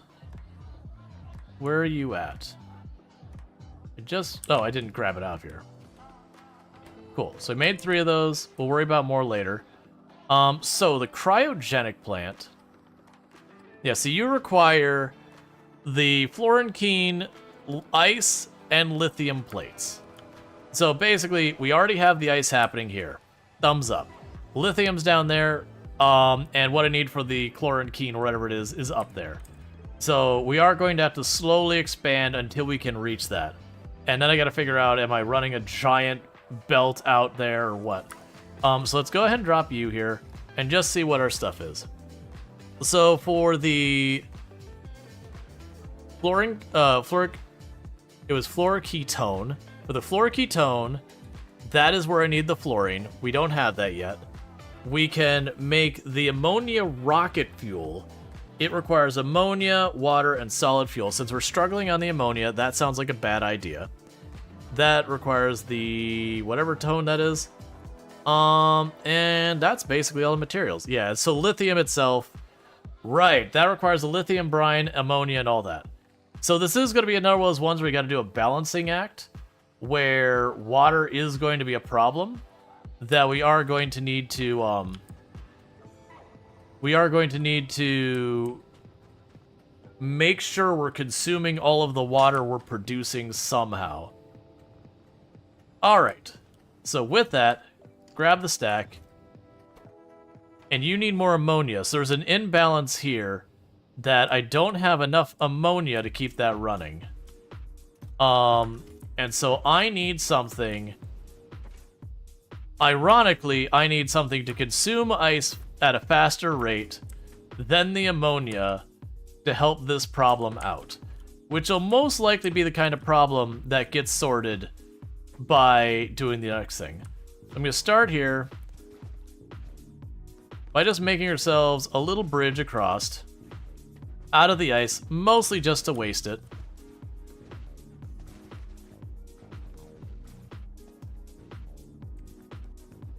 Okay. And then this one's a little bit trickier.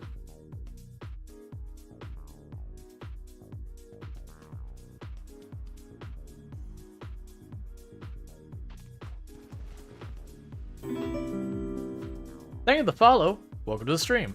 Oh, there's one closer. That's fine. We'll deal with that in a minute. Okay, so I need stuff that I could burn ice on that does not require... water. Right. The fluoroketone is one that doesn't get consumed. It goes back and forth. You make it hot, you make it cold, you make it hot, you make it cold. Alright, so that's what we're going to need to get hooked up, and I'm going to need to just deal with ice in the short term. Ice is being dealt with. I am dealing with the ice. I am dealing with the ice. It is being handled. Don't gotta worry about that ice. It's a-okay. So one thing I could also do to help out with my water and all that is I could deliberately and maliciously make it so that we are on a net loss on Steam. Because if I have us overuse our Steam a bit, that'll force us to produce more ice. Alright, I gotta get the heat pipe over there.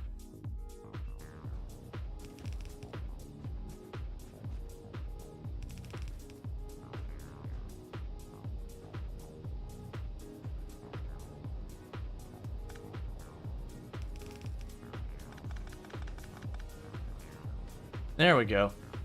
So that should burn more of that. Well, that'll also be good because we're going to put down these cryo labs and are going to consume way more. So that actually should... It's going to be a tricky balance. So you have the solid fuel production should be fine. What is being destroyed in mass? What has got absolutely annihilated down here?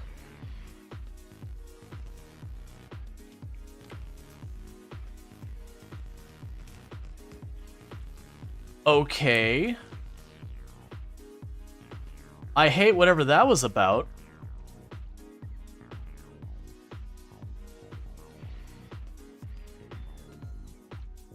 We missed something. I see a corpse there.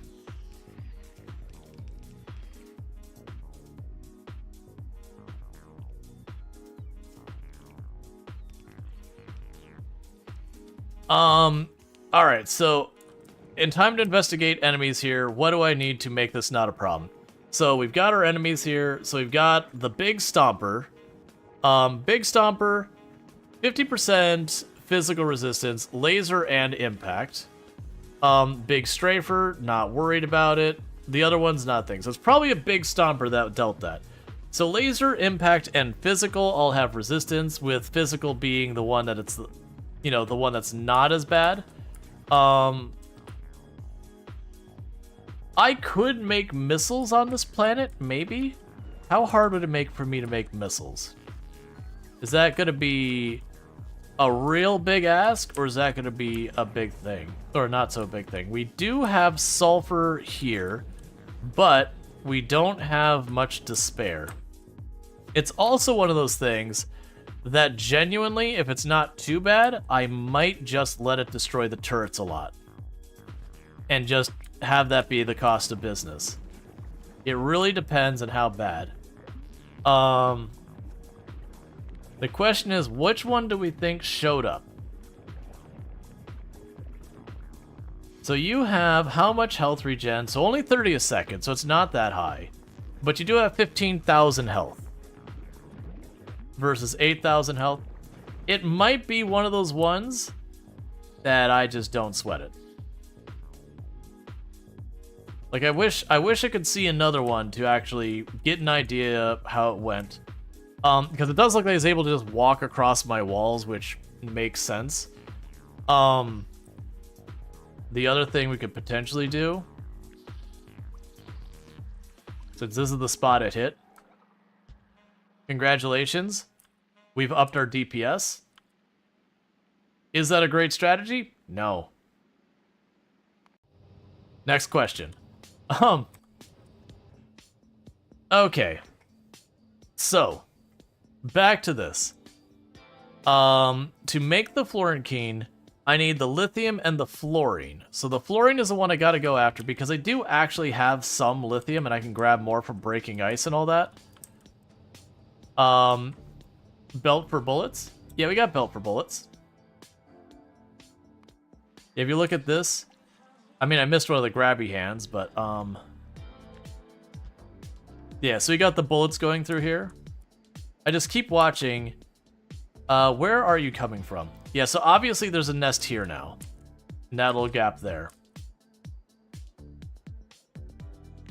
I do honestly wonder if importing artillery would make sense here. So just put an artillery gun in the middle of the base, import it, and just let it expand little by little. Like, it would aggro the nests, but if I just nail the nest from afar and then we just hold out for, like, the handful of things that attack us, I think that would be okay. But that would require me to import the artillery shells here. Or not these shells. No, actually, probably the shells. We don't have nearly as much we deal with over here. We'll worry about later. Could I do the shells? Because we could definitely put the artillery down here if we import it. Like, just... Like, it doesn't matter. Just put it in here anywhere. The radius is big enough. It would cover probably all of this for one and all of that for another. And then as we improve range and damage and all that. He is mostly hoping to see the next attack just to get a feel for it. Like it did a lot of damage on that one. But like if it's already the larger one and we handled it, then that's fine.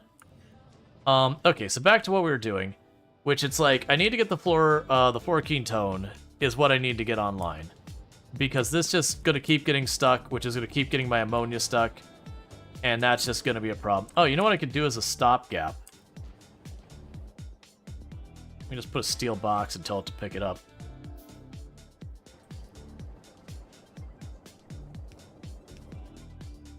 Yeah, one more box.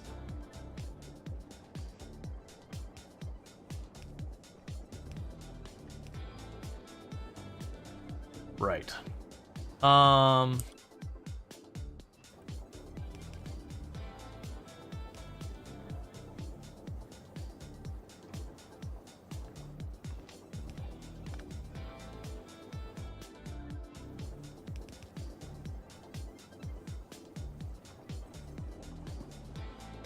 Does that make sense? Not really. Are we doing it anyways? Yep, because that'll keep it running until all three of those boxes are full. Okay. So back to what we were doing is I'm grabbing a stack of you. Oh, there's only 8 of those there? That's fine. Yeah, so you're right there. That's the one that I do want to try and grab. Because if we get that hooked up, that'll be fine. I assume you're a pump jack situation as well? Yes.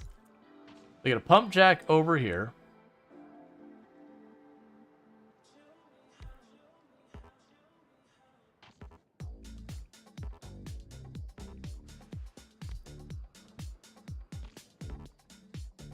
That's fine. We'll worry about those later. So I got a couple pump jacks over there, because if I get that producing at some amount, that'll be good, because it seems like you make the fluoroketone, and it just goes hot, cold, hot, cold, hot, cold. Like, it's not a loss thing, and maybe there's a loss I'm not accounting for, but it does seem like it sustains. Okay, so you will need concrete under there. Regular concrete, not refined.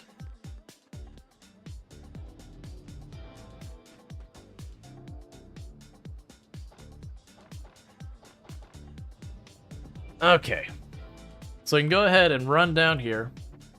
Get the concrete underneath these, so it doesn't get mad about it.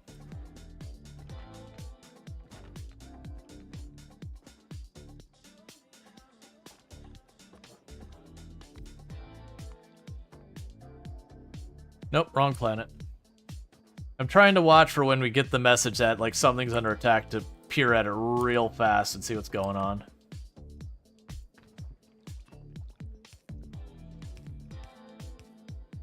Okay, that should be allowed to get me that. Will you let me put this? All right. That's the nice bridge there, so we'll need to do this.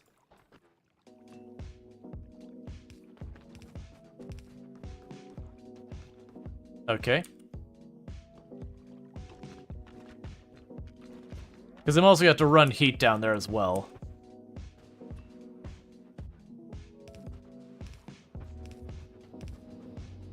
Alright, I mean, we got, that's gonna be down there.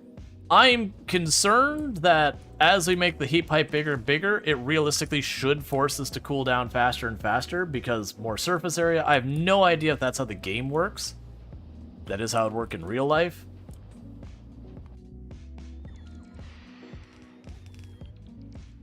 Alright. So we're just gonna go ahead and grab you. And that's a new spot that got hit. I think what's actually happening is, just judging by it, it's getting over here. And it's that acid splash that's causing it to destroy everything there.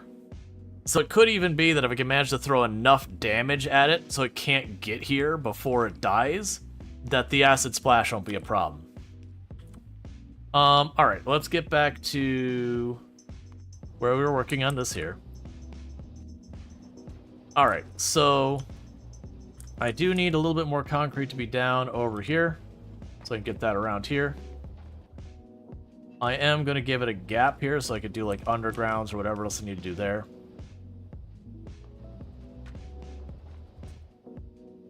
And now this makes me a little nervous that we're going to have heat problem, or yeah, the heat's going to be starting to struggle.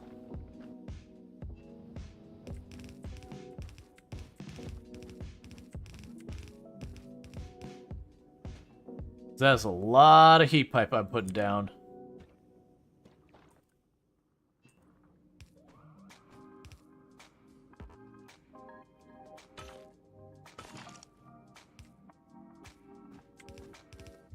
It might also have a range limit now I look at it. Just judging by where it's helping and where it's not helping. It might just be one of those things that I just have to,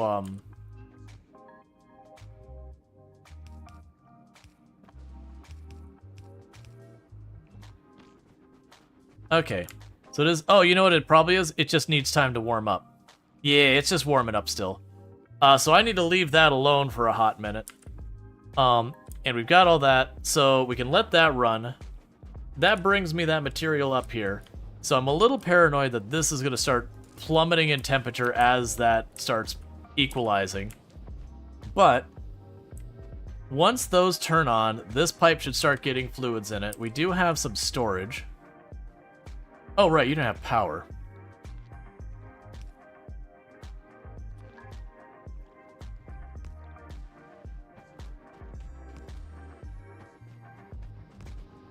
Okay.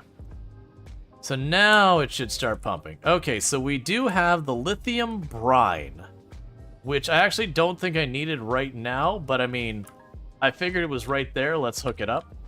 So the lithium brine we use to produce the lithium material.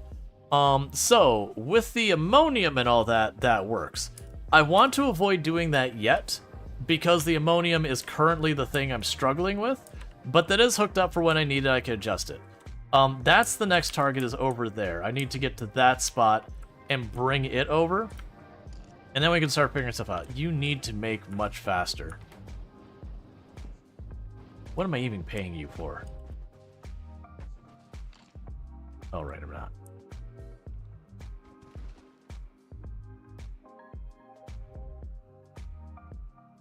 Yeah, so just got to get that platform over here, which should be working. Yeah, so you're starting to feed in the fuel very rapidly to try and keep that going. Oh, also, you need to be set to override stack size to 1. Yes, the good news is that should start consuming less and less ammonia as things stabilize. But for right now, we're basically burning it as much as we can. All right. Let's grab this and clean up that other spot. Actually, can I pick up any ice? No, it would have been nice. I was like, wait, can I just pick up any ice around here? So we started this little bridge over here. I don't need this. Not yet, not for a long time. Let's grab all of this and try and get that our bridge over here. Because then if I can get that over here, that gives me something else that will consume water, which should help us equalize the ice ammonia production to be better. And then we can turn around and start, you know, just making way, way, way more ammonia. Because, like, right now, I could increase my ammonia production. That's the only ammonia production we have at the moment. It's just the solution there. But you can see I'm struggling on the ice, so adding more will help in the ammonia short term, but long term is just going to make the ice backup even worse. So I gotta find a way to consume more ice faster, which is going to be using more power. Because our steam is maintaining, our water is maintaining. Yes, every once in a while, this should burn off enough steam that this cycles and eats a little bit more ice. It's gonna be time. We can drop the ice cubes in the boxes in the meantime.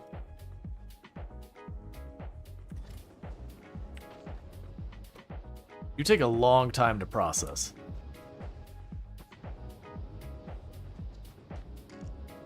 And I can't, can I pocket craft? No, it's got ammonia in it, I can't. It's a liquid. Meanwhile, we know for a fact I will be needing to bridge this whole thing.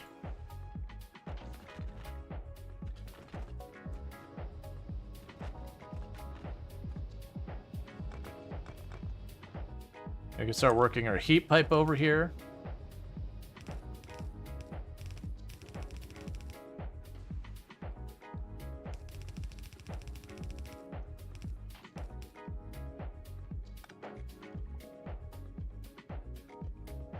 Yeah, that'll be fine. So we can just have you go under there and run along the top side.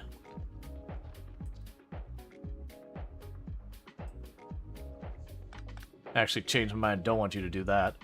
So run this here. Do that. Drop a little bit more concrete around here. There's a hole in the ground, it's like on all sides of it. That's fine, I'll deal with it. I gotta still get the bridge over there and sorted. Yeah, so that's slowly doing that. The good news is I only need enough of a bridge to just get it there.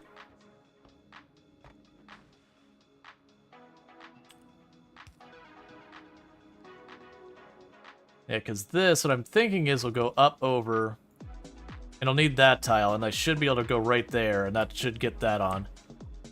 In the meantime... Oh, don't do that way. Cool.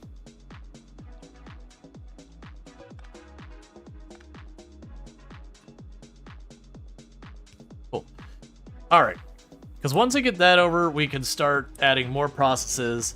And I do have a feeling this will be one of those places that I'm going to end up... Okay, you know, I got this working. Alright, well, that's out of whack.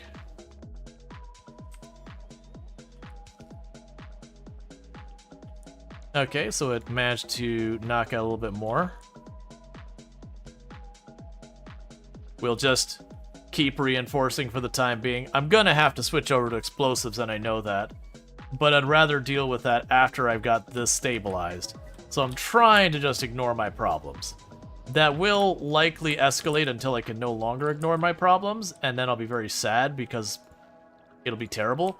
But, you know, that's later me's problem. But while we're waiting on that, is there something else I could do short term? Not...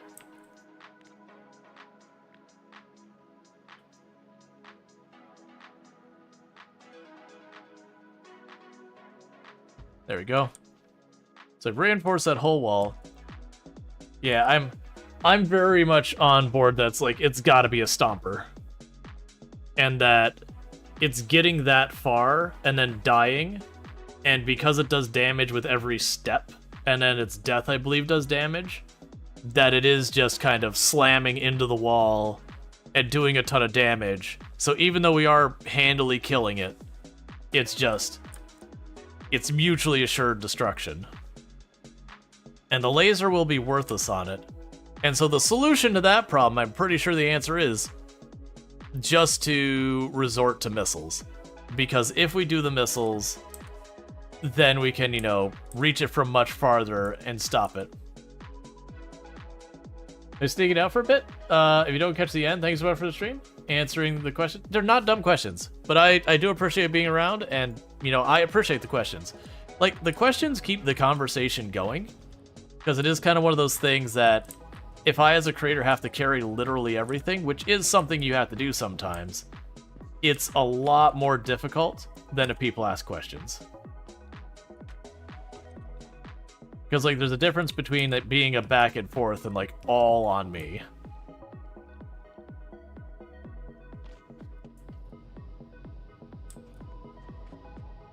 It's what your old mentors used to say. There's no dumb questions. Oh, the only dumb question is the one you didn't ask? Yep. If a question comes to mind, there's probably a reason. Yeah, so we gotta get the ammonia production up higher. But, here, let's go and just plug that spot in there, because I know that one's gonna be a problem. I need that corner, too.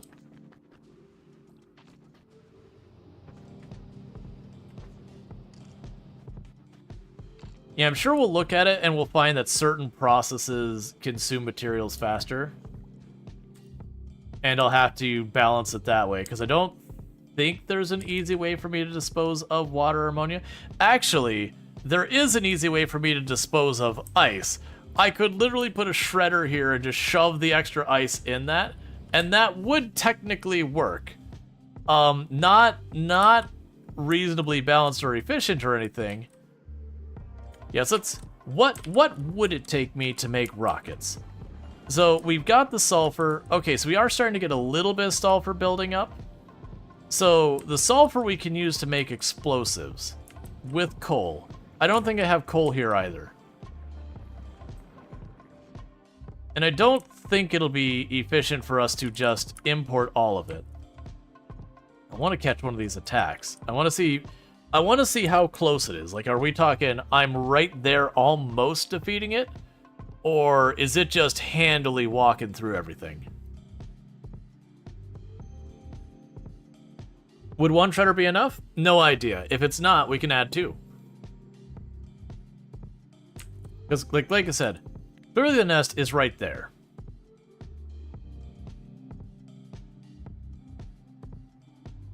I still have a tank here, don't I?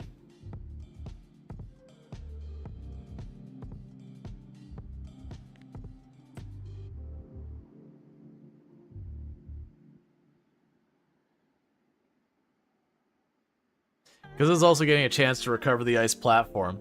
So I'm gonna do is I'm gonna take 2 seconds while this is all going on.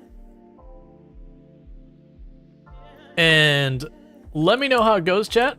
Let me know if I'm close or it's just not at all, because I need to use the restroom real fast, grab a drink, and so I'm gonna let you see the wall to see how bad it is. And you'll know and I won't, and I'll be right back.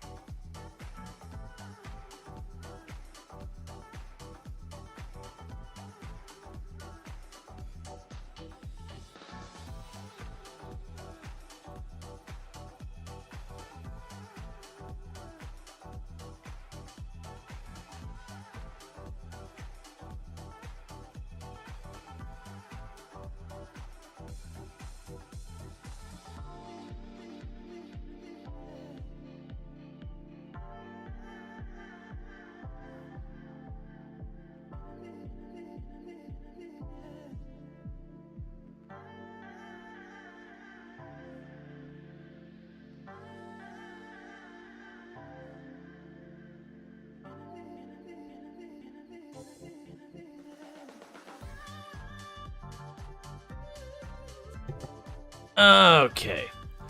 And I'm assuming the fact that my wireless headset didn't make a whole lot of DACA. We did not witness an attack. Not unless it was a very silent attack and my bots were just really on point with, like, rebuilding everything. The wall held. Yep. Alright, well, we're gonna go check back into this, and the moment I look away is when it's gonna happen. I accept this. This is fate. Because that's 10. That's not gonna be quite enough to get across, but it's close. Yeah, Hodor. So here's a question, and I doubt it will. Let's see. Oh, wait, it won't matter because it won't go over there. Well, it's, yeah. We're almost there. Steam is going down now. Which does mean... Oh, low temperature. Oh, we are extending too fast.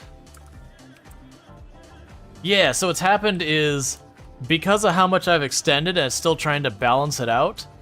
So we have this over here is at a good temperature, just fine. The pipe here, as we follow it along, you'll notice it gets colder and colder and colder. So I'm basically extending the pipe too much. I need to give it a minute to catch up, because that's where this is. And I need that to come back up to 500 degrees. It's disconnected? It shouldn't be. It is disconnected. You are correct. We can just go like this. And now it's not disconnected. Yeah, it's from when we rerouted that. It just took it that long to cool down. Meanwhile, you're probably attacking right now. Oh, come on, man.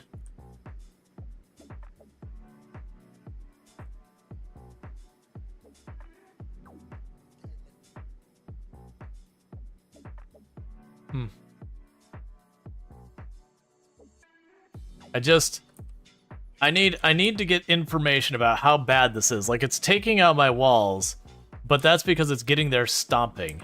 I'm wondering is it down to like 5% health? It gets that last little throw to hit that, because it didn't hit the back turrets. It only hit like the front line, which tells me we're right on that fence of killing it. So I want to do one, is it a medium or a big one? That's the first question, because if it's not a big one, we got a problem. And then two, is it like right there where like one more weapon upgrade would solve the problem? Or is it like, no, really, you're going to have to get missiles? Or do a lot of research. But I don't want to sit there and stare at it for 10 minutes waiting for it to do a thing. Yeah, so its temperature is coming up. It is going to take a while, unfortunately. That's maybe enough? Not if I do that. It's still not enough. I'd still be short one. But there's the one. So then I can pick up the others.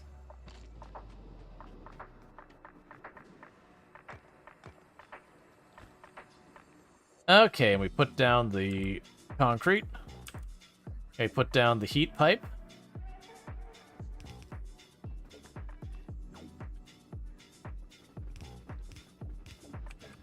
Cool. So, now I just need to run power over here. So simple enough, we have that. We're gonna just have to stick with these. Because the big power tower is 2x2, and it didn't make that wide enough, and I'm not waiting to make a whole extra bridge. Okay, so with that, we should now be getting fluorine. Cool. Now I need to actually figure out what the heck I'm doing. So, we can make fluorocone at 180 C. It requires a little bit of lithium, a little bit of ammonia, a little bit of solid fuel. That's a little bit of difficult for me to do right now, because our solid fuel is on the literal opposite side of the factory. Oh, and meanwhile, you could probably just go away for right now. You're not going to be doing anything anytime soon, and you're definitely not going to be there when you are doing something. Alright. Yeah, so we can make the fluorocone. That is going to take solid fuel, and all that. That's not going to help with our water deletion. The lithium brine is also not going to help with our water deletion. But stressing our power grid weirdly will. Like, that's what it feels like I need to do, is I just need to keep amping up my needs on my power grid, so I'm running more and more steam and just burning that. You're still getting colder. That's because everything's balancing out still. So that's the only way to have a good way of deleting a lot of that. Let's go check on you. Come on, man. Oh yeah, so we finally got the scan, so we could definitely see the nest is like literally right there. We should be good for like the next attack happening any second now, right? And Normandy is on its way back to Novice again. Oh, wait. Oh. You were just two radar scanning nearby. No tank to lure it? Well, I mean, there is a tank. But if it's as resistant as it is, where it's going under all those guns and holding up, my tank isn't going to do squat to it. Because we don't have the shells here.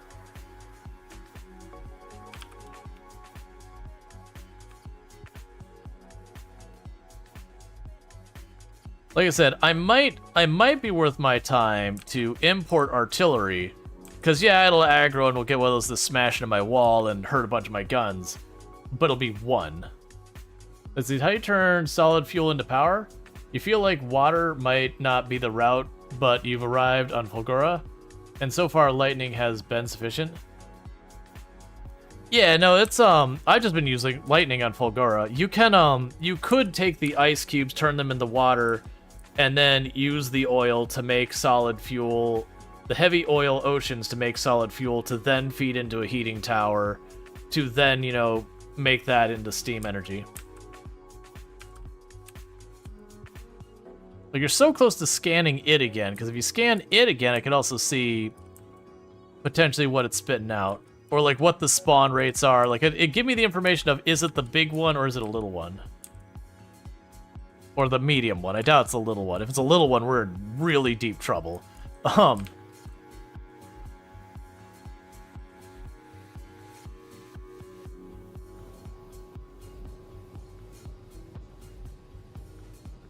have heating towers? They're Gleberite. Fulgura is your first planet. Yeah, and that's the thing, is you don't need the heating towers. Like, literally the lightning. The lightning will do it. Does he also get solid fuel directly from scrap? Yeah. Yeah, no, that's the thing. You just generally need that. Alright. So I'm waiting for, like, I'm trying to give this a chance to catch up its heat. We probably also are due for even more heat. So how could I get this to be around better? Because right now we're just throwing that in there, and I need more heat than that's going to offer me. So I'm going to need to get that out of there anyway. So here's what the plan's going to be. We can go ahead and put that underneath. I will need to grab more platform. Give me more space to work over here. It's not going to go nearly far enough fast enough, but that's just how this works.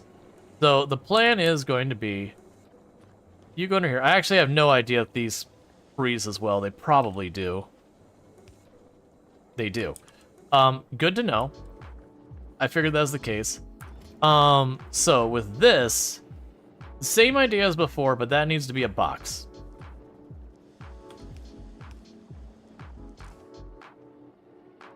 Have like 2 stacks and just get hot.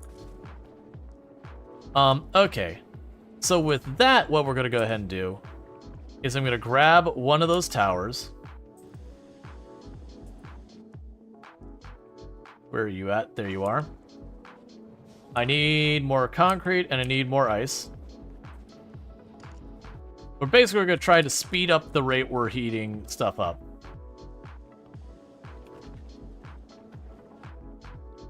So grab another one of the towers. Cool. We'll run the heat pipe along the side. Cool. You will need to stop on just the other side of it. Like that. And that gives you an inserter there. we will grab the cable and plug it in just like before. Same logic, you are going to report your temperature. If your temperature is lower than 600, we start shoving fuel into you.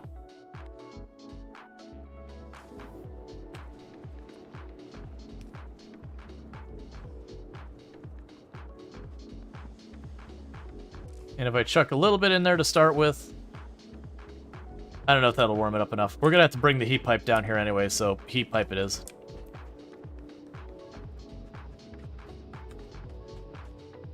I don't know what you mean by that. Alright. So, put those back for right now. I need the heat pipe. We're getting low on that. And you haven't been back over yet.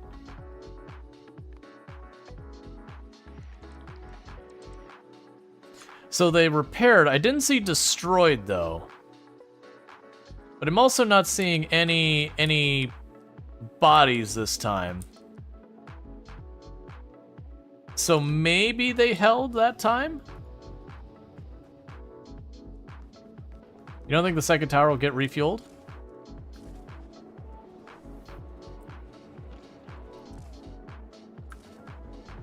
Oh, right, because we're running into the situation now where,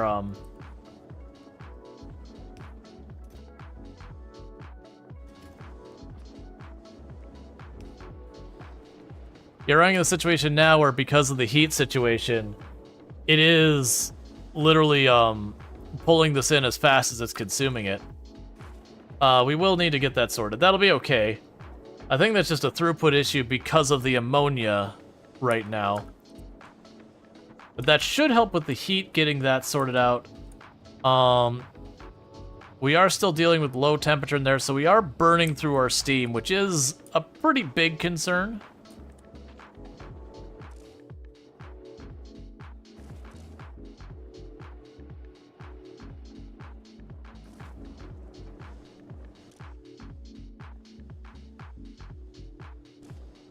You should be enabled. Gotcha.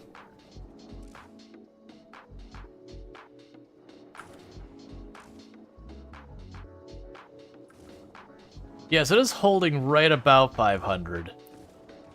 It's just not producing fast enough because of the ammonia.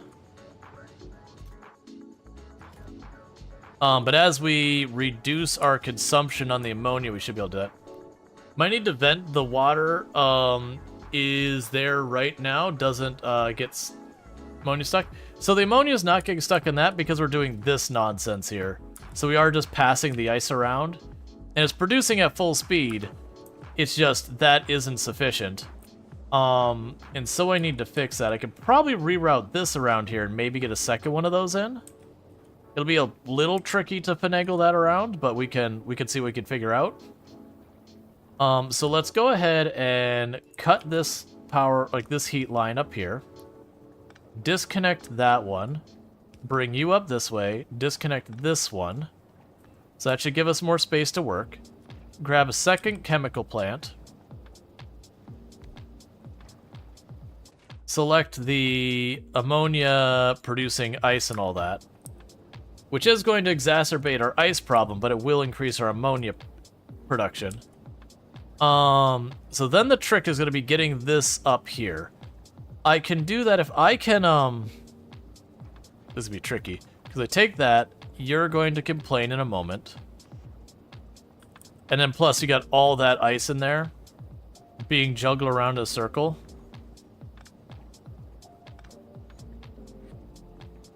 Are you actually full? All right. You are actually full. So we have that. You will be the inserter up here now. And I'm clearly going to have to solve that problem here in just a second. If I get rid of that, that whole thing shuts down. So needless to say, that's not going to fly. I might be able to wedge that in to thaw those two out, but that doesn't help with the inserters. Now, if we do something with this ice, this obnoxious amount of ice, we could potentially fix that. I will deal with that in a moment. So this is going to be your output here. We can drop you up here. That's not going to leave me a room for doing anything with that. You can be connected to both sides here, and then I won't need that. Yeah, so if we connect you, you have that route, which means now you don't need this route. I'll deal with that in just a hot minute. So you've got that there. We could then grab you and try and run you through here. That brings that back online.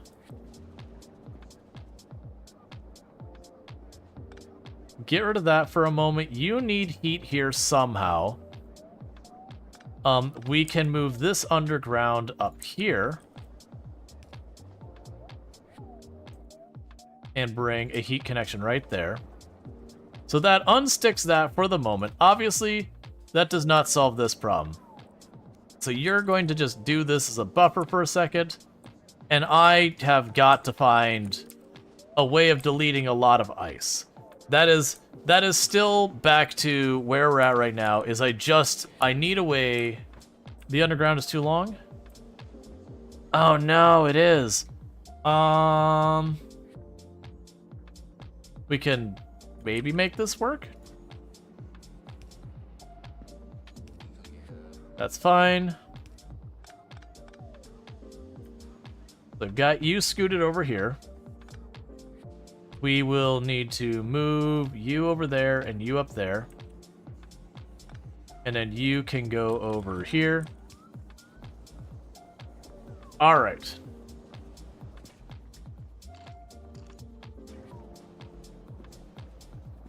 Okay, so we've got all that crap going on. So that has increased the amount of production there, but I still need to get up here.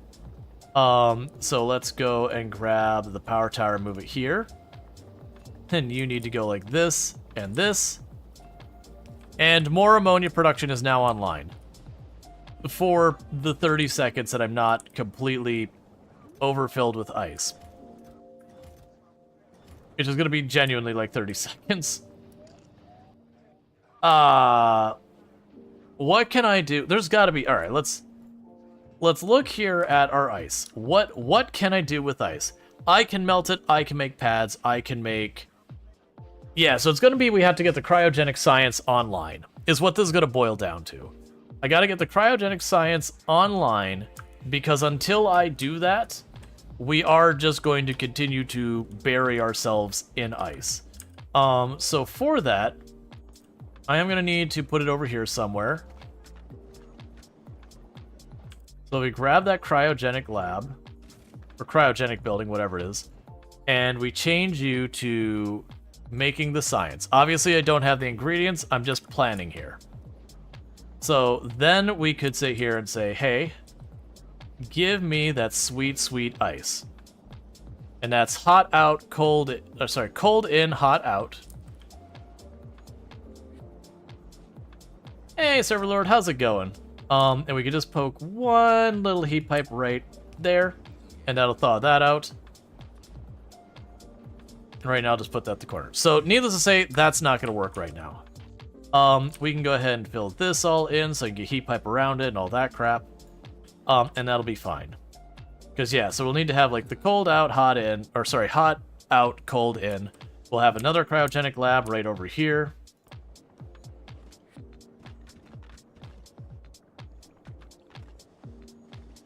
Because the one good news about these things is it very genuinely is like... And making space there. We want to make that cold, so we would just be able to bring this like that, and then like that, and once we introduce the material, that should be able to just loop. Thank you, Server Lord, for subscribing for 7 months.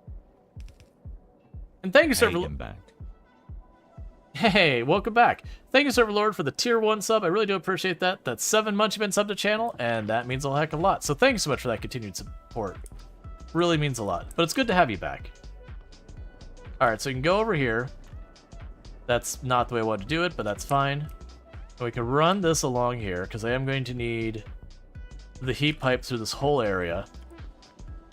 Let's fill in those gaps, even though I don't need to. Alright, so with that, we will need the heat pipe to come down here. Come across there. That's good here. Come across here. And just poke one spot right there. I'm gonna do it the other side. So, with that, if I can get even the smallest amount of that material in there, it should just cycle around in circles, and then it'll be just a matter of the lithium. And we don't have the lithium I have in my pocket. It's right there. It's in there as much as it's gonna be. So we're back to the fluoroketone, and the fluoroketone is another chemical lab, which we will put down here to double check my recipes. And that is, again, for the hot, it's the fluorine, the lithium, not... They held. 170 things took damage, but they did hold. So it is a thing where I can just throw numbers at it and make it less of a burden. Cool. Yeah, so it is a thing that I need the solid fuel, the lithium, the fluorine, and the ammonia here. So that's good news. The problem is that is going to be a substantial increase in ammonia consumption, which is a concern. The good news is it's a temporary one. So let's set you here and we'll just plan to produce that. So the fluorine and the ammonia, we can turn it like that, and that should be fine. We will pipe this through with the intent on attaching it all. Oh, you're not going to attach there because I got no space. And I can't get a hold of any of these R spots, can I? Can I make you go around a different way? Yes, I can. Alright, so we're going to go ahead and put a heat pipe there and get rid of that one. And with that, I can go underground here. I'll need to move your power pole around. Not going to power with the underground. We'll go and bring it up here and just hug that the whole way up. That's fine. I already figured we were going to need that. Okay, so there's your heat pipe to bring that over to the hot side. And your fluorine is going to need to come down here. Yeah, and that's the output. That's fine. So the fluorine just needs to be put around here, and I can shove that in there manually, and I can grab the solid fuel and shove it in there manually. And I can get just a little bit out of it. That'll be enough to do a little bit of work. Okay. So I can go here, bring that, grab the heat pipe, run it down. So I've got a spot there that won't work. That's fine. We don't have to go this whole connection. I could just go that spot there to get that. We can pinch that over there to get that spot. And I just need it over here. So I can go boom, boom.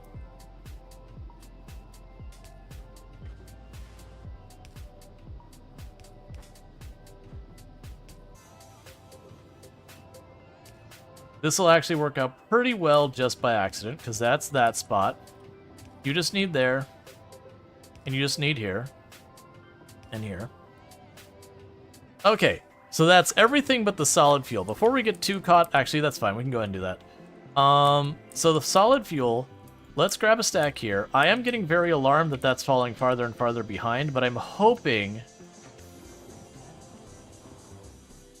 Yeah, once this is on, it's going to consume lots of ice. So that's the first thing. So you're producing just a little bit here. You're going to start backing up. And then I got to get that over here. It doesn't have to be fancy. I just need it to get there. So the good news is this area... Honestly... Yeah, no, I could bring it right over here. So we'll go right here. Because either way, I'm going to have this. So doon. Bring this down. And I put it there. That'll be along here. We can pass it over and plug it in, and I'll just have to do some shenanigans with the heat pipe for right now.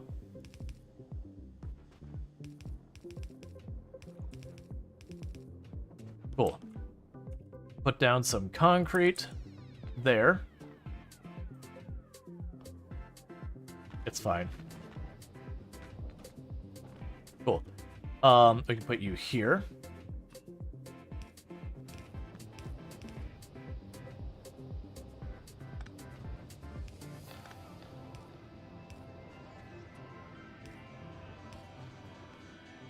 Alright, so I just need a little bit more heat pipe, and this will be in business.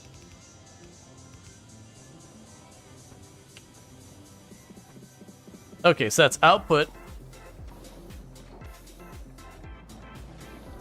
Yes!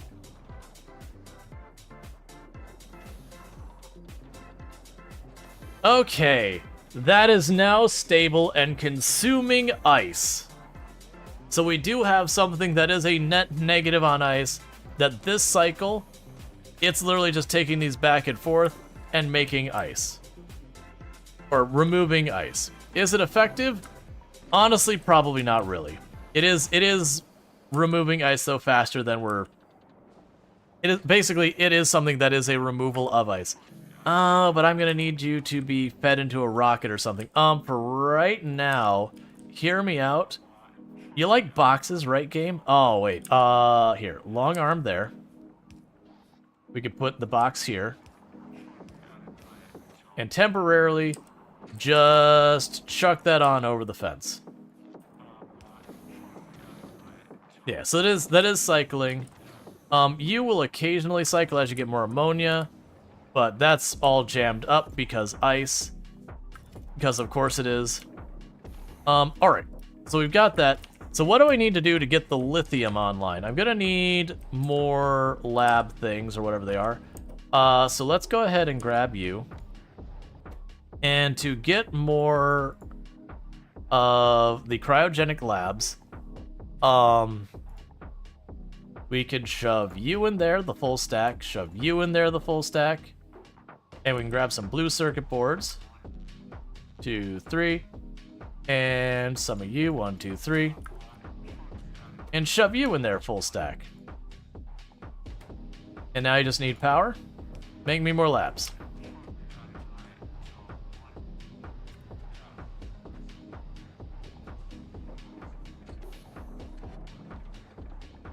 Now the interesting thing is if we start... If we put well, here's a weird question. If we put productivity modules in here, in theory, it should make more of the science, but also in theory, it should make more of the fluorketone, which would be a very weird thing of being able to dupe the fluorketone without the input of the other stuff. I'm assuming that doesn't work, and it would just give us more science. But if it gave us both the outputs extra, that could be a way to slowly correct things. Alright, pick that back up. Okay, so, the next thing we need is we need one more thing just to get that. No, byproducts don't get affected? Gotcha. That makes sense, because it'd be really weird if it did. So next we'd need lithium. That's the helium, the lithium brine, and the ammonia. So the good news is, the lithium brine is right there.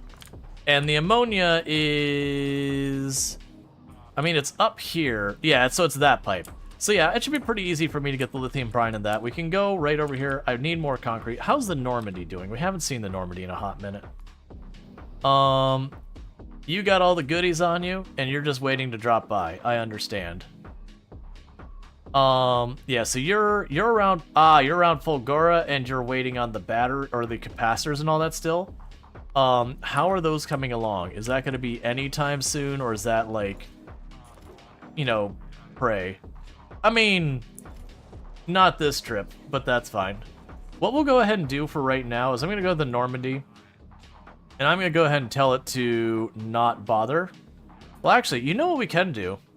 Let's change the request satisfied, and let's just say request satisfied, very specifically the concrete, and get rid of that. Because that one takes a hot minute. So if it gets the other ones, great. So that'll bring it back to me, because I need the concrete is what the problem is. You've been lurking? Still lurking? Just wanted to say you're absolutely so happy and proud of you. Well, thank you. I really do appreciate that.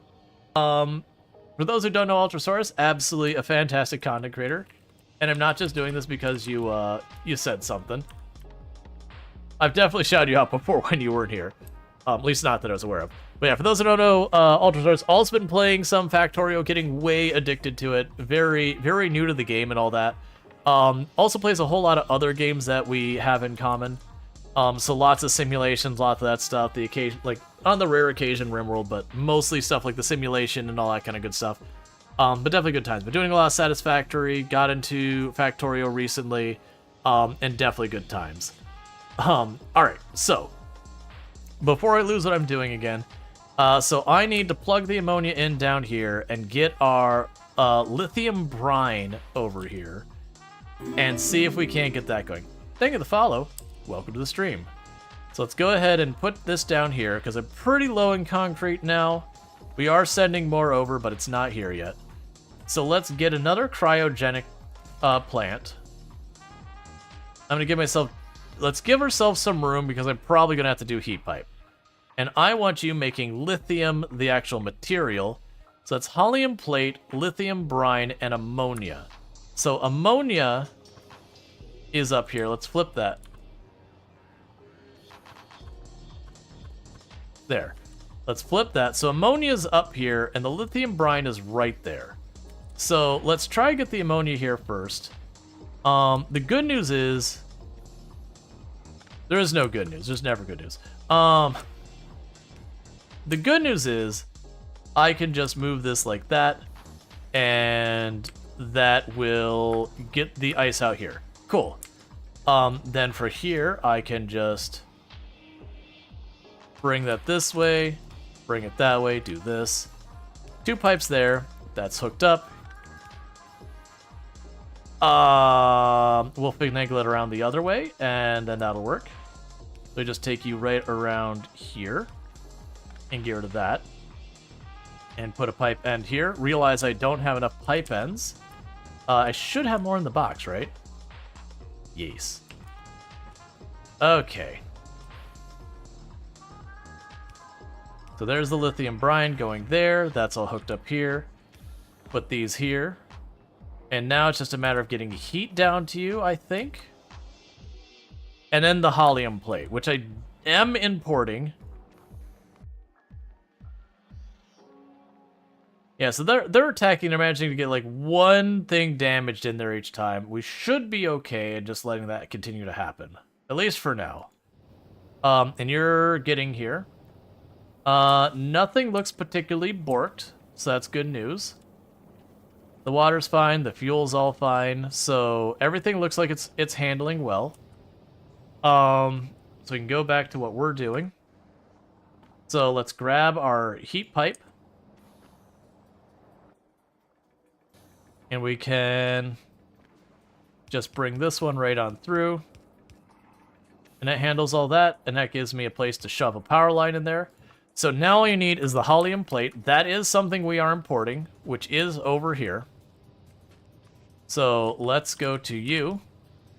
And you now grab, use filters, hollium plate, because that's not physically available here. Alright, this is going to be one of those things that's just going to, no matter how I do it, this is going to be a whole thing.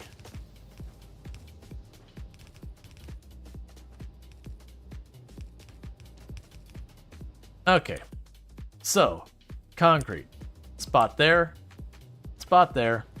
couple spots here, couple spots here, and that'll handle that. We can do an under and over, and then put an inserter right there. And now I just got to do the heat pipe. So 1 tick there, run that along here. We got a spot there and there that this needs to be fixed. Okay. So now I need to have you go there. There. Oh, don't do that. I didn't see that it did the under over to deal with it. So there, there, there.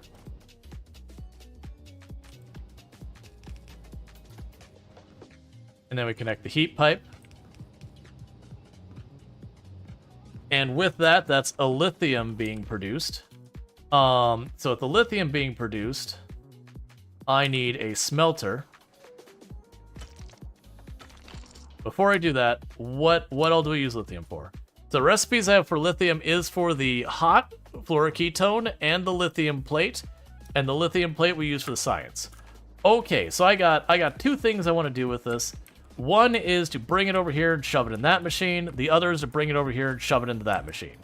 So that's actually not bad placement. So what we can plan to do is I'll put you here, put a splitter right there. Grab more of our concrete so it doesn't thaw. I mean, they imply it would thaw or everything, but it is just you can't use it then. So there's that one and that one. And then we would have the furnace here.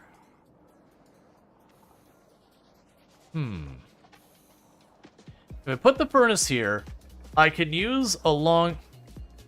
Man, that is going to be a hard one to make that set up the way I want.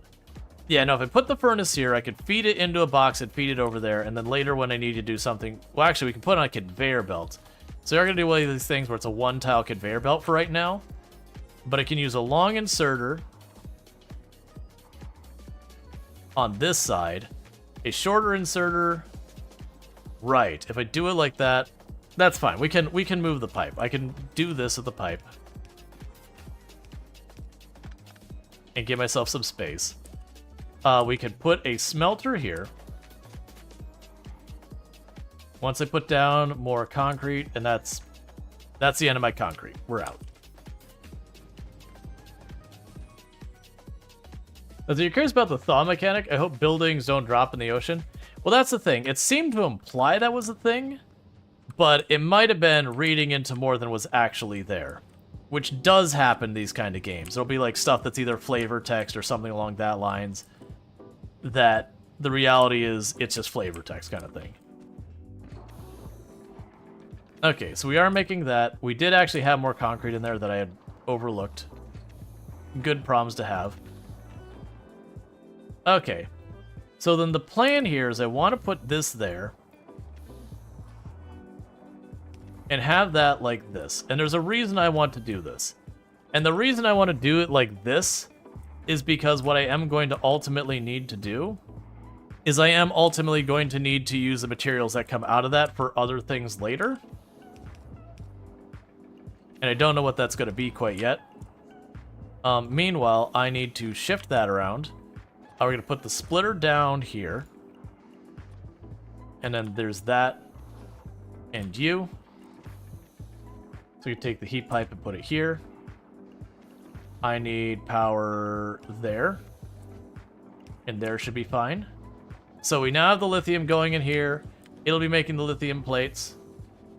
And then as that runs out, it'll grab the lithium plates. And that'll keep that science going forever.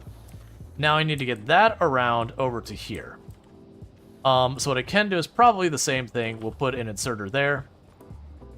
Actually, if I put it here, I could just... No, actually, we'll have to wiggle that, so it'll be a problem anyways. So you put an inserter there. We give it power. We can do the belt like that. And then like this. I understand I need more concrete down here because it's the ice. I also don't mind putting down all the ice or the concrete because it lets me change stuff later.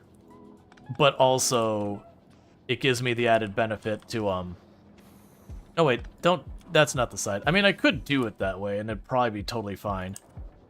But then this way it splits at 50-50 versus which inserter gets to it first kind of thing. Thank you for the follow. Welcome to the stream.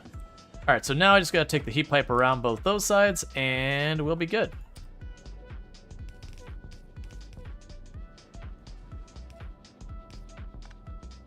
Cool. Yep, and Dunsky. Alright, so some lithium should come out to the right, and some should go to the left. You're waiting on ammonia. This surprises literally no one. You are out of... Do you operate at a slight loss? Because in theory, that should have never been able to run out of. If it was just make it cold, make it hot, or sorry, make it hot, make it cold, make it hot, make it cold. If it was the same number of units just cycling, it should have never been able to run out. Okay, we've got our delivery. Meanwhile, you're probably just backed up on ice again.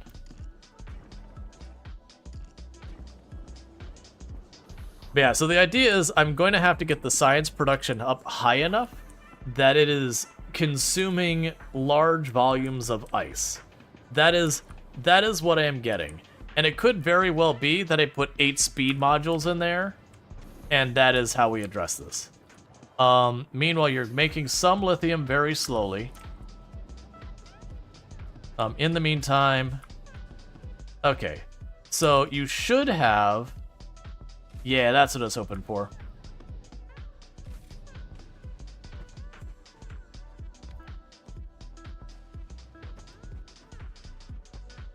Okay.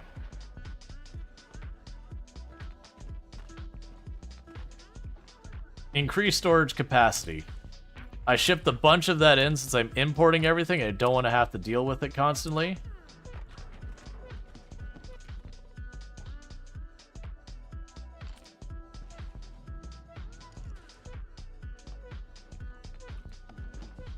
We can go ahead and get all that set up. And where'd you go?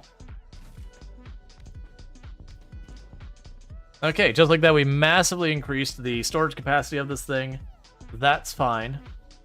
What I should also be able to do is if we go back up to the Normandy, it should be probably heading out soon, is I will go and... Oh, you're still set? I thought I had set you. Alright, well, I mean, that's fine. Okay, that's alright. Okay. So basically, we're struggling to get the lithium in here very slowly to get that turned on because of ammonia. And the only way I get more ammonia is by consuming ice. Alright, this is going to be a mistake. Give me all your ice.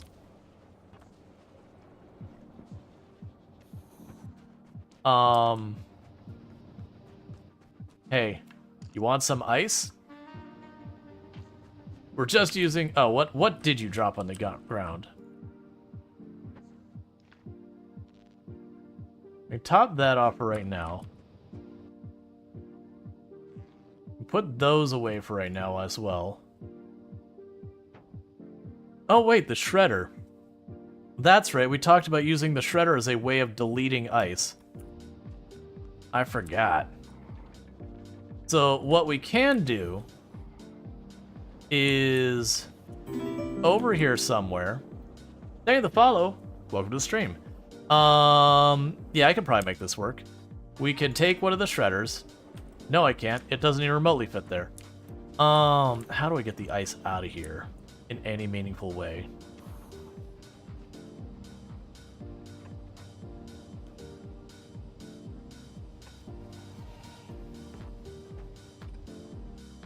Okay, so we can go up here. Give myself some place to work. Oh, how are we doing on power and all that? Power is holding just fine and dandy. Our steam is depleting, which is a real big problem. Our water is totally fine. And you are still at low temperature.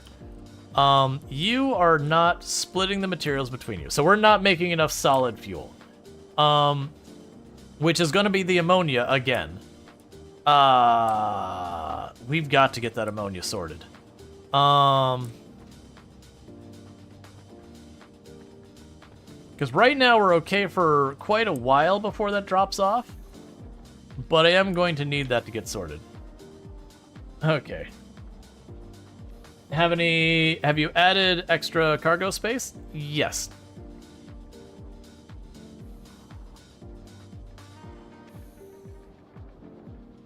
So good news is this should stop running soon.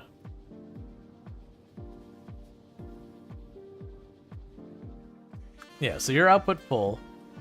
Oh. Because of the way this is putting this on here, it's not ever going to get to the other place. So I'm gonna go on the assumption that with the level, we can go ahead and drop you in there. Well, no, we can't. We can go ahead and drop you in here.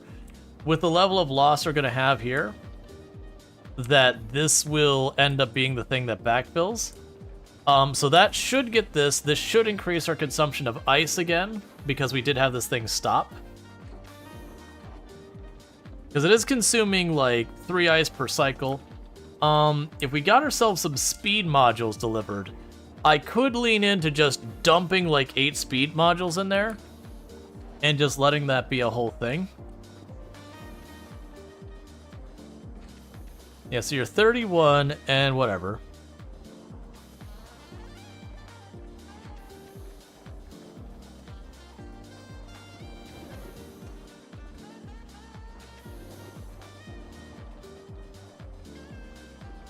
Right, so I'm probably going to need some storage for both of these. So let's plan for the hot can be down here.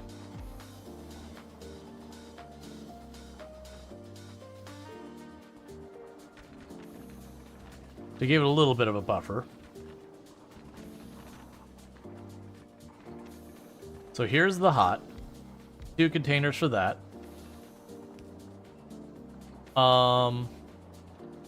And then the cold, well, the cold is only right there, so let's flip that.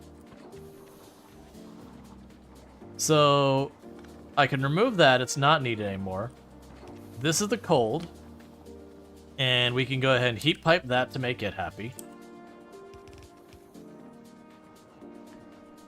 And then we can make the hot work by just bringing this over here, dropping that.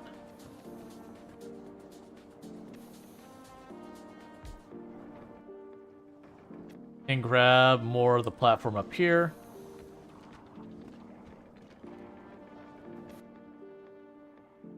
Because it also gives me an area slightly off to the side for this now, where if we go to make some of those other materials that we're going to need, that will have access to that. And it should be just 1 unit of heat pipe for both of them. So yeah, so now we've got a place to store both the hot and the cold as we build up a surplus. Hey, Team McIntyre, how's it going? All right. So we are still making stone platform, and I've set no limit on the. Let's still set a limit. All right. Yeah, so we are just sciencing away. That is consuming ice slowly. We are producing way more ice than ammonia. And thank you for the follow. Welcome to stream. Okay, and you're doing that. So I've got all this ice that's gonna have to be figured out.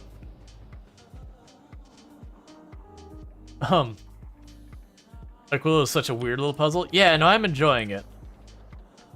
It's good. Alright. So we've got that. So we need to consume more ice. So one of the things I'm gonna think what we're gonna do is we're gonna check Novus.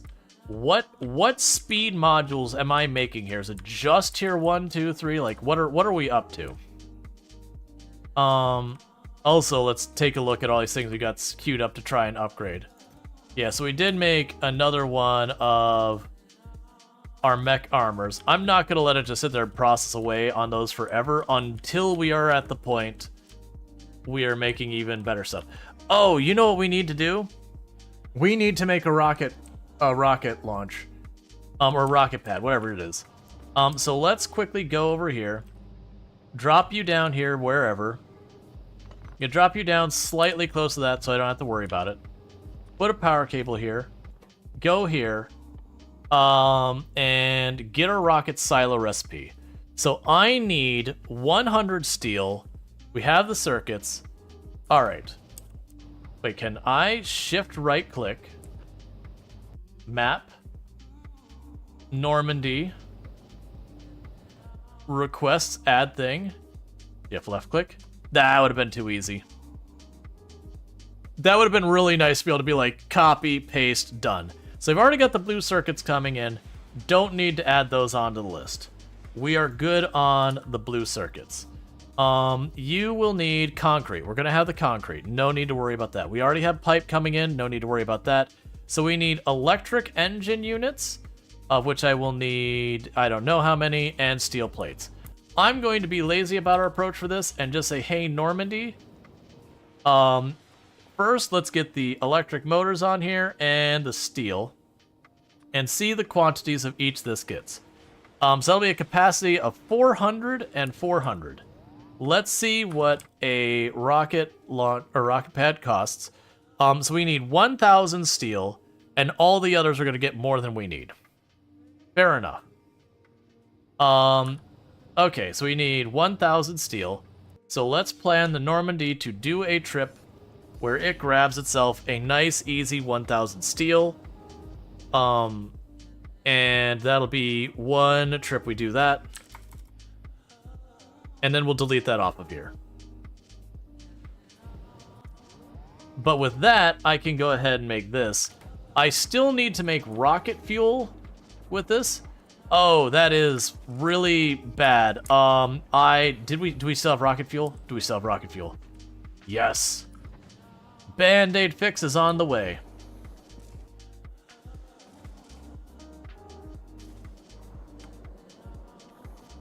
Hey, you know what?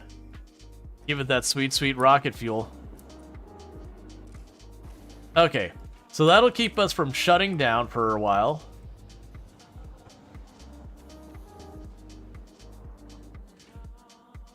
But I need more ammonia coming in.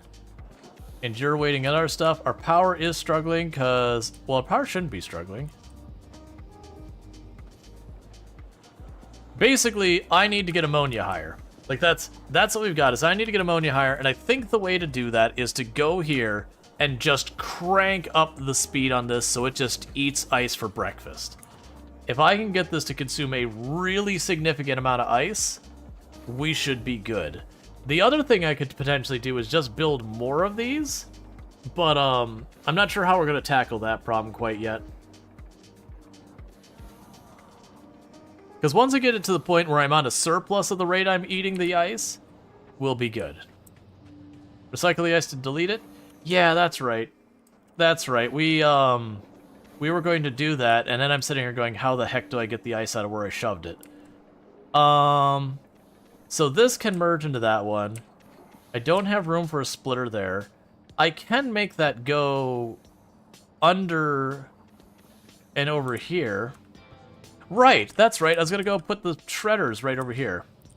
That's right. I was going to go ahead and put like 2 shredders here, because then I can run the heat. Actually, we'll just put them next to each other. We can grab... Yeah, we can grab the 2 shredders here. Where's the other shredder? There we go. 2 shredders here. And I can make that an underground.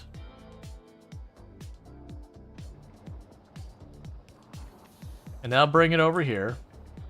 You can make that an underground. Now bring it here. You can make it underground again there. It can turn. I need a little bit more concrete.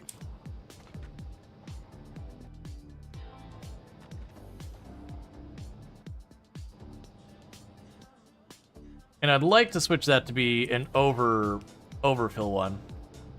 So then we got these 2. So let's get our heat pipe over here. You need more concrete. Heat pipe. So you've got that. Slight adjustment to the plan.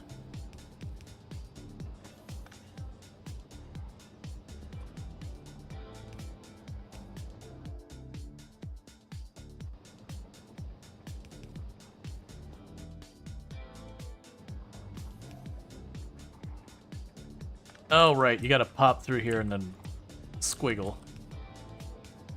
So, same idea, but I just gotta go here and there. And then we can do this.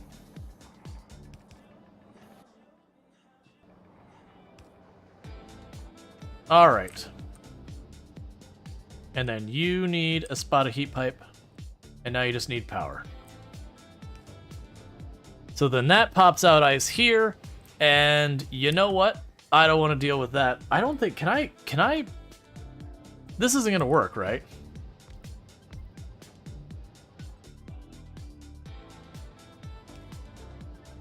Ah, yes, it does work.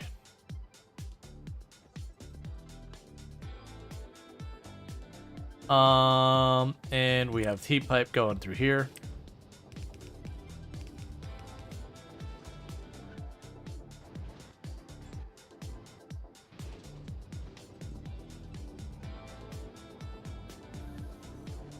Okay, so with that, we need to pull that up. Put a conveyor like this. Turn you around. Cool. And thank you for the follow. Welcome to stream. Now, ideally, what I want to actually do with this is... we can actually... we can do it. We can make this work. So what I want to do is I want to drop a little bit of concrete up here. You hate Aquilo? I'm liking it, even though, yeah, like, the balancing act you do with this is a whole big thing. Okay, so that way we go with this. We'll get rid of that underground over there. Get rid of this, and we'll underground here. So now it's an overflow lane. Is it a good one? Not really, because... I mean, it's literally overflowing only 2 tiles. But that's fine. So all the extra, it just puts in the shredders, and think you had to come with like 1k nuclear fuel and 1 nuclear plant. Oh yeah, no, I've just been using the heat we're producing to, like the heat. I'm just feeding it. But the big problem is, oh, that's good. That's ammonia actually keeping up a little bit. It's not doing great, but ammonia is starting to genuinely do better.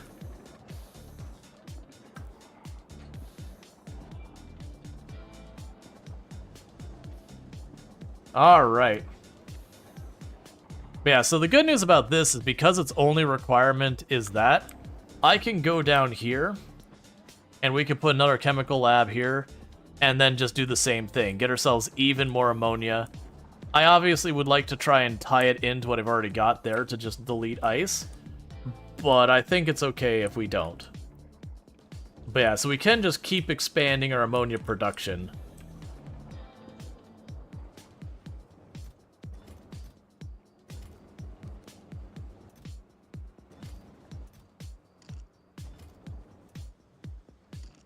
Cool, so that is working to just delete ice rapidly. But by making it overflow lane, it should be a thing that once I kind of get that solved, it's just good. And meanwhile, like I said, these are just cycling it around in circles and then just deleting it out of existence. Let's be careful. I could actually lock it up if I do it that way. Because it always does it as a loss, so I shouldn't have to worry about them ever overfilling.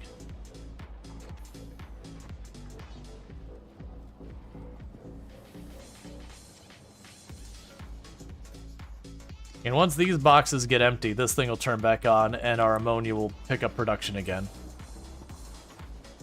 Okay.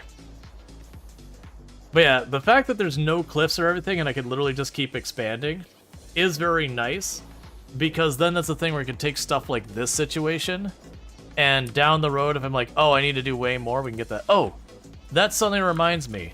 There is one more thing we need to do. Oh wait, we're building the rocket, that's right. Once we have the rocket, I can do the next step. Yeah, so let's go ahead and grab some of the concrete. Chuck it in here. Cool, I took 1 stack back. So I've got exactly 1,000 concrete in there for the rocket. Rocket silo. I will need 100 pipe. There's 100 pipe. So you chuck that in for the rocket. I will need the electric motors, which won't be here. How many was it for the silo again? 200 blue circuits. Get that in there. And I don't believe we have the last ingredient here. Yeah, so the steel and the electric motors, the Normandy, should already be on its way to go get. Yeah, it's already on its way to go get them. It is on the earlier part of it. It is trying to get our carbon fiber for the moment, so... Oh no, it's got the carbon fiber. What are you waiting on then? Ah, you're recovering your bullets. That's fine. Make sure our bullet production isn't stuck on anything. I mean, it's basically stuck on just producing the bullets here. Go as fast as it can.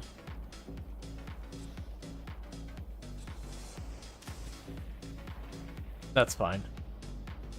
Right, because it's topping off its missiles. So it's splitting the ammo between right now. But as the missiles wrap up, it'll stop splitting, but that's fine.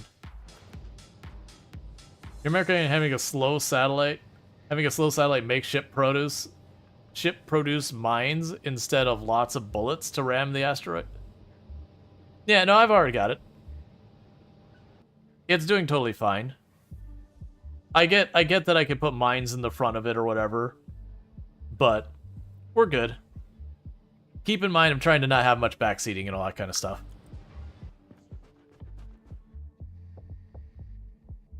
You know, like, because if I had gotten backseated, we wouldn't have had all, like, the fun of just the back and forth of me trying to head out, not even realizing the big asteroids are practically immune to physical damage, and just going out there with nothing but the armor-piercing rounds, literally emptying 1,200 bullets trying to come to a stop as a giant asteroid comes to hit me, and doing a single point of damage, which was most likely just rounded up.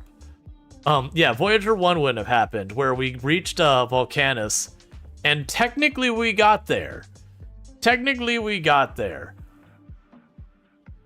But it was a one-way trip.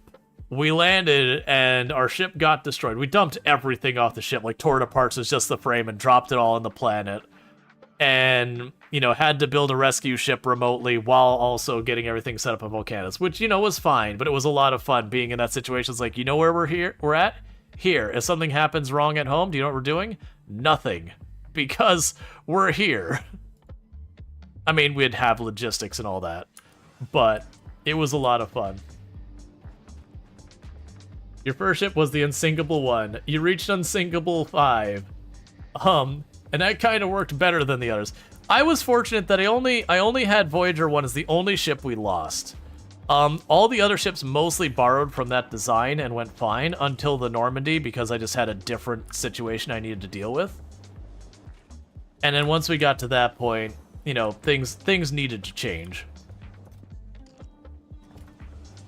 Okay, so we're almost out of ice that we've got locked away here.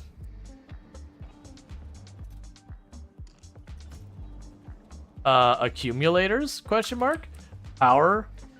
Oh no, the steam finally gave.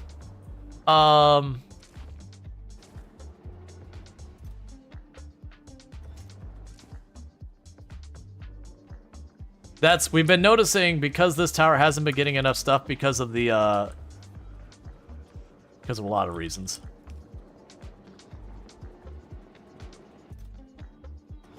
That we were slowly losing heat. So that should be able to bring us back online relatively quick. I just need you to heat up more, which is not happening fast enough. I do wonder if this is a thing that genuinely it's impractical to keep these heated. Let's make an adjustment to these. So you keep feeding until you're at 900. That's not what 900 looks like. 900. So if you're less than 900, you keep feeding.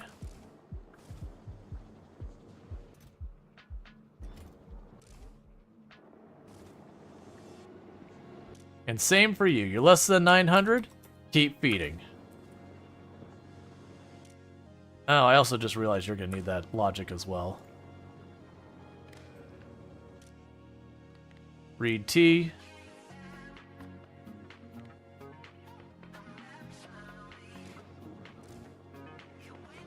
Yeah, so they are heating up, but it's a matter if I can get that heat all the way over here. So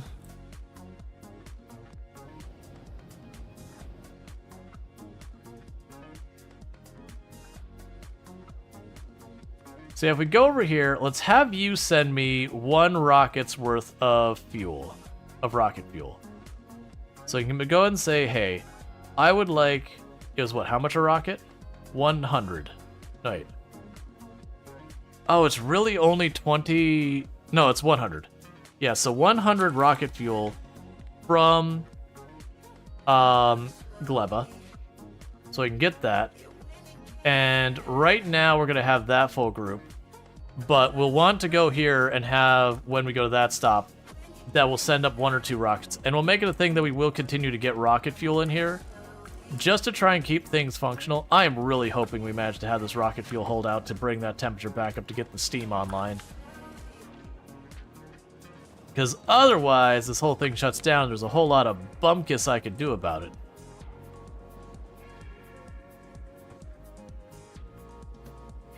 Because I need you to reach 500. It is warming up a couple decimal points at a time, so we'll eventually get there. But, you know, it has to actually arrive at that amount. Because in the meantime, we're barely running any electricity at all.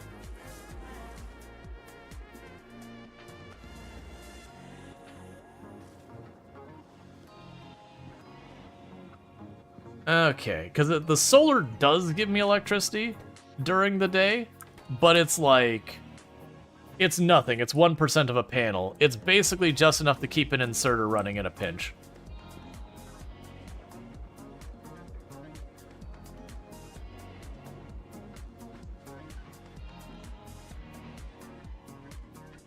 Well, if I wanted to do the next reaction... Oh man, 500 ammonia. 500 ammonia to make 1 rocket fuel. We are going to just have to keep doing stuff to ramp up our ammonia production compared to everything else. Like, the good news is getting ammonia made is easy. It's handling the ice that is the cost. Which I do think is handled exactly how we're handling it right now, is just shove all of the ice into the shredder and let the shredders go.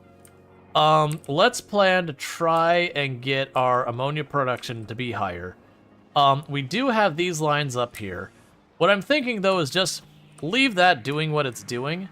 Go down here somewhere. Get more ammonia set up here. We plug that ammonia into this line right there to top that off. And then we just feed the ice in here as well. And just let the shredders roll. So we should be able to do that right here. They'll probably be fine. So you need to be ammonia production. So you're going to produce ice and ammonia. Fair enough. Getting stuff here, not a problem. The ice. That's the biggest one. So grab the ice like this.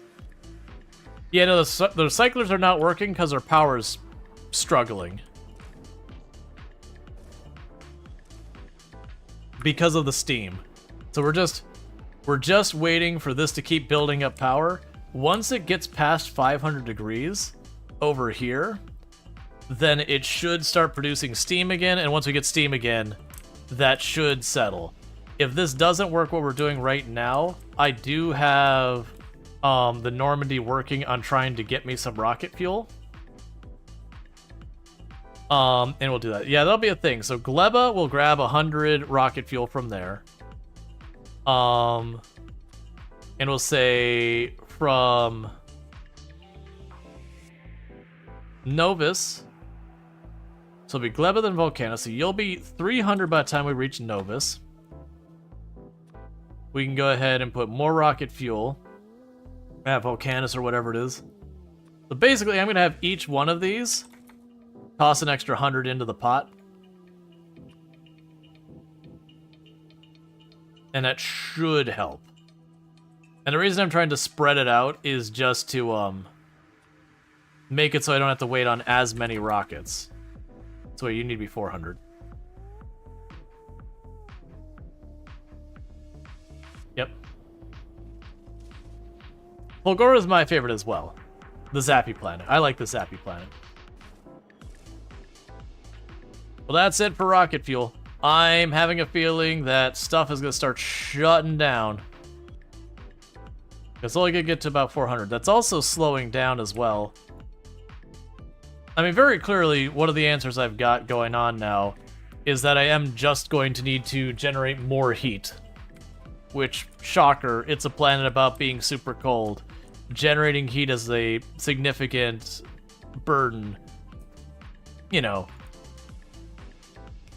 The math checks out. Okay, so we are getting a little teeny tiny inkling of power from our solar.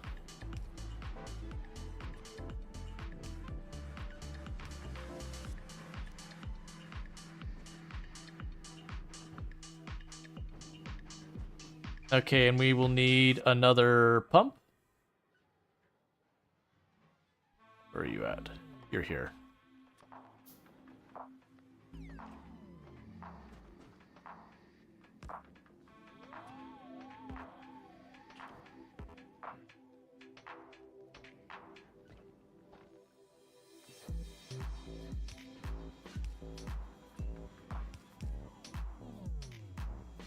And I'll need a couple storage tanks.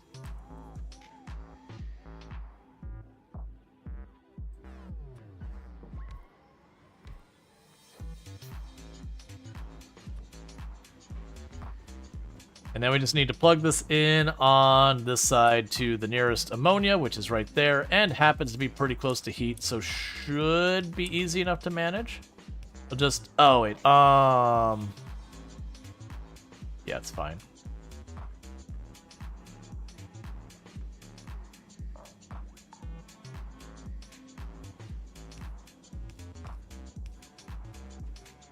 Not exactly how I wanted to wire it, but that's fine. Okay. So heat pipe there, that unfreezes that. Heat pipe there, that unfreezes that. And the heat pipe's gonna ruin everything because I'm just balancing. But I've already come to accept that we're not gonna be good here. That's smooth ice. Actually, no, actually you do need to go on that side. We can make this less costly by doing this.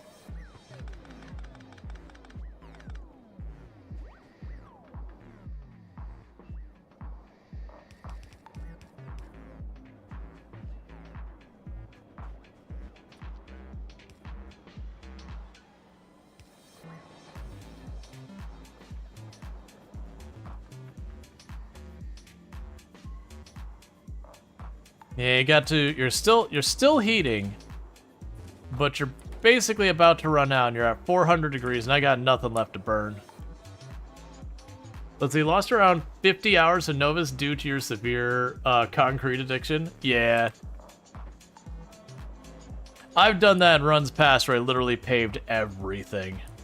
But that should, in theory, help get us a little bit more ammonia, which should, in theory, get us a little bit more fuel, but the problem is it's going to be just too late.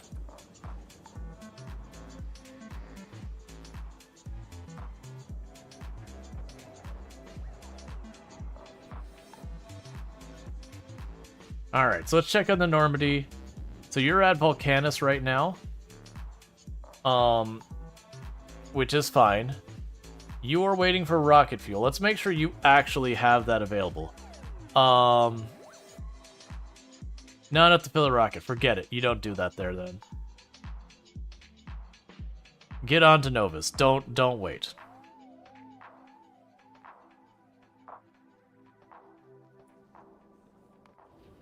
Because I need you to get back with some rocket fuel.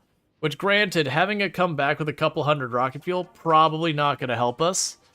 I'm going to need way more than that to jumpstart. But if we can get at least some of the stuff up and running, that'll help. It is bringing what I need to build the rocket silo. And then once we have that, we can start fixing our power situation. And on top of that, I can start shipping back the cryogenic science. And with the cryogenic science, we can get the fusion reactor built.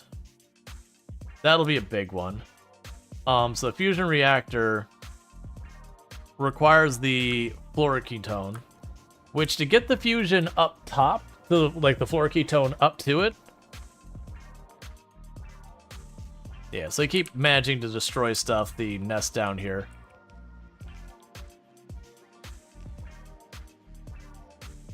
I don't want to have to start shipping artillery. We might have to, though. Like, ship the artillery and just pop the nest without having to run out there again and again. Because I've got a tank in here somewhere. Thought I left it up here. Because remember, we smashed the 2 telephone poles with it. And then I just shoved it in a corner or whatever.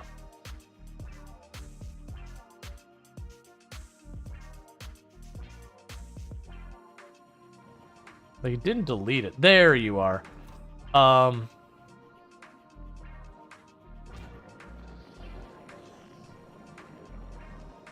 Denying them nesting in a spore cloud?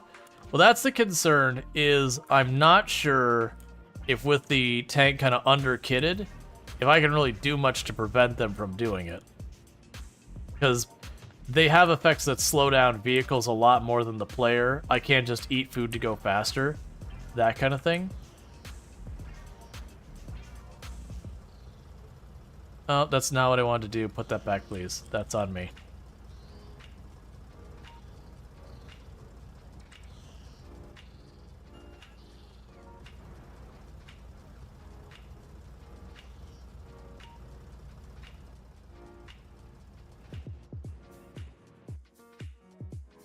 Oh, right. I'm not going to be able to go out there because radar. Right, that's the downside of remoting.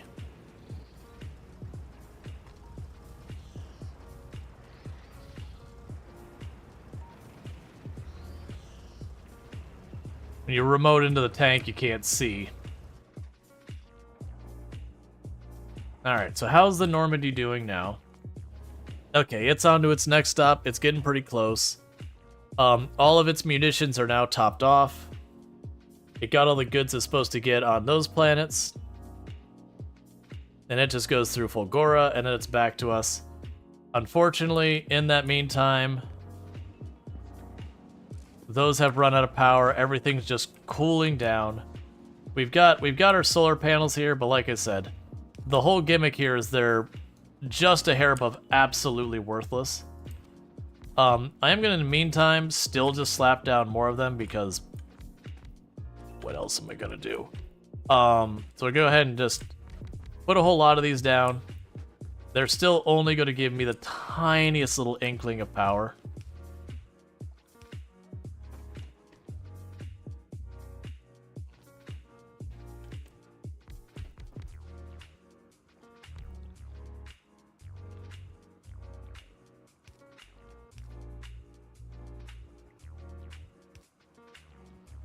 But it's still a tiny little inkling of power.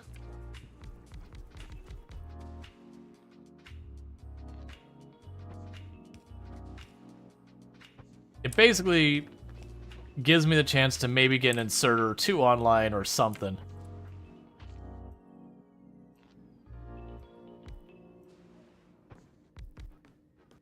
There, that's all the solar panels. We have no more. Yeah, so those at peak are running 27 kilowatts. Not enough to do anything worthwhile. But that is technically enough that it is ever so slowly running our ammonia plants. Ever so slowly running them. So in theory, over time, that might give me enough to actually do a couple things.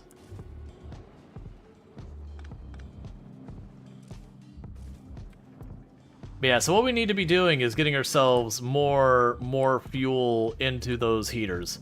The problem we're running into is it was just filling the heater, like filling one of the heaters and not both of them. I wonder if it's a situation where a splitter would help to just divide it between the two of them, or if it is just one of those things, I just need higher throughput.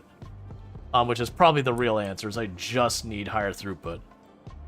Which again is more on the ammonia side than anything else.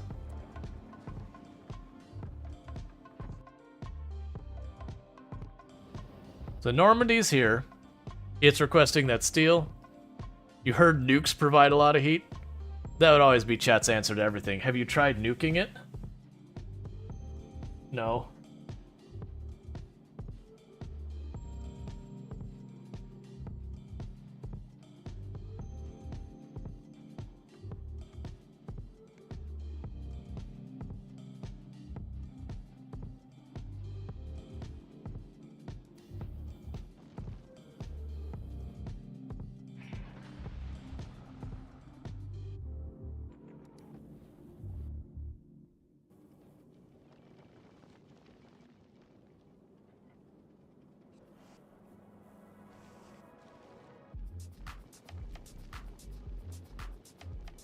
All right.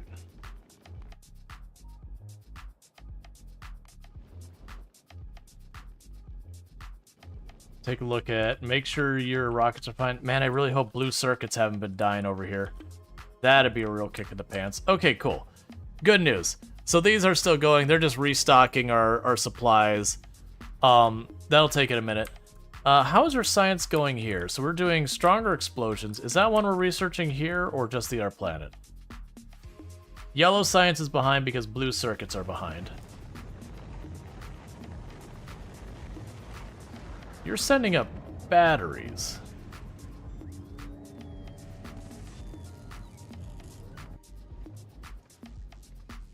Oh, that would make sense. I understand. Right, because you're shipping those back to Novus so that Novus can keep churning through all of its materials to desperately try and make some better equipment. That is probably something I shouldn't be allowing anymore. Ooh, getting some good materials out of that, though. Still not sure what to do with that plastic. Because we're getting an abundance of plastic from, like, a bunch of the materials we're burning up. But there's all of that. The good news is this one's basically shut off, so at least we're not going to be wasting any more of those materials. We just ate up a lot of blue circuit boards in that. Alright. Yeah, so let's take a look at Fulgora, because we did increase the battery production? No, we did not. Alright, so Normandy will not be accepting batteries. Because you will just not get anywhere if you do. So we're not going to worry about the batteries on your next stop.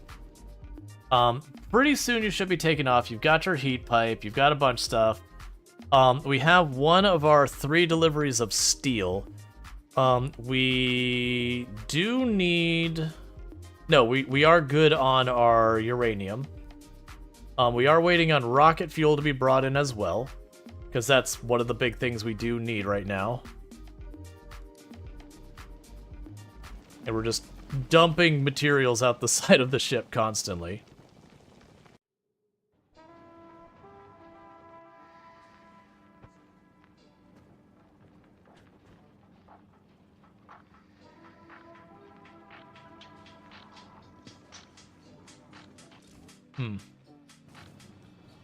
I wonder.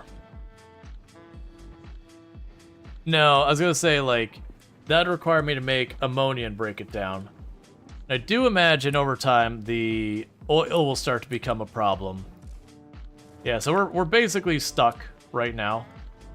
That with the solar up, this runs extremely slowly. And with that, we will eventually get some... You're still getting warmer. Oh, you still have a little trace amount of rocket fuel in you. But with that, we are running this. But it is going to be a matter of the rocket fuel getting here for me to band-aid that up.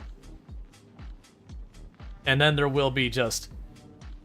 Like, I'm just wondering... So the two possibilities I have. One is that I need to make the fuel going in here more reliable and everything will be fixed. That could be one possibility. Possibility 2 is that you can't just shove these on one side and have it spread the heat throughout the whole thing. That maybe it is something that, like, I put a couple over here, then I gotta go down here and put a couple, and then I gotta go over there and put a couple. That to make it all work, I gotta do a little balance. Try to heat just one of those to 900C? Well, they do feed off of each other. Right now, this is the only one getting fuel. It did get a single unit of solid fuel out, but it is trying its best. The problem is the whole network. There is things cooling it down. We are in a frozen planet. I don't know, like, the exact specifics on the mechanics and how it works, but it is constraining us a lot. All right, so you are getting the motors. You're getting the steel. You are about to get a new rocket in here. So the Normandy should get out of here relatively soon. And then after we get this one out of here, what is that? Maybe the problem isn't that they need to be spread out, there's just not enough heat production. That could be another one. I think the fuel is more of an issue because they weren't getting the fuel reliably, but it also could be that even once I fix the fuel that it is insufficient to have 2. I might be up to 3. Like, that's the thing I don't really understand how to really calculate, is how much I'm going to need to facilitate. So you're out of here. You're bringing rocket fuel. You're out of here.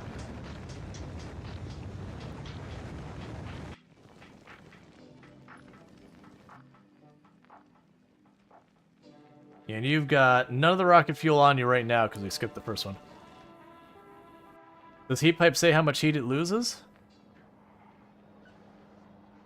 No, not really. It's not really giving me that information. Like, it may be the heat pipe caused the loss, it may be something else. Like, I know the steam will cause the loss, but like, even this is losing heat by itself and it's not doing anything. So I don't know how it approaches like ambient temperature. Yeah, so now everything's gonna start crashing. Spread heaters and consistent fuel supply. The pipe lose a lot of temperature the longer it is. I should again say, like, I am saying the questions out loud, but it is those things I want to tinker and figure out. I do say the questions out loud for that. But yeah, no, that was the thing, is that we do have the 2 possibilities. But I have been noticing that even when these were getting heated, we weren't getting the heat over there. That does present the issue of getting the heat around more. Now the good news is we could hook into the ammonia, chuck some ammonia up here, because it's just ammonia and oil, as I recall, for the solid. Yeah, so we could chuck the ammonia and oil up here, plug in a refinery, or not a refiner, plug in a cryo thing or whatever it is, and have it have a much better production rate. No matter what, we're still stuck waiting, because I need to get the heat up enough that it functions. Well, if that's the case, forget that for right now. You had rocket fuel? Then why weren't you feeding that in there? I mean, that's not going to make a difference right now, but that's fine. So, yank all that up. And start planning what we're doing over here, because these aren't going to do anything at all. So, clear up some space. So, I do need a cryo thing. We need another one of those. I mean, I don't need one. We can get away with another chemical plant. Chemical plant's fine, if I have one. I may not have one. I do. I got 6. Okay. So, I need to get you up here. And the good news is, like I said, I already have my ammonia right there. These don't matter right now. So I could drop that right up here. That's ammonia coming in. We can grab the chemical plant. And we could set you to make the solid fuel. That's ammonia and oil. We have oil here. We have ammonia right there. Fair enough. Switch those. Plug you in. Now the big question is, how am I going to be getting the heat pipe? The heat pipe's right here. That actually is very workable. Because then what I could do is I can grab you and you. The heat pipe would go right like that. Yeah, the heat pipe goes like that. That'll have all of that online. I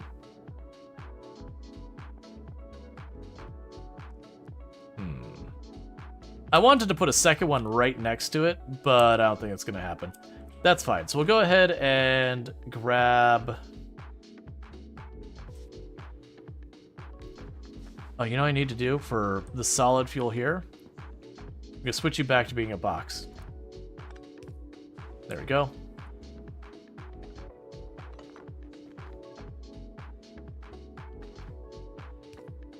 Switch you back to being a box. I'm going to put the heat there. Just plug it here. That was an interesting thing, that is pulsing heating up. Oh, because it's heating up because of the existing heat on the network. That's fair. And then meanwhile, I can bring this. And for the moment, I'll just do that. We're probably going to make another one of those over here somewhere, but we'll figure that out. Okay. And so same logic we have as before. Show me your temperature. If your temperature is below like 900, stop feeding the fuel. Because otherwise it'll just burn all of the fuel. Okay, so if we do manage to get some solid fuel out of there, we've now spread those out, which should help a little bit. Then the next thing would be to do is we've got this down here. I could potentially put another one down here and make that work. And honestly, I don't think this is a problem if I keep doing it this way. Like if I just add extras, because if I add extras, it should just mean, oh wait, you don't have oil down here. We'll deal with that later. Because if I end up with extras of these, they should just hold the heat higher and then turn off more often, which should mitigate some of the heat loss, or some of the loss here. If I wanted to bring oil down here, we've got the oil over there. I could potentially try and bring it down over this way. That wouldn't be that bad. It gives me something to do while we're waiting on the Normandy. The Normandy, which is on its way to its next stop at Fulgora. So it's got the 300 rocket fuel to get us back online. It's going to grab another 100. And it is going to grab a couple of components here. Not that much. It's going to grab the concrete, and it's going to grab the blue circuit boards. Would be the whole thing.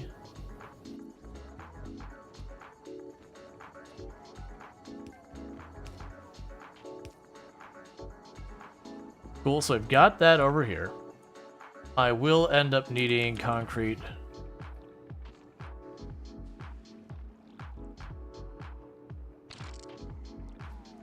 Down here.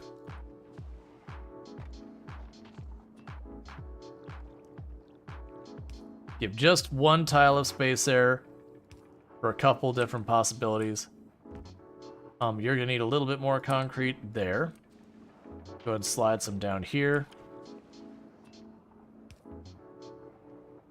Not far enough.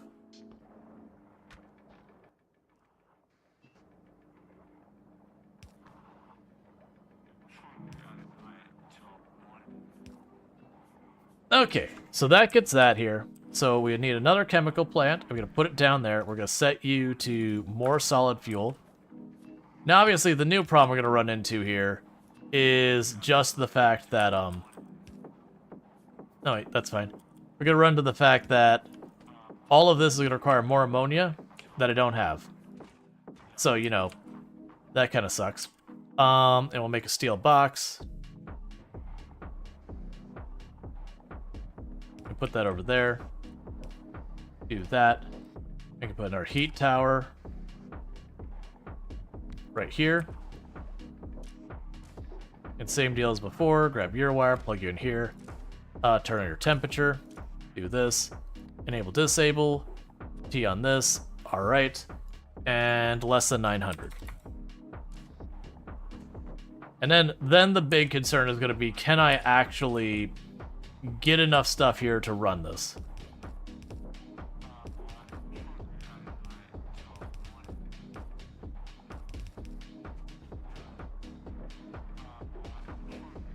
So I've got that there.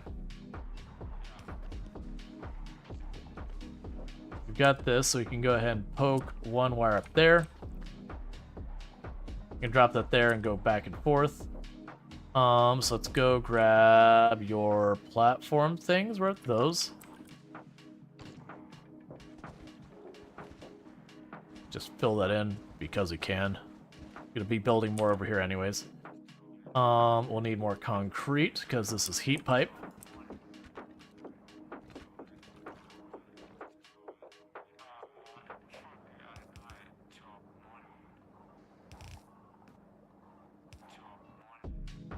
Alright, almost done.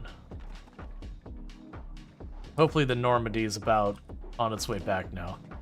Okay, so with that, that would give us oil this whole way down here. Nope, there's still that little segment there that still needs to be warmed up. There. Okay, so with that, we've got oil working the whole way down here. We just need power here, which is easy as that. Oh, you need a little teeny tiny bit of heat pipe there. Okay, so technically running.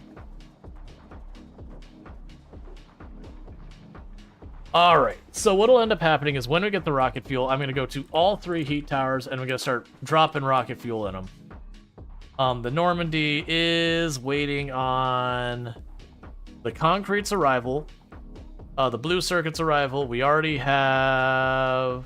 No, we already got that. We've already got this. We're not waiting for the batteries. There comes the concrete, which we're waiting on for there.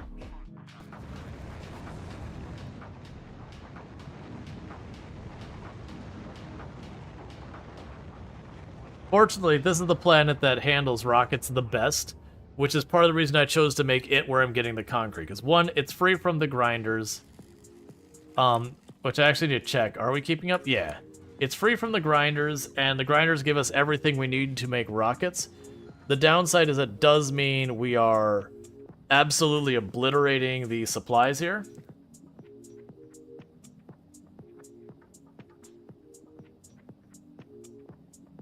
So this is the whole thing. So we are up to 800. So we have 2 more rockets of concrete, 1 rocket of blue circuits, and then it'll be on its way back. Those are coming along fine. They just take a minute to make. That is one of those things. I might even need to make more rockets on this planet. Like, very genuinely. We're firing off 4. It's just there's so many good materials you get from Fulgora that there is no amount of those that's enough. Ooh, wait a second. Why are salvage lines not staying fully saturated? Ah! We're having our first drills start to run out. And so you're just taking more time to fill up. Okay. I mean, it makes sense, but I also don't like it. So I could put a separation off here somewhere to try and go for those. Yeah, no, it's that one. I wonder if... I haven't even tried. Can I split a rail off of those easy? Let's try copying you. And... Let's actually approach this differently. Let's grab a rail. And connect it here.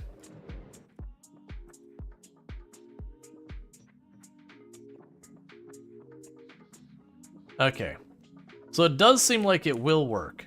The challenge is going to be how the heck I get the logic drones out there, or the construction drones out there. So certainly one thing that's going to need to happen is we're going to need to get the drone ports.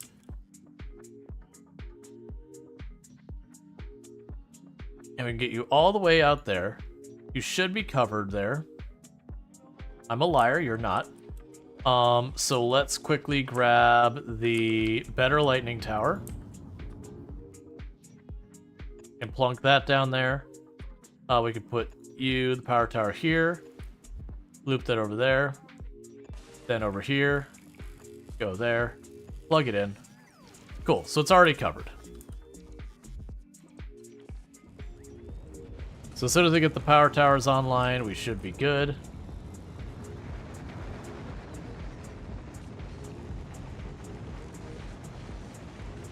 Yeah, the downside is that is not going to reach across that. That is going to be a I have to visit in person kind of situation. Until we get the foundation things, because it's just too far for logistic drones to help. I was hoping to have it where we could build there, but I'm going to go down there, place down the train tracks, and tap into that scrap. And the same with that one. Meanwhile, that should be about everything from the Normandy. You should be on your way. Yeah, Normandy's on its way back. How much coverage does that give? Oh, this? It's that far. So it gets it that far, but the problem is you gotta have the yellow parts connect for logistics. Well, actually, no, I don't need it for logistics. But how am I gonna get power across? That's the other thing. So I don't have a means of getting power or any of that across. I could potentially get over here and drop... Well, no, because I can't get a construction tower over there.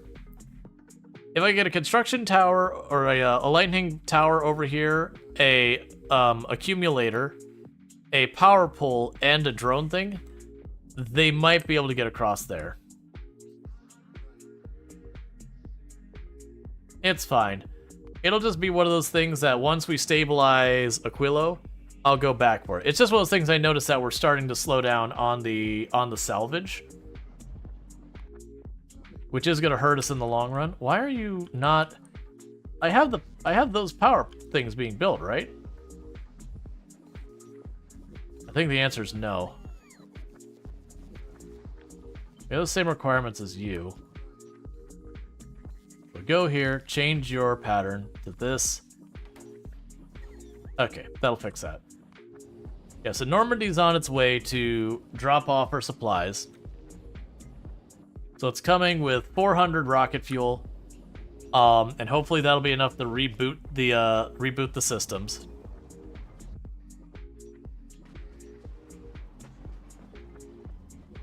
Surprisingly, it's still holding at about 350 C.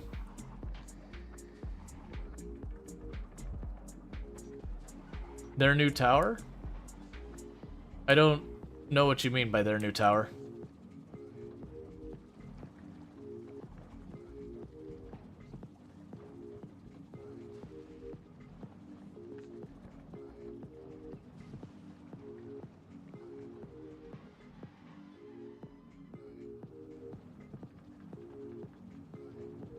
Okay.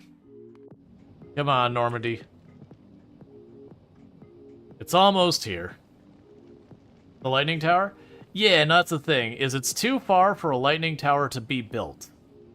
Like if you look at this, I can't get down there with the current drone logistics. Cause you see that green? I can't get a lightning tower down here, the drones won't go. I can't get a drone thing down there because the drones won't go, and I can't get a power cable. So that's when I just have to go there in person. The alternative is I'm on the planet I'm on, Aquilo. If we get the pattern unlocked, these foundations will allow me to do that. Like I could build those. The problem is those foundations ain't cheap. They got a pretty significant cost to them.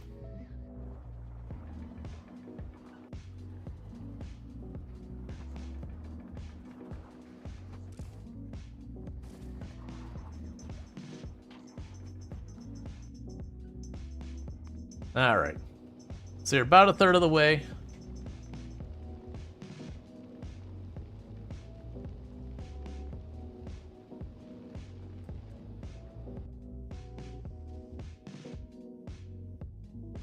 We're talking about power grid towers or Tesla towers? I'm talking power grid towers.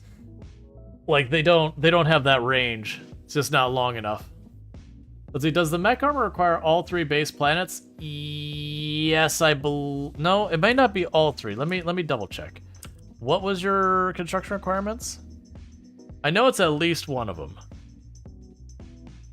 No, I think that's just Fulgora is the only requirement for that. Those materials all appear like they're Fulgora.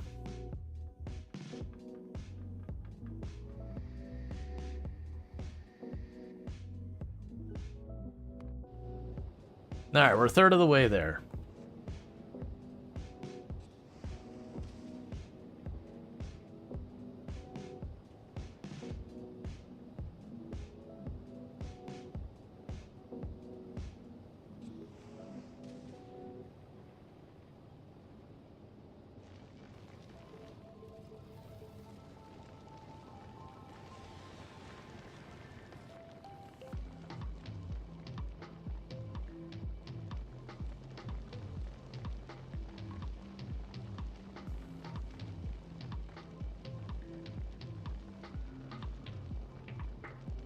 What planet order would you suggest you just start? I genuinely don't think it matters. All 3 of the other starting planets, you can literally land with nothing and make it work. I will say that I think Gleba will be the hardest one to show up without a lot of stuff. But even then with Gleba, I don't think I really used much from the other planets. So I do genuinely think you can roll the dice, it's fine. Gleba will give you the better quality stuff, but it's hard to take advantage of that until you do the Fulgora, which will give you a lot of stuff to be able to reproduce that. And Fulgora also gives you a lot of really good resources.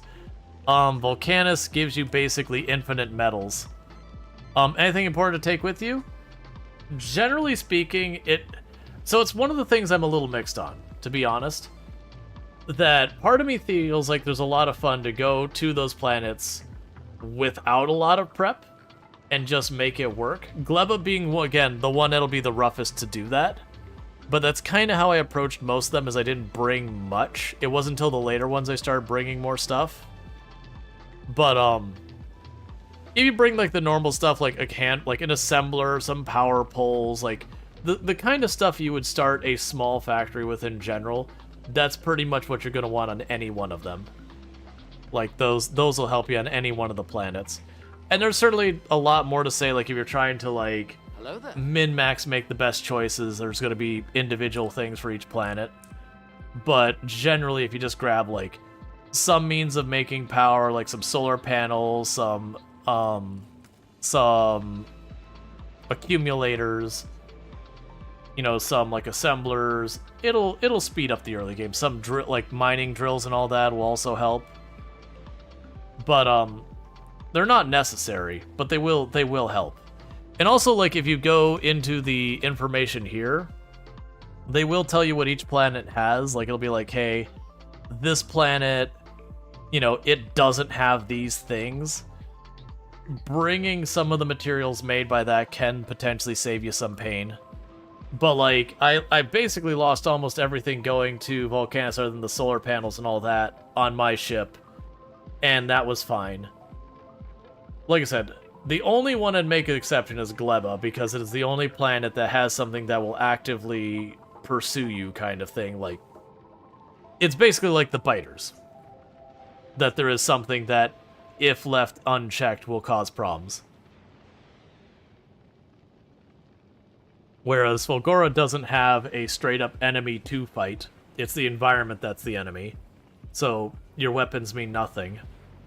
And then Volcanus, the enemy, you gotta go to them to get them angry. And they'll generally stay in their territory unless, you know, fighting you actively, like you're in the middle of a fight. Like, they're aggroed. Once the aggro drops, they'll go back to where they came from.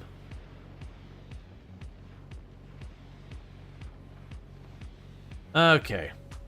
So Normandy is almost here with all of that rocket fuel we desperately need. And then once it brings us that rocket fuel, we're going to get things turned back on Aquilo, and then we're going to see where our balance is at. Because I have a feeling we're going to be over-consuming our ammonia. And as a result of that, we're just not going to get our procedures happening at the rate we need. But that could be one of those things that the solution to that is just, we add more ammonia into the system, we add more of this to the system. I do think using the shredders as a way of just deleting ice makes sense. Because we were using it to get water and all that stuff, but it's just very, very genuinely, it's a whole thing.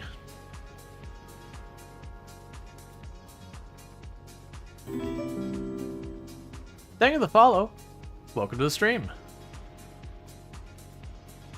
Okay, we only got 3,000 kilometers left to go, and we go about 60 kilometers a second. So home stretch. I am happy to see that this thing worked out really well. The nice thing is I technically could replace all of my ships with this one. It wouldn't be able to do the solar system's edge, I don't think. I mean, okay. Maybe it could if we were able to cheese it by just throwing enough stuff in front of the ship. Probably not, though. It'd be a lot of stuff. I mean, honestly, with enough storage, maybe. But, that wouldn't be satisfactory. Okay. So, you've got that extra cargo space. Oh yeah, I still got more concrete, don't I? I don't have more ice platform, though. So we should have this.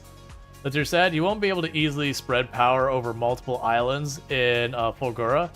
No power poles in the walkable sea. Yep.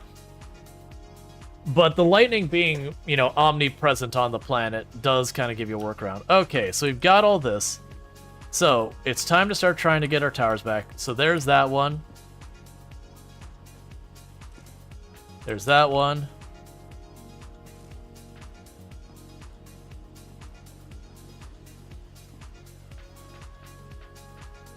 So we'll drop 5 extra ones into your box. 5 extra ones into your box. And 5 extra ones into your box. There you are.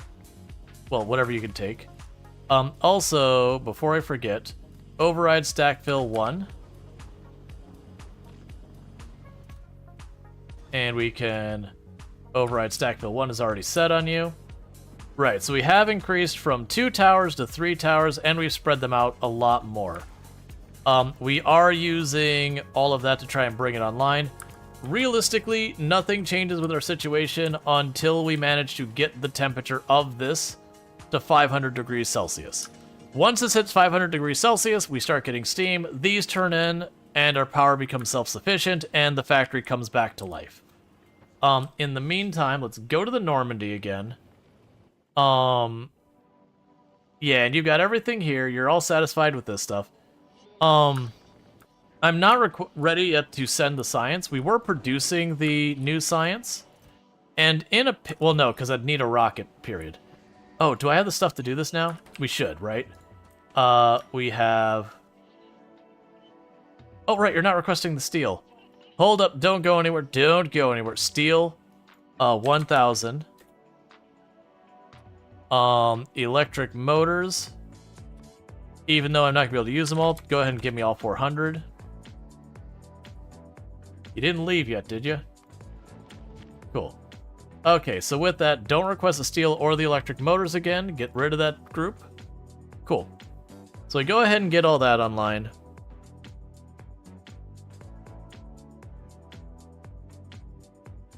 Cool.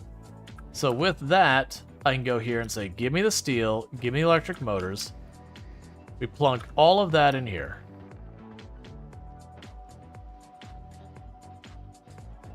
Give me the scrap back, because we only need the one. And that will get us a rocket silo on the other side.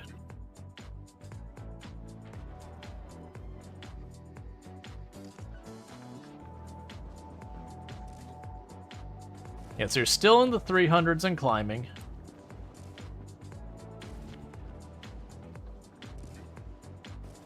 Some of those are starting to reach the 400s.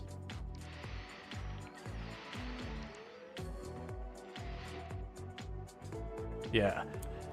Eventually I gotta go back there, but I'm going nowhere until I get a rocket built. And we're not getting rockets built anytime soon.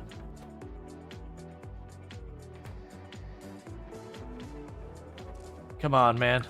How fast are you going through that fuel? The good news is you're not going through the fuel super fast. That's fine, whatever.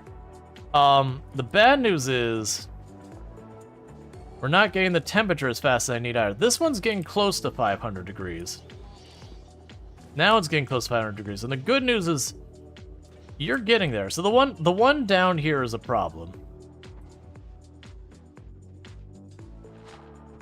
Let's start doing this. We're gonna clip that one. That goes way out there. We're gonna clip that one that goes way out there. So we're gonna shorten the heat pipe a lot. That should help it warm up quicker.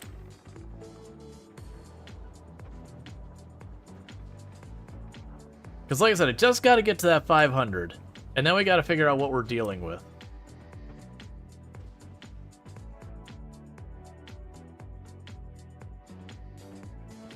And you're probably pretty soon to get out of here, right, Normandy? Yeah, your ammo's still recovering. I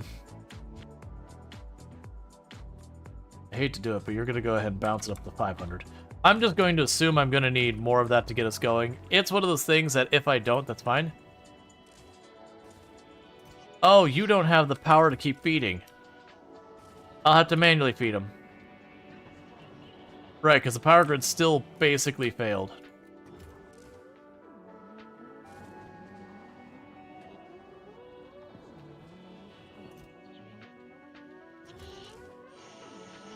We're working on it. That's what the goal is here. Wasn't that one almost 500 a moment ago?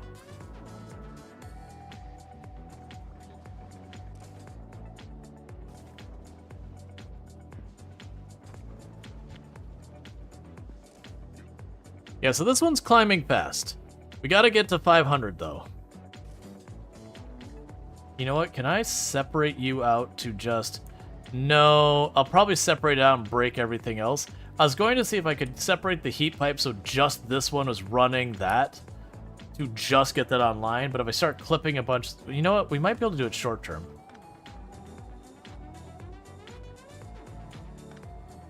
So right now...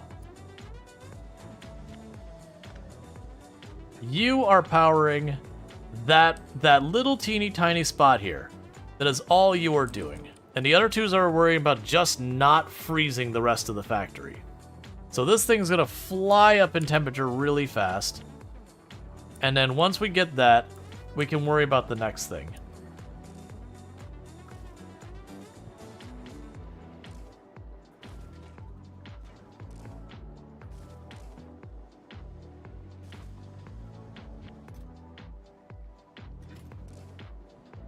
Come on, you're almost to 500.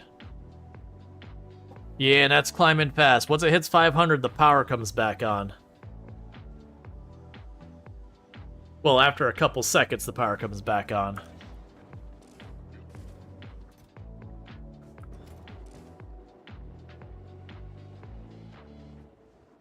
Okay, you're up to 500.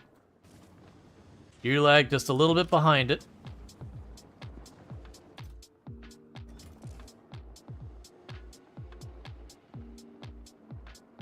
And you're still struggling.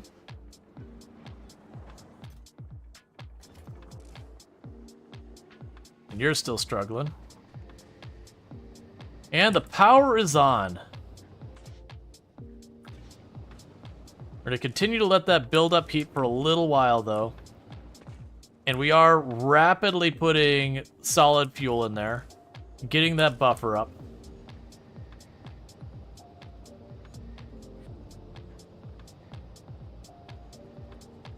All right, so you're producing 103 output per second, and you're consuming like 60 something each. Let's take you two offline and leave it just down to the two. So we're cutting down our consumption of steam because we want that to continue to build up.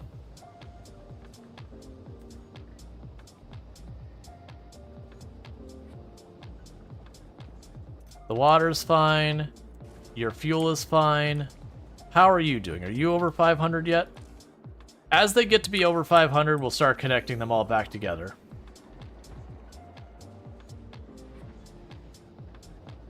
I'm just happy that the power is back on.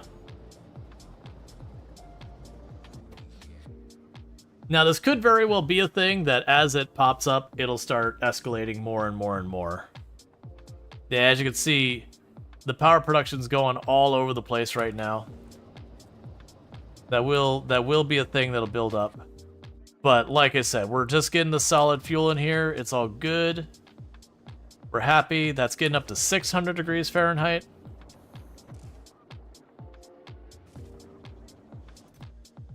You're slowly getting your solid fuel built up. The ammonia seems to be keeping a decent pace. Yeah, and those are keeping up with the deleting of the ice. So they're doing pretty well with that. Actually, they're not keeping up. But all I should have to do is once this is built, which it is, we can pull that out of here. And I can try and weasel this pipe around. I can put 4 more shredders down or 2 more shredders down, feed the ice into those. And it could just be a thing.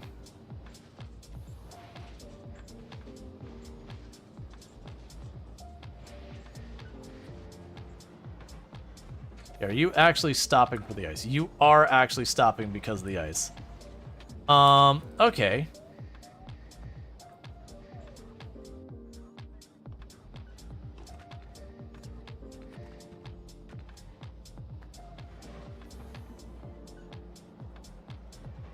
We're gonna have to consume way more ice. So you're getting to 700 degrees. How are these other towers getting to? You're at 426 degrees. You're at 440 degrees. And basically, we're not producing the lithium or the coolant right now. We're just trying to sustain what we've got here. So that's the reason why that's all turned off.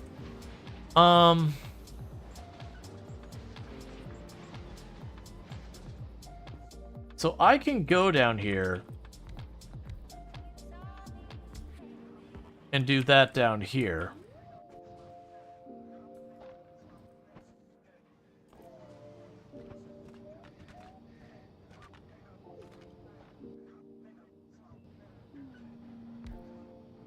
And we can put a conveyor belt here with the ice. Which will take some figuring out. I can't put that under and across. It'll be too long. I'm basically just trying to figure out how I can move this around, because we're feeding ice in from both ends, and it could be that we have to take this one over, match them up here, and then we can put it from end to end. There's also a possibility, instead of organizing it like this, where it goes end to end like that, I could do a thing where we kind of rotate them around, but that's going to be a lot of teardown and rebuild. I'll deal with that later. Right now, I just want to watch to make sure these are coming along. So you're at 440 still. You're at about 450. They are building up temperature. It's just not that fast. So you are getting up to 800. I'm going to take the chances of reconnecting it. So that's reconnecting it to this area, which will connect it on this end. So let's let that sit for a moment. It's going to bottom out its heat a lot. And that's boosting the heat a lot. As you start getting down here, if we start getting close to 500, I will yank it again.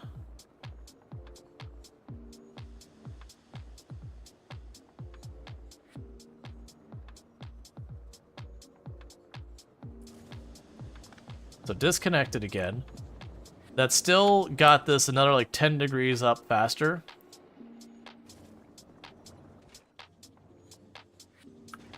The ammonia is falling behind because of the ice. I've got to get this looped around somehow. That's what I got to figure, is how I'm getting the ice over there.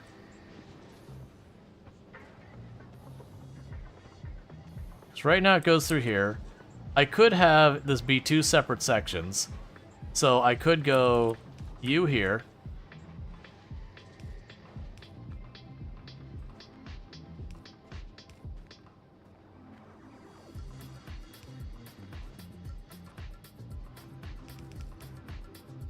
And that'll be you two there. And that'll just feed back and forth. And then we'll just need to heat pipe across there. And there. Let power here and here.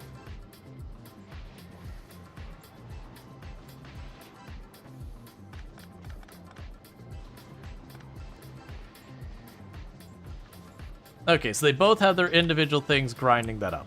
How are we doing on temperature? You're at 459. You are at 471. You're back up to 700 something. Let's go ahead and give you another hit to try and get these up. Because if we can get them all up to start where they start getting to the higher temperatures, they should shut off and on again a little bit. So you're dropping to 600.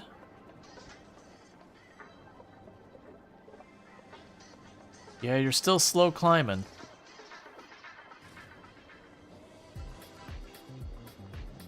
Yeah, so you're not going down as fast as you're going up, because it does seem like it's trying to equalize the temperature between them. Alright.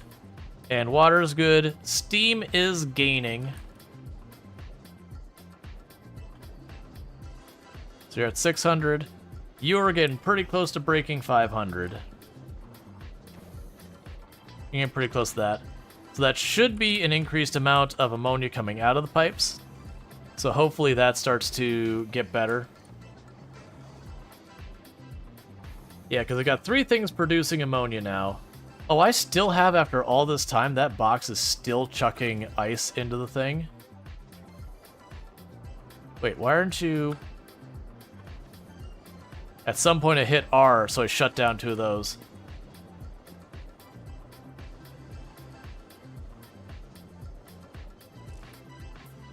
You're getting close to 500. You're dropping down. How are you doing on temperature? You're at 580. You're still fine for right now, but if you drop below 500, we got to fix it. My hope, though, is that this will cross its 500, and that'll be good. And then we can just go down here, and this one is still playing catch-up. And we still don't have our remote locations connected, but I am hoping we'll be able to get some of that sorted out. It might genuinely be that where I'm conveying these materials back, I might also need to conveyor fuel out to burn. I do think what I'm going to need to do is also turn the solid fuel into rocket fuel, but that requires a very large amount of ammonia. So you're over 500 now. So that's good news. Okay, and you are producing as fast as you can. So you're basically breaking even there. You are slowly gaining at your 600. That's good to see. The ammonia is going up gradually. So in theory, what I could probably do, yeah, it's going up gradually, so that's really good to see. So what I could probably do with that then is I could probably get another place making the solid fuel over here, maybe. Well, actually, let's not approach it like that. How much of a difference would it take for us to make rocket fuel? How bad is a rocket fuel recipe? So, right, so it is 500 ammonia, and it is 3 solid fuels. So that's 100 megajoules of burning power, whatever you want to go with, versus 12 megajoules of burning power. So one of these is 10 of those. But it does cost us 500 ammonia, so 50 ammonia a second. And if we look at this is producing 100 ammonia a second. So, yeah. So I think the next move from here is to go from where I'm making the solid fuel to immediately making the rocket fuel from that, and then using the rocket fuel to feed these, just because it's going to give us a lot more bang for our buck. But, with all that said, it is going to be that time. Does the entire base need to be hot as heck? Basically, there's a lot of things that won't work, like conveyor belts and inserters and all that, that won't work on the ice. They have to be too cold. Like, here, I could show you. Like, if I go like this and pull that up, those 2 pieces of pipe don't work. So it is those things that not everything requires heat, but almost all the things that are going to move stuff around requires heat. So it does require you to, like, cable heat all around and then just feed stuff in. But with all that said, if you have enjoyed tonight's stream, don't forget to drop a follow. That way you can find your way back here in the future. We are going to be saving at this point and wrapping up for the night, because it is getting to the point that I really need to be asleep. So we're going to go ahead and go that way. So if you're watching on YouTube, the stream will be ending abruptly for you because that's just how it works over there. And for those over here on Twitch, don't go anywhere. I really have appreciated everyone hanging out tonight. It does mean a whole heck of a lot, especially, you know, where people pop over the raid and they didn't, like,